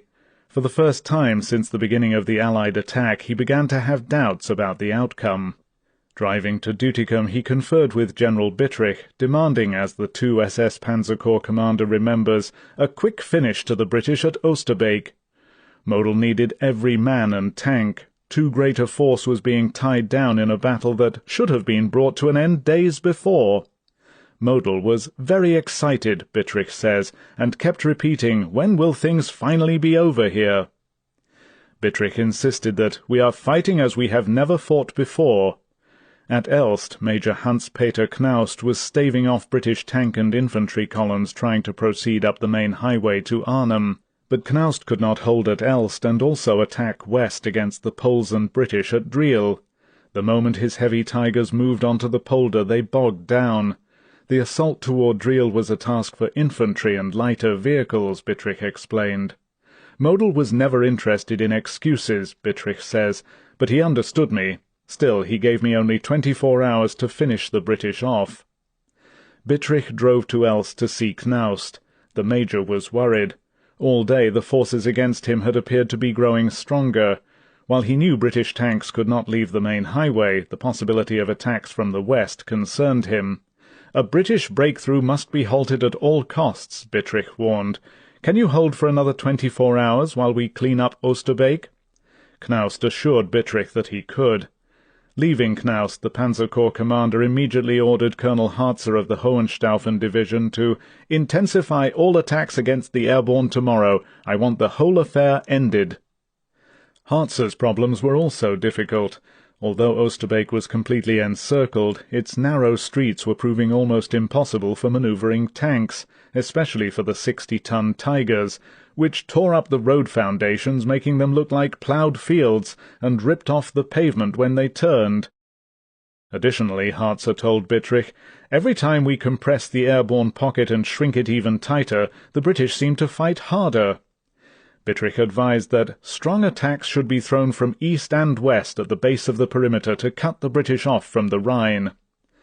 The Frundsberg Division commander, General Hamel, charged with holding and driving back the Allied forces in the Nijmegen-Arnhem area, heard from Bittrich too. The assembling of his whole division delayed by the wreckage on the Arnhem Bridge, Hamel had not been able to form a blocking front on both sides of the elevated island highway. The British attack at Oosterbeek had split his forces. Only part of his division had been in position on the western side when the British attacked. Now what remained of his men and equipment was east of the highway. Elst would be held, Hamel assured Bittrich. The British could not advance up the main road. But he was powerless to halt the drive to Driel. I cannot prevent them going up or coming back, he told Bittrich. The 2 SS Panzer Corps leader was firm. The next 24 hours would be critical, he warned Hamel. The British will try everything to reinforce their bridgehead and also drive for Arnhem. Harzer's attacks against the Oosterbeek perimeter would succeed, provided that Hamel held. As Bittrich put it, "We'll get the nail. You must amputate the finger." The guns of the 43rd were thundering, and in the southwest corner of the Oosterbeek perimeter a big gasometer blazed, throwing an eerie, flickering yellowish light over the Rhine. As he climbed out of a boat on the northern bank, Colonel Charles Mackenzie could see why he had been warned by radio to wait for a guide. The shoreline was unrecognizable. Boat wreckage, fallen trees, and shell craters had buried the road running back into the bridgehead. If he had tried to set out by himself, he would certainly have become lost. Now, following an engineer, he was guided to the Hartenstein. Mackenzie had not changed his mind about the report he would make to Urquhart. Once again, while waiting to be rowed over to the division perimeter, he had thought about his options. In spite of all the preparations that he had seen in Driel and on the southern bank, he remained sceptical that help would ever reach the division in time. He felt guilty about the report he had decided to make, yet there was still the chance that his own view was far too pessimistic. In the cellar of the shattered Hartenstein, Urquhart was waiting. Mackenzie gave the airborne commander the official view. "Help is on the way. We should hang on." Urquhart, Mackenzie remembers, listened impassively, neither disheartened nor gladdened by the news. The unspoken question for both men remained the same: how much longer must they hold? At this time, in the first hours of Sunday, September 24th, after 8 days of battle, Urquhart's estimated strength was down to fewer than 2,500 men, and for all of them there was only one question: when will Monty's forces arrive? They had thought about it in the loneliness of trenches, gun pits and outposts, in the wrecks of houses and shops, and in the hospitals and dressing stations, where anxious, uncomplaining men lay wounded on pallets, mattresses, and bare floors. With infantry on the south bank of the river, the paratroopers did not doubt that the Second Army would eventually cross. They wondered only if any of them would be alive to see the relief for which they had waited so long. In these last tragic hours, annihilation was their constant fear, and to allay this dread, men tried to raise one another's morale by any means they could. Jokes made the rounds. Wounded men, still holding at their posts, disregarded their injuries, and examples of extraordinary daring were becoming commonplace. Above all, Urquhart's men were proud. They shared a spirit in those days that was stronger, they said later, than they would ever know again. From his kit, Lance Bombardier James Jones of an artillery troop took out the single non-military item he had brought along, the flute he had used as a boy. "I just wanted to play it again," he remembers. "It was raining mortar bombs for 3 or 4 days straight, and I was frightened to death. I got out the flute and began to play." Nearby, Lieutenant James Woods, the gun position officer, had an idea. With Jones leading, Lieutenant Woods and 2 other gunners climbed out of their trenches and began to march around the gun positions. As they proceeded single file, Lieutenant Woods began to sing. Behind him, the 2 troopers removed their helmets and drummed on them with sticks.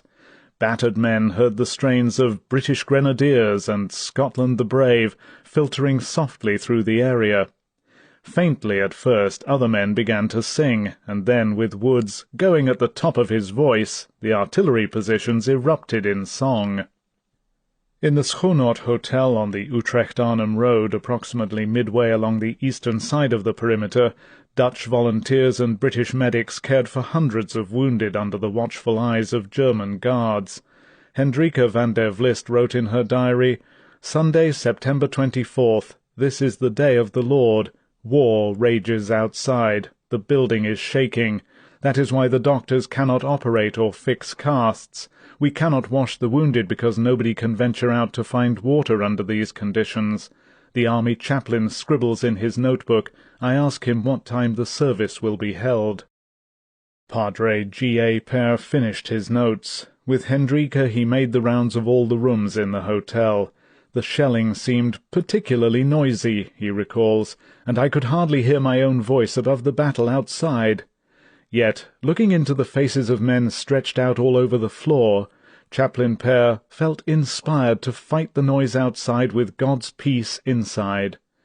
Quoting from St. Matthew, Père said, "Take no thought for the morrow, what ye shall eat or what ye shall drink, or wherewithal ye shall be clothed." Then he, like the men in the artillery positions, began to sing. As he began "Abide with me," men just listened. Then they began to hum and sing softly themselves. Against the thunderous barrage outside the Schonord, hundreds of wounded and dying men took up the words, "When other helpers fail and comforts flee, God of the helpless, oh, abide with me." Across the street from the church in Lower Oosterbeek, Carter ter Horst left her 5 children and the 11 other civilians sheltering in the 10-by-6-foot cellar of her house, and made her way past the wounded on the upper floor. The 14-room, 200-year-old house, a former vicarage, was totally unrecognizable. The windows were gone, and every foot of space in the main hall, dining room, study, garden room, bedrooms, corridors, kitchen, boiler room, and attic was crowded with wounded, Mrs. ter Horst recalls. They lay, too, in the garage and even under the stairs. In all, more than 300 injured men crowded the house and grounds, and others were being brought in by the minute. Outdoors on this Sunday morning, Carter ter Horst saw that a haze hung over the battlefield. "The sky is yellow," she wrote, "and there are dark clouds hanging down like wet rags. The earth has been torn open." On the grounds she saw the dead, our dead, wet through from rain and stiff, lying on their faces just as they were yesterday and the day before, the man with the tousle beard and the one with the black face and many, many others.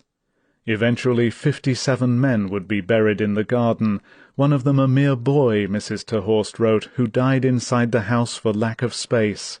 The lone doctor among the medical teams in the house, Captain Randall Martin, had told Mrs. ter Horst that the boy had simply banged his head against a radiator until he was gone. Picking her way gingerly about the rooms, Carter ter Horst thought of her husband Jan, who had left on Tuesday night by bicycle to scout the area and bring back information about German positions to an artillery officer. The perimeter had been formed while he was gone, and in the heavy fighting Jan was unable to get back home. They would not see each other for 2 more weeks.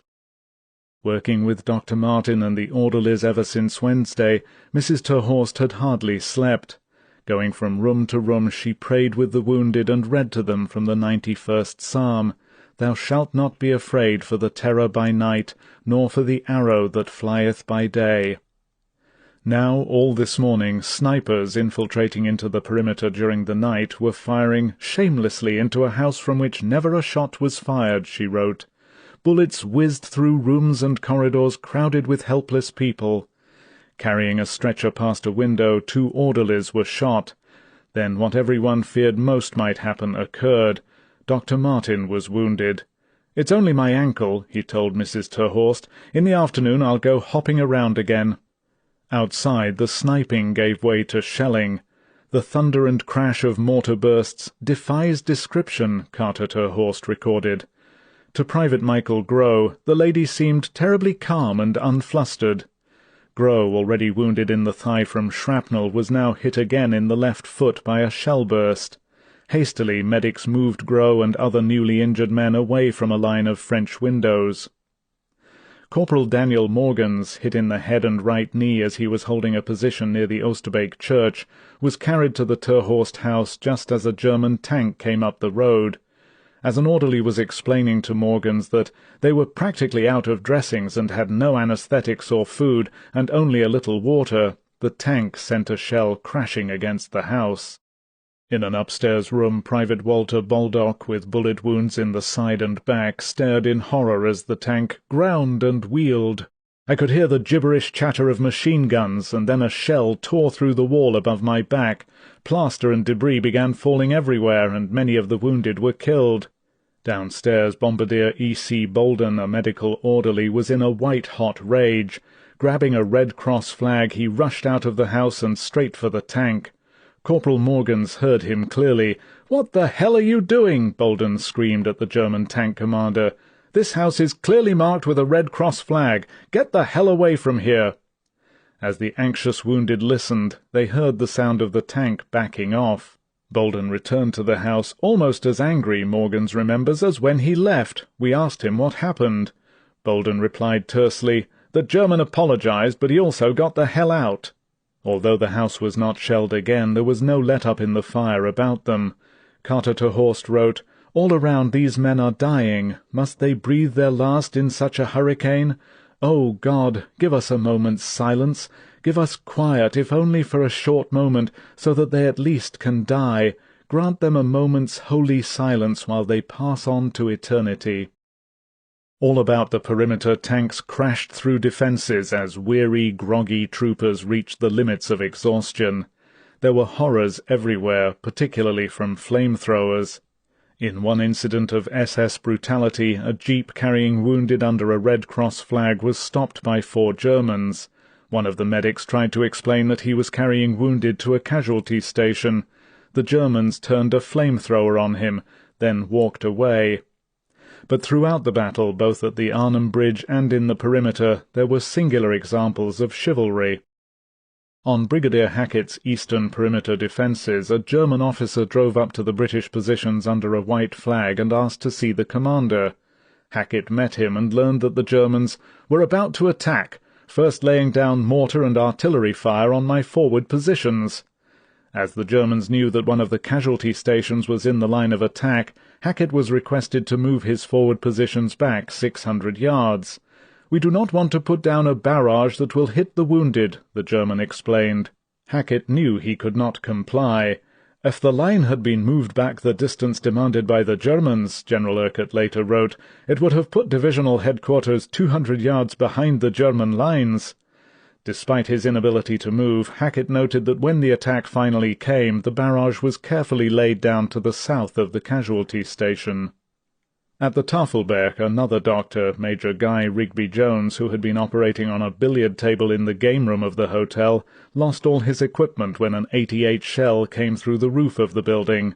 He had not been able to operate since Thursday, although one of the field ambulance teams had set up a theatre in the Petersburg Hotel.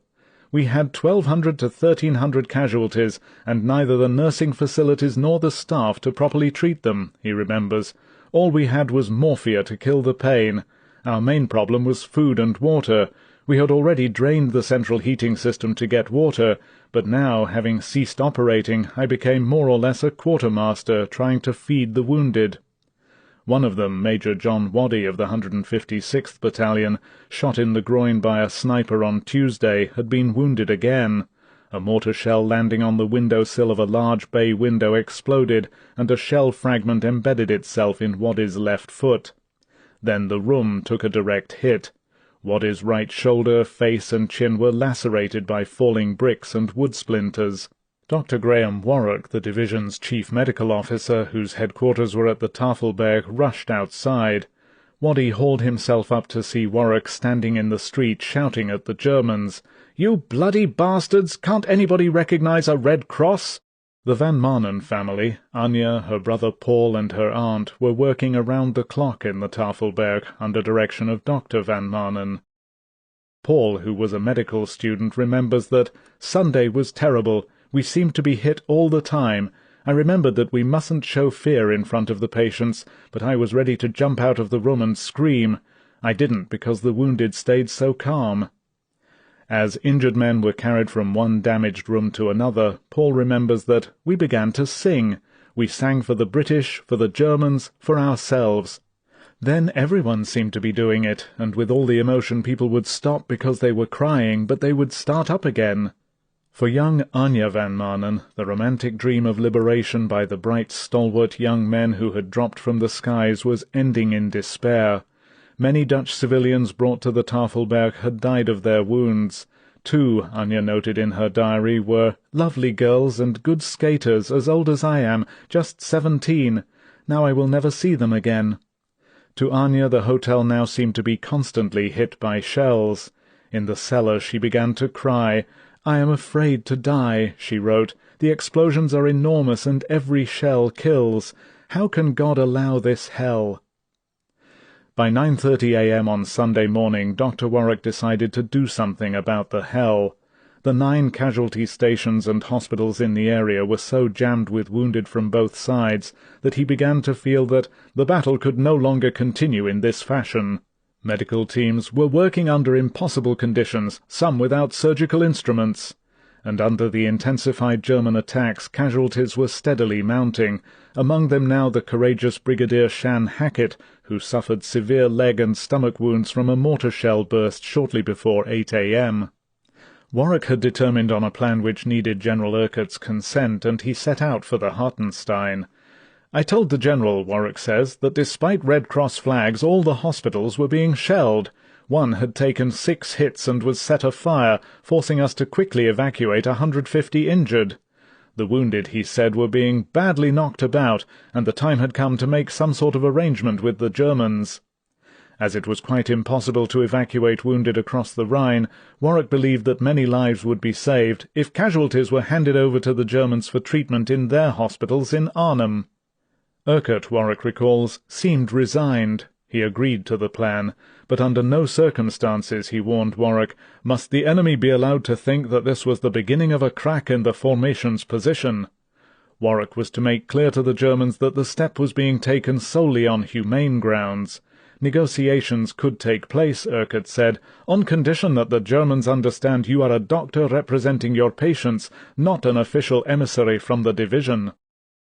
Warwick was permitted to ask for a truce period during the afternoon, so that the battlefield could be cleared of wounded before both sides got on with the fight. Warwick hurried off to find Lieutenant Commander Arnoldus Wolters, the Dutch liaison officer, and Dr. Gerrit van Maanen, both of whom he asked to help in the negotiations. Because Wolters, who would act as interpreter, was in the Dutch military and might run a great risk going to a German headquarters, Warwick gave him the pseudonym Johnson. The 3 men quickly headed for the Schoonoord Hotel to contact the German division medical officer. By coincidence, that officer, 29-year-old Major Egon Schalka, claims he had reached the same conclusion as Warwick. As Schalka recalls that Sunday morning, he felt something had to be done not only for our wounded, but the British in Der Hexenkessel. In the Schoonoord Hotel, casualties lay everywhere, even on the floor. According to Schalka, he had come to see the British chief medical officer to suggest a battlefield clearing before Warwick arrived. Whoever first had the idea, they did meet. Warwick's impression of the young German doctor was that he was effeminate in appearance, but sympathetic and apparently quite anxious to ingratiate himself with the British, just in case. Confronting the slender, dapper officer, handsome in his finely cut uniform, Warwick, with Johnson interpreting, made his proposal. As they talked, Schalka studied Warwick, a tall, lanky, dark-haired fellow, phlegmatic like all Englishmen. He seemed terribly tired, but otherwise not in bad shape. Schalka was prepared to agree to the evacuation plan, but he told Warwick, "First we will have to go to my headquarters to make sure there are no objections from my general." Schalka refused to take Dr. van Maanen with them. In a captured British jeep, Schalka, Warwick, and Johnson set out for Arnhem with Schalka driving. Schalka recalls that he drove very fast, zigzagging back and forth. "I did not want Warwick to orient himself, and he would have had a tough time of it the way I drove. We went very fast, part of the time under fire, and twisted and turned into the city." To Wolters, the short drive into Arnhem was sad and miserable. Wreckage lay everywhere. Houses were still smoking or in ruins. Some of the roads they followed, chewed up by tank tracks and cratered by shell fire, looked like ploughed fields. Wrecked guns, overturned jeeps, charred armoured vehicles, and the crumpled bodies of the dead lay like a trail all the way into Arnhem. Schalka had not blindfolded the 2 men, nor did Wolters feel he made any attempt to conceal the route he took. It struck him that the elegant SS medical officer seemed eager for us to see the German strength. Through the still smoking, debris-strewn streets of Arnhem, Schalka drove northeast and pulled up outside Lieutenant Colonel Hartzer's headquarters, the high school on Hazelbergerweg. Although the arrival of Warwick and Wolters created surprise among the staff officers, Hartzer, alerted by phone, was waiting for them. Schalka, leaving the 2 officers in an outer room, reported to his commander. Hartzer was angry. "I was amazed," he says, "that Schalka had not blindfolded them. Now they knew the exact location of my headquarters." Schalka had laughed. "The way I drove, I'd be very surprised if they could find their way anywhere," he assured Hartzer. The 2 Germans sat down with the British emissaries. The medical officer proposed that his British wounded be evacuated from the perimeter since they no longer had the room or supplies to care for them, Harzer says. It meant calling a truce for a couple of hours. I told him I was sorry our countries were fighting. Why should we fight after all? I agreed to his proposal. Walters, a Canadian soldier named Johnson, as Warwick introduced him, remembers the conference in a completely different context. At first the German SS colonel refused to even consider a truce, he says. There were several other staff officers in the room, including the acting chief of staff, Captain Schwarz, who finally turned to Harzer and said that the whole matter would have to be taken up with the general. The Germans left the room. As we waited, Walters says, we were offered sandwiches and brandy. Warwick warned me not to drink on an empty stomach. Whatever kind of filling was in the sandwiches was covered with sliced onions. As the Germans re-entered the room, everyone snapped to attention and there was much Heil Hitlering. General Bittrich, hatless in his long black leather coat, came in. He stayed only a moment, Walters remembers. Studying the two men, Bittrich said, Ich bedauere sehr diesen Krieg zwischen unsere Vaterländern. I regret this war between our two nations. The general listened quietly to Warwick's evacuation plan and gave his consent. I agreed, Bittrich said, because a man cannot, provided of course that he has such feelings to start with, lose all humanity, even during the most bitter fight. Then Bittrich handed Warwick a bottle of brandy. This is for your general, he told Warwick, and he withdrew. By 10:30 a.m. Sunday, agreement on the partial truce was reached, although Walters recollects that the Germans seemed worried. Both the Tafelberg and the Schoonoord hotels were sitting on the front lines, and the Germans could not guarantee to stop mortaring and shelling. Harzer was mainly concerned about the long-range shelling of the British south of the Rhine, and whether it could be controlled during the casualty evacuation. Schalker says that after assurances had been given on this point, he received a radio message from British Second Army headquarters. It was simply addressed to the medical officer, 9th SS Panzer Division, thanking me and asking if a ceasefire could extend long enough for the British to bring up medical supplies, drugs and bandages from across the Rhine. Schalker radioed back, "We do not need your help, but request only that your Air Force refrain from bombing our Red Cross trucks continually." He was answered immediately, "Unfortunately, such attacks occur on both sides." Schalker thought the message ridiculous. Angrily he replied, "Sorry, but I have not seen our Air Force in 2 years." Back came the British message, "Just stick to the agreement." Schalker was now enraged, so much so he claims that he radioed back, "Lick my—" Schalker's account that some exchange of messages took place is probably true, yet the wording of the messages is certainly questionable, especially his answer regarding the Luftwaffe, which was in the air during the week harassing the British drops. Further, it is a belittlement of forces of his own country. Such a contemptuous assessment of one's own side to an enemy was certainly uncommon among the SS. The arrangement as finally worked out called for a 2-hour truce beginning at 3 p.m. The wounded would leave the perimeter by a designated route near the Tafelberg Hotel. Every effort was to be made to slacken fire or stop completely. Troops on both sides holding front-line positions were warned to hold their fire. As Schalker began to order every available ambulance and jeep to assemble behind the front lines, Warwick and Walters, about to head back to their own lines, were allowed to fill their pockets with morphia and medical supplies. Walters was glad to get out of there, especially from the moment Schwarz said to me, "You don't speak German like a Britisher." En route back to the perimeter, a Red Cross flag flying from their jeep and escorted by another German medical officer, Warwick and Walters were permitted to stop at St. Elizabeth's Hospital to inspect conditions and visit the British wounded, among them Brigadier Lathbury, who, with badges of rank removed, was now Lance Corporal Lathbury. They were greeted by the chief British medical officer, Captain Lippmann Kessel, the head of the surgical team, Major Cedric Longland, and the senior Dutch surgeon, Dr. Van Hengel, all of whom, Warwick remembers, were desperately anxious for news. Heavy fighting had taken place about the hospital.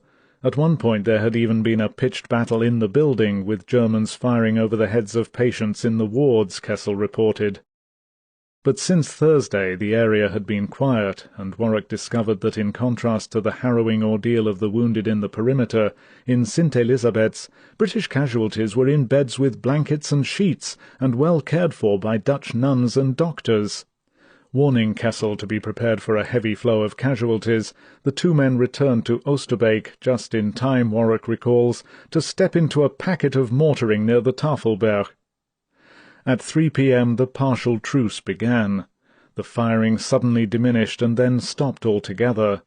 Lance Bombardier Percy Parks, for whom the overwhelming noise had become normal, found the silence so unreal that for a second I thought I was dead. With British and German medical officers and orderlies supervising the moves, ambulances and jeeps from both sides began loading casualties. Sergeant Dudley R. Pearson, the 4th Parachute Brigade's chief clerk, was put beside his brigadier's stretcher on a jeep. "So, you got it too, Pearson," said Hackett. Pearson was wearing only his boots and trousers. His right shoulder was heavily bandaged, where shrapnel had torn a huge hole. Hackett was grey-faced and obviously in great pain from his stomach wound. As they moved off toward Arnhem, Hackett said, "Pearson, I hope you won't think I'm pulling rank, but I think I'm a bit worse off than you are. At the hospital, do you mind if they get to me first?" Both Lathbury and Hackett became lance corporals in the hospital. Sergeant Dave Morris, who gave blood to Hackett before his operation, was cautioned that the brigadier's identity was not to be revealed. Lathbury, in the hospital since the 19th, got his first news of the division when the Oosterbeek wounded arrived, including the information that Urquhart had been able to rejoin the division, and that Frost's men had held the Arnhem Bridge for almost 4 days. Both brigadiers later escaped from the hospital with the help of the Dutch and hid out. Lathbury eventually joined the irrepressible Major Digby Tatham Water, who, dressed in civilian clothes and working with the Dutch underground, went about quite openly and on one occasion helped to push a German staff car out of a ditch. With a group of approximately 120 troopers, medics and pilots who had been hidden by the Dutch and led by a Dutch guide, Lathbury reached American troops south of the Rhine on the evening of October 22nd. The incredible Tatham Water helped about 150 British soldiers to escape. Incidentally, it took the author 7 years to discover his whereabouts, then by accident. My British publisher met him in Kenya, where he had been living since the end of the war. Tatham Water says that he carried the umbrella in battle more for identification purposes than for anything else, because I was always forgetting the password. Lieutenant Pat Glover, who had jumped with Myrtle, the para-chick, was moved to St. Elizabeth's in agony. A bullet had severed 2 veins in his right hand, and on the way to the Schoonoord dressing station he was hit again by shrapnel in the right calf. There was so little morphia that he was told he could not be given a shot unless he deemed it absolutely necessary. Glover did not ask for any. Now, sleeping fitfully, he found himself thinking of Myrtle. He could not remember what day she had been killed. During the fighting, he and his Batman, Private Joe Scott, had traded Myrtle's satchel back and forth. Then, in a slit trench under fire, Glover suddenly realized that Myrtle's bag was not there. "Where's Myrtle?" he had yelled to Scott. "She's up there, sir." Scott pointed to the top of Glover's trench. Inside her bag, Myrtle lay on her back, feet in the air. During the night, Glover and Scott buried the chicken in a shallow little grave near a hedge. As Scott brushed earth over the spot, he looked at Glover and said, "Well, Myrtle was game to the last, sir." Glover remembered he had not taken off Myrtle's parachute wings. Now, in a haze of pain, he was glad that he had buried her with honour and properly, with her badge of rank, as befitted those who died in action. At the Schoonoord, Hendrika van der Vlist watched as German orderlies began to move casualties out. Suddenly firing began. One of the Germans yelled, "If it does not stop, we will open fire, and not a casualty, a doctor or a nurse will come out alive." Hendrika paid no attention. "It is always the youngest soldiers who yell the loudest," she noted, "and we're used to the German threats by now." The firing ceased, and the loading continued. Several times again firing broke out as the long lines of walking wounded and convoys of jeeps, ambulances, and trucks moved out toward Arnhem. "Inevitably," General Urquhart recalled, "there were misunderstandings. It is not easy to still a battle temporarily." Doctors at the Tafelberg had some uneasy moments as they cleared combative Germans off the premises, and nearly everyone remembers that the recently arrived Poles could not understand the necessity for the partial ceasefire.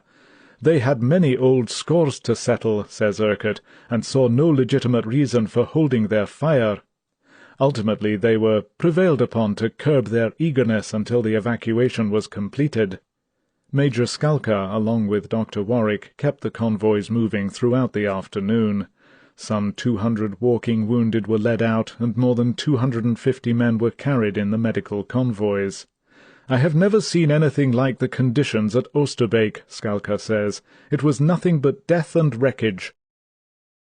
At St. Elizabeth's, Lieutenant Peter Steinforth, recovering from a chest wound received in Arnhem, heard the first walking wounded coming in.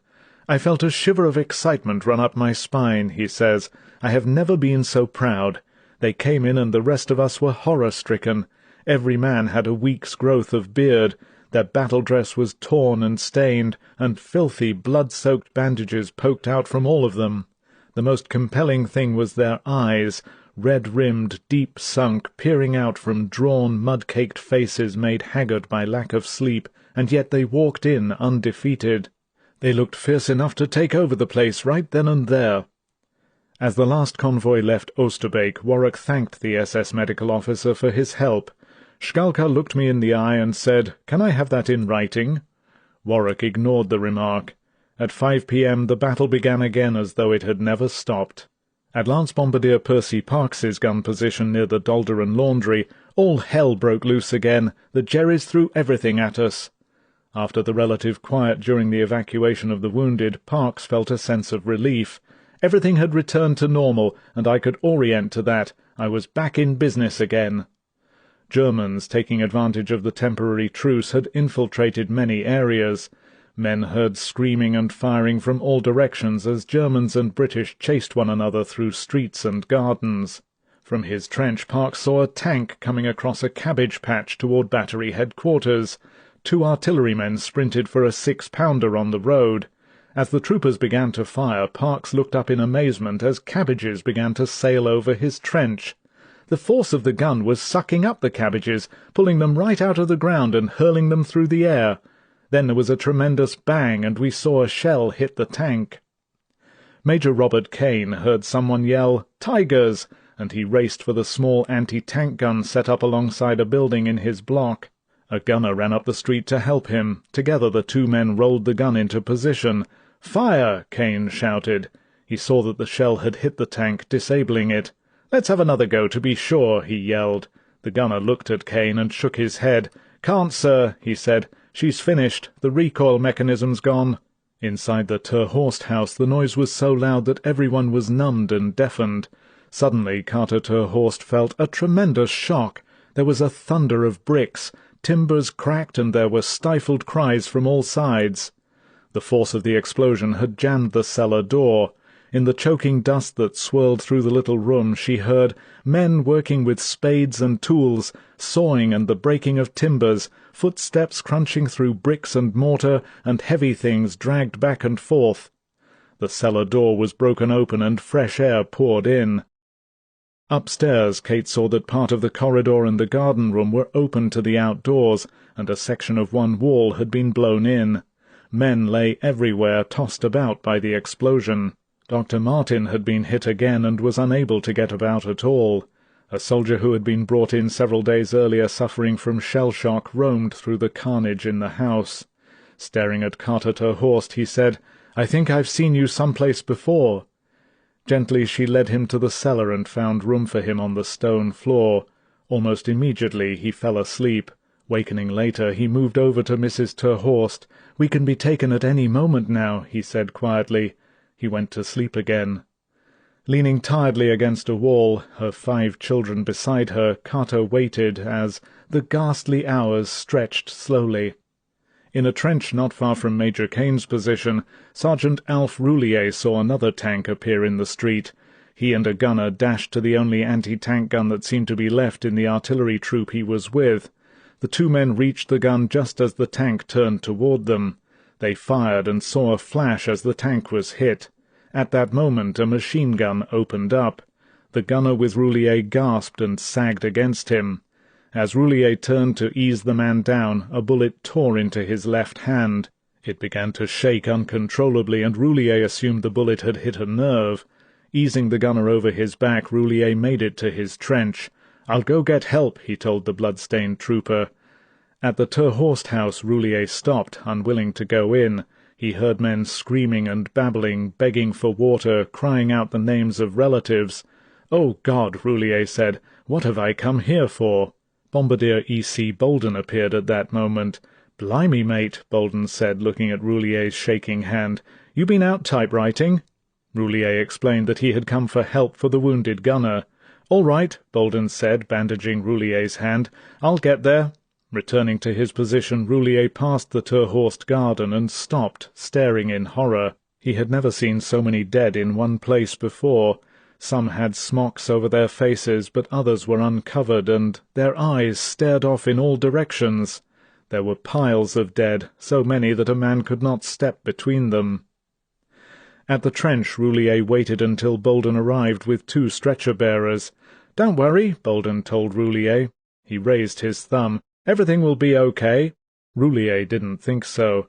Back in England, the 31-year-old trooper had pleaded to go on the mission. His age was against it, and although Roulier was an artilleryman, he had become acting mess sergeant. But he had won out, and finally had been allowed to go. Now, staring at the tired, thirsty, hungry troopers around him, he remembers that something clicked in my mind. I just forgot the battle. I was obsessed with getting us something to eat. He does not know how long he crawled through torn-up gardens and half-demolished houses in the area, ransacking shelves and searching cellars for bits and pieces of food. Someplace he found an undamaged galvanized tub. Into it he threw everything he found, a few withered carrots, some onions, a bag of potatoes, salt and some bouillon cubes. Near the house he found a chicken coop. Only one bird was still alive. Roulier took it along. On the stone floor of a ruined house he built a circle of bricks to hold the tub. Tearing strips of wallpaper off walls and using pieces of wood, he built a fire. He does not remember the battle still raging in the streets as he made one more trip outside to find water, but he staggered back with the tub partly filled. He killed and plucked the chicken and dropped it into the tub. Just at dusk, when he decided the stew was finished, he pulled a pair of curtains off a window frame to wrap the hot handles of the pot, and with the help of another trooper set out for the trenches. For the first time in hours he was aware of mortars coming in. The 2 men moved at intervals, stopping at each near burst, then going on again. At the artillery position, Roulier yelled out, "Come and get it!" Amazed, bleary troopers appeared in cautious groups with battered ration cans and mess kits.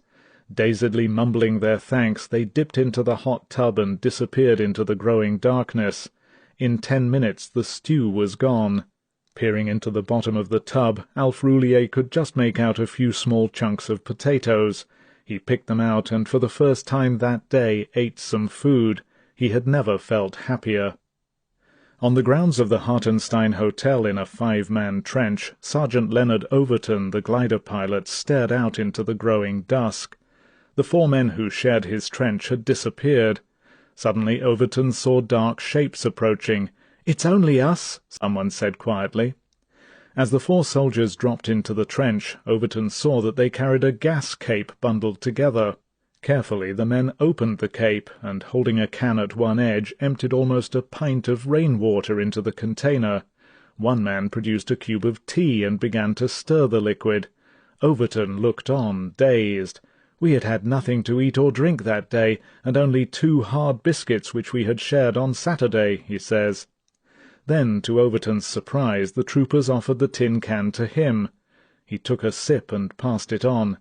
"Many happy returns," each man told him softly. Overton had forgotten that Sunday, September 24th, was his 23rd birthday.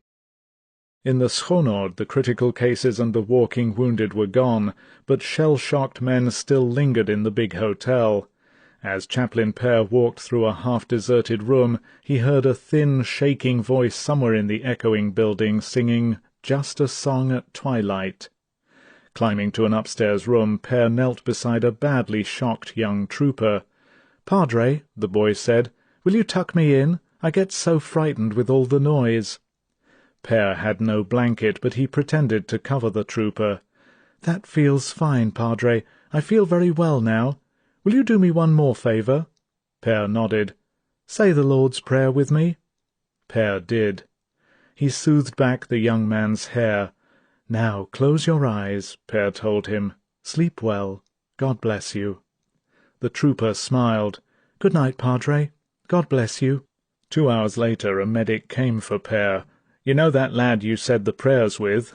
Père asked, "What's wrong?" The medic shook his head. "He died just now. He said to tell you he couldn't stand the noise outside." As evening set in, Colonel R. Peyton Reed in the KOSB's area of the perimeter was not unhappy to see the 24th grow to its melancholy close. The high hopes of early support by the ground forces was a subject now by mutual consent taboo. Late Sunday night, Lieutenant Neville Hay, the Phantom Net operator, was called into General Urquhart's room in the cellar of the Hartenstein. "He handed me a long message," Hay says, "and told me when I had finished encoding it to return it to him. I remember him saying that perhaps by that time he wouldn't have to send it." Hay was stunned as he read the message. What it really meant was that they had to come and get us or we would be wiped out. Hay encoded the signal and returned it to Urquhart. "I hoped he wouldn't have to send it either," Hay says. As sent out, the message read, "Urquhart to Browning. Must warn you, unless physical contact is made with us early 25th September, consider it unlikely we can hold out long enough. All ranks now exhausted. Lack of rations, water, ammunition and weapons, with high officer casualty rate. Even slight enemy offensive action may cause complete disintegration.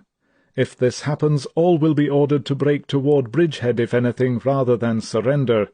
Any movement at present in face of enemy impossible. Have attempted our best, and will do so as long as possible."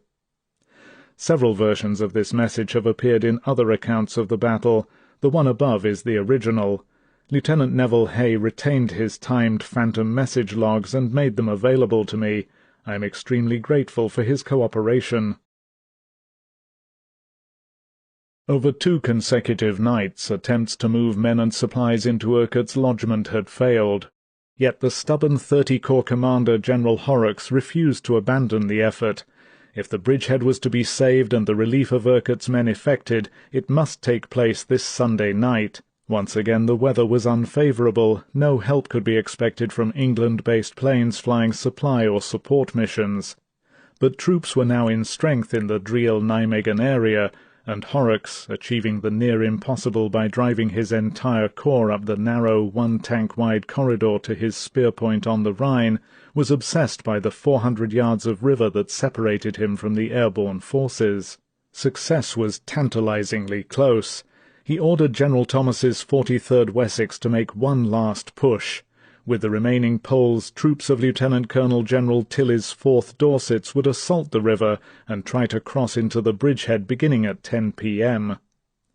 Tilly's move would be a first step in a wider plan. "If things went well," Horrocks later wrote, "I hoped to side-slip the 43rd Division across the Rhine farther to the west and carry out a left hook against the German force attacking the airborne perimeter." The alternative was withdrawal.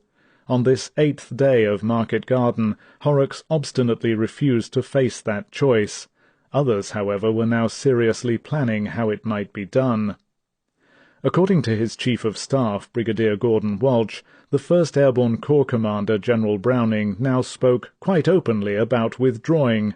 While the 43rd Wessex was moving up to Driel, the decision had been in the balance, but as soon as they became stuck, Browning became convinced we would have to get Urquhart's men out.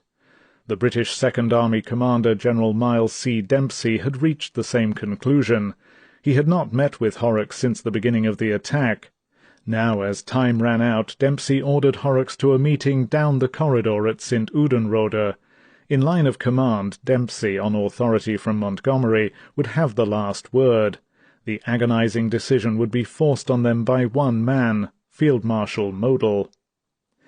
As Horrocks drove south to St. Udenrode, Lieutenant Colonel Tilly of the 4th Dorsets prepared for the night's river crossing. His battalion was rushing up to the assembly area in Driel, and assault craft, now that the corridor was open again, were on the way. Tilly's instructions were clear. Briefed personally by his brigade commander, Brigadier Ben Walton, Tilly was told to broaden the base of the perimeter. The crossing was to be made at the old ferry site about a mile west of Oosterbeek. Once across, the Dorsets were to hang on until reinforced. They would travel light, carrying only enough food and ammunition to last 3 or 4 days. As the 35-year-old Tilly saw it, his men were a task force leading the way for the whole of Dempsey's Second Army. He was acutely conscious of the urgent necessity of reaching Urquhart's men quickly. From all he had learned, the division was dying by the hour. On Sunday, Tilly had climbed to the spire of a damaged Driel church 3 times to observe the area where his troops would land on the Rhine's northern bank. As the afternoon wore on at his orchard headquarters south of Driel, he impatiently awaited the full arrival of his battalion from the village of Homoot, a few miles southwest of Driel, and the assault boats being brought up from the corridor. Shortly after 6 p.m. Brigadier Ben Walton sent for Tilly. At Walton's headquarters in a house south of Driel, Tilly expected the brigade commander to review once more the details of the night's operation. Instead, Walton told him there had been a change in plan. Word had been received, Walton said, that the whole operation, the large-scale crossing, was off. Tilly's battalion would still cross, but for a different purpose. Tilly listened with increasing dismay. His men were to hold the base of the perimeter while Urquhart's 1st Airborne Division was withdrawn. He was to take as few men as possible, only enough to do the job, approximately 400 infantry and 20 officers. Tilly did not need to go. He could detail his second-in-command, Major James Grafton, to take his place. Although Tilly replied that he would think about it, he had already decided to lead his men over. As he left Walton's headquarters, Tilly felt that his men were being sacrificed. Walton had said nothing about getting them back. Yet he knew that Walton, too, was helpless to alter the situation. What puzzled him was what had happened. Why had the plan been changed? The decision to withdraw Urquhart's force, subject to confirmation by Montgomery, who was not to finally approve the order until 9:30 a.m. Monday, September 25th, was reached by General Dempsey at the St. Udenrode conference with Horrocks and General Browning on Sunday afternoon. After considering his corps commander's plan for a full-scale crossing of the Rhine, Dempsey turned it down. Unlike Horrocks, Dempsey did not believe the assault could succeed. "No," he said to Horrocks, "get them out." Turning to Browning, Dempsey asked, "Is that all right with you?" Silent and subdued, Browning nodded. Immediately Dempsey notified General Thomas in Driel. Even as the St. Udenrode conference was taking place, the Germans once again severed the corridor north of Wegel. Cut off, Horrocks used an armoured carrier and broke through the German lines to return to his headquarters at Nijmegen. Field Marshal Model's latest attacks would keep the corridor closed for more than 40 hours. In Driel, most of Lieutenant Colonel Tilly's battalion had now arrived. He walked among his troops, picking the men he would take. Tapping soldiers on the shoulder, Tilly said, "You go. You're not going." The real purpose of the assault was secret. He could not tell protesting men why they were being left behind. Tilly picked those veterans who were absolutely sure, essential, leaving the others behind. The decision was bitter. Looking at the officers and men who he believed were going to certain death, Tilly called over Major Grafton. "Jimmy," Grafton remembers Tilly saying, "I've got to tell you something, because someone other than me has to know the real purpose of the crossing." Outlining the change in plan, Tilly added quietly, "I'm afraid we're being chucked away." Stunned, Grafton stared at Tilly. It was vital, Tilly added, that no one else have the information. It would be too risky, he explained.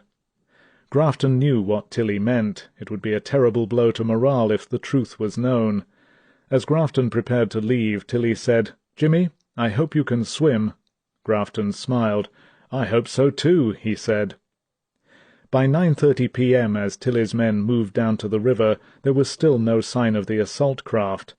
"How the hell do they expect me to cross without boats?" Tilly asked his engineering officer, Lieutenant Colonel Charles Henniker. Rations for his men had not arrived either. Testy and burdened by his knowledge of the true reason for the mission, Tilly spoke with Lieutenant Colonel Aubrey Code, commander of the 5th Dorsets. "Nothing's right," Tilly told him. "The boats haven't come, and we haven't been issued rations. If something isn't done soon, I'm not prepared to go." Code ordered his battalion to turn over rations to Tilly's men. For 3 long hours in a cold, drizzling rain, Tilly's force waited for the assault craft.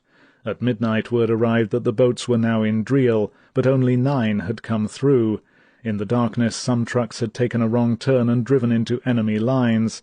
2 others, skidding off a muddy dike road, had been lost. At the rendezvous point the boats were carried on the shoulders of the infantry for 600 yards through a swampy marsh to the launching point. Stumbling and slithering over the mud of the polder, the men took more than an hour to wrestle the boats to the river. Not until after 2 a.m. on Monday, September 25th, was the assembly complete. As the men prepared to launch, Tilly handed Major Grafton 2 messages for General Urquhart. One was a letter from General Browning, the other a coded message from General Thomas outlining the withdrawal plan. There were 2 sets of these letters. Lieutenant Colonel Eddie Myers, Urquhart's engineering officer, had returned from Nijmegen and his meeting with Browning. Now Myers, bearing the same letters, was waiting to cross. "Your job," Tilly told Grafton, "is to get through to Urquhart with these messages in case the engineering officer doesn't make it." The paper containing the withdrawal plan was absolutely vital, Tilly stressed. At the river it was clear that the Germans were completely prepared for another crossing. Only some 15 British assault craft, including 3 ducks and the remnants of the little fleet used on the previous night, remained. At the very last minute, because of the boat shortage, it was decided to halt a diversionary crossing scheduled by the Poles to the east of the Dorsets launching area, and put Tilly's men over in 5 3-boat waves.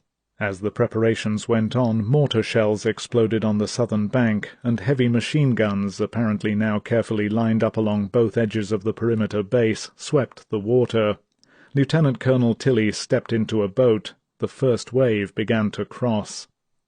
Although every available British gun on the southern side hammered away, sending a canopy of shells above the Dorsets, the crossing was brutally assaulted.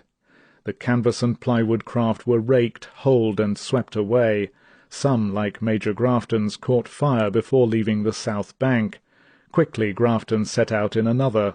Halfway over he discovered his was the only remaining boat in the wave.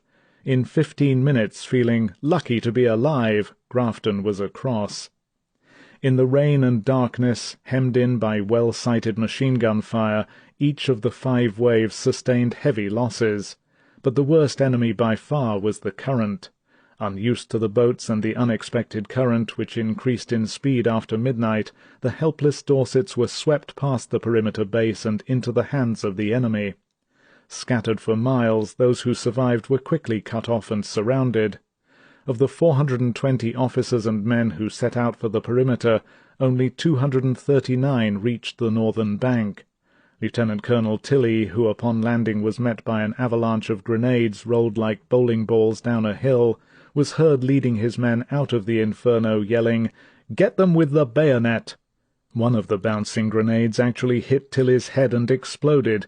Incredibly, he was only slightly wounded and survived as a prisoner of war until the end of hostilities. The Dorsets were unable to link up as an effective unit with Urquhart's men.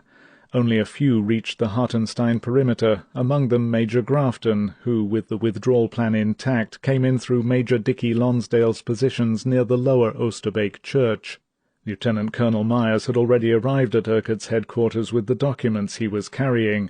Neither man knew the contents of Thomas's coded message or its cruelly ironic name. When Montgomery had originally pressed Eisenhower for a powerful and full-blooded thrust toward Berlin to thus end the war, his single-thrust suggestion had been turned down. Operation Market Garden had been the compromise. Now the withdrawal plan for Urquhart's blooded men had been officially designated. The remnants of the British 1st Airborne Division were to be evacuated under the code name Operation Berlin. 4.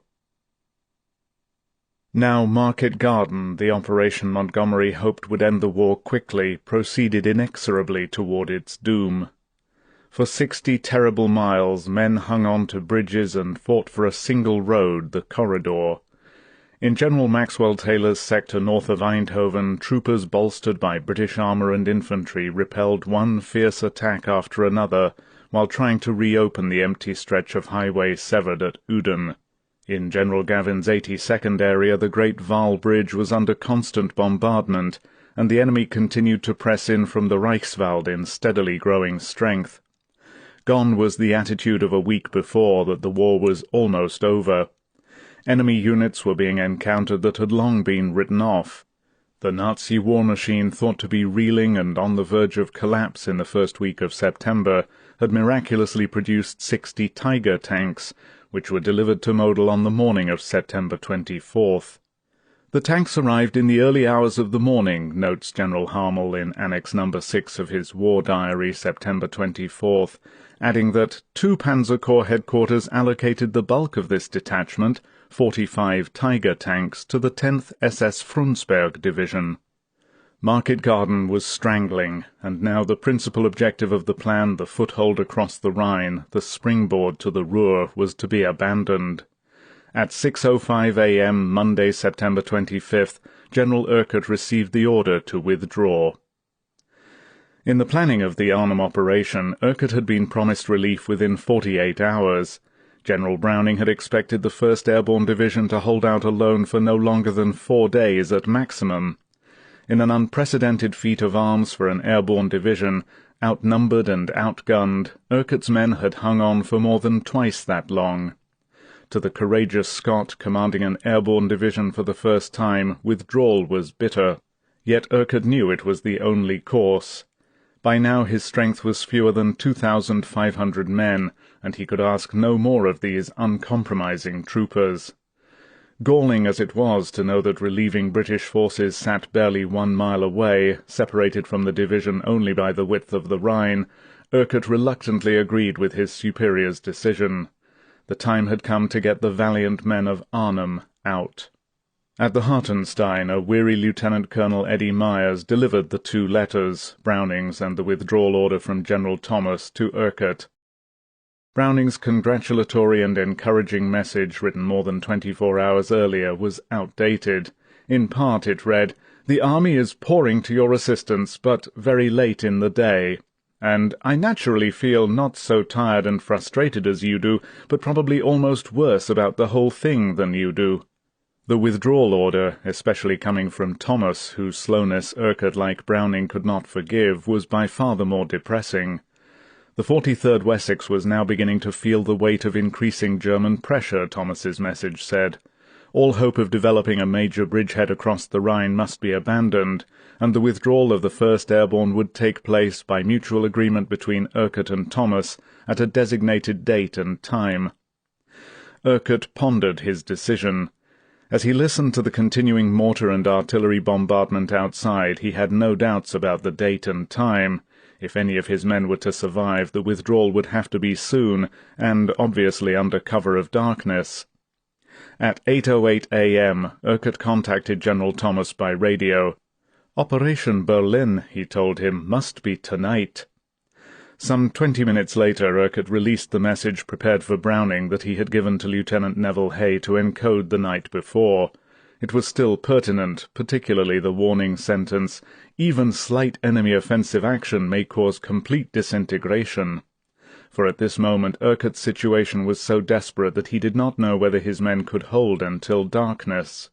Then the agonized general began to plan the most difficult maneuver of all, the withdrawal. There was only one way out, across the terrible 400 yards of the Rhine to Driel. Urquhart's plan was designed along the lines of another classic British withdrawal, Gallipoli, in 1916.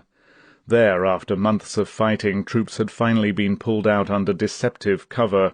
Thinned-out lines cloaking the retreat had continued to fire as the main bulk of the force was safely withdrawn. Urquhart planned a similar manoeuvre.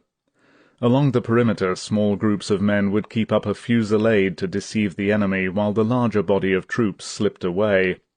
Gradually, units along the northern face of the perimeter would move down along its sides to the river to be evacuated.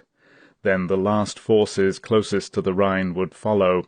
"In effect," Urquhart said later, "I planned the withdrawal like the collapse of a paper bag. I wanted small parties stationed at strategic places to give the impression we were still there, all the while pulling downward and along each flank." Urquhart hoped to contrive other indications of normality. The usual pattern of radio transmissions would continue. Sheriff Thompson's artillery was to fire to the last, and military police in and about the German prisoner of war compound on the Hartenstein's tennis courts were to continue their patrols. They would be among the very last to leave. Obviously, besides a rear guard, other men would have to stay behind: doctors, medical orderlies, and serious casualties. Wounded men unable to walk but capable of occupying defensive positions would stay and continue firing. To reach the river, Urquhart's men would follow one route down each side of the perimeter. Glider pilots acting as guides would steer them along the escape path, marked in some areas with white tape. Troopers, their boots muffled by strips of cloth, were to make their way to the water's edge. There, beachmasters would load them into a small evacuation fleet. 14 powered storm boats managed by 2 companies of Canadian engineers, each capable of carrying 14 men, and a variety of smaller craft. Their number was indeterminate. No one, including the beachmasters, would remember how many, but among them were several ducks and a few canvas and plywood assault craft remaining from previous crossings. Urquhart was gambling that the Germans observing the boat traffic would assume men were trying to move into the perimeter rather than out of it. Apart from the dreadful possibility of his troops being detected, other hazardous difficulties could occur as more than 2,000 men tried to escape. If a rigid time schedule was not maintained, Urquhart could foresee, an appalling bottleneck would develop at the narrow base of the perimeter, now barely 650 yards wide. If they were jammed into the embarkation area, his men might be mercilessly annihilated. After the futile experience of the Poles and the Dorsets in trying to enter the perimeter, Urquhart did not expect the evacuation to go unchallenged. Although every gun that 30 Corps could bring to bear would be in action to protect his men, Urquhart still expected the Germans to inflict heavy casualties. Time was an enemy, for it would take hours to complete the evacuation. There was also the problem of keeping the plan secret. Because men might be captured and interrogated during the day, no one, apart from senior officers and those given specific tasks, was to be told of the evacuation until the last minute. After conferring with General Thomas by radio and obtaining agreement on the major points in his withdrawal plan, Urquhart called a meeting of the few senior officers left: Brigadier Pip Hicks, Lieutenant Colonel Ian Murray of the Glider Pilot Regiment, now in charge of the wounded Hackett's command, Lieutenant Colonel R.G. Loder Simmons, the division's artillery chief, Colonel Mackenzie, the Chief of Staff, and Lieutenant Colonel Eddie Myers, the engineering officer who would be in charge of the evacuation. Just before the conference began, Colonel Graham Warwick, the chief medical officer, arrived to see Urquhart, and became the first man to learn of the plan. Warwick was downcast and unhappy, not because I had to stay, I had an obligation to the wounded, but because up to this moment I had expected the division to be relieved in a very short time. In the Hartenstein cellar, surrounded by his officers, Urquhart broke the news. "We're getting out tonight," he told them. Step by step he outlined his plan. The success of the withdrawal would depend on meticulous timing. Any concentration of troops or traffic jams could cause disaster. Men were to be kept moving without stopping to fight. While they should take evasive action if fired upon, they should only fire back if it is a matter of life or death. As his despondent officers prepared to leave, Urquhart cautioned them that the evacuation must be kept secret as long as possible. Only those with a need to know were to be told. The news carried little surprise for Urquhart's senior officers. For hours it had been obvious that the position was hopeless. Still, like Warwick, they were bitter that relief had never arrived. In their minds, too, was the fear that their men might endure an even greater ordeal during the withdrawal than they had in the perimeter. By accident, signalman James Cockrell, attached to division headquarters, heard the terse message, "Operation Berlin is tonight." He puzzled over its meaning. Withdrawal did not even occur to him. Cockrell believed the division would fight to the last man and the last bullet. He thought that Operation Berlin might mean an all-out attempt to break through for the Arnhem Bridge in some kind of heroic charge of the Light Brigade or something. Another man knew all too clearly what it meant. At the headquarters of the 1st Air Landing Brigade, Colonel Peyton Reed of the KOSBs, helping to arrange details of the evacuation of the western edge of the perimeter, heard Brigadier Pip Hicks mutter something about another Dunkirk. All through this day, in a frenzy of attacks, the Germans tried to overrun positions, but still the Red Devils held. Then, men would recall, shortly after 8 p.m., the news of the withdrawal began filtering down. To Major George Powell of Hackett's 156th Battalion at the top of the perimeter, the news was an appalling blow. I thought of all the men who had died, and then I thought the whole effort had been a waste. Because his men were among those who had the farthest to come, Powell started them off in single file at 8:15 p.m. Private Robert Downing of the 10th Parachute Battalion was told to leave his slit trench and go to the Hartenstein Hotel. There he was met by a sergeant. "There's an old plastic razor over there," the sergeant told him. "You get yourself a dry shave." Downing stared at him. "Hurry up," the sergeant told him. "We're crossing the river, and by God we're going back looking like British soldiers." In a cellar near his position, Major Robert Kane borrowed another razor. Someone had found water, and Kane scraped the razor over a week's growth of beard, and then dried his face carefully on the inside of his smoke-blackened, blood-stained smock. Coming out, he stood for a minute in lashing rain, looking at the church in Lower Oosterbeek. There was a gold cock on the weather vane. Kane had checked it at intervals during the battle. For him it was a good-luck symbol. As long as the gold cock remained, so would the division. He felt an overpowering sadness. He wondered if the weather vane would still be there tomorrow. Like other men, Major Thomas Toller of the Glider Pilot Regiment had been told by Colonel Ian Murray to clean up a little. Toller couldn't have cared less. He was so tired that just thinking about cleaning up was an effort. Murray handed over his own razor. "We're getting out. We don't want the army to think we're a bunch of tramps." With a small dab of lather that Murray had left, Toller too shaved his beard. "It was amazing how much better I felt, mentally and physically," he recalls. In Murray's command post was the Pegasus flag Hackett's men had planned to fly as the Second Army arrived. Toller stared at it for a moment. Then he carefully rolled it up and put it away. In artillery positions where troopers now would fire at will to help disguise the evacuation, Gunner Robert Christie listened as the troop signalman Willie Speedy called in to the battery. Speedy gave a new stationer's control and then said simply, "I am closing down now. Out." Sergeant Stanley Sullivan, one of the pathfinders who had led the way 9 days before, was furious when the news reached him. "I had already figured we'd had it anyway, and we might as well go down fighting." Sullivan's outpost was in a school where youngsters had been trying to learn. "I was afraid for all those children if we pulled out. I had to let them know, and the Germans too, just how we felt."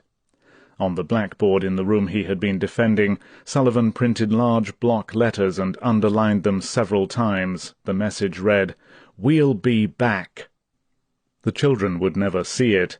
On September 27th, in a brutal reprisal against the Dutch, the Germans ordered the entire Arnhem area evacuated.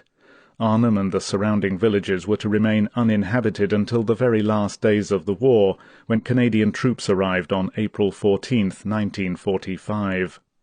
At precisely 9 p.m. the night sky was ripped by the flash of 30 Corps' massed guns, and fires broke out all along the edge of the perimeter as a torrent of shells rained down on the German positions. 45 minutes later, Urquhart's men started to pull out. The bad weather that had prevented the prompt arrival of troops and supplies during the week now worked for the Red Devils. The withdrawal began in near gale-like conditions which, with the din of the bombardment, helped cover up the British escape. In driving wind and rain, the first airborne survivors, faces blackened, equipment tied down and boots muffled against sound, climbed stiffly out of positions and lined up for the dangerous trek down to the river. The darkness and the weather made it impossible for men to see more than a few feet in front of them. The troopers formed a living chain, holding hands or clinging to the camouflage smock of the man ahead. Sergeant William Thompson, a glider pilot, hunched his body against the pouring rain. Charged with helping to direct troopers to the riverbank, he was prepared for a long, wet night. As he watched men file past, he was struck by the fact that few men but us had ever known what it was like to live in a mile-square abattoir. To signalman James Cockrell, the meaning of Operation Berlin was now only too clear. He had been detailed to stay behind and operate his set as the troops withdrew. His instructions were to stay on the air and keep the set functioning to make the Germans think everything is normal. Cockrell sat alone in darkness under the veranda of the Hartenstein, bashing away on the key. I could hear a lot of movement around me, but I had no other instructions than to keep the set on the air. Cockrell was certain that he would be a prisoner before morning. His rifle was propped up beside him, but it was useless. One bullet was a dummy containing the cipher code used to contact Second Army. It was the only one he had left. On the Rhine's southern bank, doctors, medical orderlies, and Dutch Red Cross nursing personnel stood ready in reception areas and at the collection point. In Driel, convoys of ambulances and vehicles waited to move Urquhart's survivors back to Nijmegen. Although preparations for the arrival of the men were going on all about her, Cora Baltussen, after 3 days and nights tending the wounded, was so exhausted she thought the bombardment and the activities on the southern bank marked the prelude to yet another crossing attempt. In the concentrated shelling of Driel, Cora had been wounded by shrapnel in the head, left shoulder and side. Although the injuries were painful, Cora considered them superficial. She was more concerned about her bloody dress. She cycled home to change before returning to help tend the fresh flow of casualties she was certain would shortly arrive. On the way, Cora rode into enemy shell fire. Thrown from her bicycle, she lay unhurt for some time in a muddy ditch, then she set off again. At home, exhaustion overcame her. In the cellar she lay down for a short nap. She slept all through the night, unaware that Operation Berlin was taking place. Along the river at the base of the perimeter, the evacuation fleet, manned by Canadian and British engineers, lay waiting. So far the enemy's suspicions had not been aroused. In fact, it was clear that the Germans did not know what was happening. Their guns were firing at the remaining Dorsets, who had begun a diversionary attack west of the perimeter. Still farther west, Germans were firing as British artillery laid down a barrage to give the appearance of a river assault in that area. Urquhart's deception plan appeared to be working. In the drenching rain, lines of men snaked slowly down both sides of the perimeter to the river. Some men were so exhausted that they lost their way and fell into enemy hands. Others, unable to go on by themselves, had to be helped. In the inky darkness nobody stopped. To halt invited noise, confusion, and death. In the ruddy glow of fires and burning buildings, Sergeant Ron Kent of Major Boy Wilson's Pathfinder Group led his platoon to a cabbage patch designated as the company rendezvous point. There they waited until the remainder of the company assembled before moving toward the river. Although we knew the Rhine lay due south, Kent says, we didn't know what point they were evacuating us from. Suddenly the men spotted lines of red tracers coming from the south, and taking these as a guide they moved on. Soon they came to white tape and the shadowy figures of glider pilots who directed them along. Kent's group heard machine-gun fire and grenade explosions off to their left. Major Wilson and another group of men had run into Germans. In the fierce skirmish that followed, with safety only a mile away, 2 soldiers were killed. Men were to remember the evacuation by small details, poignant, frightening, and sometimes humorous.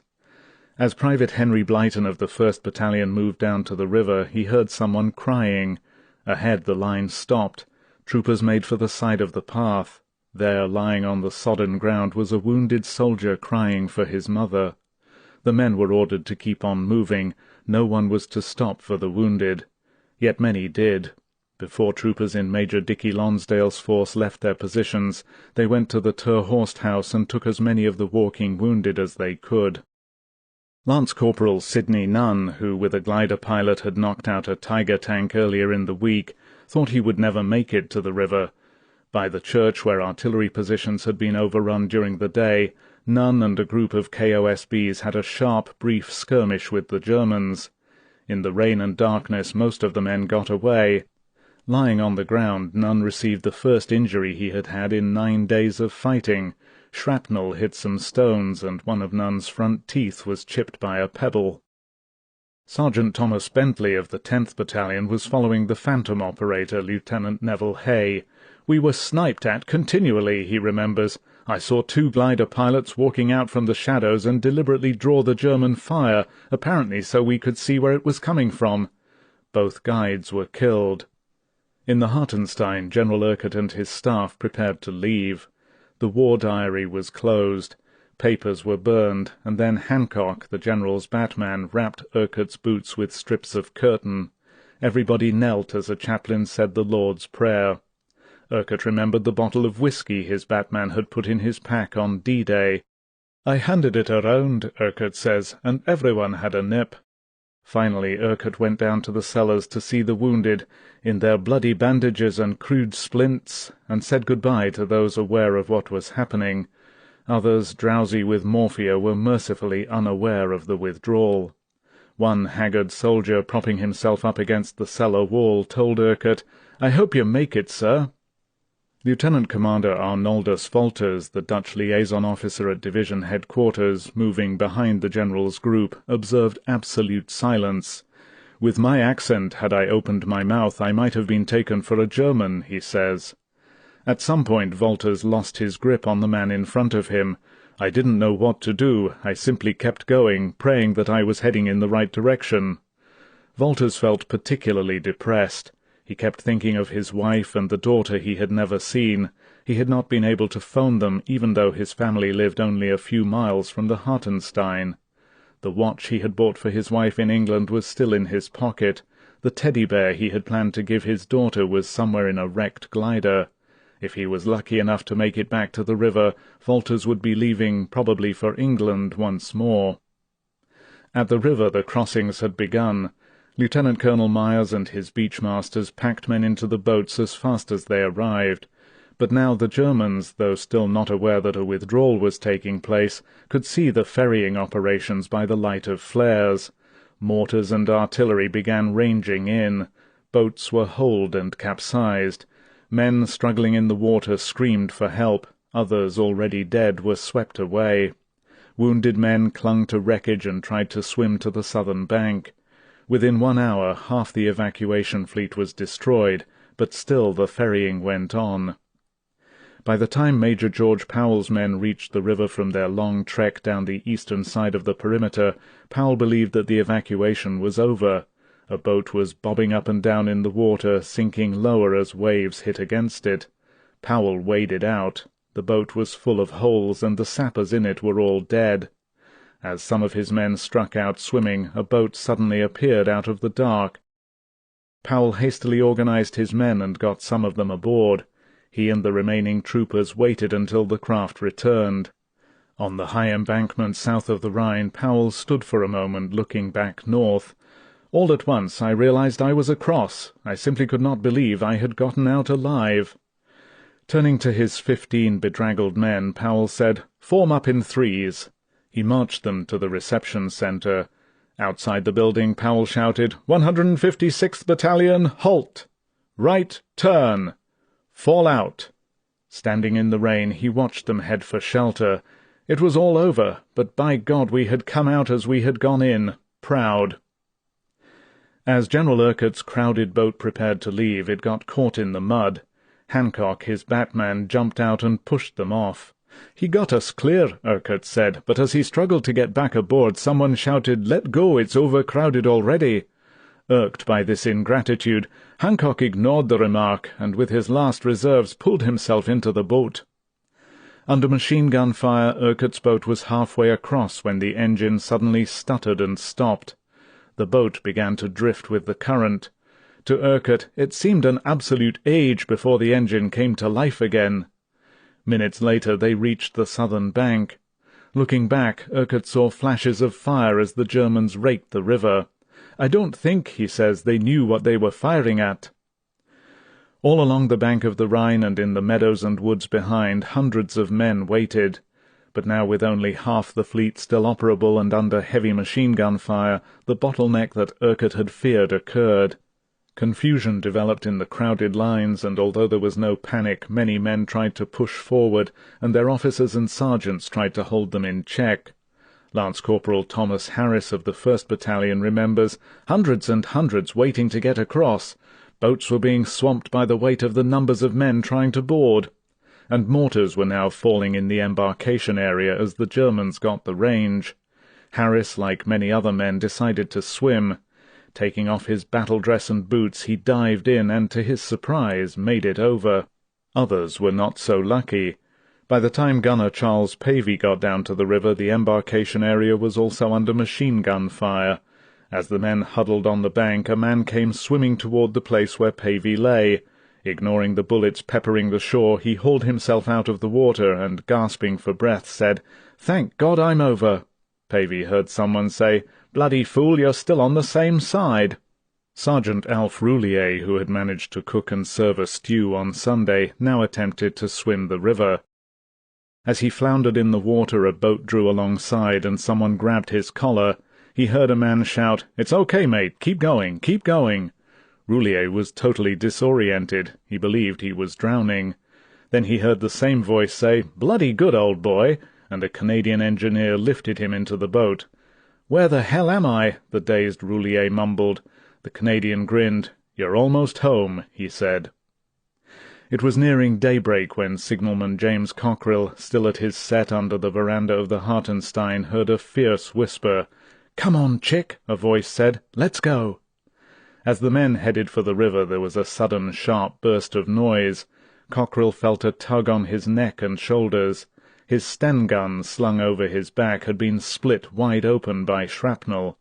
Nearing the bank, Cockerill's group came across a few glider pilots standing in the bushes. "Don't go until we tell you," one of the pilots said. "The Germans have got a gun fixed on this area, a Spandau firing about waist-high." Coached by the pilots, the men sprinted forward one at a time. When Cockerill's turn came, he crouched down and began to run. Seconds later, he fell over a pile of bodies. "There must have been 20 or 30, he remembers. "I heard men shouting for their mothers and others begging us not to leave them there. We couldn't stop." At the river's edge, a flare exploded and machine guns began to chatter. Cockerill heard someone shout for those who could to swim. He went into the chilly water, striking out past panic-stricken men who appeared to be floundering all about him. Suddenly Cockerill heard a voice say, "All right, buddy, don't worry, I've got you." A Canadian hauled him into a boat, and seconds later Cockerill heard the boat ground on shore. "I nearly cried when I found I was back where I started," he says. The boat had gone in to pick up wounded. As men all around helped with the loading, the craft started off again, and Cockerill remembers a rush as men climbed in from all sides. Although their boat was weighted down and under fire, the Canadians made it to the far shore. After hours under the veranda and his nightmarish trip across the water, Cockerill was dazed. "The next thing I knew I was in a barn and someone gave me a cigarette." Then Cockerill remembered one thing. Frantically he searched his pockets and brought out his single piece of ammunition, the .303 dummy bullet with his cipher code inside. Shortly before 2 a.m. what remained of the 1st Airborne's ammunition was blown up. Sheriff Thompson's gunners fired the last remaining shells, and artillerymen removed the breech blocks.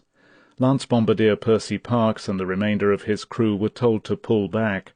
Parks was surprised. He had not thought about the withdrawal. He had expected to stay until his post was overrun by the Germans. He was even more amazed when he reached the river. The area was jammed with hundreds of men, and someone said that all the boats had been sunk. A man near Parks took a deep breath. "It looks like we swim," he said. Parks stared at the river.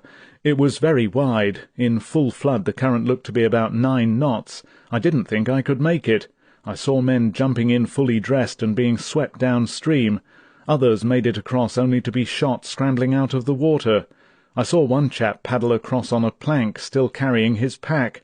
If he could do it, I could. Parks stripped to his shorts, throwing away everything, including his gold pocket watch. In the swift current his shorts slipped down and Parks kicked them off. He made it over, and hiding by bushes and in ditches, eventually reached a small deserted farm cottage. Parks went in to find some clothing. Emerging a few minutes later, he encountered a private from the Dorsets who directed him to a collection point, where he was given a mug of hot tea and some cigarettes. It took the exhausted Parks some time to understand why everyone was staring at him. He was dressed in a man's coloured sports shirt and wore a pair of ladies' linen bloomers tied at the knee. Private Alfred Dulforce of the 10th Battalion swam to the south bank nude, but still carrying a .38. To his embarrassment, 2 women were standing with the soldiers on the bank. Dulforce felt like diving straight back into the water.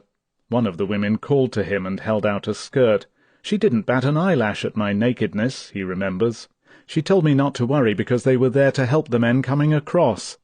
In a multicoloured skirt that reached to his knees and wearing a pair of clogs, Dulforce was taken to a British truck driving the survivors back to Nijmegen. By now the Germans were flaying the embarkation area and mortar shells were screaming in. As Lieutenant Commander Arnoldus Wolters ran behind a line of men for a boat, there was an explosion among the group. "I was absolutely unharmed," Wolters recalls, "but around me lay 8 dead men and 1 severely wounded." He gave the man a shot of morphia and carried him to the boat. In the already overloaded craft there was no place for Wolters. He waded into the water and, hanging onto the side of the boat, was pulled across the river. He staggered onto the southern bank and collapsed. As dawn came, the evacuation fleet had been almost destroyed, yet the Canadian and British engineers, braving mortar, artillery and heavy machine-gun fire, continued to ferry the men across in the boats that remained. Private Arthur Sherwood of the 11th Battalion found Canadian engineers loading some wounded into a small boat. One of the Canadians motioned for Sherwood to get aboard. The outboard motor could not be restarted, and the Canadians asked all soldiers still carrying rifles to start paddling. Sherwood tapped the man in front of him. "Let's go," he said. "Start paddling." The man looked at Sherwood without expression. "I can't," he said, pointing to his bandaged shoulder. "I've lost an arm." Major Robert Kane had put all his men across by dawn. With Sergeant Major Robbo Robinson he waited on the bank so he could follow, but no more boats appeared to be heading in. In a group of other men someone pointed to a slightly holed assault craft bobbing on the water, and a trooper swam out to bring it back. Using rifle butts, Kane and Robinson began rowing, while troopers who still had helmets bailed. On the south bank a military policeman directed them to a barn. Inside, one of the first men Kane recognized was Brigadier Hicks. The brigadier came over quickly.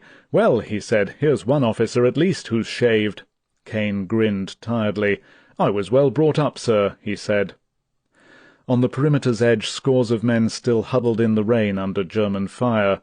Although 1 or 2 boats attempted to cross under cover of a smoke screen, it was now, in daylight, impossible for the evacuation to continue. Some men who tried to swim for it were caught by the swift current or by machine-gun fire. Others made it. Still others, so badly wounded they could do nothing, sat helplessly in the pounding rain, or set out north, back to the hospitals in the perimeter. Many decided to hide out and wait until darkness again before trying to reach the opposite shore. Eventually scores succeeded in making their escape this way. On the southern bank and in Driel, exhausted, grimy men searched for their units, or what remained of them. Sergeant Stanley Sullivan of the Pathfinders, who had printed his defiant message on the school blackboard, remembers someone asking, "Where's the 1st Battalion?" A corporal immediately stood up. "This is it, sir," he said. Beside him a handful of bedraggled men pulled themselves painfully erect. Gunner Robert Christie roamed through crowds of men searching for troopers of his battery. No one looked familiar. Christie suddenly felt tears sting his eyes. He had no idea whether anyone but him was left from No. 2 Battery. On the road to Driel, General Urquhart came to General Thomas's headquarters. Refusing to go in, he waited outside in the rain as his aide arranged for transportation. It was not necessary. As Urquhart stood outside, a jeep arrived from General Browning's headquarters, and an officer escorted Urquhart back to Corps. He and his group were taken to a house on the southern outskirts of Nijmegen. Browning's aide, Major Harry Cater, showed us into a room and suggested we take off our wet clothes, Urquhart says. The proud Scot refused. Perversely, I wanted Browning to see us as we were, as we had been. After a long wait, Browning appeared, as immaculate as ever. He looked, Urquhart thought, as if he had just come off parade, rather than from his bed in the middle of a battle. To the corps commander, Urquhart said simply, "I'm sorry things did not turn out as well as I had hoped." Browning, offering Urquhart a drink, replied, "You did all you could." Later, in the bedroom that he had been given, Urquhart found that the sleep he had yearned for so long was impossible. "There were too many things," he said, "on my mind and my conscience."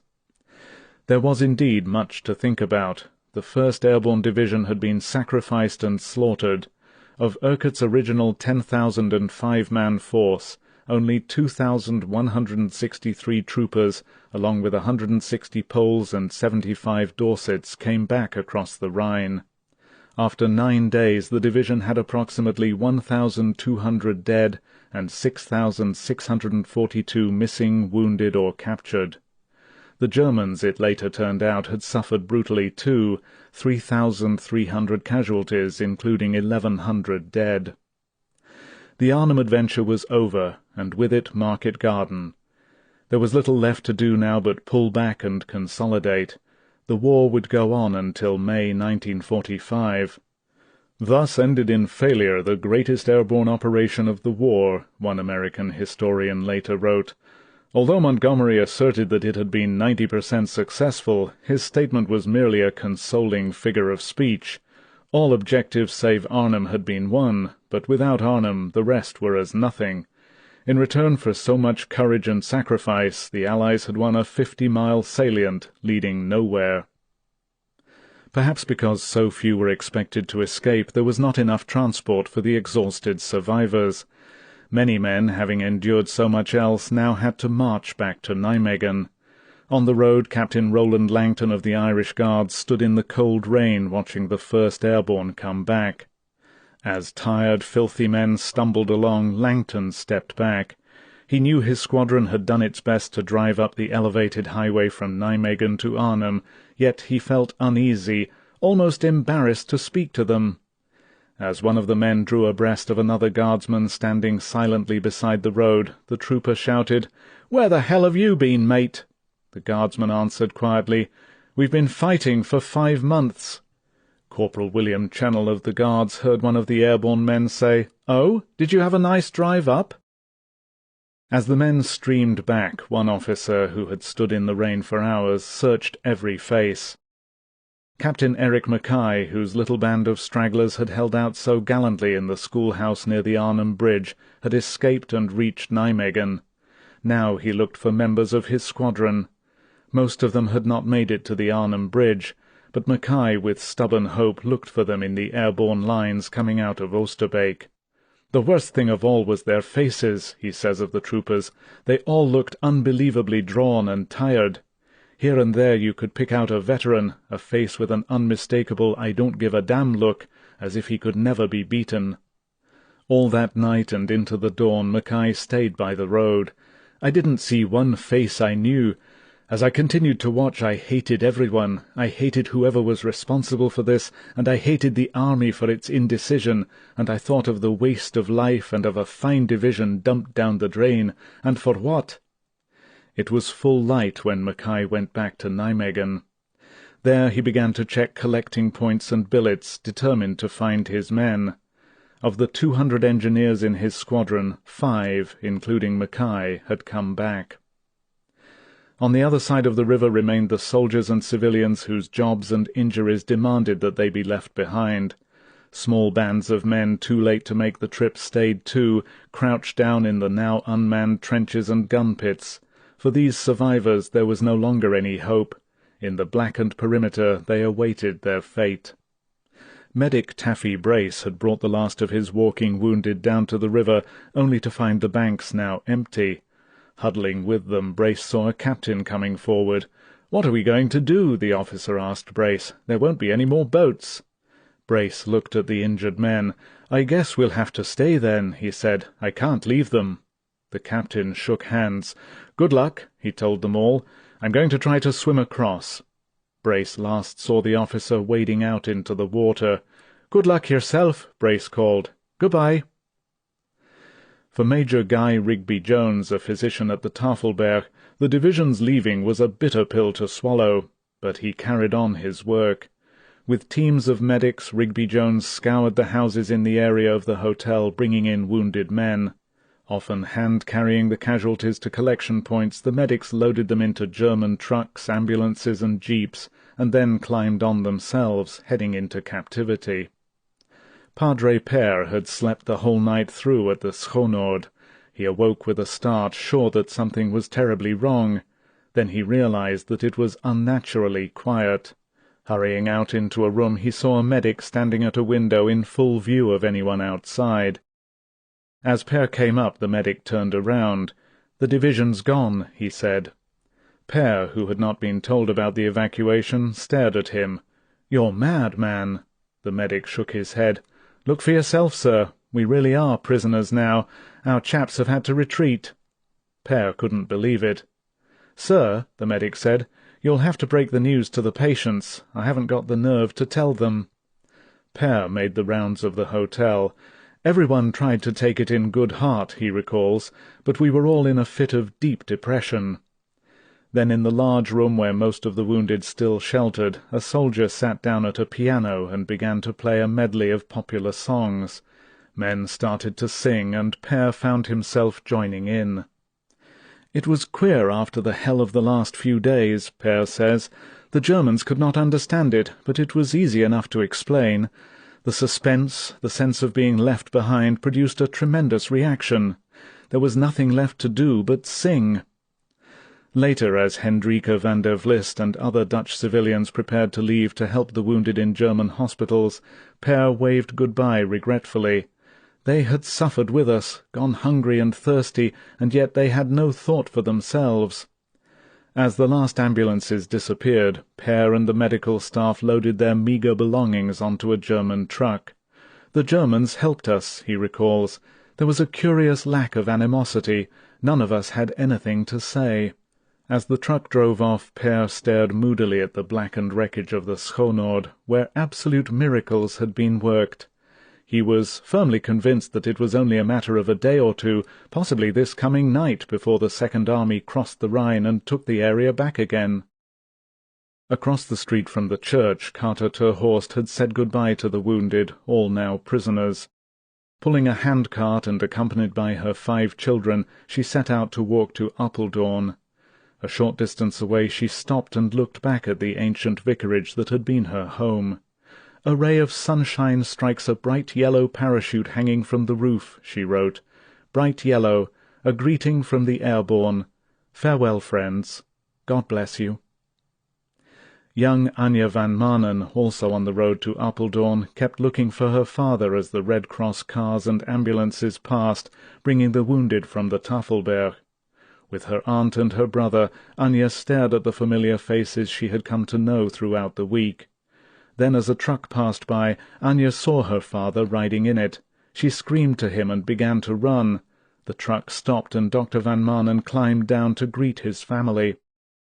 Hugging them all, he said, "We have never been so poor and never so rich. We have lost our village, our home, and our possessions, but we have each other, and we are alive." As Dr. van Manen got back on the truck to care for the wounded, he arranged for the family to meet in Apeldoorn. As they walked among hundreds of other refugees, Anja turned to look back. "The sky was coloured scarlet," she wrote, "like the blood of the airborne who gave their lives for us.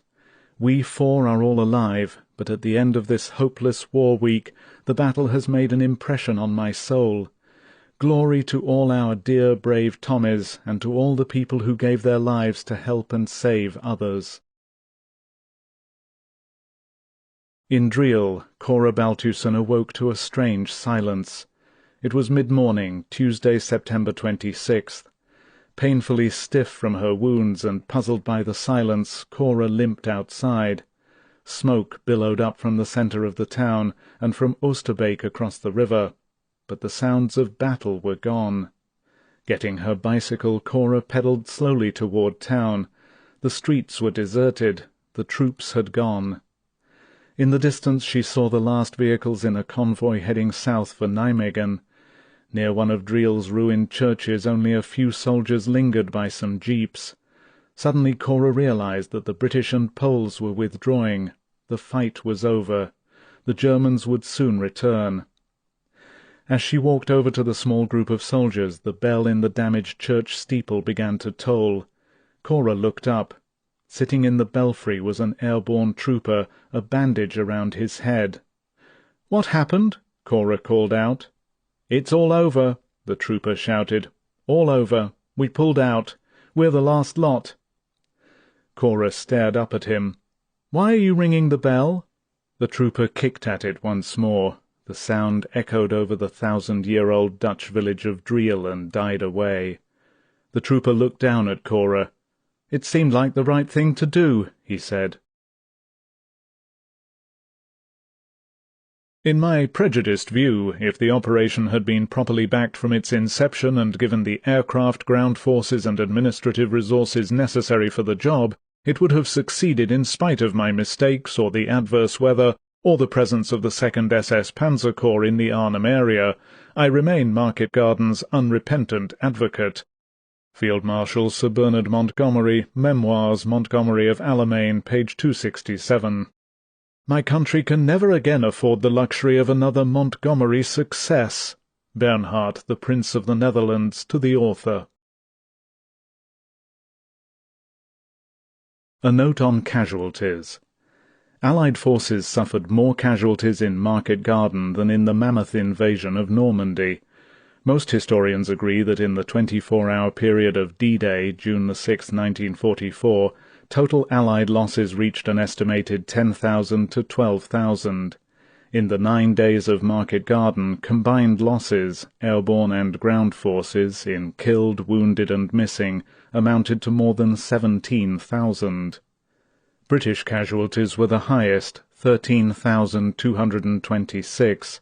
Urquhart's division was almost completely destroyed. In the 10,005 Arnhem force, which includes the Poles and glider pilots, casualties totaled 7,578. In addition to this figure, RAF pilot and crew losses came to another 294, making a total in wounded, dead and missing of 7,872. Horrocks's 30 Corps lost 1,480, and the British 8th and 12th Corps another 3,874. American losses, including glider pilots and 9 Troop Carrier Command, are put at 3,974. General Gavin's 82nd Airborne Division had 1,432, General Taylor's 101st 2,118, and aircrew losses 424. Complete German figures remain unknown, but in Arnhem and Oosterbeek admitted casualties came to 3,300, including 1,300 dead. However, in the entire Market Garden battle area, Modal's losses were much higher. While no figure breakdown is available for the number of enemy killed, wounded and missing, from the breakout at Neerpelt, then along the corridor in battles at Nijmegen, Grave, Wegel, Best and Eindhoven, after interviewing German commanders, I would conservatively estimate that Army Group B lost at least another 7,500 to 10,000 men, of which perhaps a quarter were killed. What were Dutch civilian casualties? No one can say. Deaths in Arnhem and Oosterbeek are said to have been low, less than 500, but no one knows with any certainty.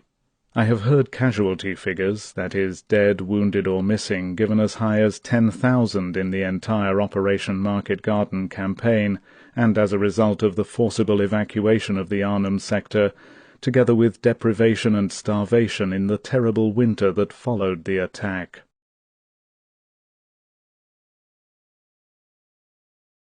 This concludes the reading of A Bridge Too Far by Cornelius Ryan, copyright 1974 by Cornelius Ryan.